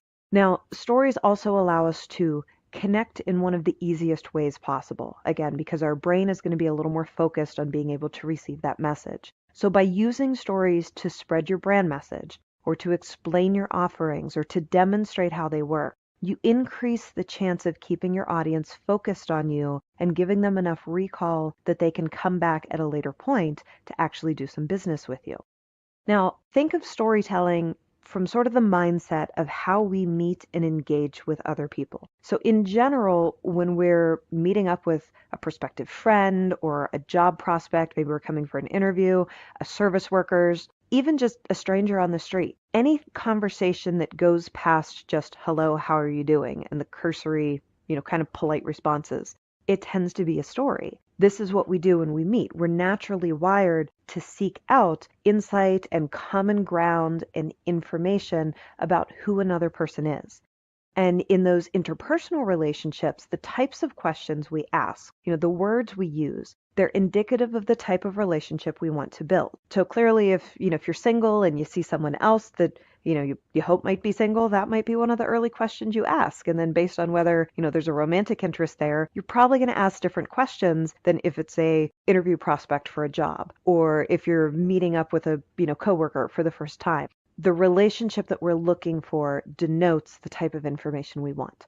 And that's one of the important things for us to keep in mind when it comes to storytelling, is we also have the ability to tailor our story to the audience. So we can put those different features up front. We can weave them in a different way if we're appealing to a group of 60-something females that love to sew versus a group of 20-something millennials that love whiskey tasting.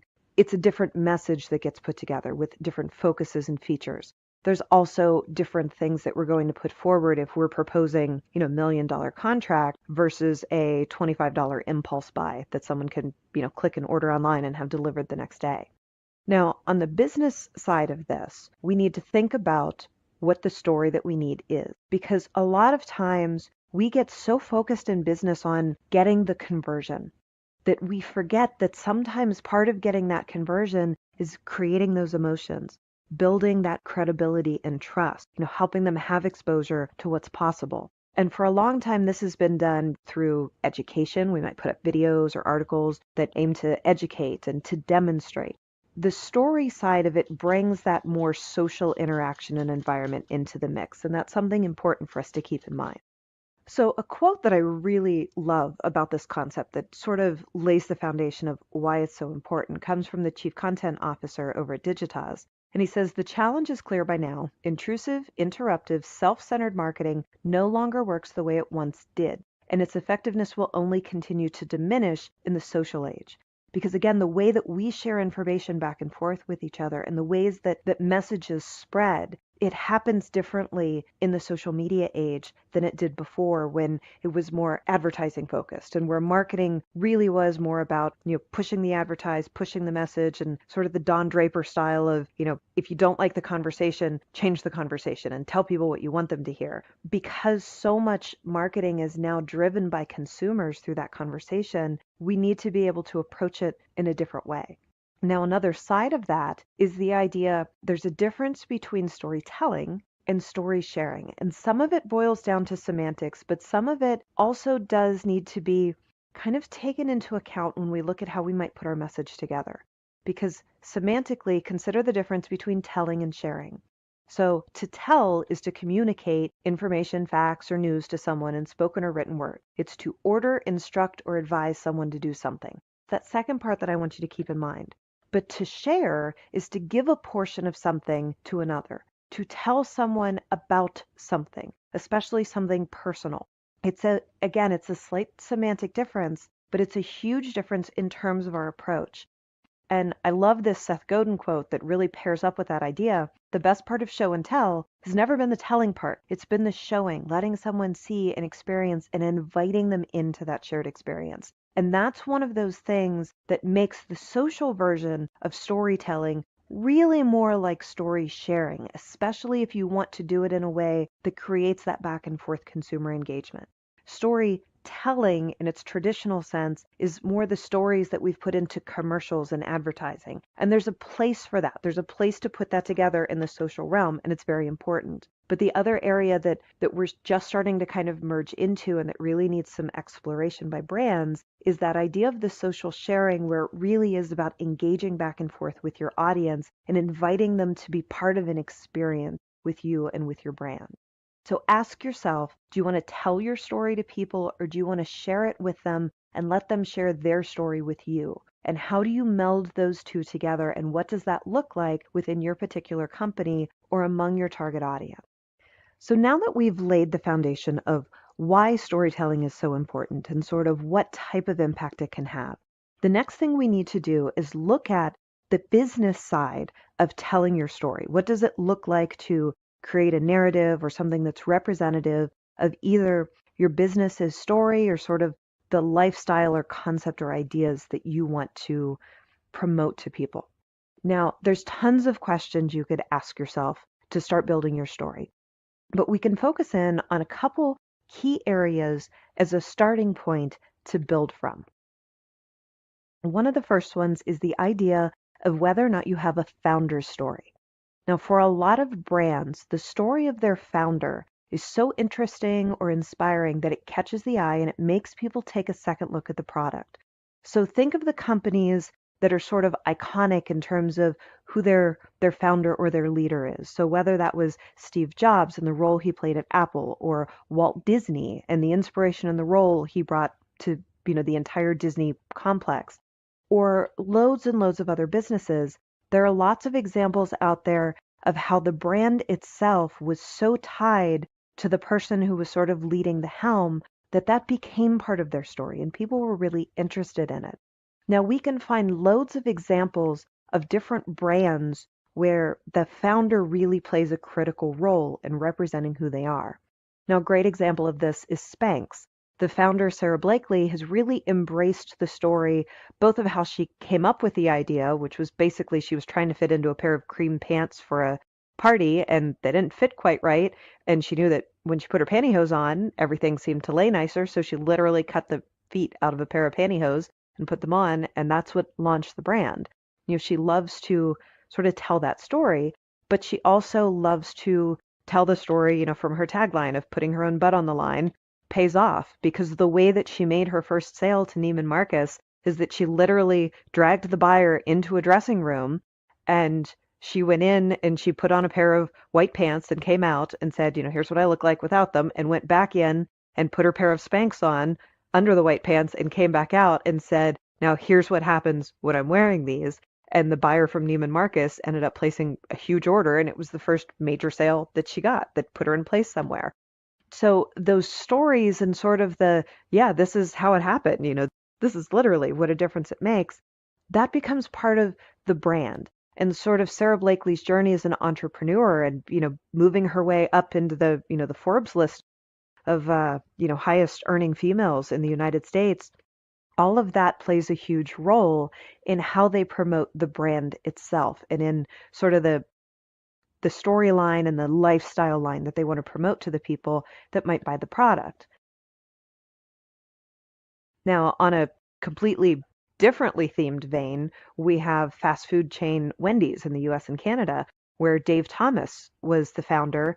And even though he passed away several years ago, he's still a critical part of the brand and of the story, because basically it was the idea that a working class guy makes good and continues to act like a working class guy while building a massive charity, because it wasn't uncommon even when he was CEO to see him show up in a store somewhere and start working behind the counter or sweeping the floors somewhere.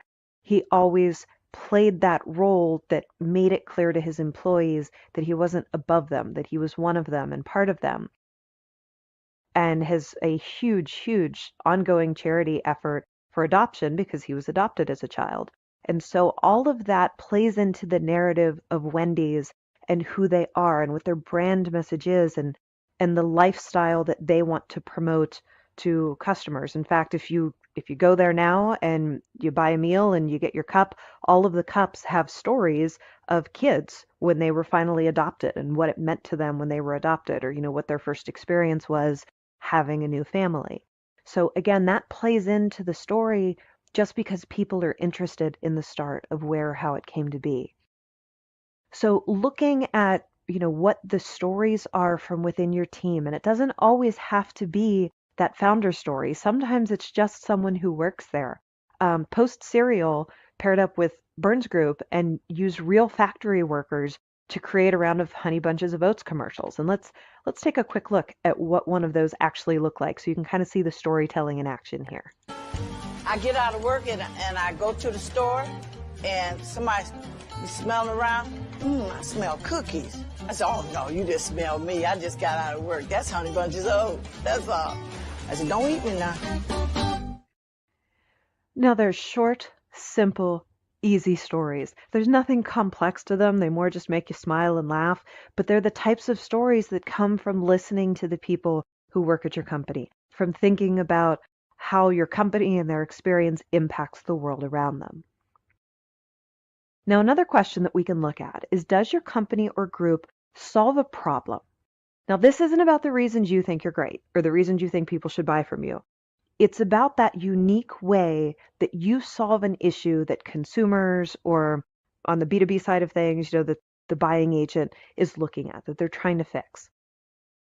Now, a great example of this is Airbnb, or you could look at Uber or Lyft on a similar vein, allowing people to experience travel in a new and affordable way, but also letting, owners or drivers earn extra money, from something that might have been sitting there empty anyways. That idea that when you're traveling, you don't have to stay in a bland, expensive hotel. In fact, when I travel for business, pretty much any place I go, I always book via Airbnb because, if I can have a bedroom and a living room and a kitchen, especially if we're traveling as a family, and there can be, separate bedrooms as opposed to having my kids all stay in the same room with my husband and I, it just makes sense. But there's also the story side of that, of its different experiences. And that's one of the big things that people talk about, is how the experience changes. And even on the side of trying to recruit people to put their properties, it becomes about the freedom and the lifestyle that's enabled. And there's tons of examples on YouTube of people sharing how, leasing out that, their vacation property the rest of the year when they're not there, pays for the vacation property and more. or, the people who now travel full time because they're able to lease out, their apartment or their home or something else on Airbnb. The story side comes from the problems that are solved for people. Now, another great example of a company that focuses on their story from that side is Dollar Shave Club. They basically took a problem everyone complains about and they made it go away. The idea that razors cost a ridiculous amount of money, that you always forget to buy new ones until it's too late, so you're shaving with a dull blazer, and it's just inconvenient. So all of their messaging focuses in on that idea of we make it cheap, we make it easy, and it shows up right at your house and you don't ever have to think about it anymore. And their commercials all tell the same story with kind of a, funny, modern, millennial-focused way. So let's take a look at one of those as an example. As a founder of my own club, I'd love to know, how does yours work? Dollar Shave Club presents What the Fact. It's simple. You choose from one of our 3 great razors. We'll give you a free reusable handle, and each month, we'll send you replacement cartridges for just a few bucks. That means you get to shave with a fresh blade anytime you want, which feels amazing. Will I be locked into a contract? No, we wouldn't lock you into anything. That's a relief. How long for delivery? I've got a conjugal visit next week. Well, what if I don't have to shave that often? No problem. After you sign up, you can choose to get replacement cartridges every other month. You sound like my mom. I like that. Ew. What's this I hear about Dollar Shave Club selling more than just razors? You heard right. We make all our own high-quality grooming products like Dr. Cover Shave Butter, Boogie's Hair Gel, and Big Cloud Daily Face Moisturizer with Sunscreen. Now you know what the fact is up with Dollar Shave Club. So join the club today.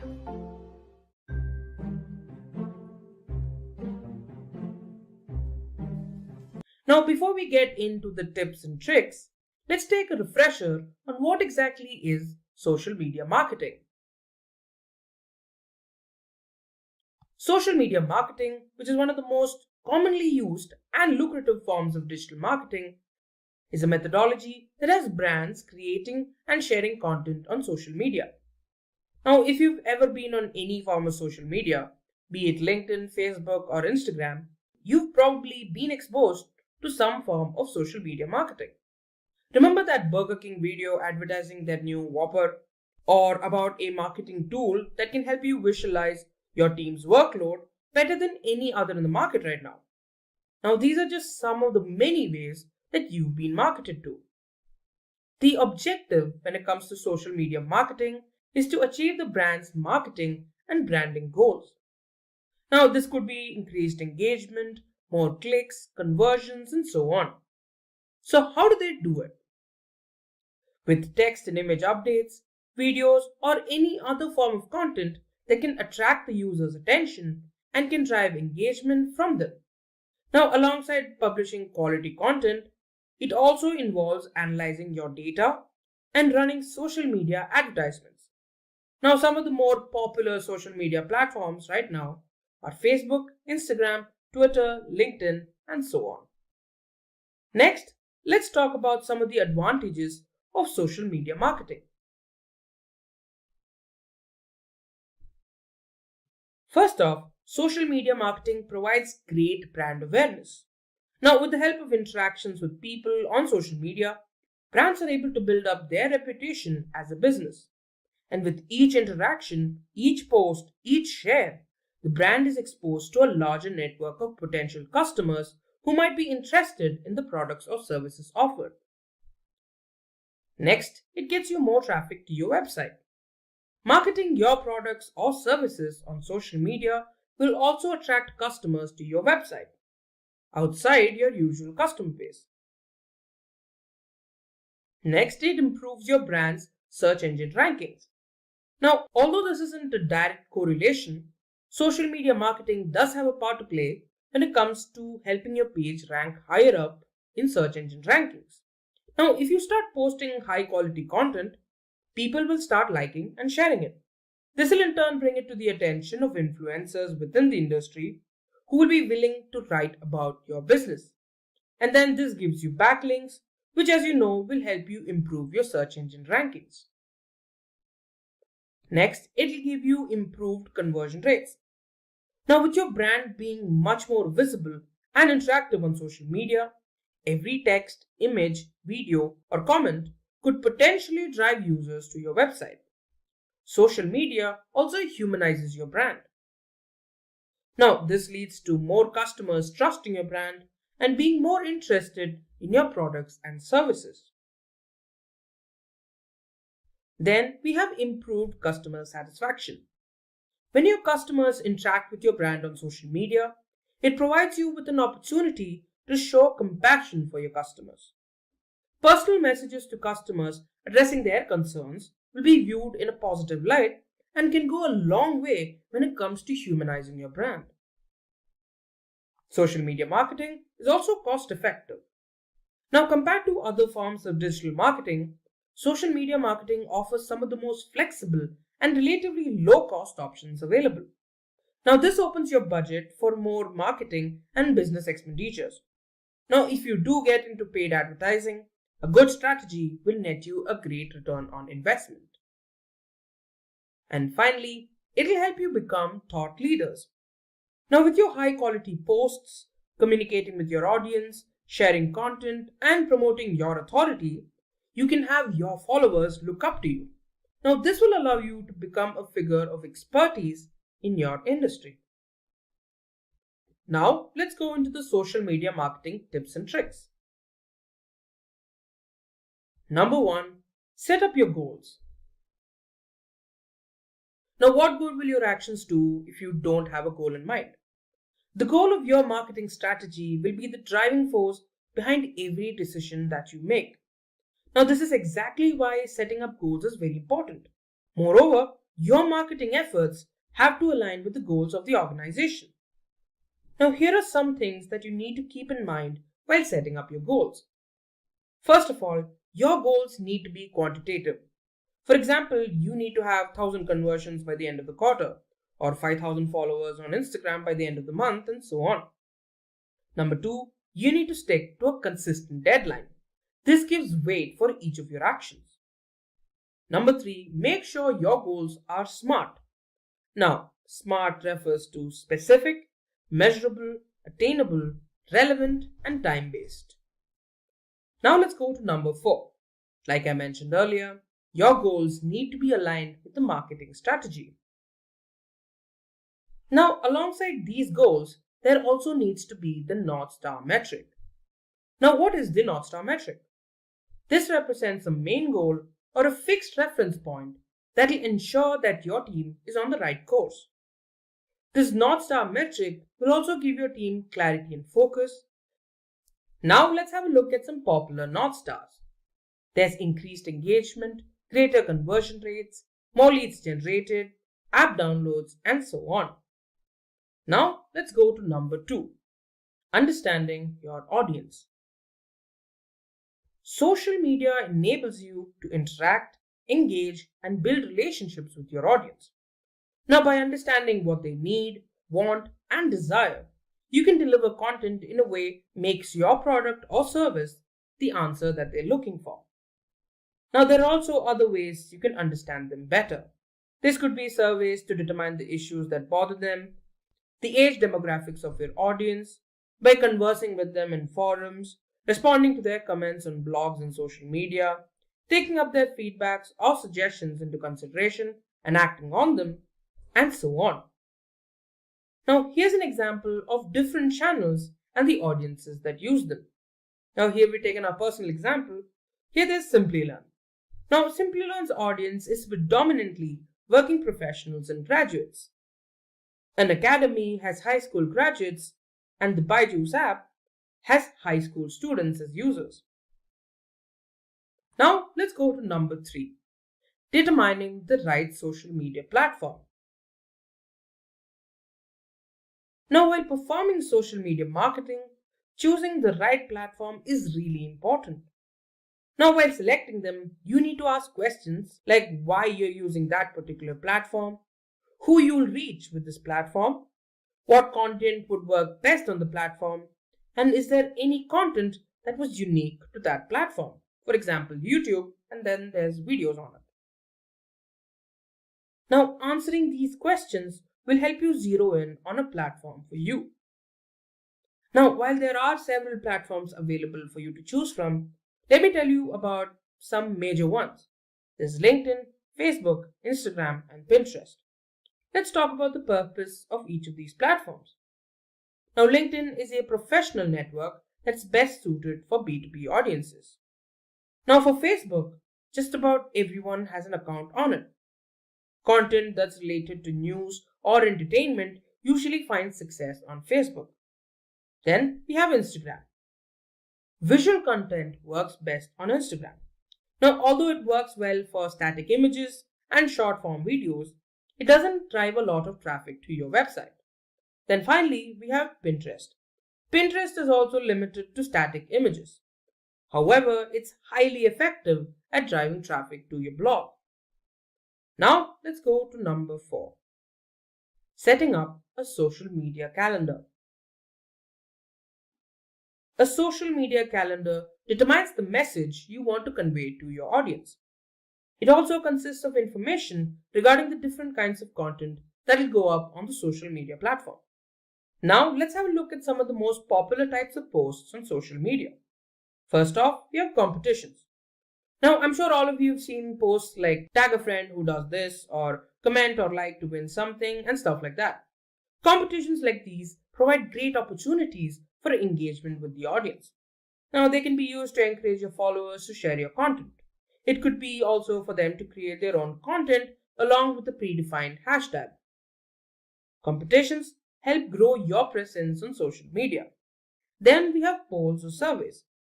Polls can help you with data collection that also encourages followers to take action and interact.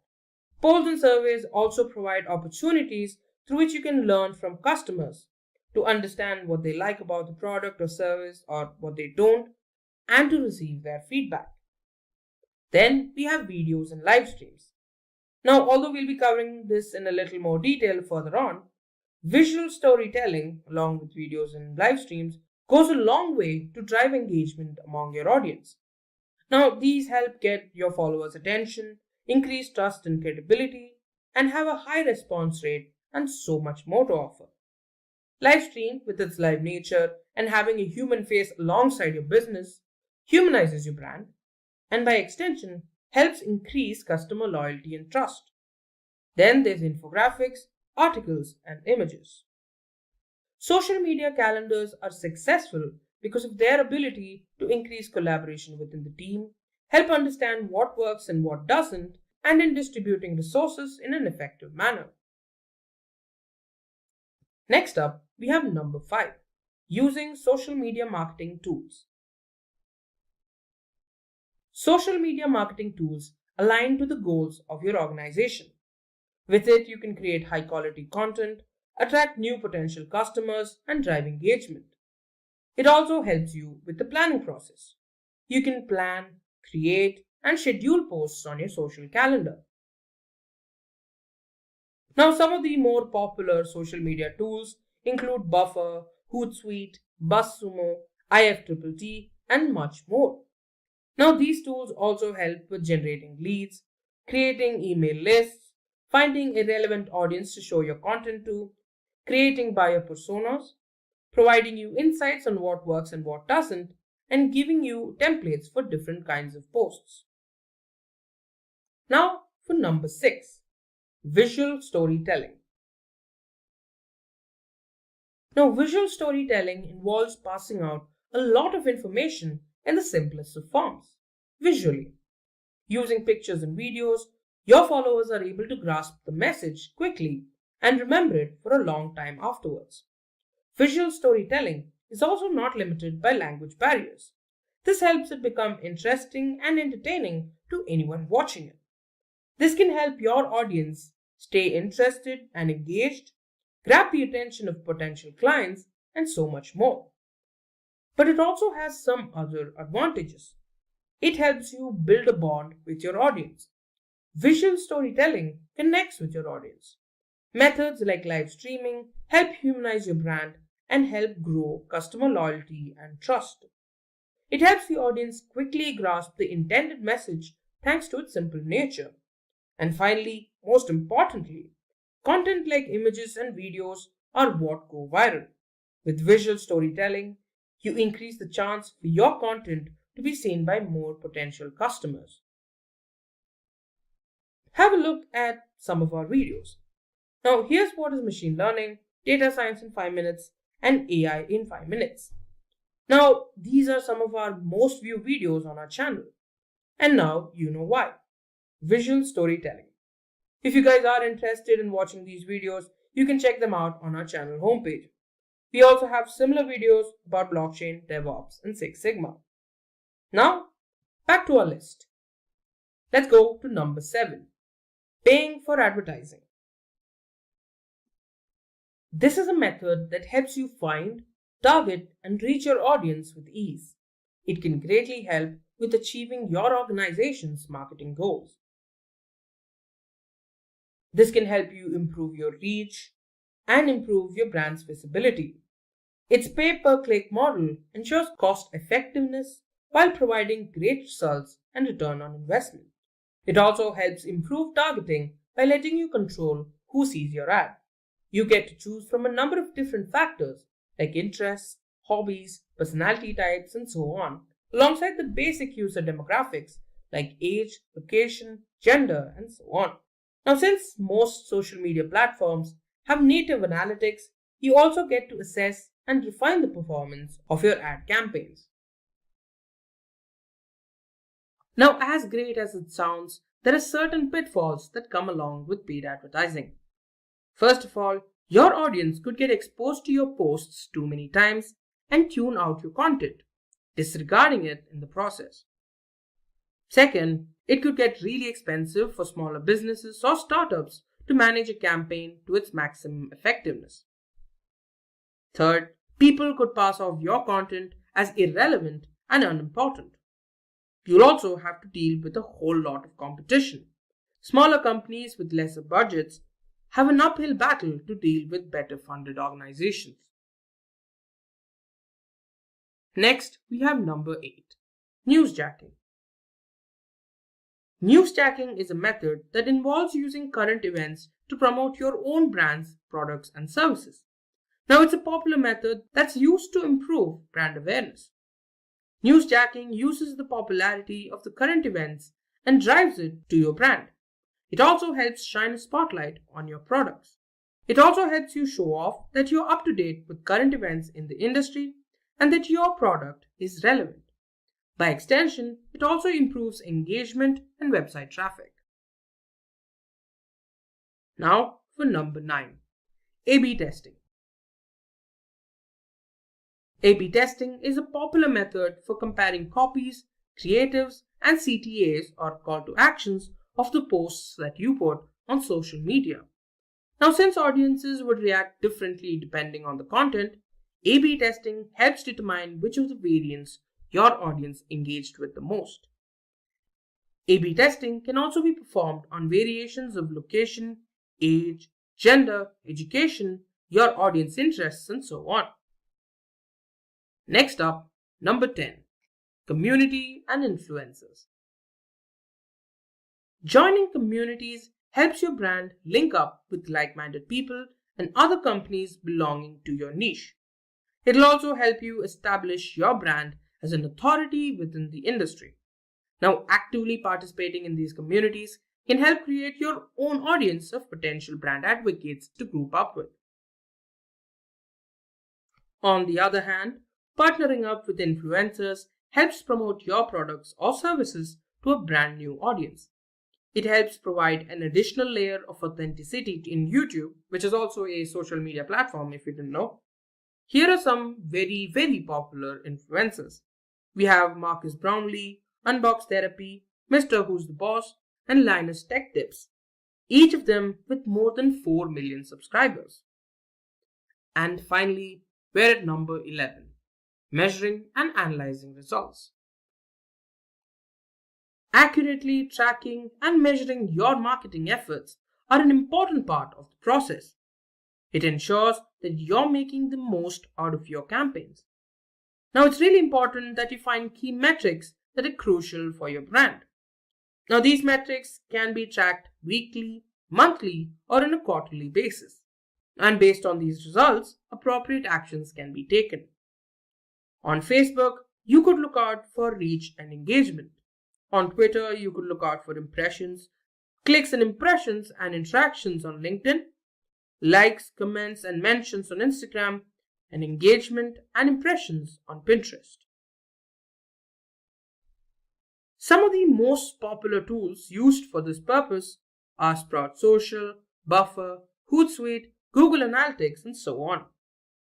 Now, before we get into the tips and tricks, let's take a refresher on what exactly is content marketing. Content marketing is a form of marketing that involves the creation and sharing of online content to help generate audience interest in a brand's product or services. This means providing information that the audience considers valuable and relevant in a consistent manner so that it drives some sort of profitable customer action. So let's talk about the content that falls under content marketing. There's options like blogs, videos, infographics, case studies, white papers, and ebooks. So why is content marketing so important? Firstly, it helps build awareness, trust, and loyalty in your brand. The more your brand provides accurate and well-researched content, the more people learn about and trust your brand. The more the audience trusts in you, the more they're likely to buy from you. Creating the content is relatively inexpensive and can be done in-house. Content marketing will also enable your brand to increase traffic to your site and get more conversions. It also helps improve other marketing tactics like search engine optimization, social media, and public relations. Now let's have a look at the content marketing process. The first step is to determine what goals you want to achieve with your marketing campaign. It could be increased conversions, website signups, and so on. Then you set up buyer personas from among your audience that can buy your content. But what exactly are buyer personas? Now, these are research-based profiles that represent your target customer. Buyer personas help you describe your brand's ideal audience, the decisions they make, the challenges they face, their interests, and so on. Next, you'll have to set up content audits to determine the best type of content that works for you. You also need to set up a content management system like HubSpot, Squarespace, Wix, and WordPress. They'll help you with increased collaboration, greater support, run A/B tests, and much more. You'll need to brainstorm for new forms of content that your audience can enjoy. After that, you can zero in on a particular form of content that would work the best for you. And finally, you can publish and manage your content.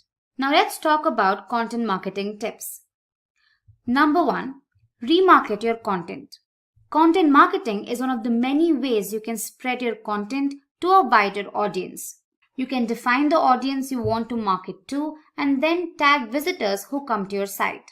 And using Google's display network, you can strategically position your ads in front of people on Google or its partner websites who previously interacted with your website and advertised to them. Through this, you can build awareness and engagement with your audience. Here's an example of a banner advertisement I would be shown if I was shopping for a MacBook Pro on Amazon and changed my mind at the last moment. This ad would maybe stay at the back of my head until eventually I go and finish that purchase. Now let's go to number 2, answering complex questions with your content. Targeting specific keywords is extremely helpful with your content. This is why you need to focus on Google's featured snippet. This position, also known as position 0, enhances and draws user attention on the search engine's result page. Through the featured snippet, you can drive a large amount of traffic to your website while cementing your position as an expert in your industry. You can have different forms of snippets, like definition boxes, where a snippet of text gives researchers direct and concise definitions and descriptions. You could have tables where data is taken from the page and displayed in a table. You could have ordered lists where items are presented in specific order, and you can also have unordered lists. Next up, number 3, we have create a personality for your brand. If you're looking to grow a following for your content, try not to copy how already established and successful corporate blogs do things. Nowadays, audiences tend to prefer content that has a certain humanness about it. Tend to follow solo influencers. They advertise their brand by being themselves. In a way, they're selling themselves by being themselves. You need to analyze what these popular and influential blogs are doing and incorporate into your brand's website. Thanks to this, your audience will connect with you and come back for more. Now, here's an example of one of the largest players in digital marketing, Neil Patel. See how he himself is the brand. And if you've gone through his content, you know it's pretty great as well. That's what you should be striving for. Moving on to tip number 4, ensure that your content matches your brand's voice. To make sure of this, you need to constantly review your editorial standards and make sure your tone and quality remain consistent. You need to ask your audience questions about how you can develop and refine your brand's voice. By answering these questions, you can provide your audience with a more cohesive and helpful experience. Your tone of your brand can vary on the basis of what type of content you're planning to post and what the goal you want to achieve from the campaign. Next up, we have number 5, back up your arguments for data. Using statistics and facts to make a point by including a link to the original source makes it extremely credible. This data can help the audience grow trust in your brand to persuade them that your content is valid and valuable. This will also help your brand grow as an industry expert. At number 6, we have use specific keywords. Now make sure you use specific keywords in your content. This takes care of the SEO aspect behind your content. This will also help your content have a greater chance of being found, indexed, and ranked. It could also help your content rank for niche topics within your industry. Moving on to tip number 7, evaluate the success of your content with data. Earlier, we talked about why it's so important that you back up your content with data. Now, let's talk about how data can help you improve. Analytics tools will help you learn more about how well your content is doing, the age demographics of the people enjoying it, who doesn't, their locations, the best time to post, and much more. With this data, you can make sure that your time and money are being used in the best possible way. Some of the most popular tools in the market are BuzzSumo, Evernote, HubSpot, Trello, and WordPress. These will help you find topics and influencers within your industry. You can capture, organize, and share notes, collaborate with team members, create sales funnels, and much more. Now, we've reached midway right now. So I've got a question for you. Do you guys have any tips for content marketing that we haven't covered yet? Let me know in the live chat. Alright, so let's get back to our list. Tip number 8 is to be consistent with your content. Post your best performing content and make sure they follow a consistent schedule. Finding a balance of the different types of content to be posted with the help of a content calendar will show your audience that you're committed to providing them helpful and informative content. This will also establish your brand as an authority and thought leader within your niche. It will help your audience depend on you for quality content and give them a reason to return. Tip number 9 is to make your content actionable. Providing actionable steps or information in your content will coerce your audience to take a particular action quickly. It can help you create valuable content and fix pain points faced by your audience, build a strong relationship with them, and earn their trust. It also leads to increased engagement and a positive brand experience. It provides users with real value and solutions, leading them to take action. Here we have an example from Trello where we see a pop-up with a call to action asking interested users to input their email IDs to sign media today involving more than 200 marketers More than 49% of them felt content marketing was really important to their digital marketing campaigns, and more than 25% of their budgets are used for visual advertising. Content like images, infographics, videos, and other forms of rich media will help you enhance the message of your brand and reach a wider audience. Here's an example of advertising by Coca-Cola.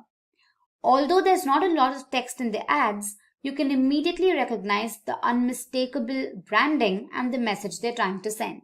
Moving on to tip number 11, create trending and evergreen content. Creating content that's evergreen and trending with your own unique angle, statistics, and research will be a huge advantage since you'll have to update it every now and then. You'll get a great deal out of the work without having to do a lot of work. Here's an example of one such evergreen article. People are never going to stop wanting to learn how to do SEO. So with a little tweaking every few months to reflect new changes that Google may have done, you'll have an article that you can get considerable mileage out of. Next up, tip number 12 is to understand content that works for you. You need to analyze what content works on different social media platforms.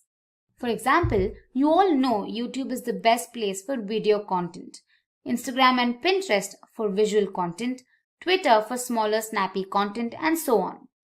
Understanding what works and what doesn't will help you better spread your content across the internet.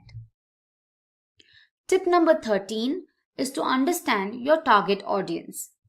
Now, like I mentioned earlier, your marketing campaign isn't going to bear fruit without targeting a specific audience. Understanding who your audience is one of the most important steps for this. You can find this out by asking questions like who you're engaging with online, their age, location, language, etc.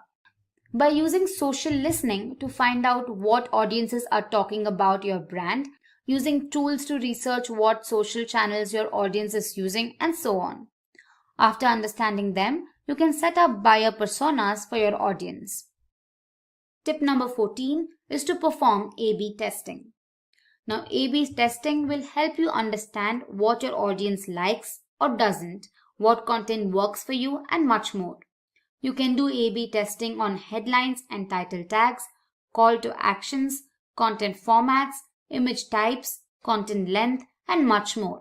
It can also help you make better decisions in the future. And finally, our tip number 15 is to reach out to people sharing similar content. One of the best ways to build your audience is to get people or influencers who already share content within your niche to share your content. Now, since these people already have a trusting audience, they would be a lot more likely to enjoy your content. Content marketing strategy. So buckle up and let's get right to it. And we're going to get right into some of the best practices, some tips, some methodologies, some things you should be doing with content marketing. So right out of the gate, let's start talking about knowing your audience. Okay, so content is all about writing for a particular audience. So it's just like speaking, except when we're speaking to somebody, we're speaking directly to them. Content is very similar. And so we have to be able to know our audience ahead of time. So what you can do is collect demographics of your target audience based on who's coming to your website. So you can get that data in Google Analytics under audience. Email subscribers. I mean, who is subscribing to your emails? Who do you already have in your email database? And you can look at social media. I mean, you look at Facebook. You can look at the people who are already connected to you. Okay, these are just some three of many examples you could be doing to gather data on your audience. Okay, you have to know who your audience is before you start writing. You know, for a successful content marketing strategy, you really just need to know your audience. And basically, you're going to segment them based on their interests. So that content is going to be catered to that audience. Okay, so if it's an audience that likes a specific, product that you offer or feature that's part of that product that you offer, then that's the segment you're going to be writing about. So you need to collect your data on your audience ahead of time. And then you're going to segment that audience, okay? So you're not going to write content for everyone because the shoe doesn't necessarily fit for everyone, okay? The shoe has to fit for a specific foot. And in this case, we're talking about an audience. We need to be able to segment our audience out. And you could certainly segment them out by age, by gender, by education level, by income, by interest. I mean, these are just some of the examples. Again, it could be new returning or new users versus returning users. It could be users who have purchased from you in the past versus users who haven't purchased from you in the past.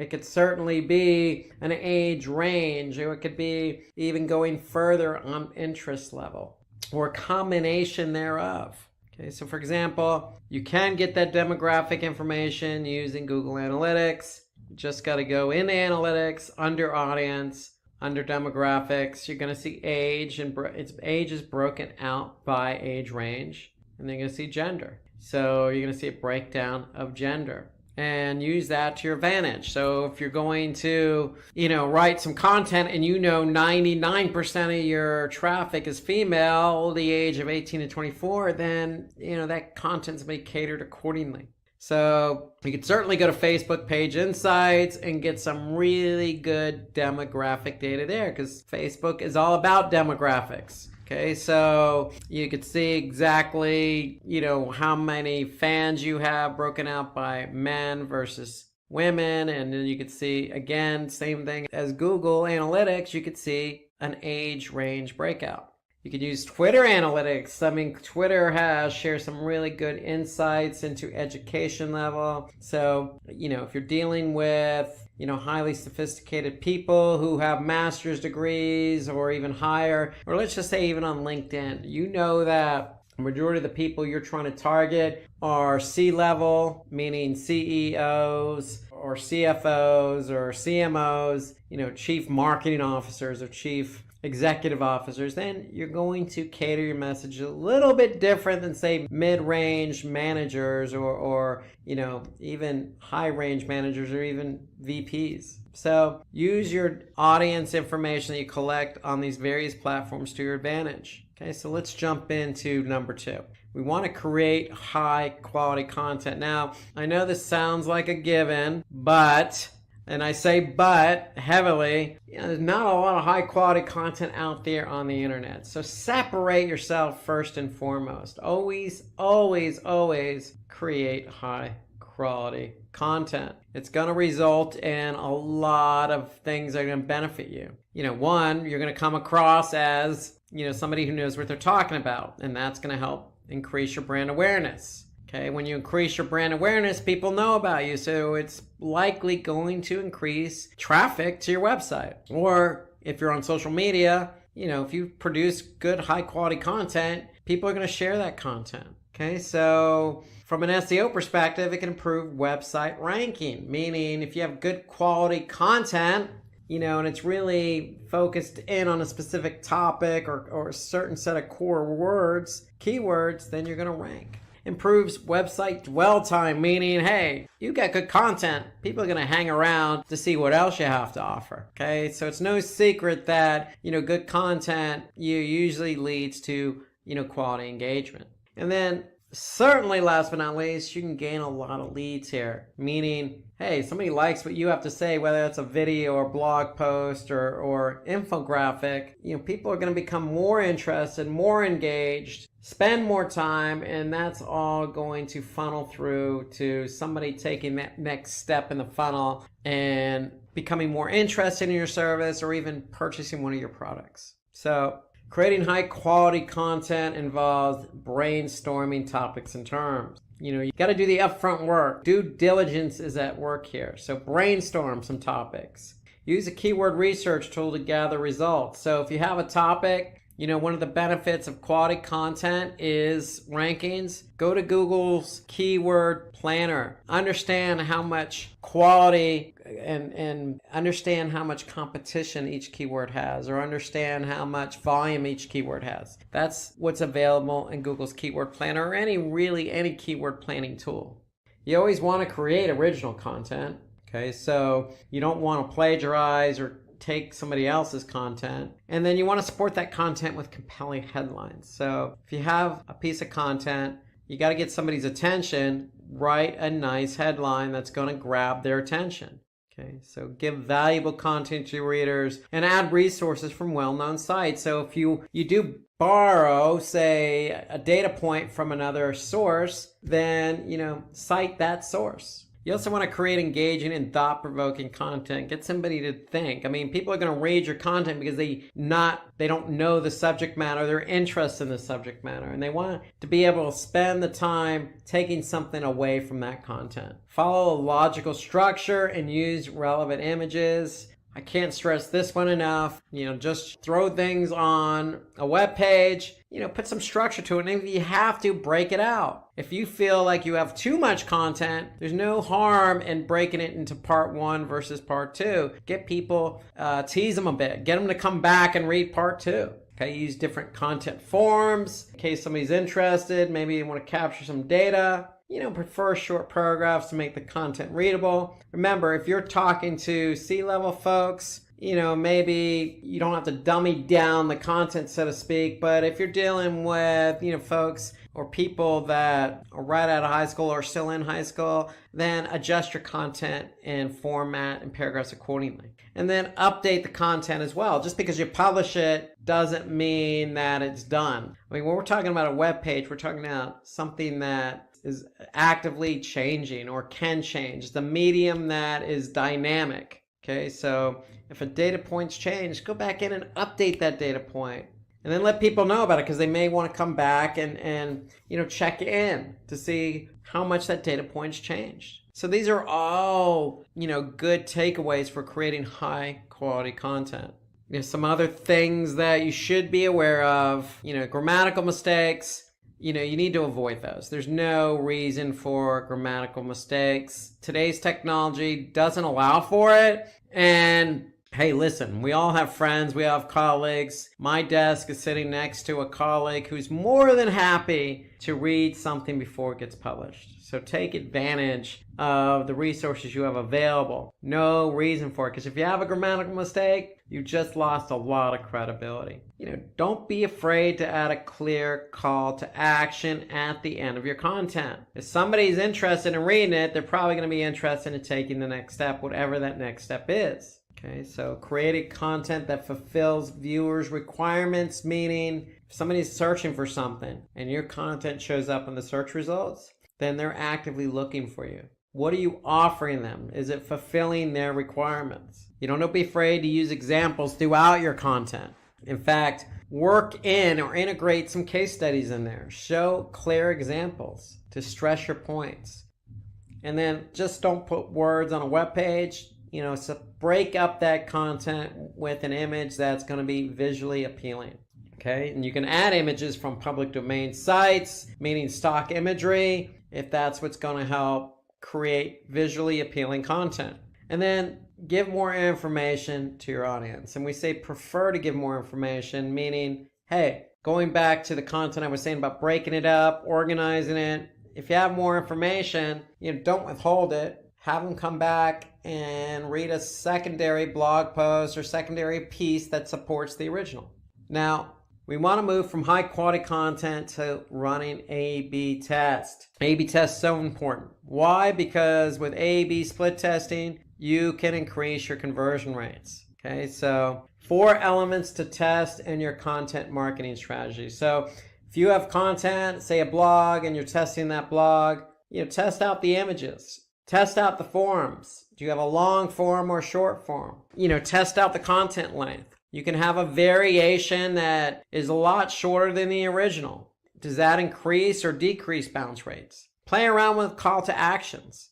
Call to actions do matter. Do you want to use a softer call to action, a softer tone, or do you want to use something very direct and strong?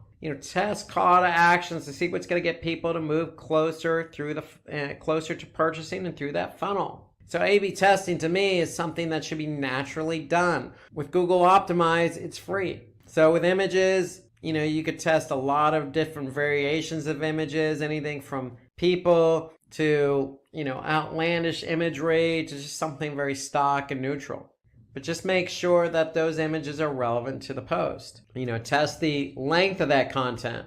Again, if you know that your average time on page is very low, don't write something very long. Write something that you think is going to stick with that time on page. But on your A/B test, create something maybe a little longer. If it's engaging enough, maybe somebody's going to stay a little bit longer on the page. So, create a variation that's going to play with that length. Okay, so use analytics to your advantage to figure out, as a baseline, what amount of content is getting people to stay on the page. Then see if you could push the envelope one way or the other. Okay, improving the page with sign-up forms. Really, what you want to do is create a user-friendly experience. So when you have sign-up forms, and don't make them non-intuitive, don't make them difficult. Link maybe up to Facebook or Google, so if they're creating an account, they can create an account via Google or Facebook. Or, don't put too many forms on the page. And then on those CTAs, as I mentioned, play around with the tone. You can also play around with the color. I test color all the time. Believe it or not, color does matter. Don't use red, use green. People react to different colors. But again, you have cultural variances as well. So you got to take that into account. If you're in the Middle East or the Far East, Asia, color schemes and what you say matters, and it changes versus, say, Europe or the West. Okay, so keep that in mind when you're making changes on color or tone or placement and things of that nature. So you want to conduct a competitor analysis. So we're talking about creating high quality content, testing that content, brainstorming some topics, looking at your audience. You're doing all this work. You might as well take the next step and figure out what it is your competitors are doing. So you can opt for competitive analysis by identifying your competitors' top performing content for specific topics. Okay. And so really what we're trying to do here is improve our conversion rates. So what are your competitors doing? What are their baselines? We can maybe up that ante. That data is also available in Google Analytics. So you can look at benchmarking reports in Google Analytics to get some form or fashion. You can also go to Facebook and look at your competitors' Facebook pages and see what's performing in terms of engagement. But what you want to do is find out your strongest competitors by using search engines or check which websites are competing with you.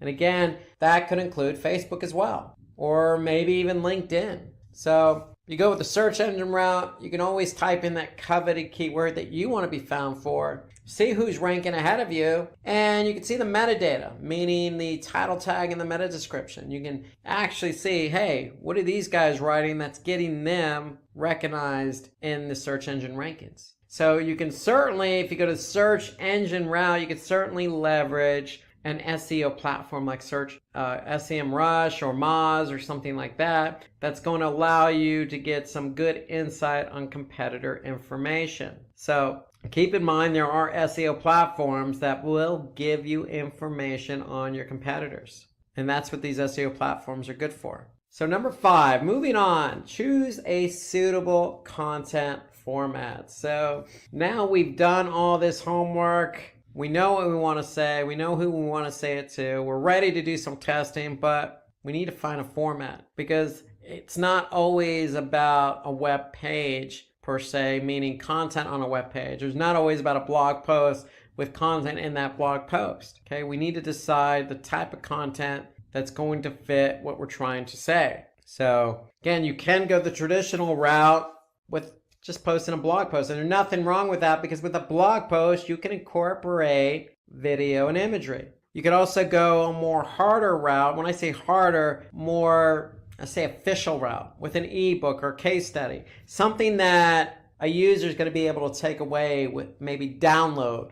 Okay? Something more official, something more in-depth, something with a harder stamp on it. So that shows individuals that you've taken the time, you've done this homework, you've done this research, you've done some really in-depth analysis, and now the proper format for that is not a blog post, it's an ebook. Now, if you're into talking, like I am, then you could certainly do a podcast. And podcasts are always popular depending on the topic. So you got to be aware of the topic. Now, videos are always a good option. You got the likes of video and YouTube and some other, video platforms out there that allow you the ability to get found very quickly, especially with the likes of YouTube. People use YouTube before they go on to purchasing a product. So think about that. So if you're trying to get somebody, if you're trying to sway an audience to move from being a brand awareness and a loyal, customer to taking the next step, okay, to purchasing more or purchasing for the first time. And so videos kind of help convey that. Now, if you're trying to convey a lot of different points, then an infographic might be your best option. Instead of having to write out all those points, try using an infographic to convey those points visually. Now, again, with blog posts, it should have valuable content that can be shared by your website visitors on social. So that's the key. Make sure you have those shareable social icons. Now, with ebooks, it should have longer and in-depth content, and it shouldn't be published frequently. So maybe if this is something you're doing annually, then ebook could be the format. With a case study, what you should have a customer story that succeeded in you solving that customer's problem. So the case study is always there for somebody to get an idea of what you're all about.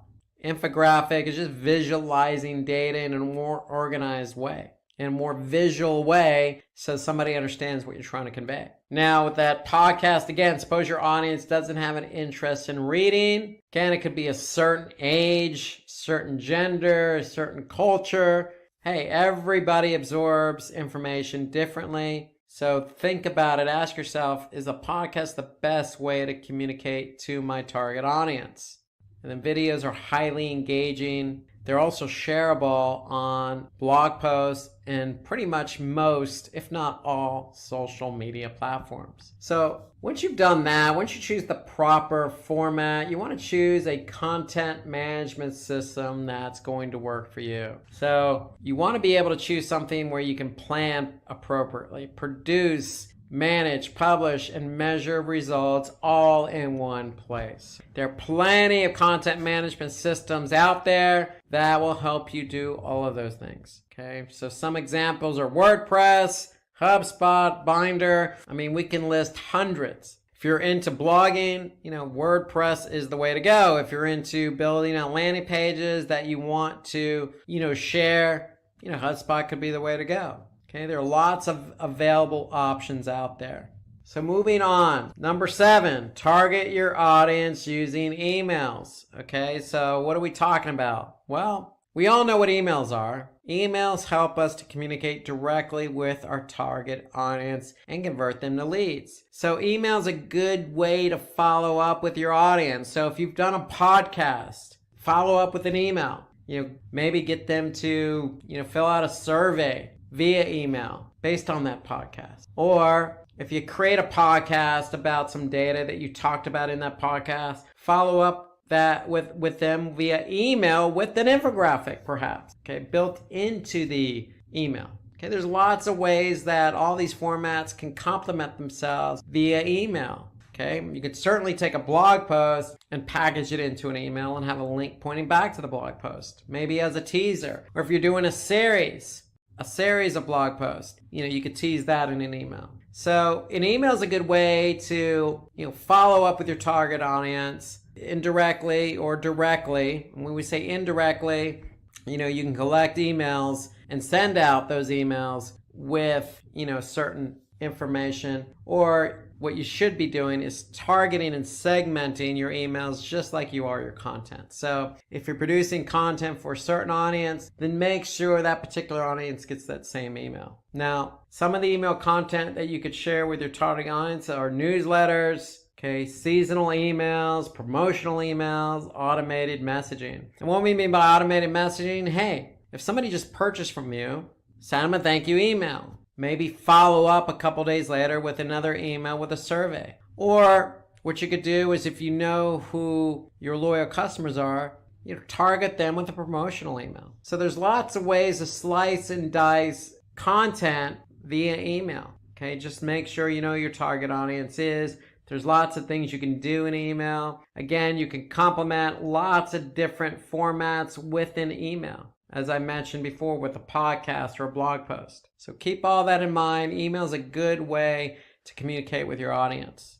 Okay, the last point we want to make here is use native ads. Okay, so we talk about native ads. It's one of the smartest ways to connect your audience with your brand. So, for example, this is a native ad on BuzzFeed. Okay, it's about 15 bands that probably wouldn't exist without Led Zeppelin. Okay, so for you folks out there that don't know who Led Zeppelin is, a rock group from the 70s, late 60s, 70s, okay, disbanded in 80, 81, 82, early 80s, okay, but people grew up like myself listening to Led Zeppelin.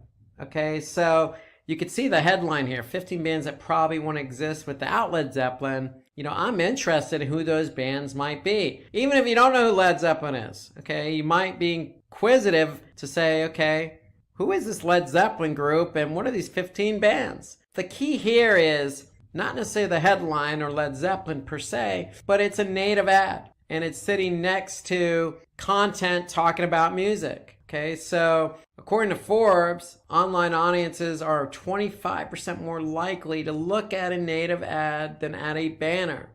And so that native ad, in this case, we're talking about music, needs to be sitting or accompanied alongside content talking about, in this case, music. It would help if it was rock music, just music in general might get enough to pique people's interest. Okay, so if you're going to create content, align that content with something that's, naturally going to fit. And that's why we call them native ads, because they're native to the content that they're associated with. So finally, after all that's said and done, when all you've done is create good content, follow up via emails, targeting your audience, and associating that content with, content natively, then you can always measure your content performance. So this is my favorite part of it all. You go in analytics, go into Facebook Insights, you want to go in and check out how that content's performing. And you want to do that because you want to be able to see what's performing, what's not performing. The key here is associating the content with KPIs. That's really the key. So measuring the right metrics can help you understand whether your content is engaging or not.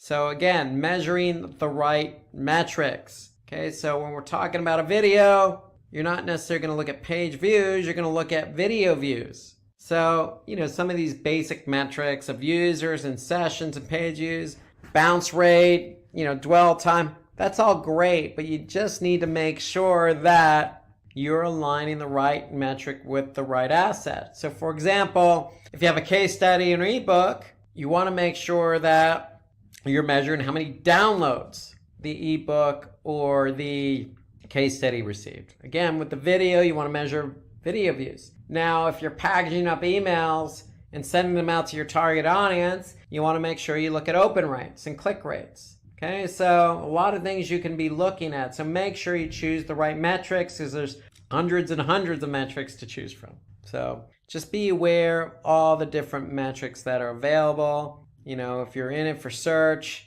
okay, how much traffic getting from search? Where are you ranking? So there are a lot of things you need to think about. So think about the content that you're producing and think about how you want to be able to measure that content. So let's go back over our checklist here. So what you could do is create an editorial calendar. In fact, I would highly suggest you create an editorial calendar in order to keep track of all the content you've done over a period of time. Are you making your content worth reading? That means, are you checking the results of that content? What we just went over, measuring the content. Is it worth reading? Have a column set up in that editorial calendar. Performing or not performing. If it's not performing, don't do it again. Okay, curate your content. Okay, you always want to, make sure you're reusing or using or adding to the content that you've created. Guest post on influential blogger websites. You want to add statistics, numbers, and quotes to your content. Make it engaging. Make it look like you've done your homework. You could share all your content, not just on social media, but, platforms like SlideShare. Now, you can share it on all social media platforms. I'd highly recommend it. And again, you can even repurpose it as a blog post. So if it's a podcast, then, you can recite that podcast in the form of a blog. Okay, so get some testimonials that support some of your content. Again, create a podcast, you could send out an email with a survey or trying to solicit some testimonials. Or if you post something on Facebook, leverage the feedback you get from Facebook in the form of a testimonial. Okay, and then you want to promote your blog post for maximum success, and a lot of that means SEO. So make sure you do your due diligence and get the right keywords in that blog post. Okay, so you can create personas for different user audiences. Okay, so remember, it's all about tone. Okay, so if you're going to create a blog post, make sure your tone is aligned with that right audience, whether that be young, middle-aged, or older. Are you choosing the right type of content? Okay, you'll know based on the results. Okay, you want to add H1 and H2 tags on your web pages. Why? Because when we're talking about content, we're talking about organizing the content. And H1 and H2s help you organize the content appropriately. Customize the metadata. Metadata is title tag and meta tag descriptions and even alt tags. Okay, all of that is for search. So you want your content to show up in search, whether that's video, infographic, or blog post. All of it can be shown in search results. So make sure you write a good title and make sure you write a good meta description, because that's what people are going to see when they search. Okay, so you want to create a detailed summary and title. And again, that goes along with the title tag and meta description. And then you want to make it easy for the audience to ask questions and comment on your blog. So don't be afraid, like I'm going to do right now in this video, is if I'm missing anything from this checklist, feel free to comment. Hey, I've written my fair share of content, but I could be talking to an audience that is just as qualified as I am, and they may have some tips. So feel free to comment underneath this video. Now, don't be afraid to ask, just like I just did. People are always willing to provide constructive feedback. So don't be afraid to ask for it and make it easy. So to me, every blog post needs to have some form of a comment box, because blog posts are out there to solicit engagement. Now let's recap everything we talked about, because we certainly covered a lot, and there's a lot to cover when it comes to content marketing. So 1, know your audience. Again, you can lean on Google Analytics, demographic data, whether it be age or gender. You can do the same with Facebook and Twitter and LinkedIn. Every platform has some data you could take away. Create high quality content. When I mean high quality content, brainstorm some topics. Has it already been written to death about? Or is this unique? Don't write something your competitors are writing. Okay, don't copy what your competitors have written. Organize your content. Support it with good imagery. All of these are tips to creating high quality content. Okay, when you create that content, think about running some A/B test. Run some variations and switch out the image, switch out the call to action, see what's going to get people to react and engage with the content. Conduct competitor analysis, so lean on the Facebooks of the world to see what your competitors are posting, see what's engaging for them. Okay, you can also lean on these SEO platforms like SEMrush and Moz. All you got to do is plug in a domain and they're going to give you some information about where a particular competitor ranks for a keyword, or how many backlinks and what websites are linking to them. So all that's available in these SEO platforms. Okay, so you want to choose a suitable content format. We listed a few, from ebooks to case studies to podcasts to infographics to blog posts to videos. It's up to you what you think is best for your audience. Just keep in mind you need to be able to measure it. And so that's the important thing. If it doesn't work the first time out, then you might want to consider changing out the content format. Choose a content management system. Plenty out there. WordPress is a good one if you're going to be a blogger. Okay, blogging allows you to, post, optimize that blog post. You could have the ability to share that blog post across social platforms, and you can also have that blog post show up in search engine results. So you can't do any of that without a good content management system. So you want to target your audience using emails. Okay, so email is a good way to, again, further communicate with that particular segmented audience. And again, you could use it to send out promotional emails to loyal followers. Or you can use systematic emails to send an email, a thank you email to somebody who purchases, and then another follow-up email. And again, you can repurpose some of the content you've done in another format in the form of an email. So, if you created a video, put that video in the form of an email and send it out to your audience to make sure they're not missing out on that video you just created. So lots of ways to use email. Take advantage of email. It's your ally here. Okay, use native ads. Okay, don't be afraid to put that content and pair it with some other content on another website. It's been proven. People are going to engage in an ad that they see based on the content they're currently reading. Because the ad, if it's native, it's going to be similar in nature to the content they're currently engaged in. And then measure your content performance. I can't say this enough. Make sure you're leveraging Google Analytics. Okay, with Google Analytics or Facebook Insights or Twitter or LinkedIn or any other platform you're running on, they're going to have data on what you've posted. So take advantage of it. Align your KPIs. So if it's an ebook or case study, don't measure just traffic. Measure how many people are actually downloading them. Okay, if it's a video, how many people like the video? How many people are commenting? How many people are sharing the video? How many people are subscribing to your playlist based on that video content? Okay, so these are all things you can measure. Okay, so every platform from WordPress to YouTube to Reddit has some form of analytics associated with it. Today we're going to talk about how to get traffic to your website. So thank you for joining, and let's get started. So let's imagine you're setting up your own website. Okay, you're clicking away, you're developing using some good tools, you're developing, you're designing, you're doing some QA, you're testing, you're sharing with friends in an alpha version, and then finally your website is all set up. Congratulations. Well, when you hit enter and your website is finally published, what's going to happen? Well, a few days later, you're checking your website and you're looking at analytics and you notice your traffic's very low. Okay, well, you're scratching your head because you've done all this work with your website, but you're not getting any traffic. So the reason is you spent all your time developing and designing the website to make it look good, but you didn't do anything or any planning or any strategy around bringing users to your website. So the two go hand in hand. You just can't build a website without thinking about how to drive users to the website.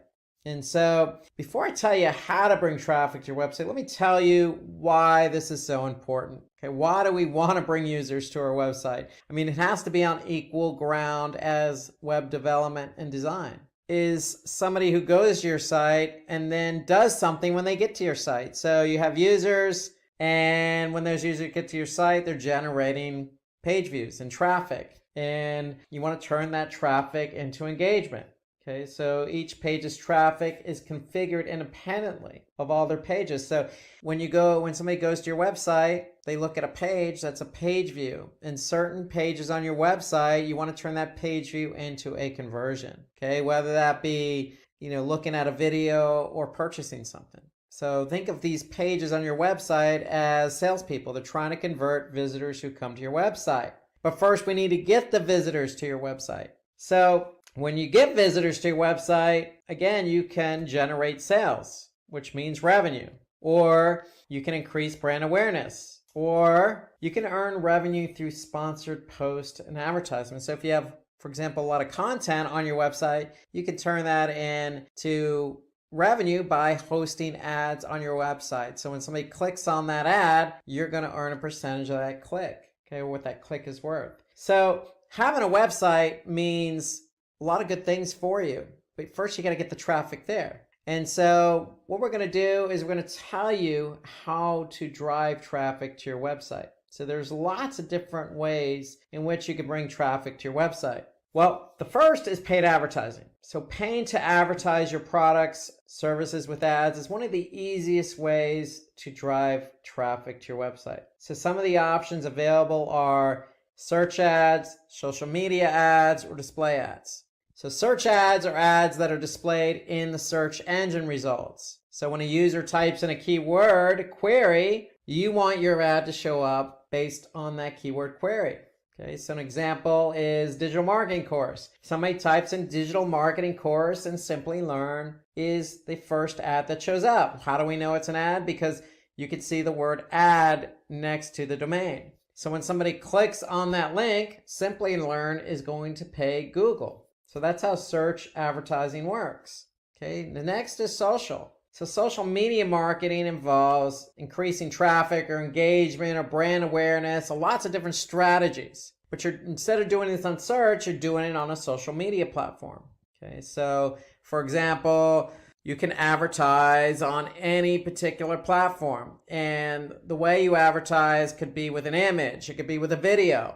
So in this case, you could see Cobrio is doing a sponsored ad here, how to succeed with Google Ads. And then another form of advertising is display. So display means creating ads that are placed on specific websites. So with display, unlike search, you have a choice in the ad format. With search, you only have text ads. But with display, you have text ads, image ads, rich media ads, video ads. So you have lots of different options in which you can advertise on other websites. So the idea here is to get your ad in front of the right audience. When they could see your display banner, your banner ad, then it's going to be more visual, more appealing, generate some brand interest, and hopefully you can get somebody to click on that ad and over to your website. So that's paid advertising, again, through search, through social, through display, but you can also promote your site on social media. So once your content has gone live, you could take advantage of different social media platforms. I mean, it really depends on what you're trying to promote,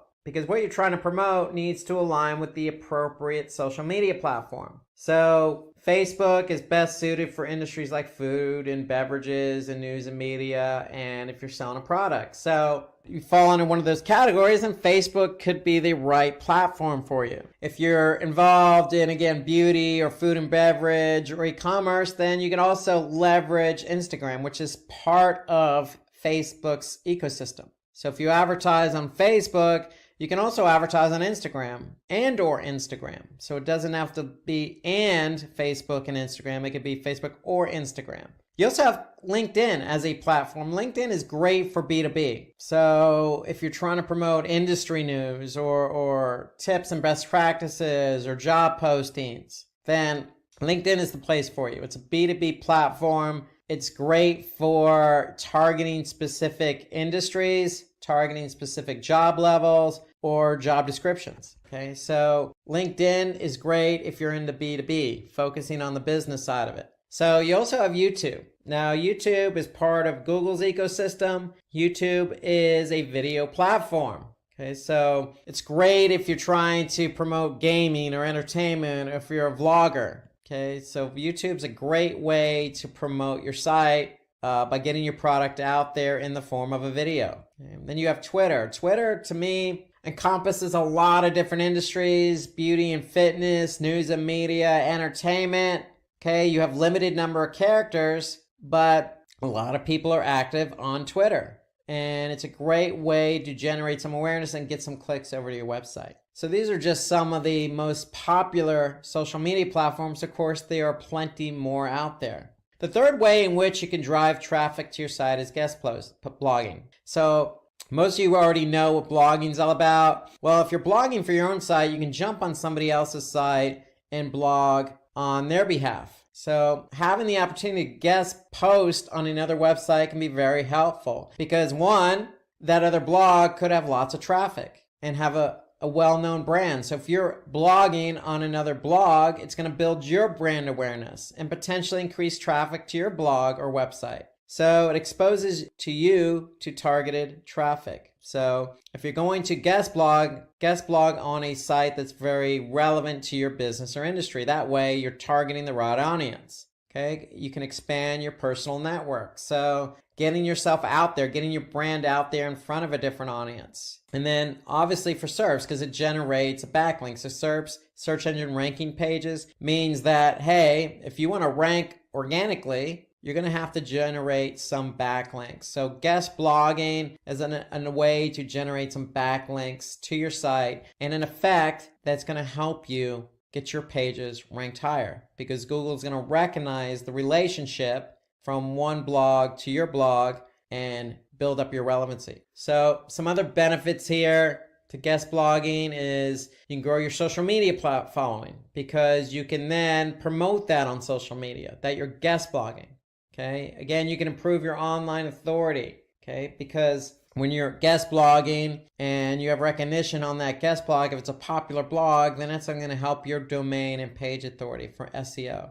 And then the end result is going to improve your backlink score. So there are a lot of benefits to guest blogging. To me, at the end of the day, it's just about reaching out to your audience, using another platform to do that in the form of a blog. And the results of that is going to mean more brand awareness for you and turning that traffic from that other blog into qualified leads. So you can also interview industry thought leaders. So that's another way, an interesting way to generate traffic to your site. So reaching out to thought leaders for interviews, okay, could generate some credibility for you and the other person. So it's reciprocal. So it means that you're active in the industry that you're in, and it allows you to engage with other leaders in the industry. And the indirect net result of that could be increased traffic, because if you do the interview and you record it, or if it's via video, then you can obviously post it on other platforms. And that could in turn drive traffic to your website.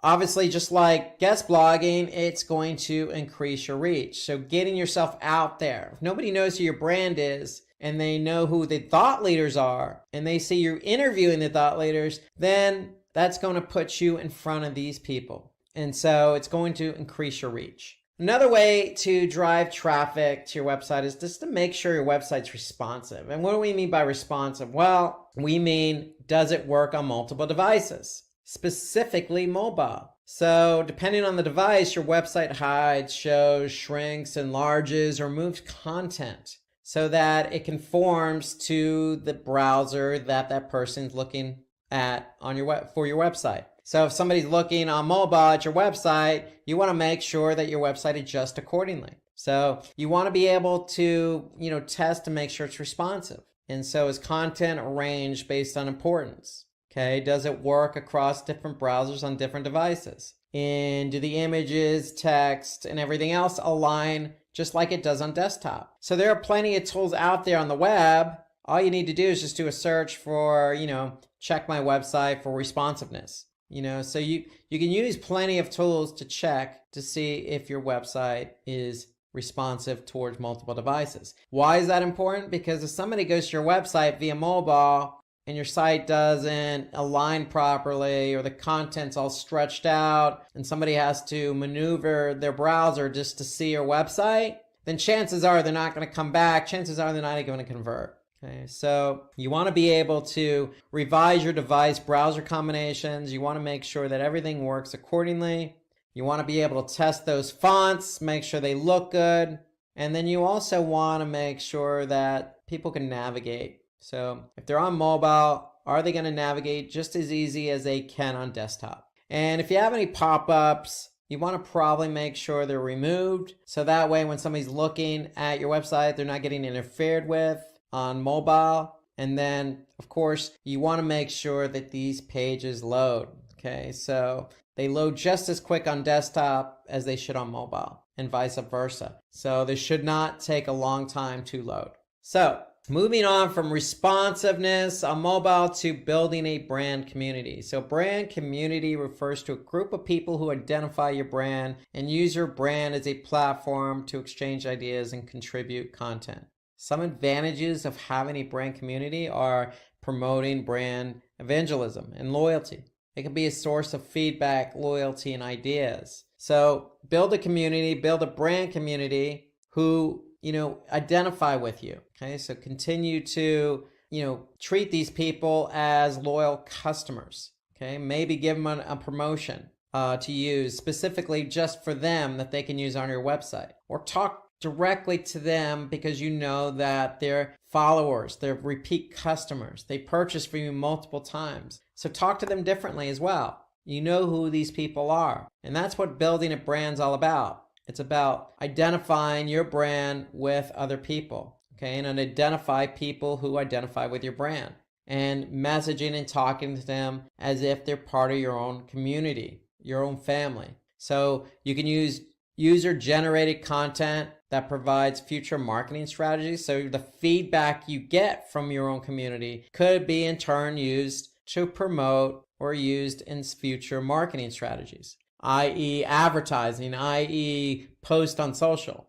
Okay, it can also provide PR opportunities. So it's a chance for you to, put out press releases based on the community that you built. So any brand, regardless of who it is, should be able to identify with their audience, their target audience, and that target audience eventually going to become part of a community. These are a group of people who identify with you, what you're trying to sell, what your cause is, what your mission statement is, what your service is. They identify with you. So leverage them and reciprocate. Identify them, talk to them separately, give them what they deserve, the respect and loyalty that they deserve as well, because they're communicating and they're following you as a brand.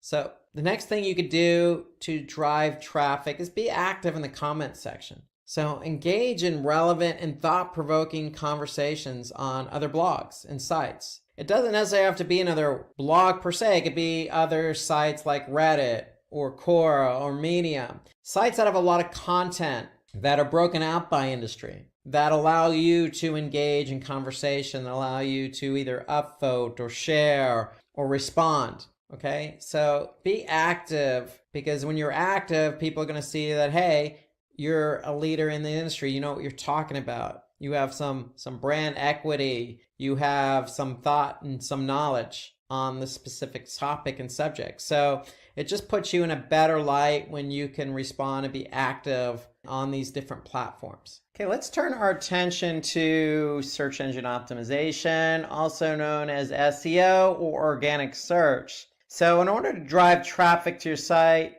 you're going to have to implement an SEO strategy. Why do you want to implement an SEO strategy? Because it can help you improve your overall searchability and visibility on search engines. And obviously that comes with advantages. One of those advantages is obviously more traffic to the site. Search is still king in terms of volumes of people using search on a daily basis. So you have a great opportunity to be found. It also builds trust and credibility, because still a majority of the people who do a search click on an organic search listing.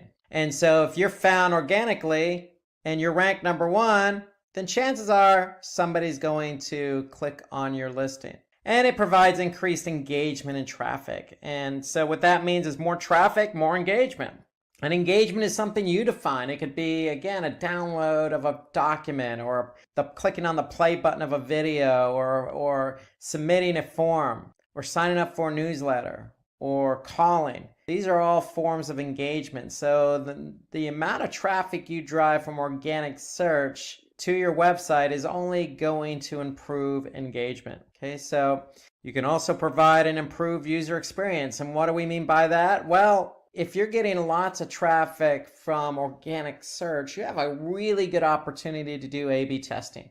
And when you do A/B testing, you can improve user experience, meaning you're showing one variation against the other from people coming from organic search. And so this is helpful in that, if you're running an A/B test, the variation has a chance to improve or outperform the original. And if it outperforms the original, you're improving user experience. And then it helps target quality traffic. So SEO, to me, or all search, is the only medium in which you're meeting somebody halfway. You're addressing what they're looking for. So if somebody's looking for a pair of red women's Nike shoes, the 2019 model, and you have that particular product to offer, well, you have a chance of showing up via organic search. Somebody types in, women's red Nike shoes, size whatever, at the year 2019 model, then of course they're going to likely click on your listing, because you have what they're looking for. And that goes with any keyword, any industry, any business, any segment, any type of product you're selling. So again, you have a chance to really be visible for what people are looking for. And so that's the beauty of search engine optimization. You have a really good opportunity here to meet people halfway, to drive quality traffic, to get them to enjoy a good user experience, all the while generating engagement. And along with SEO, we want to be able to build backlinks. So SEO is a two-pronged approach, meaning you have two strategies in one, on-page and off-page. And so off-page involves backlinking. So backlinks are just links that direct users from other websites to your own website. So with that, inherently, it's going to drive traffic, qualified traffic to your website. Because if somebody's on a relevant website that's linking to yours, and they click on that link and go to your website, it's likely going to be qualified, meaning they're going to be relevant.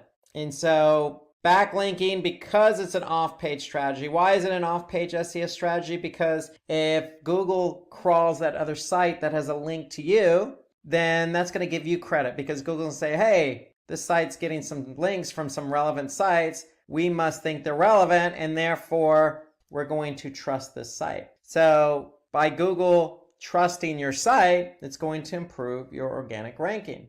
And with the organic rankings being improved, meaning it's going to mean faster indexing. So what does that mean? So you want to be indexed by the search engines. And so the quicker Google can find your pages, even if it's on somebody else's site, then that means they're going to follow that link, go to that page on your site, and take that page back to their servers to be indexed. Okay, so the quicker you can get indexed, the quicker you can get found. And then it helps with referral traffic. So again, we noticed that our efforts are on SEO, organic search, but if you're getting traffic from another website, hey, that still counts. That's referral traffic. Okay, so that's a side advantage to having backlinks, is good traffic from other sites. Okay, so those are inherently some of the reasons to do backlinking. Okay, never hurts. I mean, there's brand awareness reasons to being on other sites as well. There's industry leadership, meaning if you post content on Reddit, okay, you're coming across as an industry leader, but yet generating a backlink, which helps with SEO and referral traffic. So there's a lot of benefits to building backlinks. And the opposite of backlinks are internal links. So you want to do internal linking, and that just means connecting one page on your site to another. And why is that beneficial? Because it can help direct visitors to other pages they wouldn't normally otherwise find via your navigation. So if you're active on a blog, don't be afraid to include multiple internal links. You want to move people through your site. You want the flow of traffic to go from one page to another to another. And so when you do internal linking, just like with backlinks, it's going to improve the indexing of your website. Google's going to follow those links and index those pages. And Google does give credits from an SEO perspective, from an internal linking perspective. So if one page is linked to another and that page has really good relevance in the eyes of Google, then the other page is probably going to benefit from that. The other reason you want to do internal linking, again, you want to move people from your one page of your site to the other. And when you do that, it's going to reduce bounce rates. So bounce rate is simply the rate at which people land on a page and then leave. So if I have 100 people land on my home page and only one person went to another page and the other 99 left the site, then that's a 99% bounce rate. So by putting internal links in place, you're helping people move from one page to the other and thus reducing the bounce rate. And that's what you want. You want to keep people on your site. You want to be greedy. It also drives traffic to older posts. So again, when we say older posts, we're really referring to blog posts. So if you have a relevant blog post and you're writing a new blog post, then link the two together. If it's relevant, link it. Regardless of how old it is. You want to show Google that these older blog posts, just because they were written a year ago, doesn't mean they're outdated and old-fashioned, okay, or useless. You want to keep them alive by linking to them. So to me, that's a good strategy for internal linking. Link to older blog posts. Show people you're an industry expert. You've been doing this for a while, and then you have lots of content to share. Okay, so the longer you can keep somebody on your website, the more likely it is they're going to engage and convert. And some other inherent benefits: improves page rank, So what we mean by page rank is simply just a rank that Google gives pages. So the more internal linking you have, the better off you are. And then it helps spread link juice across websites. And what we mean by link juice, again, just like backlinking, it builds relevancy. So just keep all these inherent benefits in mind to internal linking. The end result is keeping the flow of traffic on your site, and all these other benefits will fall into place. Okay, so another way in which you can really hone in on traffic to your website is long tail keywords. And long tail keywords to me are more than just one or two keyword phrases. Okay, so they're usually 3 or longer keywords in a phrase. Okay, so long tail keywords really nowadays account for most web searches. People really take the time to even pose questions as a search query. It's unlikely somebody's going to go into search and just type in the word shoes. They might type in red shoes, but that's unlikely. What they're probably going to type in is, red Nike running shoes 2019 or some variation of that. Okay, that's a long tail keyword. And some of the advantages of using long tail keywords to be found for are less competition. So if you're using broad keywords like red shoes, then who doesn't want to be found for red shoes? Well, you don't want to be found for red shoes because it's too broad. You don't know what type of shoes somebody's looking for. You just know they're looking for red shoes. It could be running shoes. It could be work shoes. It could be, boots. It could be slippers. Okay, it's too broad. So long tail keywords help narrow it in. And the more narrow and focused a keyword is, the less competition it's going to have. And when something's not competitive in the form of a keyword, then that means your chances of ranking for that keyword are going to be greater, and the chances of you ranking faster are going to be greater. And then, of course, if somebody's looking for exactly what you have to offer, then you have a higher chance to convert that person. So if you have exactly those 2019 red Nike women's running shoes, and somebody does a search for that, and that's a long tail keyword, and they click on your organic listing, if you have the right price, then they're probably going to convert. So you have a really good chance of converting somebody using long tail keywords. So my point here is if you're looking for keywords to use, focus on longer tail. Don't focus on 1 or 2 keyword phrases. What it also does is it brings targeted traffic. So even if somebody doesn't convert, hey, they could be back because it's exactly what they're looking for. And if you're focusing on longer tail keywords, like I just mentioned, stay away from the shorter ones. It's just easier to optimize your page for SEO. So remember, SEO is a 2-pronged approach, on page and off page. We talked about off page with internal linking and backlinks. On page is all about making sure those keywords you choose are integrated in with the page you want to be found for. And so if you're using a long tail keyword, it's just easier to work that keyword in. So it enables easier on-page optimization. Okay, let's switch away from SEO to email marketing. So let's focus on email marketing as a form or method of driving traffic to your website. So email marketing has been around a long time in terms of digital marketing. Why? Because it provides an effective way to convert leads into sales. Why? Because you can send personalized emails to a target audience. So when you send an email to somebody on a regular basis, you know who that person is. So what are you doing in the email? You're writing a specific message to that person. Well, email marketing is the same thing, except you're just sending an email to a larger group of people. And when you send an email to a larger group of people, you're still going to personalize the message, right? You're not going to send a generic email to 1,000 people. Okay, nobody's going to do that. So make sure your email is targeted. And if it's targeted, it can be cost effective. Why? Because sending large amounts of emails, or let's just say an email to a large amount of people or a large group of people, is going to be cost effective. It's not cost per click, it's not cost per open. Okay, so email usually, depending on the email provider you're using, really is a flat fee. So it just really depends on how many emails you're sending or how many people you're sending the email to as well. So, but email generally tends to be more cost effective than other forms of marketing. So look at the email content provider you're using and just get a sense of what they charge. But if you look at it and do a comparison, email generally is cheaper than, say, doing pay-per-click, because with pay-per-click, you're paying for each click. Okay, so that could be expensive depending on the keywords. So email marketing is also time saving, okay, meaning it's a one-time thing and done. So once you send the email, it's just a matter of watching and looking at the metrics and learning what's going on so you don't make the same mistakes again. But it is time conducive, meaning you send out one email and that's it. With pay-per-click, you're constantly measuring and managing the campaigns.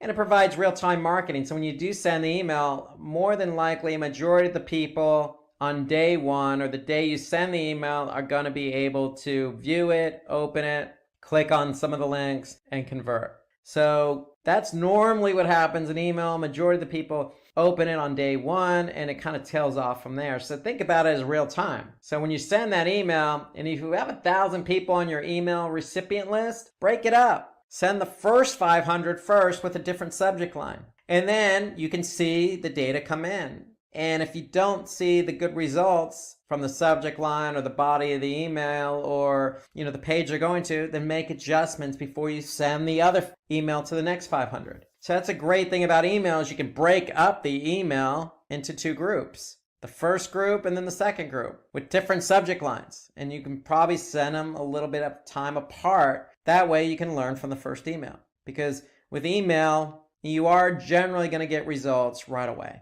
Okay, within the first 24 hours. So that's a great thing about email.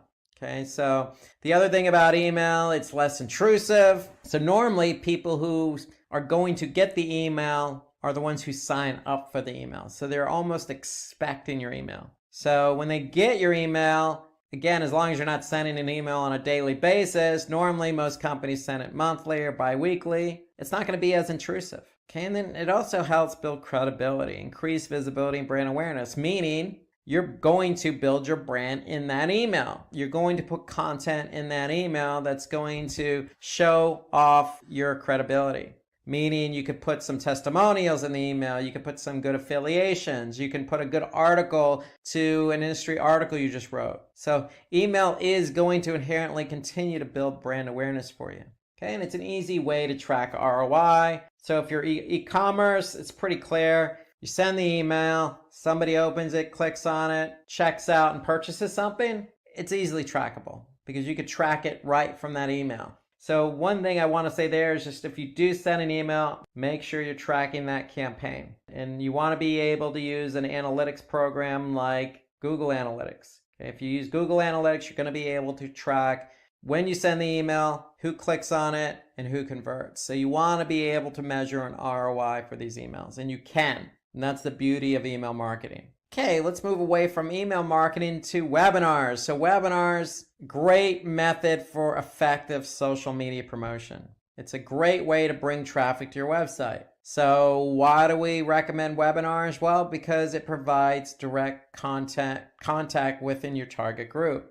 What do we mean by contact with your target group? Well, you're going to host a webinar and you're going to invite this targeted group of people who are interested in your product or service. So if you have a Facebook community, you could do a Facebook Live event, or you could do a YouTube, or you can even set up a webinar on another platform but promote it on social media. And if you're promoting something on social media, you're probably promoting it to people who are already following you or like you. And so that's what we mean by direct contact with your target group. So you're going to be able to create a webinar and talk directly to that group. And that's going to help build brand awareness and credibility. And the great thing about webinars is you don't need some fancy software. I mean, I'm talking to you on a webinar right now. And so webinars are free. All you need is a video camera and a recorder. That's all. And that's all built in with software. So there's plenty of software out there that allows you just to do a webinar really quick and easy. There's lots of opportunities in software. So, and a lot of them are very cost effective. So if you want to create a webinar, you can do that by spending very little money. And webinars, again,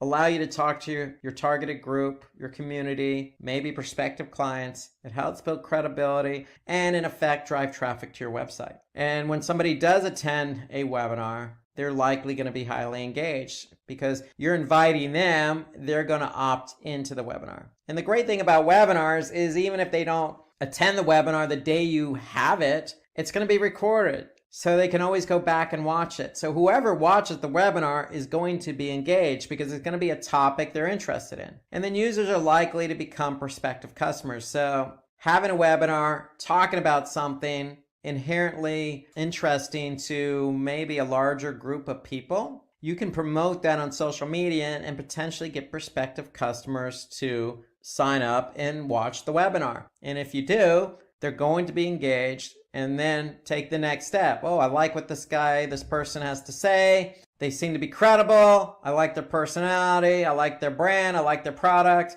I'm going to go check out their website. Okay, so webinars allow you to kind of pull in more people as well as just your community, because you can promote the webinar and you can promote it in advance and you can leverage social media for that. Okay, so something related to webinars is incorporating video content. So videos have been proven to be a really good way to attract new visitors. And it makes your website very engaging when you have videos on your website as well. So if you create video, you have an opportunity to post it on various video platforms like YouTube or Vimeo. Okay, there's plenty of video platforms out there, or just embedded in a blog post, or embedded in a Facebook post, or a tweet.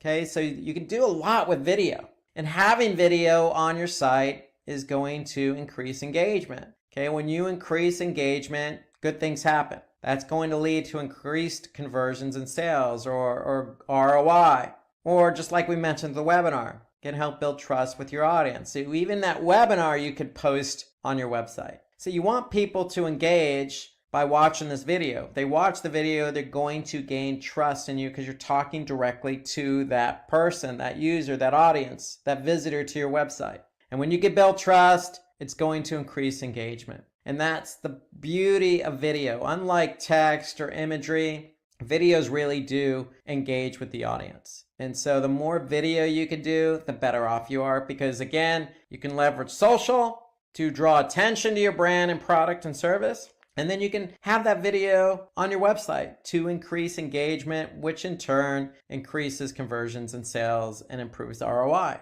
So always think video. There's plenty of video software out there that you can leverage. And the great thing about video too is, hey, most people are using mobile phones these days, smartphones. And so video works just as well on mobile as it does on desktop. So keep that in mind. Video is going to be engaging regardless of what device somebody uses. And then of course, if they're watching the video on Facebook or YouTube, then chances are they're going to share that particular video, which is going to bode well for your brand and traffic. Okay, so video, if somebody likes a video, it's very easy to share video, especially from a mobile phone. So YouTube just makes it so easy to share or like or subscribe to a channel. It becomes that much easier. Things can go viral, and chances of them going viral with video are going to be greater. Okay, so other ways to drive traffic to your website is submit your content to content aggregators. So what's a content aggregator? Well, a content aggregator is like Reddit that provides a great platform for you to post your content. So that's what a content aggregator is, really a site like Reddit or Medium or Quora, where you could post content to a large number of people. Okay, so with Reddit, people are either going to upvote it or downvote it. So the more upvotes you get, or thumbs up or likes, or people who encourage that content, the more of a chance it has to be found. And so first thing out of the gate, if you do provide content to a content aggregator like Reddit, make sure it's good quality content that's interesting. And that should be the case across the board, whether it's a social post or blog post. Make sure the content's unique, professional, and interesting. And then if you do, say, put something on Medium, or you do put something on Quora, and it is professional and interesting and thought-provoking, then people are going to react to it. And then that, again, could lead to traffic. But even if it doesn't lead to traffic, it helps build brand awareness. So if you have content, just like videos, leverage it. Put the content out there. Okay? And when you put content out there, it's only going to, especially if it's good content, it's going to put you in a good light. So don't be afraid to share your content on the likes of Reddit or Medium or Quora or some of these other content aggregator websites, because good things are only going to happen. And again, referral traffic, SEO, brand awareness, conversions. So all these are inherent benefits of just sharing your content. Okay, and then finally, we want to learn from analytics. Okay, so what do I mean learning from analytics? So there are plenty of analytics platforms out there. One of the most popular is Google Analytics. So you want to make sure you're tracking traffic on your site with Google Analytics. So all you have to do is just go to Google Analytics via search, sign up, add the analytics code to your website, and voila, they're doing all the heavy lifting. They're going to track traffic coming to your website. And not only are they going to track traffic, but they're going to tell you how that traffic engaged. And so the benefits of it, Google Analytics is, hey, you could figure out where users are coming from. Are they coming from that email campaign that I sent out to 1,000 people? Are they coming from YouTube based on that video I posted? Or are they coming from Reddit based on the content I just posted there? Or are they coming from organic search? So Google Analytics can help us understand how much traffic we're getting from organic search. So it'll help us measure our SEO efforts. And then with Google Analytics, you could segment. So we could segment by mobile, we can segment by desktop, returning user, new user, by campaign, by page, by language, by city, by region. I mean, there's so many ways in which to segment your audience. And segmenting simply is breaking up the entire group of people who come to your website into different segments based on what you want to see. So if you want to look at, females between the ages of 18 to 24 who come from mobile via organic search, that's a segment. And you can look at that information in analytics. If that's your target audience, then you could see how they're performing. Okay, so there are a lot of benefits to Google Analytics. Definitely want to take advantage of segmenting in Google Analytics. You could look at your competition. So there's a benchmarking report. The great thing about Google Analytics, you can also look at content and how your content's performing once somebody lands on your website. What page are they spending time on? What page are they engaging on the most? Okay, what pages have the highest bounce rate or the lowest time on page? So you can really determine what pages work best. And then, of course, the end result in analyzing all this data is you want to be able to fine-tune your website. So take advantage of the data that Google Analytics or any other analytics platform is giving you by learning. Once you learn what's going on with your website, you can make adjustments to your website to improve user experience. Okay, so we went over a lot of different ways to drive traffic. Okay, you can incorporate all this to your website immediately. Welcome. Today we're going to talk about email marketing tutorial. So buckle up and let's get started with email marketing tutorial. And so let's start out asking the question, why email marketing? So Linda is the owner of an e-commerce company. And basically she isn't able to take her leads, the leads she's collecting per day, per month, and convert them into customers. Okay, so customers sign up, but they don't buy her product. So she's left scratching her head wondering what to do. So how's she going to solve the problem of converting the leads she gets into paying customers? Well, look no further than email marketing. So you can boost your sales funnel with the help of email marketing. So email marketing leads to email campaigns that lead to website visits that can lead to product purchasing. Email marketing's also it's a very good way to generate a high return on investment. So Linda thinks this is too good to be true. You're telling me it's a very efficient way to generate a return on my investment? How expensive is email marketing? Well, email marketing is neither expensive or time consuming. That's the beauty of email marketing. And so Linda is now very interested. We've piqued her interest. She wants us to explain email marketing to her in detail. And that's exactly what we're going to do. We're going to talk about email marketing in detail. So for everyone out there listening, what's in it for you? Why are you going to invest your time in listening to Simplilearn and me talk about email marketing? Because we're going to talk about everything there is about email marketing in today's webinar. So what is it? For those that aren't really familiar with the intricacies of email marketing, we're going to talk about how to set up email marketing. We're going to discuss all the benefits of email marketing. We're going to get into A/B testing. We're going to get into the automation of emails, the types of emails, how to engage new users, and we're going to give you a demo. So there's a lot going on in this webinar. Like I said, buckle up and let's get started and talk about what is email marketing. So as I mentioned to Linda, it's an efficient way to convert leads into sales. Why? Because we can send personalized emails to a specific audience, a targeted audience. If somebody's interested in our product, we can reach out to them via email. It can also be used to remarket pre-qualified leads. So anybody who's pre-qualified, we can go ahead and communicate with them as well. So email marketing is very effective at different stages in the funnel. Okay, so when I say funnel, customer life cycle. So we have awareness, consideration, purchase, retention, and advocacy. Okay, so let's talk about each one of these parts of the funnel or customer life cycle, if you will. So let's start with awareness at the very top. So email marketing allows customers to recognize their problems, after which you can educate them on how your brand can solve them. Okay, just like any other marketing channel, somebody's looking for something, a need of something, we can come to the rescue. In this case, we're going to come to the rescue with email, and we can go ahead and educate them on what their need is and how we can collaborate with them, help them, educate them, solve their problems with our product. Okay, so that's what email is going to do. We're going to communicate with them via email, and we're going to bring awareness to the problem by solving the problem. That's what email is good for. Okay, good for generating awareness for our brand.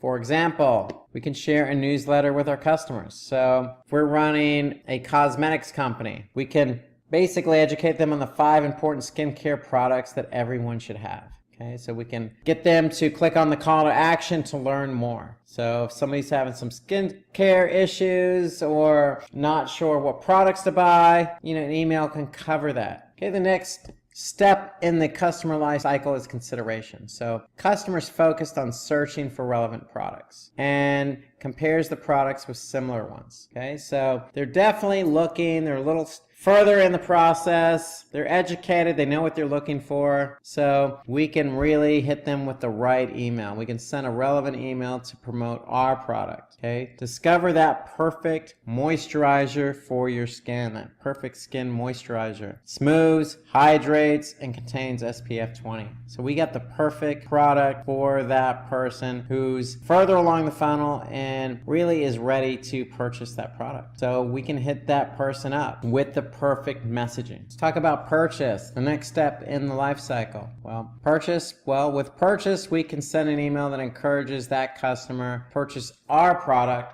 by offering them something.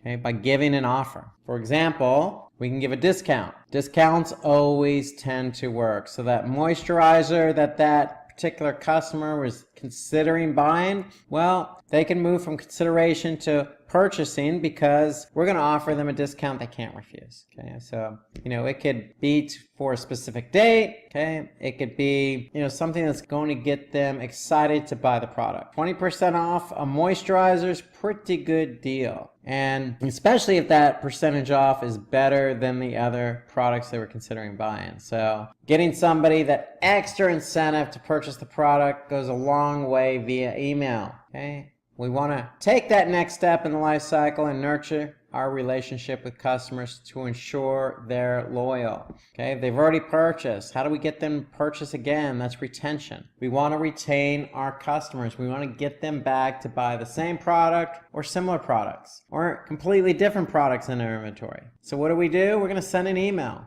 We're going to send an email to active customers. Okay, we're going to give them an offer just for them, exclusively just for them. In this example, we're going to give them a combo pack, a facial kit at just $39 and get a sunscreen worth $10 for free. Okay? So you can come up with all sorts of different combinations on offers. The key is the offer is exclusively just for those who you want to target and retain as customers. Because if you just get somebody to purchase once, it's not going to work. Those people have already taken that step in the relationship where they trust your product, they purchase your product. Now you want to go ahead and treat that customer special by giving them an exclusive offer. And then what we want to do is advocacy. Last step in that customer lifestyle. We want to convert that active customer into brand advocates. Okay? We want that customer to talk about our brand for us. We want them to promote it and talk about it with their friends. So for example, we want to send an email to those customers to promote our products. Okay, so for example,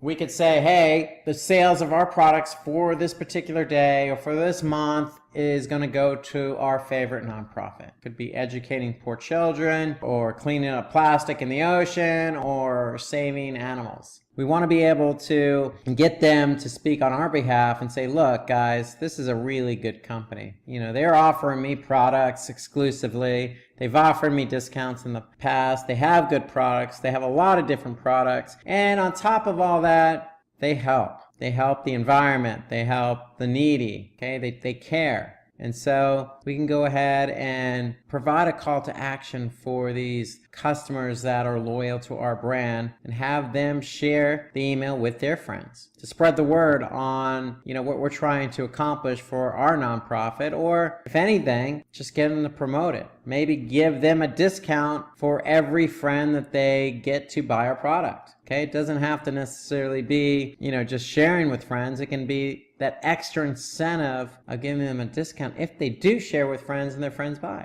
Okay, so this is the customer life cycle and examples of different emails that you can use at every step along the way in the life cycle. So let's talk about the benefits of email marketing. So what are some of the benefits? Well, we've already mentioned to Linda that it's cost effective.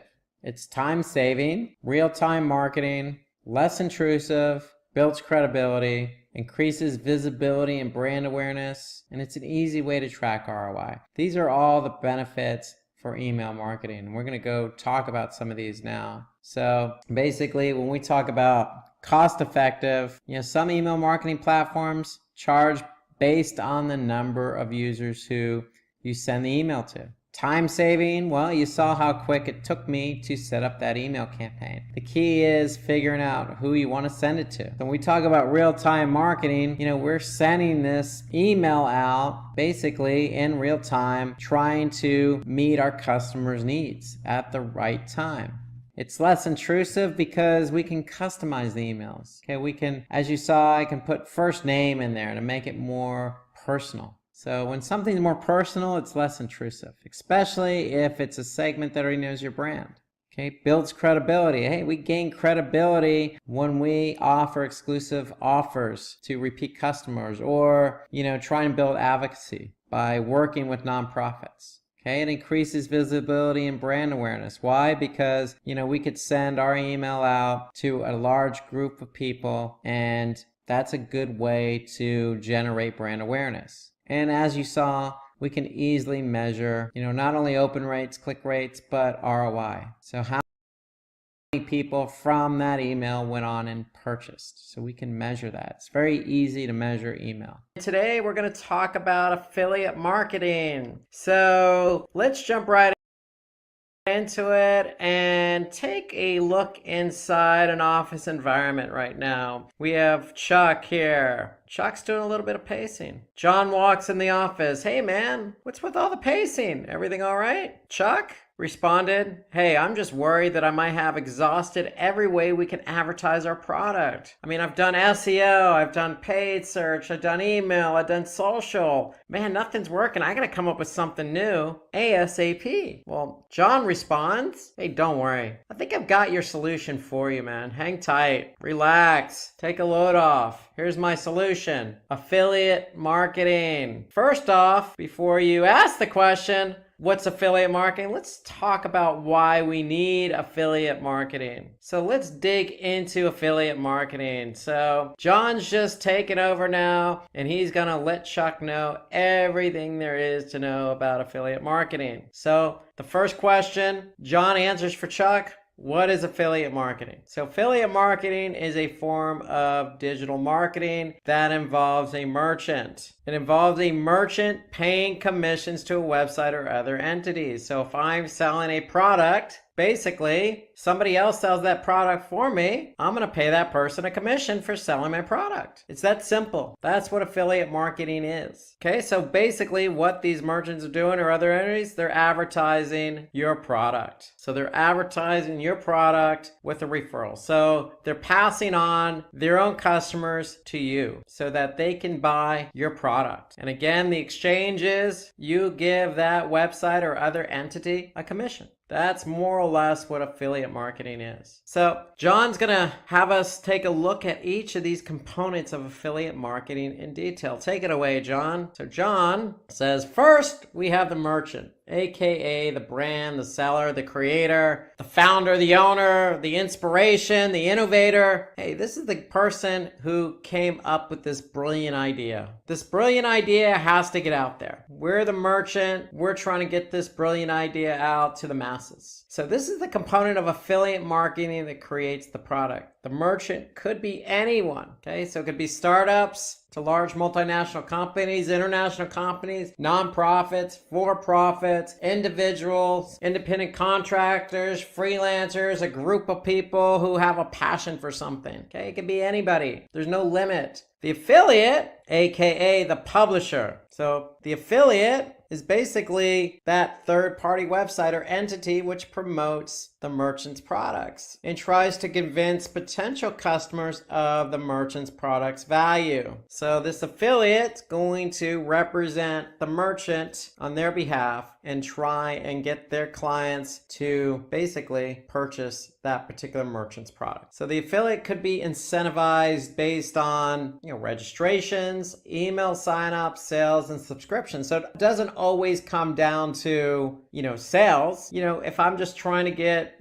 build my email list, then hey, I can incentivize that affiliate to push email signups. If I'm got this big, offline, promotion that I'm doing at this particular mall and I want to get people there, well, I can get an affiliate and incentivize that affiliate to drive and help me drive registrations for this event. So it doesn't always have to be sales per se. So in effect, you, the merchant, and the affiliate work out some type of commission deal based on what you're incentivizing. So the relationship between the affiliate and the merchant is made possible with the help of an affiliate network. So that's the third component here. We need somebody to bring the two together. That merchant who has this brilliant idea and the affiliate who has potential customers that could potentially drive registrations, sales, signups, etc. to the merchant. So the affiliate network is the one who brings the two together. So the affiliate network, in effect, acts as the middleman, the person in between the merchants and affiliates. It allows merchants to find and collaborate with not just any affiliate, but the affiliate best suited for their particular brand and product, because you want to find somebody who is going to be passionate, who's relevant, who has your prospective customers in mind, because they're the ones that are going to help those prospective customers purchase your product. So that's what the affiliate network does. It helps bring the merchants and affiliates together so that the affiliate can help advertise and sell on behalf of the merchant. So with the affiliate network, merchants can use tools for tracking and reporting and processing payments for affiliates. So really that affiliate network is the glue that holds it all together. They're not just one to introduce a merchant and affiliate. They offer it all. So as a merchant, you want to be able to manage your affiliates. So you're not going to have one affiliate, you're going to have multiple affiliates. So you want to be able to use the appropriate tools available to you in the affiliate network to see and track how sales are going. And when sales happen, or commissions happen, you want to be able to use that affiliate network to compensate that affiliate appropriately. And then finally, the customer. Customer, aka the consumer, is the most important component of all of this. Take it away, John. So the consumer is the final and most important component. Without customers to buy products, the merchant would not have any revenue and the affiliate would not get any commission. So we need customers. So John, what is the process of affiliate marketing? Well, John says, let's have a look at the process. So it's affiliate marketing time. So we're going to use a tool or platform like Commission Junction. Commission Junction is a popular, platform affiliate network platform that brings merchants and affiliates together. So the merchants can use those affiliates to advertise their product. So let's take a look at Commission Junction as a good digital marketing tool for affiliate marketing. So we're going to use Commission Junction as an example here. Remember, in affiliate marketing, it's an ecosystem between publishers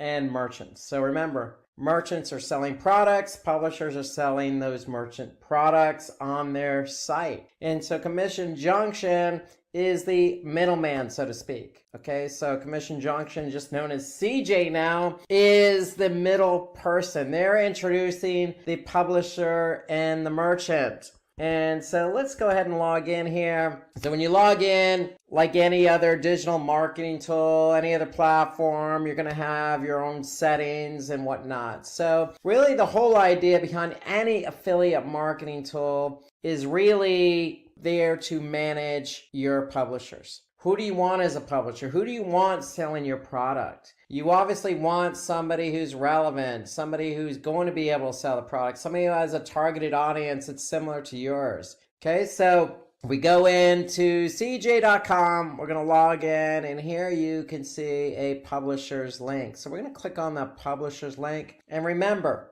when you sign up publishers, you have to have program terms. And so if we click on publishers, program terms, we're going to be able to see all the different program terms available. So here we could see the different program terms we have set up for certain publishers. So we just click on that. We'll be able to see that's the default program term. So remember, you could set up your own program term for any publisher.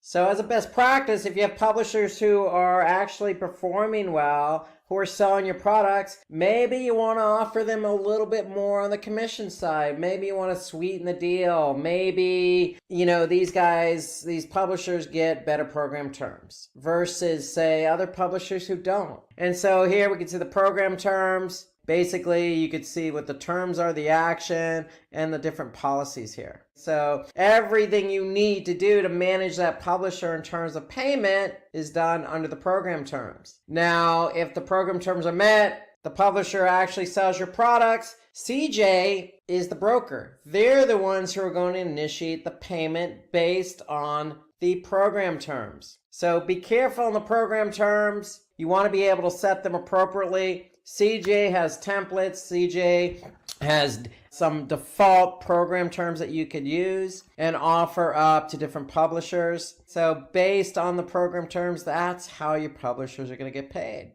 And so here you can have as many different program terms as you want. There's no limit here. You want to be able to align and reward program terms, again, based on performance. And so here we can see what publishers are under what program terms. So again, if your publisher's performing well, sweeten the deal. Offer them a better program terms. And so you can align publishers with different program terms. And so that's the whole idea behind program terms, is you want to be able to align publishers with that. So when you sign up a publisher, they're going to get aligned with a program term, meaning what are they going to get paid for selling your product? Now, if we want to manage by status instead of by program terms, we could see all the different organizations we have in our network. These are our publishers. We're the affiliate. We're the ones selling the product. We want to know who's selling, who's not selling. And so we can look at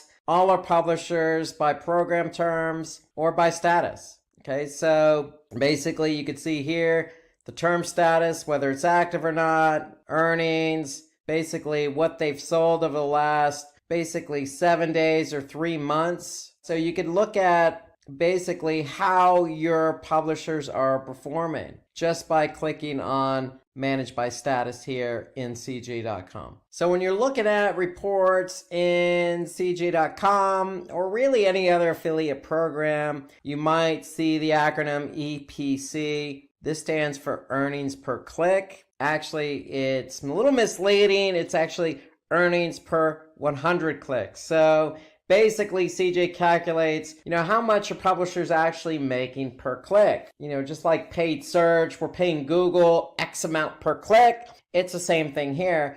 We can't, or these publishers can't make any money if they don't generate clicks. So that's why you have an EPC model or metric, so to speak, so you can measure earnings per click. CJ does it over a 7-day period and over a 3-month period. So you could sort based on 7-day or 3-month to see who's earning the most per click in terms of publishers. Now, you can select under publishers groups. Now you can group your publishers. Okay, so if you have, say, a group of publishers in a specific region like the United States or India, or if you're just focused on the United States and say you have publishers in different states like Texas, California, Missouri, Arkansas, well, you can group those publishers into different groups, and you can look at your different group names here. So here we could see Canada. And so we have our publishers grouped into a group called Canada. Why? Because they're based in Canada.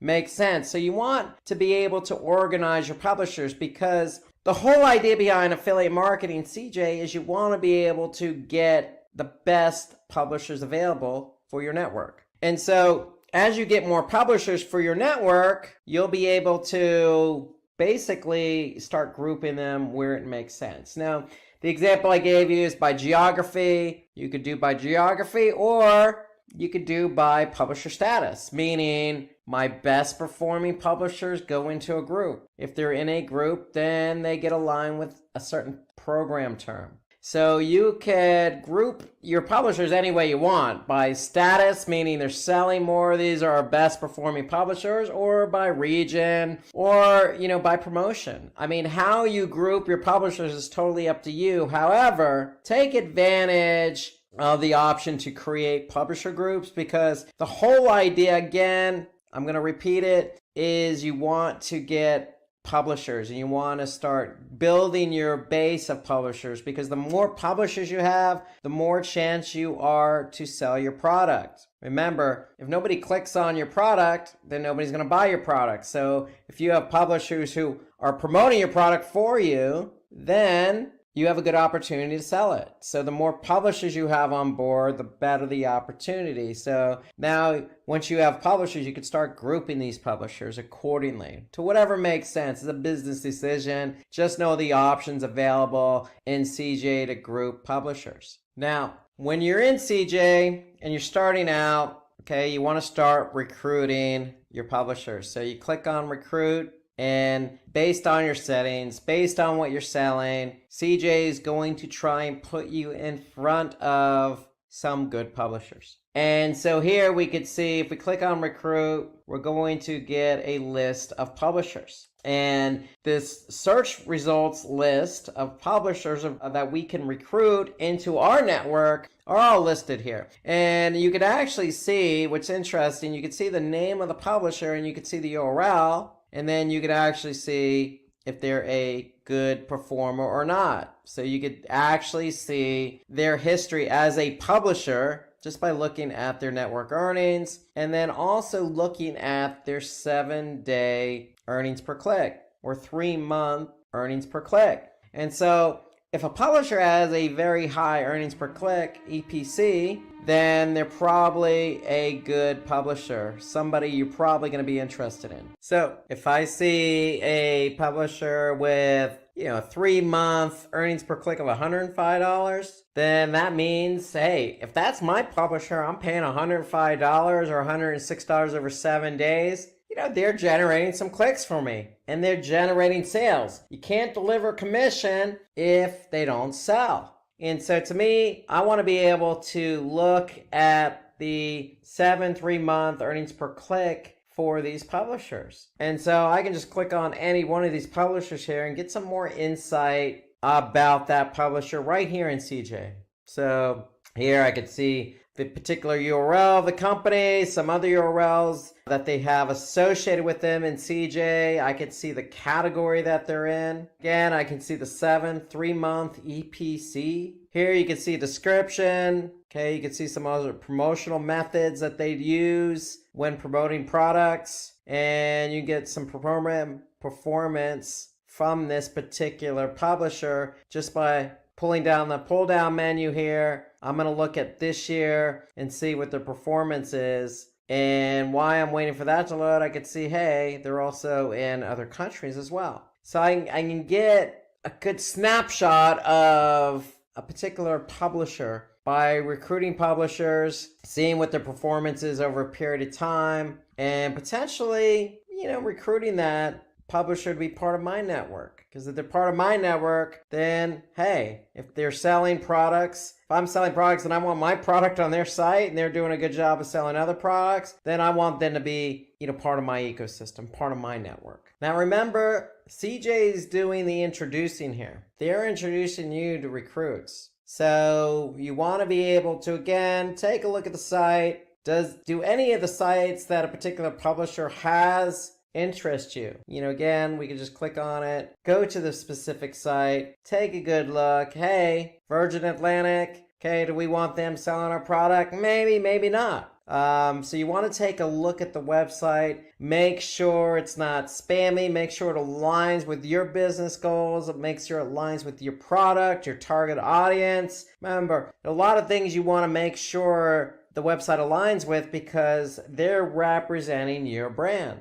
Okay, very important here, very important. And so that's what you want to be able to do. And you could do all that just by looking at the publisher detail in CJ. And then again, take a look at that earnings per click. If they're selling products for other merchants and they're doing a good job, maybe you want them selling your product as well. Okay, so you can also, sort by country. You can also do network earnings, and you can really filter here. So if we want, choose high network earners in a particular country, a particular state, we could definitely filter in on a particular type of publisher. Okay, so you want to be able to hone in on somebody that's aligned with your geography, or definitely you want to align with somebody who's a high network owner. Now when you get all your publishers set up, you're going to need to provide them with some good promotional material, some good banners, some, it could be text links, some messaging. Okay, so you're the one who's going to provide the publishers with the information they need. Now, as a best practice, remember, you can get on the phone with these publishers, have monthly calls or quarterly calls, see what they need. Reach out to them via email or reach out to them via the CJ platform. Figure out, hey, how's your banners working for you? Do you need new banners? So you want to be able to constantly, push new content out. And so if I click on links here and manage, I'll be able to see everything that I have available for my publishers to use. Okay, and then you can actually look at banners that have actually produced for you in terms of EPC, or if it's a specific promotion, okay, you could set that up here. So you're going to be able to see it here. You can see all the banners, you can see some text links in here. So all the, advertising that you want these publishers to have is going to be situated under links. And so you can see what the active ones are. You can look at archived. You can look at, again, text links, content links, or banners. And as a best practice, if I click on a banner, as a best practice, ideally what you want to do is use UTM tracking. Okay, so you want to have some type of tracking in place. However, CJ does a lot of the tracking for you. So they're going to be able to tell you how many times a banner's been clicked and how many times a banner's been seen. Okay, they'll also tell you, more importantly, not only was that banner clicked, but did it generate a sale? And so here I can see that I have 3 publishers using this particular banner. I can see over this period of time, 412 impressions, meaning 412 people viewed the banner and I received 1 click on it. So you can get some in-depth detail about your different marketing materials and how they're performing. Okay, you can also see what publishers are using them.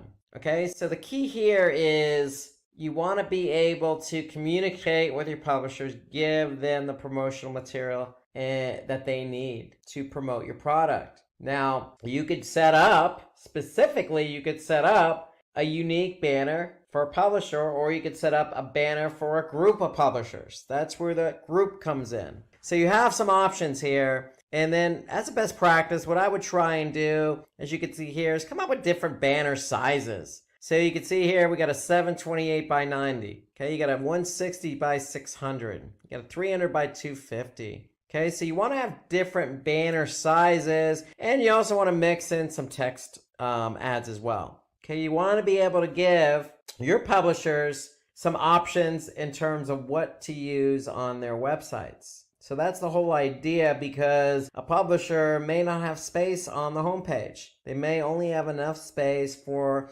a text ad or a 300 by 250. So you want to be able to mix it up, and then also mix up the messaging as well. So you can have the same 300 250 banner, but you can have different messaging. Just like you see here, 300 by 250, got this messaging here, and we got a different set of messaging with the same banner size. So the more options you present for yourself, the more of an opportunity you have for the publisher to use that messaging, that banner, that text ad on their website, and then that gives you a better opportunity to get the click, get the conversion that you seek out. So that is links. So you want to be able to continue to push out different banners and text ads. Now, CJ also has a great feature in here. If you're selling a lot of products, you have a large inventory of products, you could actually upload a product feed to CJ. So you can see in this example, we don't, but if you did, let's just say you have 100 products that you want to sell, you can go ahead and upload that feed to CJ, and then the publisher will be able to use that entirety of the feed, or pick and choose different products to use and sell. So let's jump over to reports. In CJ, you have reports. So this is really the bulk of where you want to be spending your time, because you want to be able to, not only recruit those publishers, but after you recruit them, you want to be able to see the performance. How are things moving? Are publishers moving product? Are they generating clicks? Are they selling your product? So go no further than reports. Right here at the top navigation, we're going to click on performance reports. And so we want to be able to see over a period of time, are we selling our product? And here you can see over the last 30 days, you can see how much commission was paid out. Remember, CJ gets a fee. They're the broker. Okay, so that's part of the program terms. Okay, so it's based on program terms. Who's selling? Okay, what program term are they associated with? CJ gets their commission. Okay, so you can see the total commission and then the sale amount. Okay, so we can see how many sales were generated, how many items were sold, how many clicks were generated, how many impressions. So I can get a good sense here, day by day, over who's selling, who's not selling. And it's all broken down at the very end to earnings per click. So that's my performance report. So we want to be able to see over a period of time, are we selling? Now, I can go into detail. If I click on transaction here from the pull down menu, I can look at a specific order. I can choose a specific publisher or website, and I can get details about that specific order, publisher, website, etc. Just by choosing transaction. So I can get really granular about the data I see for a specific transaction. That's just by clicking reports transaction. Now, you can also click on promo codes, and if you're running any promo codes for your publishers, you'll be able to see how many conversions those promo codes delivered and the total sale amount over the last 30 days. So building a network is all about recruiting the right publishers, giving them the materials they need, measuring the performance of the publishers, and then communicating. It's just so key. So CJ has a nice message center built in, so you can actually, look at the messages you're getting from your publishers and turn around and communicate with them. So you can communicate seamlessly and efficiently right in CJ here. So I just clicked on mail and we can see the messages we have. So you can also click on email campaigns, and if you have any email campaigns that you want to run, you can look at them right here in CJ. So CJ offers up some email campaigns, then we can see how many people we targeted, how many people opened it, and how many people joined, in this case, joined our network. So here we have, a breakdown of each of the email campaigns that we've run over a period of time and their status and how many people we're targeting and opens, deliveries, etc. So if you want to run an email campaign right in CJ, it's available to you as part of the platform. So if we move over from mail to placements, we have an opportunity to place some promotional material on a publisher's website. And so here we could see a breakdown of different publishers who basically will offer up some promotional material that we can leverage. Okay, so here you got this particular promotional placement. It's a 1-month placement and review page with your ad. So we can actually, take advantage of what publishers are offering up on their own website. So the whole idea here is if it's in a prime position on their website,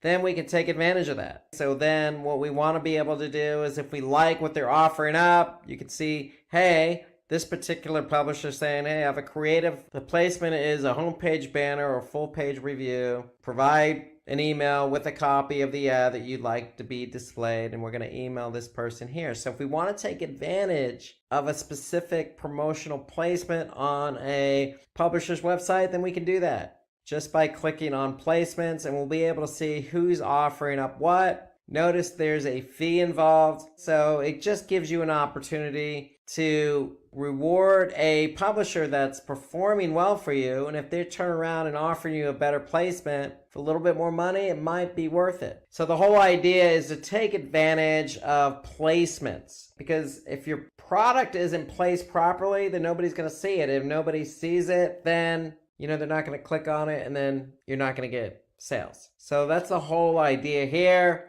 is take advantage of what publishers are offering up in terms of promotional opportunities. So CJ also has a pay-per-call model as well, pay model. So basically, your pay per performance is based on calls. So basically, the whole point here is, as CJ points out, you want to promote more high-ticket and consultative products and services. You want to expand your reach, and you want to get more qualified sales. Then you can offer up a pay-per-call. And the beauty here is CJ tracks the calls. So you will be able to see the actual phone number and calls. So instead of offering up, say, banner with a click, you can offer up, promotional number and have CJ track the calls from the publisher. And that just opens up another opportunity for you to give your publishers an option to have people call. If they call, then great.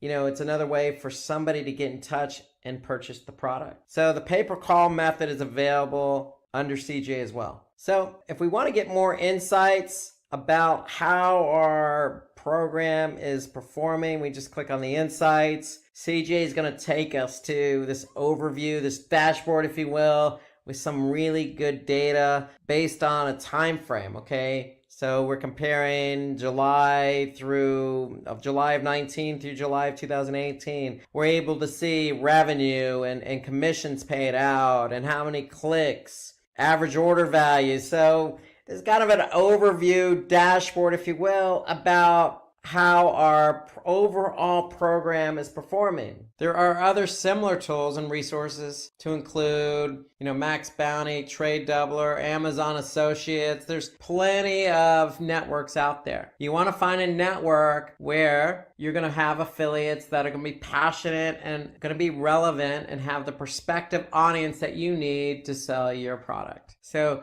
do your due diligence on the number of different platforms out there. Hey guys, welcome to this video.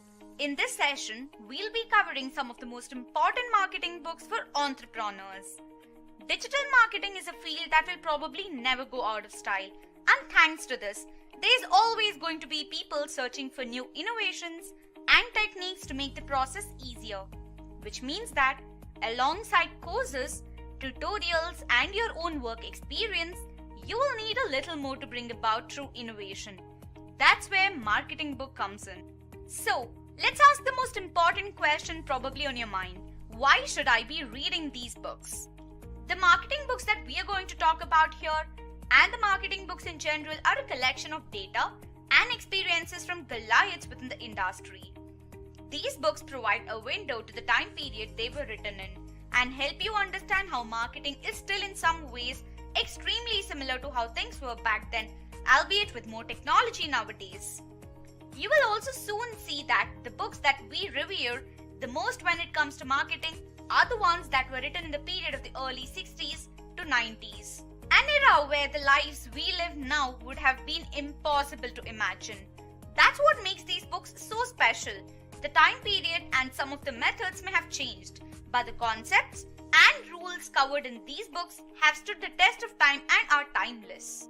Let's now start with number 12, Contagious by Jenna Berger. A New York Times bestseller, this book is perfect for someone looking to understand how to spread ideas, increase brand awareness, or even to grow their customer base. It goes on to explain why certain ideas, products, and stories get shared and grow in popularity, why only certain emails and videos get forwarded, and much more. Contagious also goes into detail about the 6 basic principles that contribute to content becoming viral or contagious, from products, initiatives, YouTube videos, and more. It also provides actionable and specific techniques to spread information, designing messages, and more. Now, let's talk about Jenna Berger. He's a marketing professor at the Wharton School at the University of Pennsylvania. He's an expert in concepts like word of mouth, how consumer behavior can be influenced, how stories, ideas, and products catch on, and much more. He's also been a keynote speaker in several prominent events and consults companies like Google, Apple, Nike, and more. Now, let's have a look at number 11, Hooked by Nirayal. This book, called A Critical Work in the Field of Psychological Marketing, is one that delves into how habit-forming products can be built. Years of analyzing startups have led Nir to understand the customers can be influenced.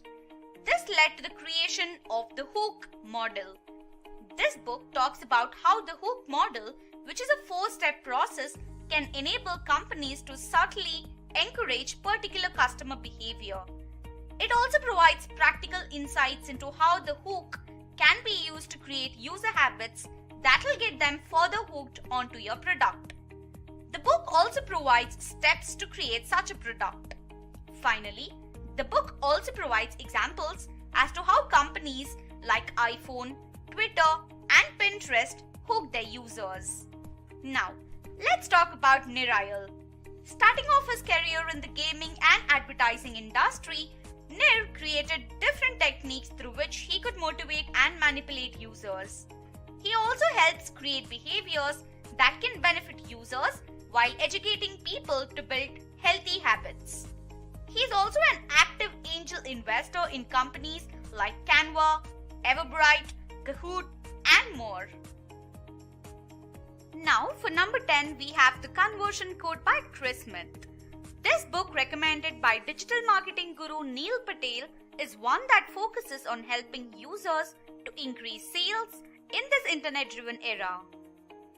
It guides users on tips to perform online lead generation and inside sales. It also details the many ways companies can engage with their consumers, be it media, mobile apps, and blogs, and how to be effective at it. The book also focuses on leveraging the strengths of social media, apps, and blogs to capture more leads for less money. Like I mentioned earlier, the main focus in this book is to convert more internet leads into real-world prospects and sales appointments. Let's now talk about Chris Smith. He's a best-selling author and co-founder of a blog called Curator, which is a social media, digital marketing, and coaching company.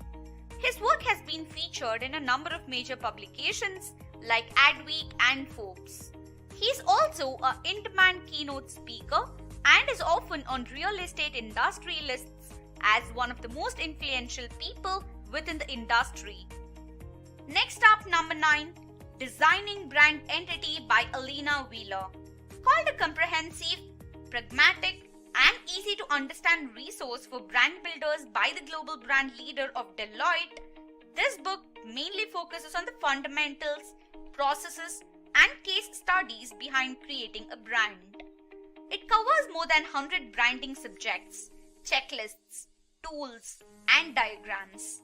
The book also acts as a compendium for tools that can make the branding process a success and some of the best practices that will get you some inspiration. The book also has 50 case studies describing goals, processes, strategies, solutions, and results. Now, let's talk about the author Alina Wheeler. Alina Wheeler is a prominent speaker who guides teams with everything brand related, from brand fundamentals, processes, best practices, and much more. She's also been coaching business leaders and design consultancies and has worked with more than 100 companies within the private and public sector. Now, let's go to number 8. Get Scrappy by Nick Westergaard. Called a digital marketing bible by Publishers Weekly, this book helps smaller companies with lesser resources to develop powerhouse results. It also aims to help teams to think like underdogs and to leverage the right social networks and the appropriate digital marketing tools, and to effectively reach people. It also focuses on integrating the marketing strategy across touchpoints for a unified brand experience, both online and off. Now let's talk about the author, Nick Westergaard. Nick has helped brands grow, from small businesses, Fortune 500 companies, to President Obama's Jobs Council. He is also a regular contributor to the Harvard Business Review, US News and World Report, Entrepreneur, Forbes, Mashable, and more.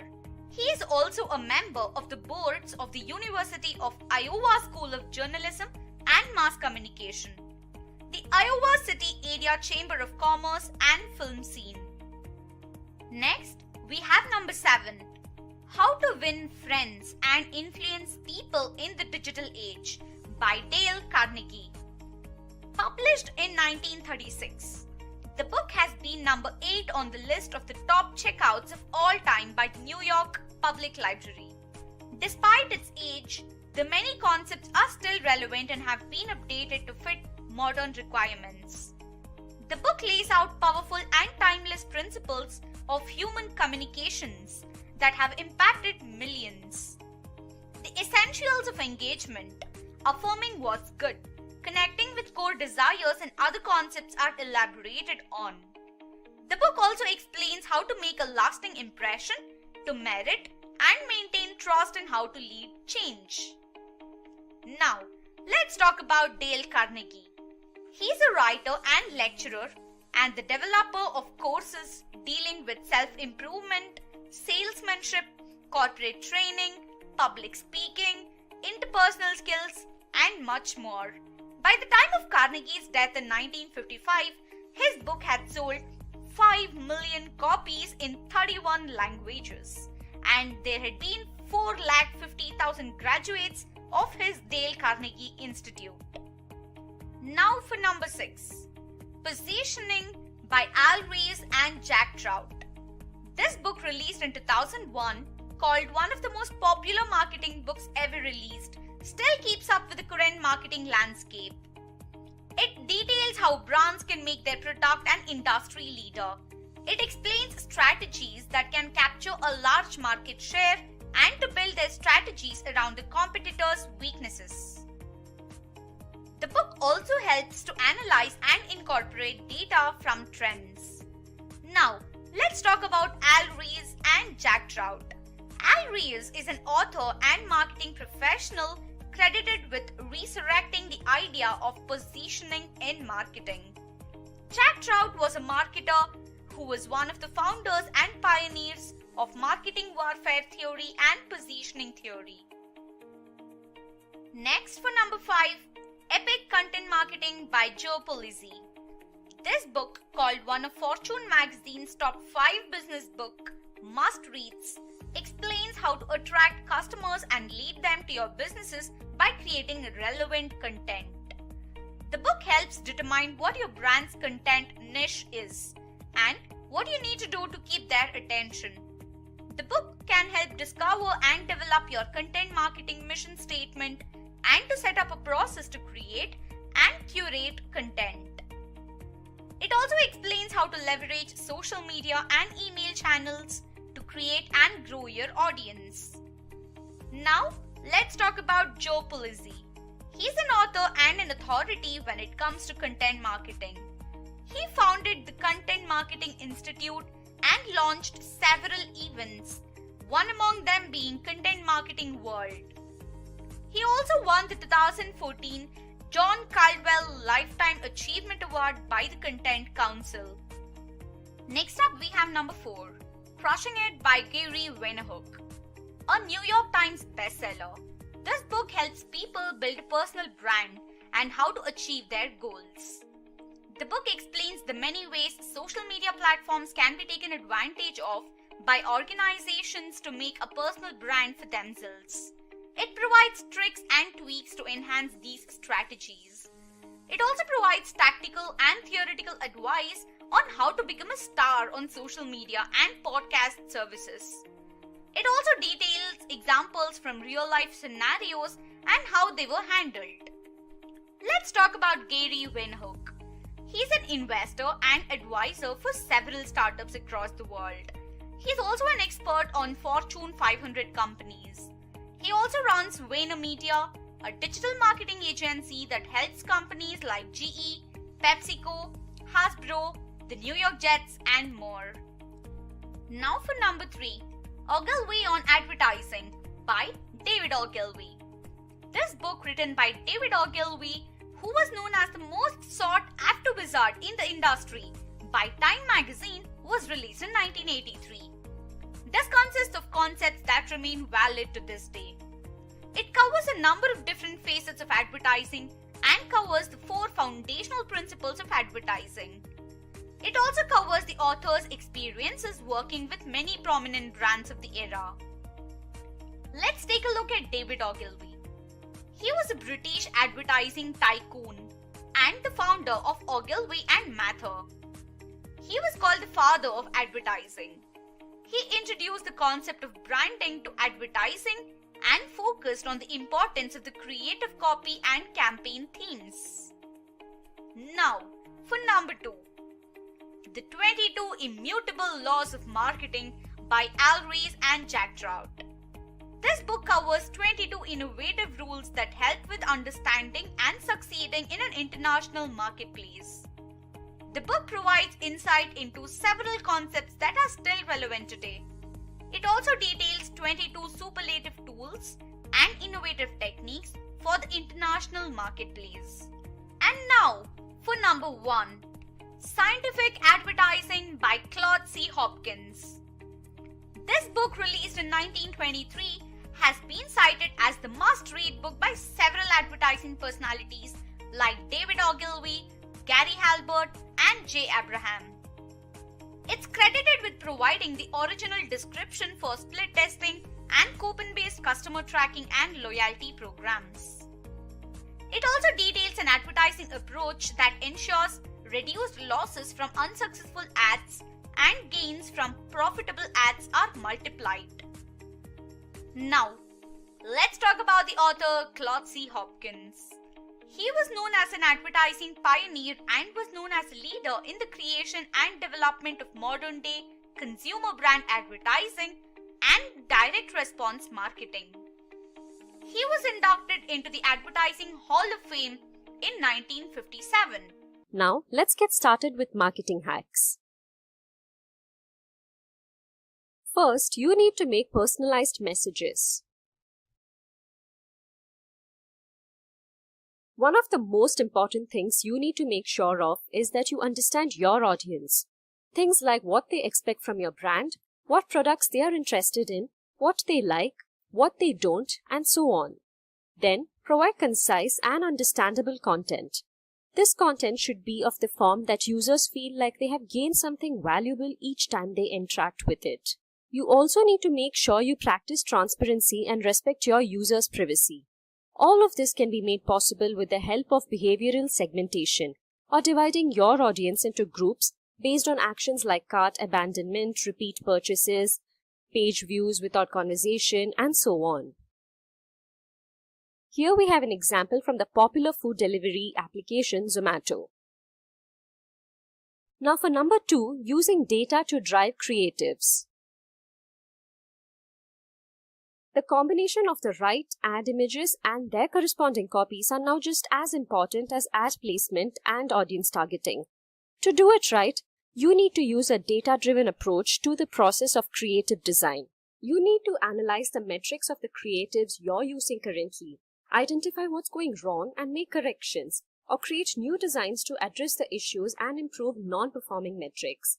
In fact, in organizations like Google and Facebook, algorithms are being used to determine what combination of ad copies and creatives can bring the best conversion rates and click-through rates, none of which would be possible without a data-driven approach.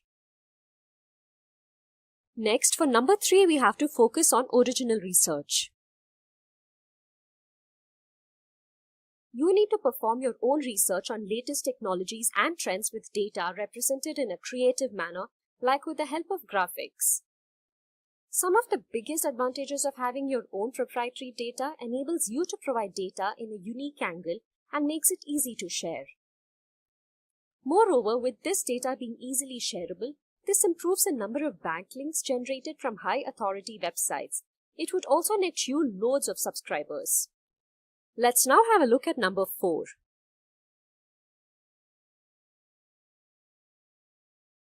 You need to update your content. The content you have already published will over a period of time see a decreasing amount of traffic coming to it, which is why it needs to be updated regularly with simple tweaks and updates to ensure it doesn't decay and is refreshed in Google rankings. Doing this is also significantly cheaper than creating a piece of content from scratch. Updates also help increase organic traffic and to introduce new customers to your website or content. At number 5, we have perform guest blogging. Perform guest blogging by having people with blogs or an audience within your industry create content for you. First off, you can take advantage of their expertise and drive traffic to your website. Moreover, having them to do this introduces their audience to your brand. This brings you new users you can eventually turn into leads and then into customers. Here's an example of a guest blogger for the D-Zone website. Done properly, this can ensure traffic can be driven to your website. Next up at number 6, you need to use video. Videos are now seen to be one of the most successful forms of advertising, so why not capitalize on it? Videos like tutorials, testimonials, and behind-the-scenes footage can improve your relationship with your audience and increase the probability of them investing in your product or services. They also help humanize your brand, adding doses of genuineness to interactions with your audience. On that note, might I suggest you check out our video on digital marketing if you're interested in learning about it. I'll add a link in the live chat. Next up at number 7, you need to perform live streams. Live streams offer you a free form of content that doesn't take too long to create and gives significant amounts of authentic interactions with your audience. Moreover, live streams give you a greater number of impressions than the traditional types of content that you can post. Next up for number 8, making explainer videos. Videos that make complex concepts easier to understand can be of great help to your brand or website. For starters, your content gets a boost from Google thanks to its preference for video content. This content also improves SEO and marketing opportunities for your website. You can take this one step further and even create your own video series that you can put up on YouTube or other learning platforms. Now for number 9, hosting or joining podcasts. Podcasts give you a platform to interact with an audience that can return each week. You could join an existing podcast series or start your own. Each of these methods help improve traffic to your website and increase brand awareness. Involving yourself in established podcasts within the industry will draw audience interest to your brand or product. If the podcaster has a large audience, his or her trust in your brand will become the audience's trust in your brand, thus bringing you a brand new audience that can enjoy your content. Next up, number 10, focusing on local SEO. Prioritizing the Google My Business tool will enable you to manage your brand's online presence alongside maps and search results. By focusing on local SEO, you are making sure your brand is in front and center when users search for related terms in searches. It also helps increase your exposure to local audiences and can increase the number of leads you can gain. Now for number 11, setting up automated email campaigns. Automating email campaigns can reduce the amount of time you spend on the task of manually sending email and increases the number of emails that you can send. This helps you increase the conversion rates. It can also provide you with more customization options, stuff like A/B testing, infographics, time zones, call to action buttons, and much more. Next up, number 12, we have test augmented reality. Augmented reality provides additional personalization that enables greater interactivity from the users. This, by extension, increases their interest in your brand, making them more likely to convert. Augmented reality can also give users the opportunity to preview your product or services, giving them an opportunity to try it before they can actually purchase it. Here we have an example of an AR application through which users could be a part of the launch of the smartphone OnePlus Nord. For number 13, you have to use smart bidding. With smart bidding, Google uses machine learning to analyze your data so that it can optimize your bids in real time. With this, you enable Google to learn from past data to optimize your ad spend. You choose an appropriate bid strategy, see how it works out, and keep optimizing. Finding the right combination can help you acquire leads and convert them into customers. Next up, for number 14, you need to take advantage of your user-generated content. With user-generated contents, you get constant updates from your customers, and this tells Google that your content is updated constantly, thus helping with improving your rankings. Comments and reviews from users can also improve the uniqueness of your content. And finally, at number 15, we have gamification. Gamifying your content with loyalty programs and competitions can greatly improve your audience's engagement with your brand. Gamification also encourages your audience to perform a particular action like liking, sharing, or commenting on content. Here's an example of a rewards program that gives users credits called stars they can use as currency at a number of different locations. The more products you buy from Starbucks, the more stars you will earn. Before we get on to talking about mobile marketing, let's have a look at some stats related to mobile marketing.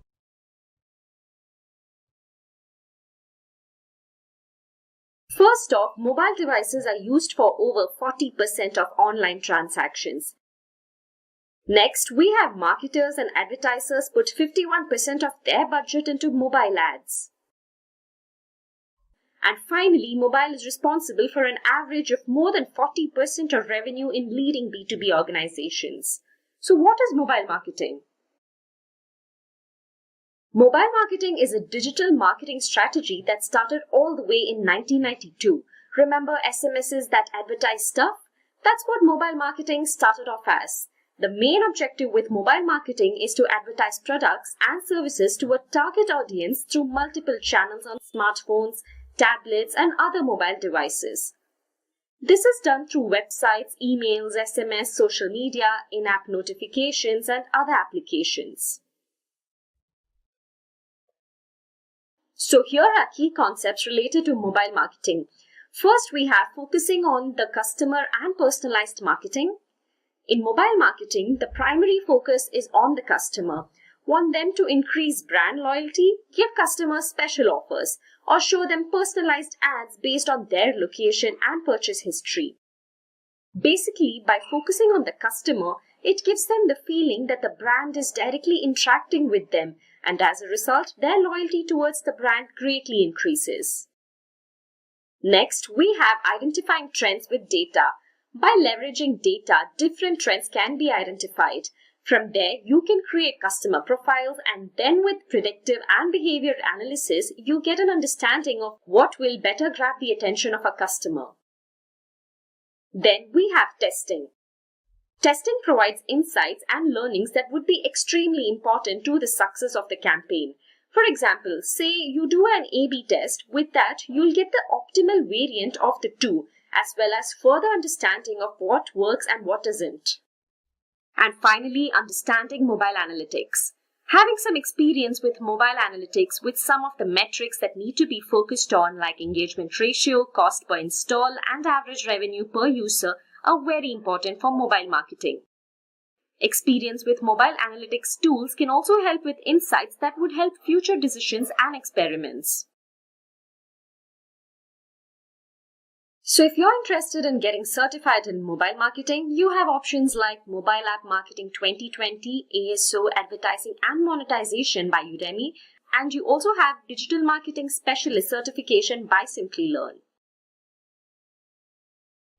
Now let's go to number 9, CRM or Customer Relationship Management.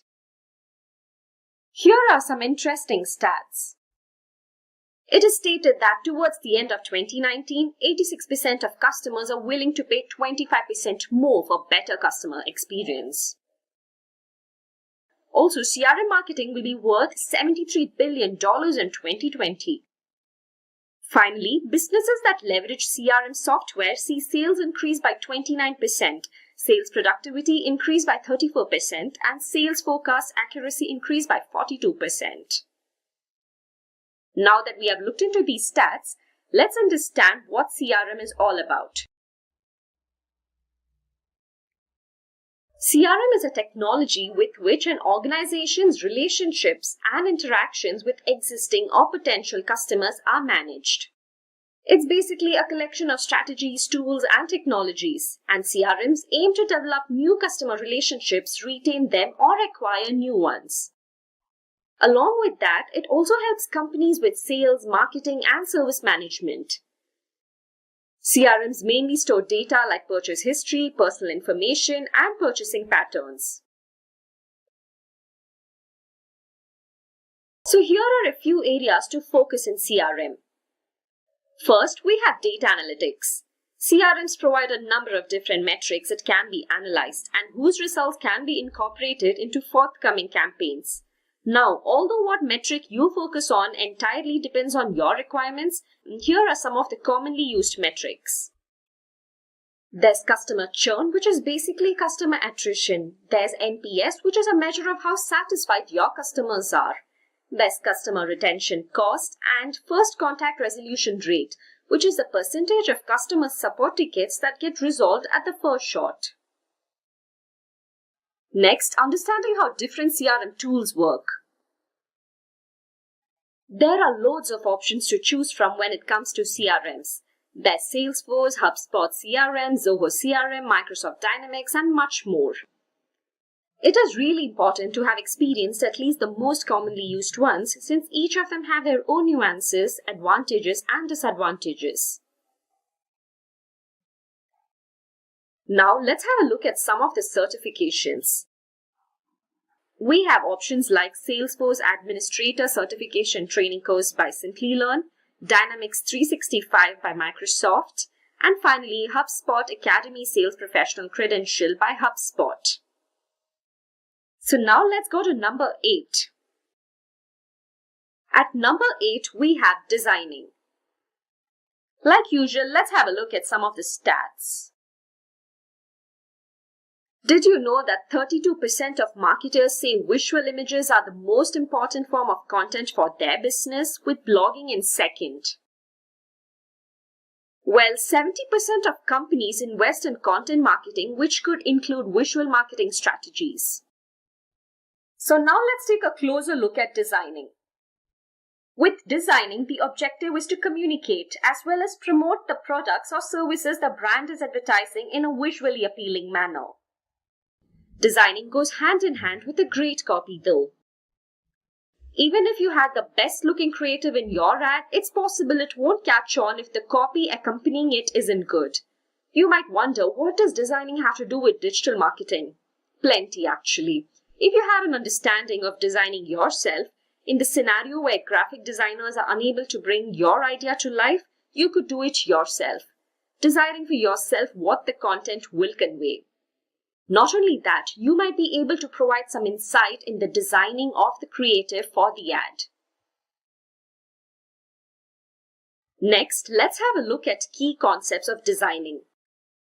Firstly, a basic understanding of design philosophies are necessary, which means you need to know about concepts like using attention grabbing and relevant images, the golden point rule, and much more. Then there needs to be an understanding of tools like Adobe Photoshop and After Effects. These are some of the most commonly used tools for creating creatives, and even the basic experience with these software could be extremely useful later on. Now let's have a look at some certifications. We have certifications like Graphic Design by Coursera, Introduction to Graphic Design by LinkedIn, and Fundamentals of Graphic Design again by Coursera. Next, at number 7, we have listening. Now let's talk about social listening. Social listening is a method through which a brand can learn about what customers are saying about them and the industry online by monitoring digital conversations. The brand's social media channels can track, analyze, and respond to conversations and feedback, improving their relationship with the users who may become potential customers, and thus increasing loyalty of present customers. And it's a proven fact that customers are drawn towards brands that are prompt in response. Now let's have a look at some key concepts. Understanding how different social media platforms work. How is each platform different from the other? Where does most of your audience come from? Which platform is better suited for your content? Those are the questions that need to be answered. Then, experience with popular social listening tools like HubSpot and Hootsuite. These platforms can help with a number of different situations like PR crisis, respond to customer complaints, find user-generated content, to obtain competitive intelligence, take suggestions, and much more.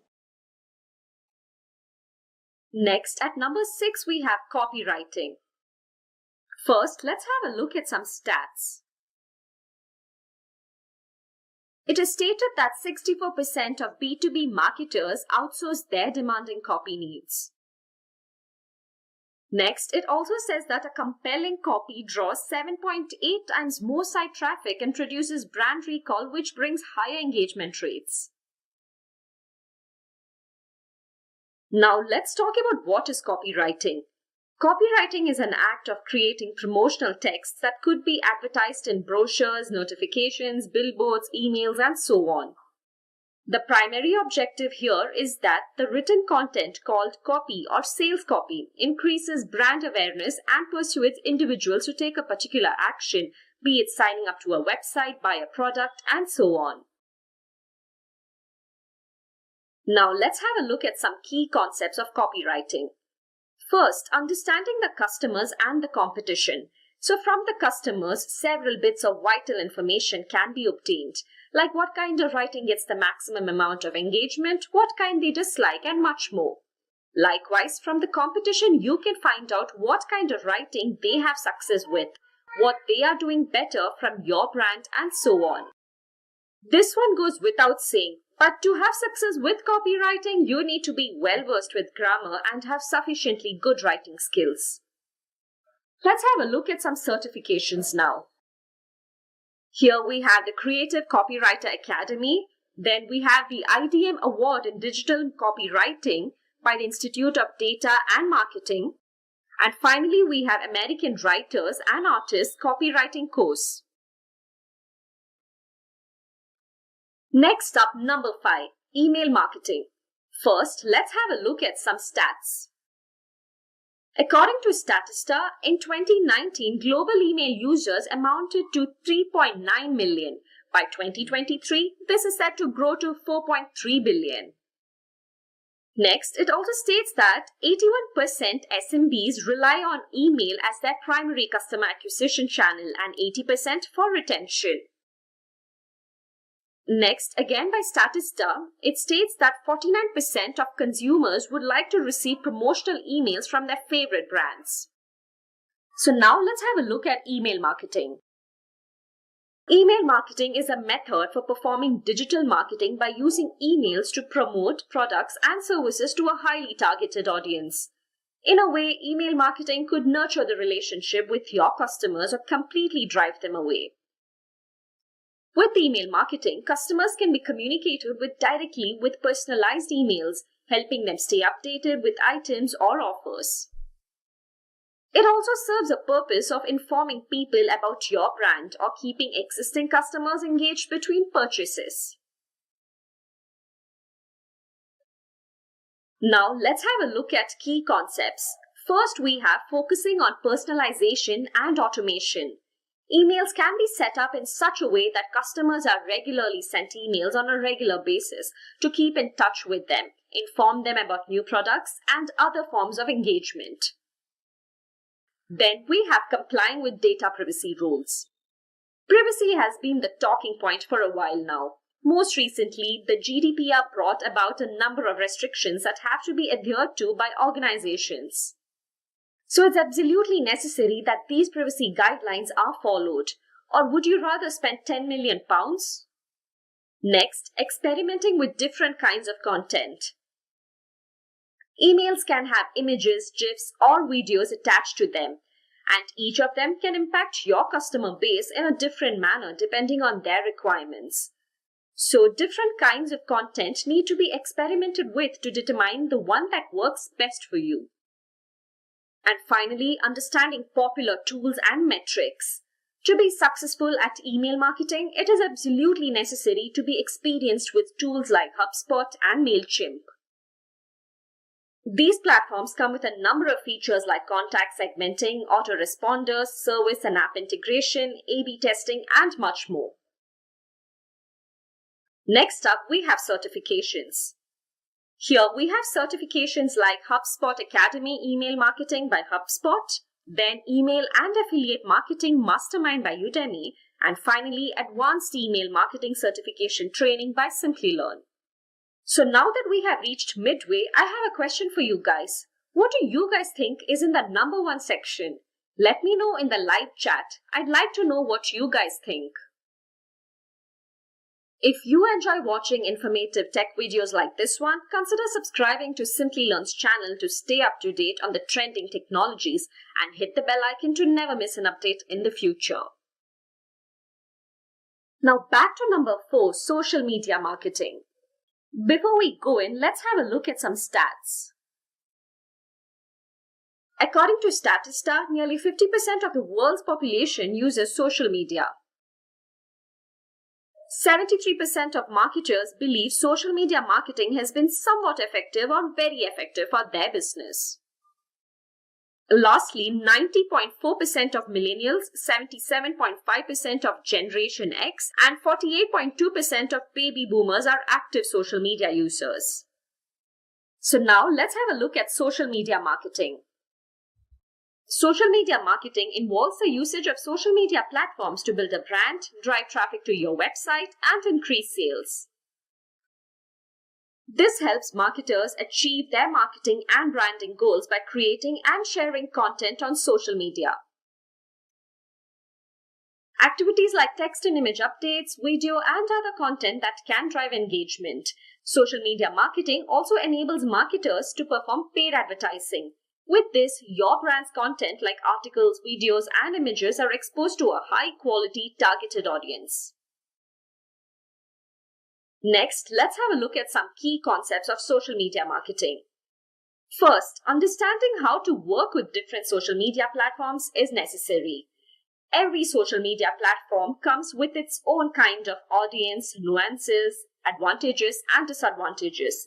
So it's important to have experience with them so that the one that best suits your requirements can be selected.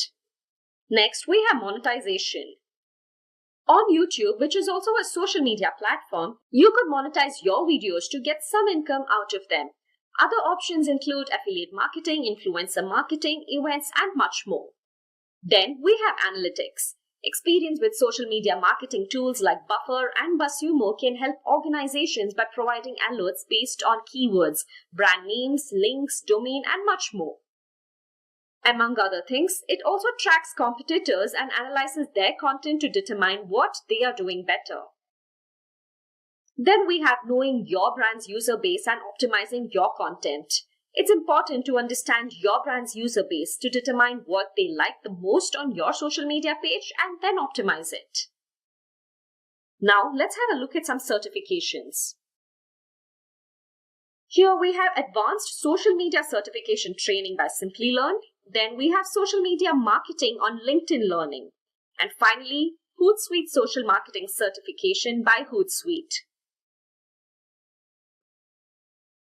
And now for the top 3. Number 3, pay-per-click or PPC. First, let's have a look at some stats. 33% of people click on paid search ad because it directly answers their search query. It also states that paid ads have a 11.38% CTR on Google. And finally, according to Google, businesses make an average of $2 in income for every $1 they spend in Google Ads. Now let's talk about PPC. It is a form of online advertising in which advertisers spend a certain amount of money each time their advertisement is clicked. This process, if done properly, can drive people to your website without having to get them organically. Search engine marketing is one of the most popular methods to perform PPC. For PPC, most search engines are part of an automated process performed by the search engine to determine how relevant and valid they are to appear in the search engine result page. Now let's have a look at some key concepts of PPC. First, it's important how different search engines and their advertising works. Each of them have their own but somewhat similar rules, prices, restrictions, and so on. Then we have Google Ads, one of the most popular and lucrative players among the search engines. Google Ads provides marketers with a sizable chunk of the internet to advertise to. It is important to properly understand how Google Ads works and how its many features and functionalities can be used efficiently. For more on Google Ads, why don't you check our introductory video on it? I'll link it in the chat. Next, analytics. Different metrics like CPC or cost per click, clicks, click-through rate, and quality score need to be understood so that optimal and well-informed decisions can be made. Finally, we have copywriting and visual design ability. As I mentioned earlier, either of these don't work without the other, which means the experience in both these concepts would be greatly beneficial for the individual and the organization. Now, let's have a look at some certifications. We have Google Ads certifications by Google, then Advanced Pay-per-Click PPC certification training by Simplilearn, and finally, we have Microsoft and Excellence program by Microsoft. Now for the top 2, search engine optimization. Let's first look at some stats. According to Zero Limit Web, on the first page alone, the first 5 organic results account for 67.60% of all the clicks. And according to Google, where to buy plus near me mobile queries have grown by over 200% in the past 2 years. And finally, according to HubSpot, 57% of B2B marketers stated that SEO generates more leads than any other marketing initiative. So what exactly is search engine optimization?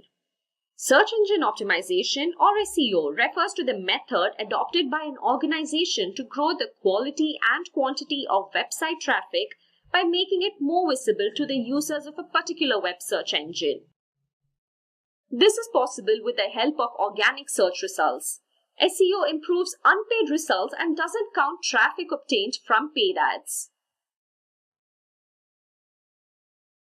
Next, let's have a look at some key concepts of SEO. Technical SEO.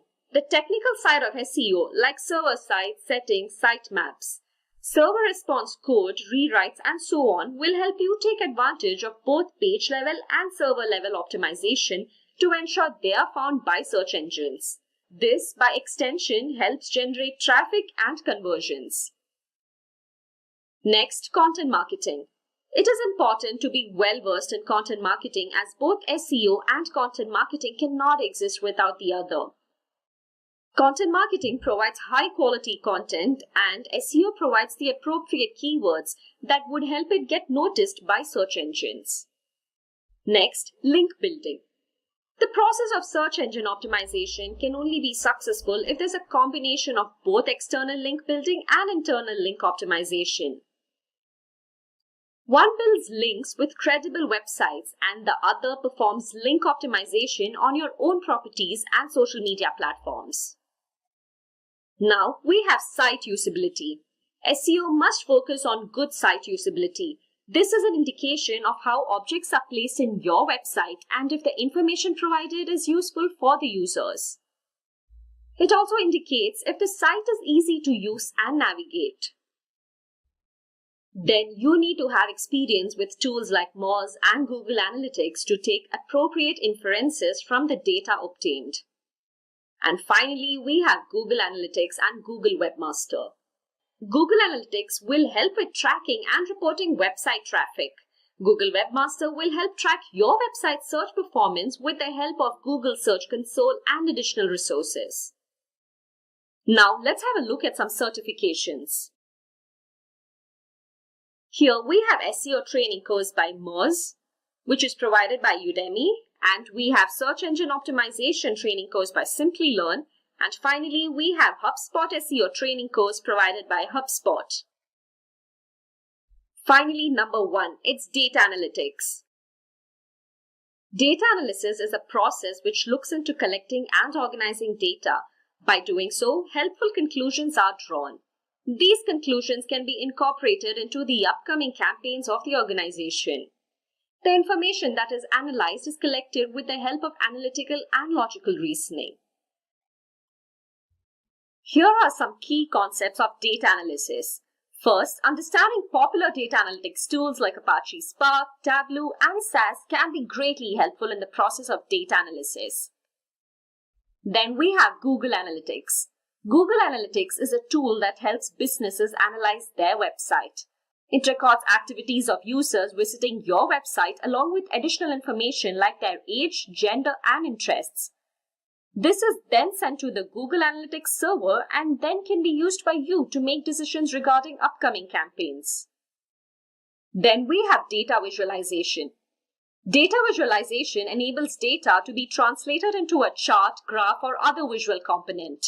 Understanding data visualization would help with understanding data in a quick and clean manner. It enables brands to identify emergent trends and to respond to it quickly. With it, the brand story can also be shared with others thanks to being able to create a narrative with graphics and diagrams. And finally, a clear understanding of data structures, fundamentals, and basic statistics can greatly ease the process of data analysis. Now let's have a look at some certifications. Here we have Introduction to Data Analytics for Business by Coursera. Then we have Data Analyst Master's Program by Simplilearn. And finally, we have MicroMasters Program in Marketing Analytics by edX. Hey guys, welcome to this video on digital marketing career, jobs, resume, salary, skills, roles and responsibilities. So, without further ado, let's jump right into it. The 21st century has given us many things to be thankful for. From technology to healthcare, our lives have greatly improved for the better. And many of these things wouldn't have been possible without the internet. Not counting about the several ways it has improved our lives, the internet has also made the life of marketers a whole lot easier. Earlier, unless you had lots of money or were very popular, your brand's popularity would be limited to your locality.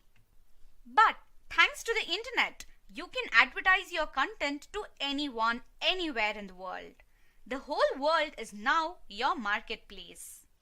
And that is because of digital marketing, which is the process of advertising goods, services, and your brand with the help of digital channels like websites, social media platforms, search engines, and so on. Digital marketing has the following types: search engine optimization, content marketing, social media marketing, search engine marketing, affiliate marketing, native advertising, marketing automation, and email marketing. But you might be wondering, who can ensure these digital marketing concepts are incorporated into a brand's marketing campaigns to ensure the best possible output? A digital marketer, of course. So now let's talk about everything related to a digital marketer. But before we can get started, let's go to a more familiar setting on where a digital marketer belongs and strives: the office. Now, let's start by talking about who is a digital marketer. A digital marketer is someone whose objective is use digital channels like search engines, social media platforms, affiliates, and other opportunities to generate leads and build brand awareness. Everything the digital marketer is aimed at helping the brand grow. But that's not where his or her responsibilities end. A digital marketer is also responsible for developing and managing marketing campaigns. This means that the success of the entire marketing efforts of a brand or an organization entirely depends on how competently a digital marketer develops the marketing campaign. The work doesn't end there though. The digital marketer also needs to manage the campaigns. Next, like we mentioned earlier, he or she needs to acquire leads and drive traffic to the brand's website, taking advantage of the digital channels we mentioned earlier, alongside providing high quality content. The digital marketer also needs to perform competitive analysis and industry benchmarking to understand what kind of content works best within your industry, the kind of content that your competition posts, and what works for them. They're also responsible for using tools like Buffer, Hootsuite, and Sprout Social to measure and optimize marketing campaigns based on data obtained from the tools. And finally, they're responsible for improving brand awareness by advertising the organization's or brand's content on digital marketing channels. Let's now talk about the skills required to become a digital marketer. Now, let's have a look at the different types of digital marketing. There's search engine optimization, content marketing, social media marketing, search engine optimization, affiliate marketing, and email marketing. Let's talk about search engine optimization first. Search engine optimization is the process of improving the overall quality and quantity of the organic traffic coming to your website via search engines. With SEO, you're able to attract visitors who would be actually interested in the products or services that your brand is offering without having to pay a single penny. The process of SEO has two parts: on-page and off-page SEO. Let's have a look at each of them in detail. First, let's have a look at on-page SEO. On-page or on-site SEO is a method of search engine optimization that involves the optimization of elements on a website like its content or HTML code to help increase the amount of traffic coming to your website and improve its search engine rankings. It also helps users easily understand what a page is all about and whether or not your page addresses their search query. On-page SEO is possible with the help of keyword research, technical audits, on-site optimizations, and enhanced user experiences. Next, we have off-page SEO. Off-page or off-site SEO refers to actions taken outside your website to affect your rankings in search engine result pages. It involves promotional methods to improve search engine and user perception of your site's popularity, relevance, trustworthiness, and authority. Off-page SEO can also be performed with the help of link building, which is getting other websites to link back to your website. Some of the popular SEO tools are Moz, Google Keyword Planner, SEMrush, and Ahrefs. Next up, we have content marketing. Content marketing refers to the process of marketing that focuses on creating and sharing valuable, relevant, and consistent content like blogs, videos, infographics, and case studies to bring the attention of a targeted online audience to the brand's products and services. The process of content marketing involves, firstly, to decide what goal you want to achieve with your marketing campaign. Do you want more subscribers, more conversions, increased leads? That's what you need to decide here.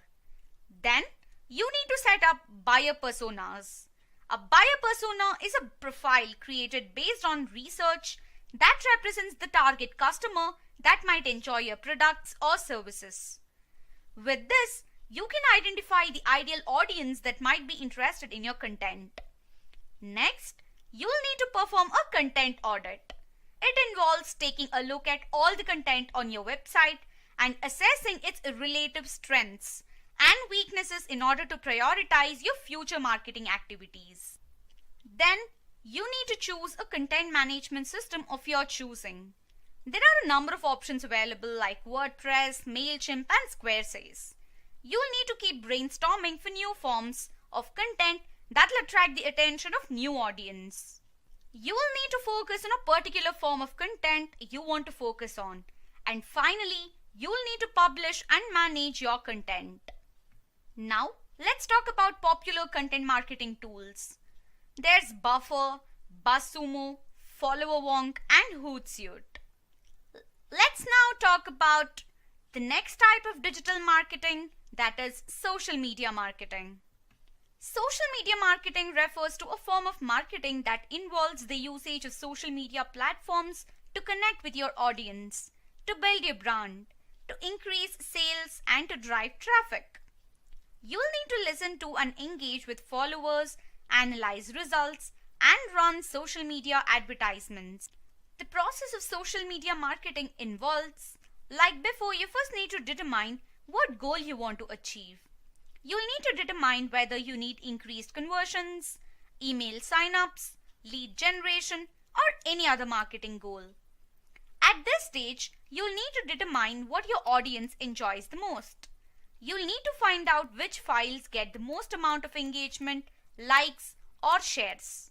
Then, you'll need to research about your competition within your niche. See what kinds of content they post, what content of theirs receives the most engagement from their audience, and how you can make similar content. You will then need to perform a social media audit, through which you can analyze content on your social media profile and understand their strengths and weaknesses to determine what kinds of content you can post. Then, you will need to create an account on a social media platform of your choice, like LinkedIn, Facebook, Instagram, Twitter, or YouTube, and start creating marketing strategies on how to make the most out of them. You should also take into consideration other brands that have already established themselves in social media for inspiration. you can analyze what kind of content they post and how you can replicate the same. You will then need to create a social media calendar. These are spreadsheets or applications that will enable you to plan your social media posts in advance. You can plan when content will be shared, manage them, and track the deadlines. And finally, you will need to keep testing, evaluating, and making adjustments to your marketing campaigns to finally reach the sweet spot where you have a perfect social media marketing campaign. Here are some of the popular social media marketing tools. There is Hootsuite, TweetDeck, Sprout Social, and Buffer, just to name a few. Next up, let's have a look at search engine marketing. Search engine marketing, or SEM, is a marketing process that involves websites increasing the amount of traffic as well as their visibility on search engine result pages by taking advantage of paid advertising. Let's now take a look at the process of search engine marketing. First off, as usual, is to determine what goal you want to achieve with your SEM campaign. More leads, conversions, subscriptions, you decide. Then, you will need to research what kinds of keywords you want to advertise on. This is a really important decision that carries a lot of monetary weight, as choosing the wrong keywords may have your brand competing against larger ones. In a bidding battle, you have no chance of winning. You will then need to decide on what keywords you want to advertise and then start bidding on them to ensure that a user sees your ad when they search for that particular keyword. You will need to set up a headline for your ad campaigns, as a well-written headline for your ad can make the difference between a potential customer coming to your website and buying your products and then being completely turned off by your brand. You will need to monitor your campaigns and measure how well you're doing so that you can make the appropriate adjustments.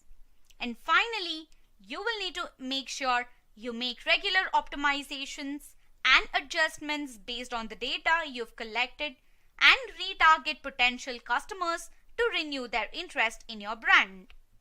Some popular search engine marketing tools are Google Ads, Facebook Ads Manager, AdRoll, and Binge Ads, just to name a few.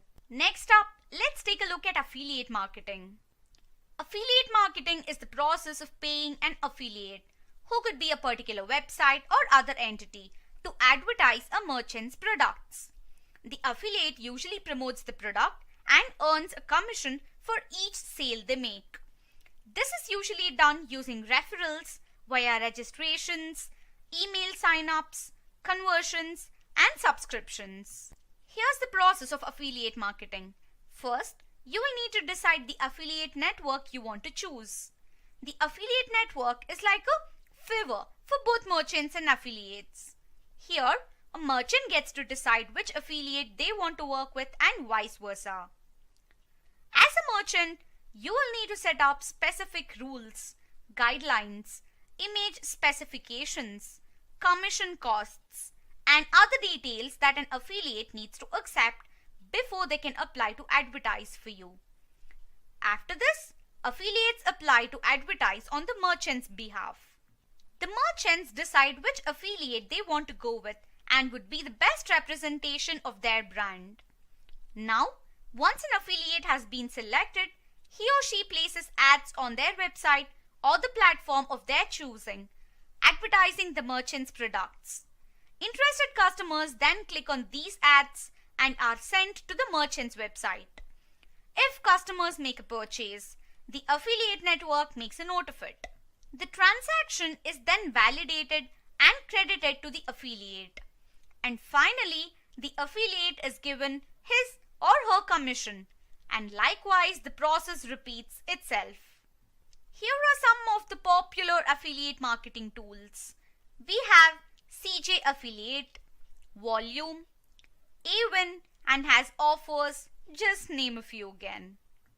Now, we are having a look at the last type of digital marketing, and that is email marketing. Email marketing is the process of using personalized emails to convert prospective users into potential customers. Here's the process of email marketing. First, you decide on what goal you want to achieve with your email marketing campaign. Then, you decide what kind of emails you want to send. Is it a welcome email, a newsletter, a lead nurturing email, a re-engagement email? That's what you've got to decide here. Next, you can choose an email marketing tool of your choosing.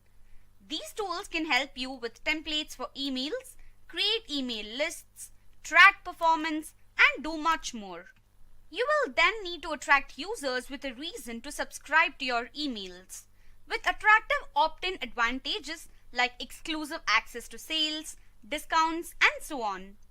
You will need to plan emails and their respective follow-ups with an email calendar. You will also need to create an attractive subject line and copy that will attract the attention of potential customers.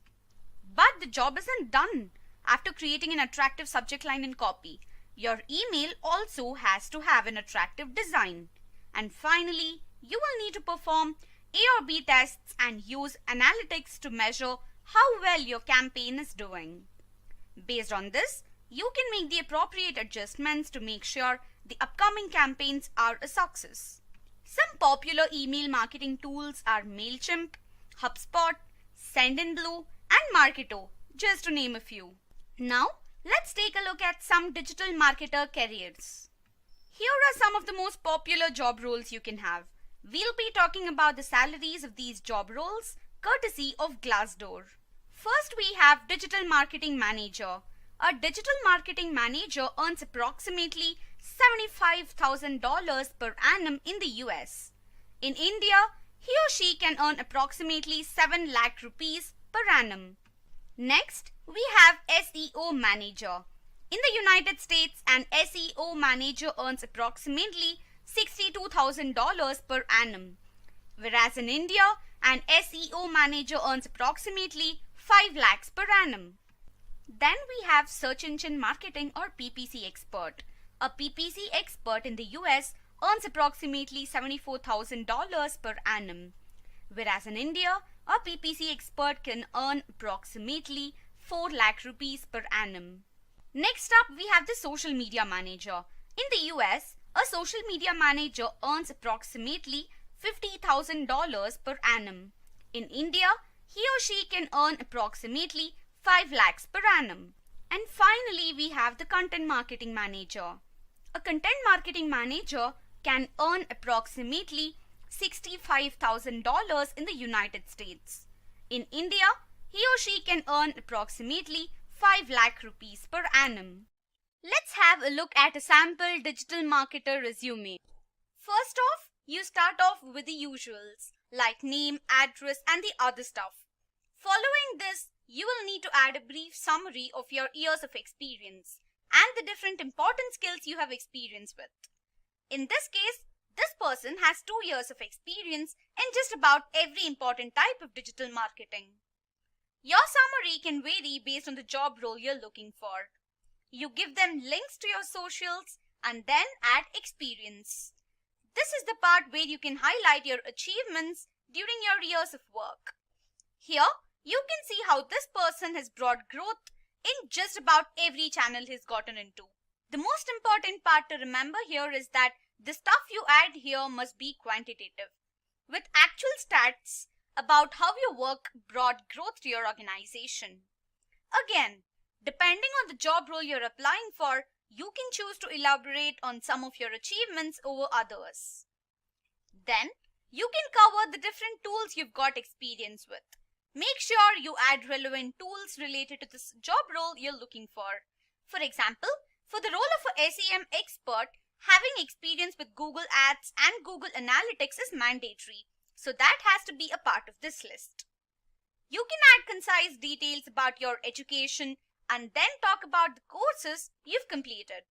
Having completed the right courses can have a significant impact on your hireability. And with that, we have come to the end of this digital marketing full course for 2021. I hope it was informative and interesting. If you have any questions about the topics covered in this video, please ask away in the comment section below. Our team will help you solve your queries. Thanks for watching, stay safe and keep learning.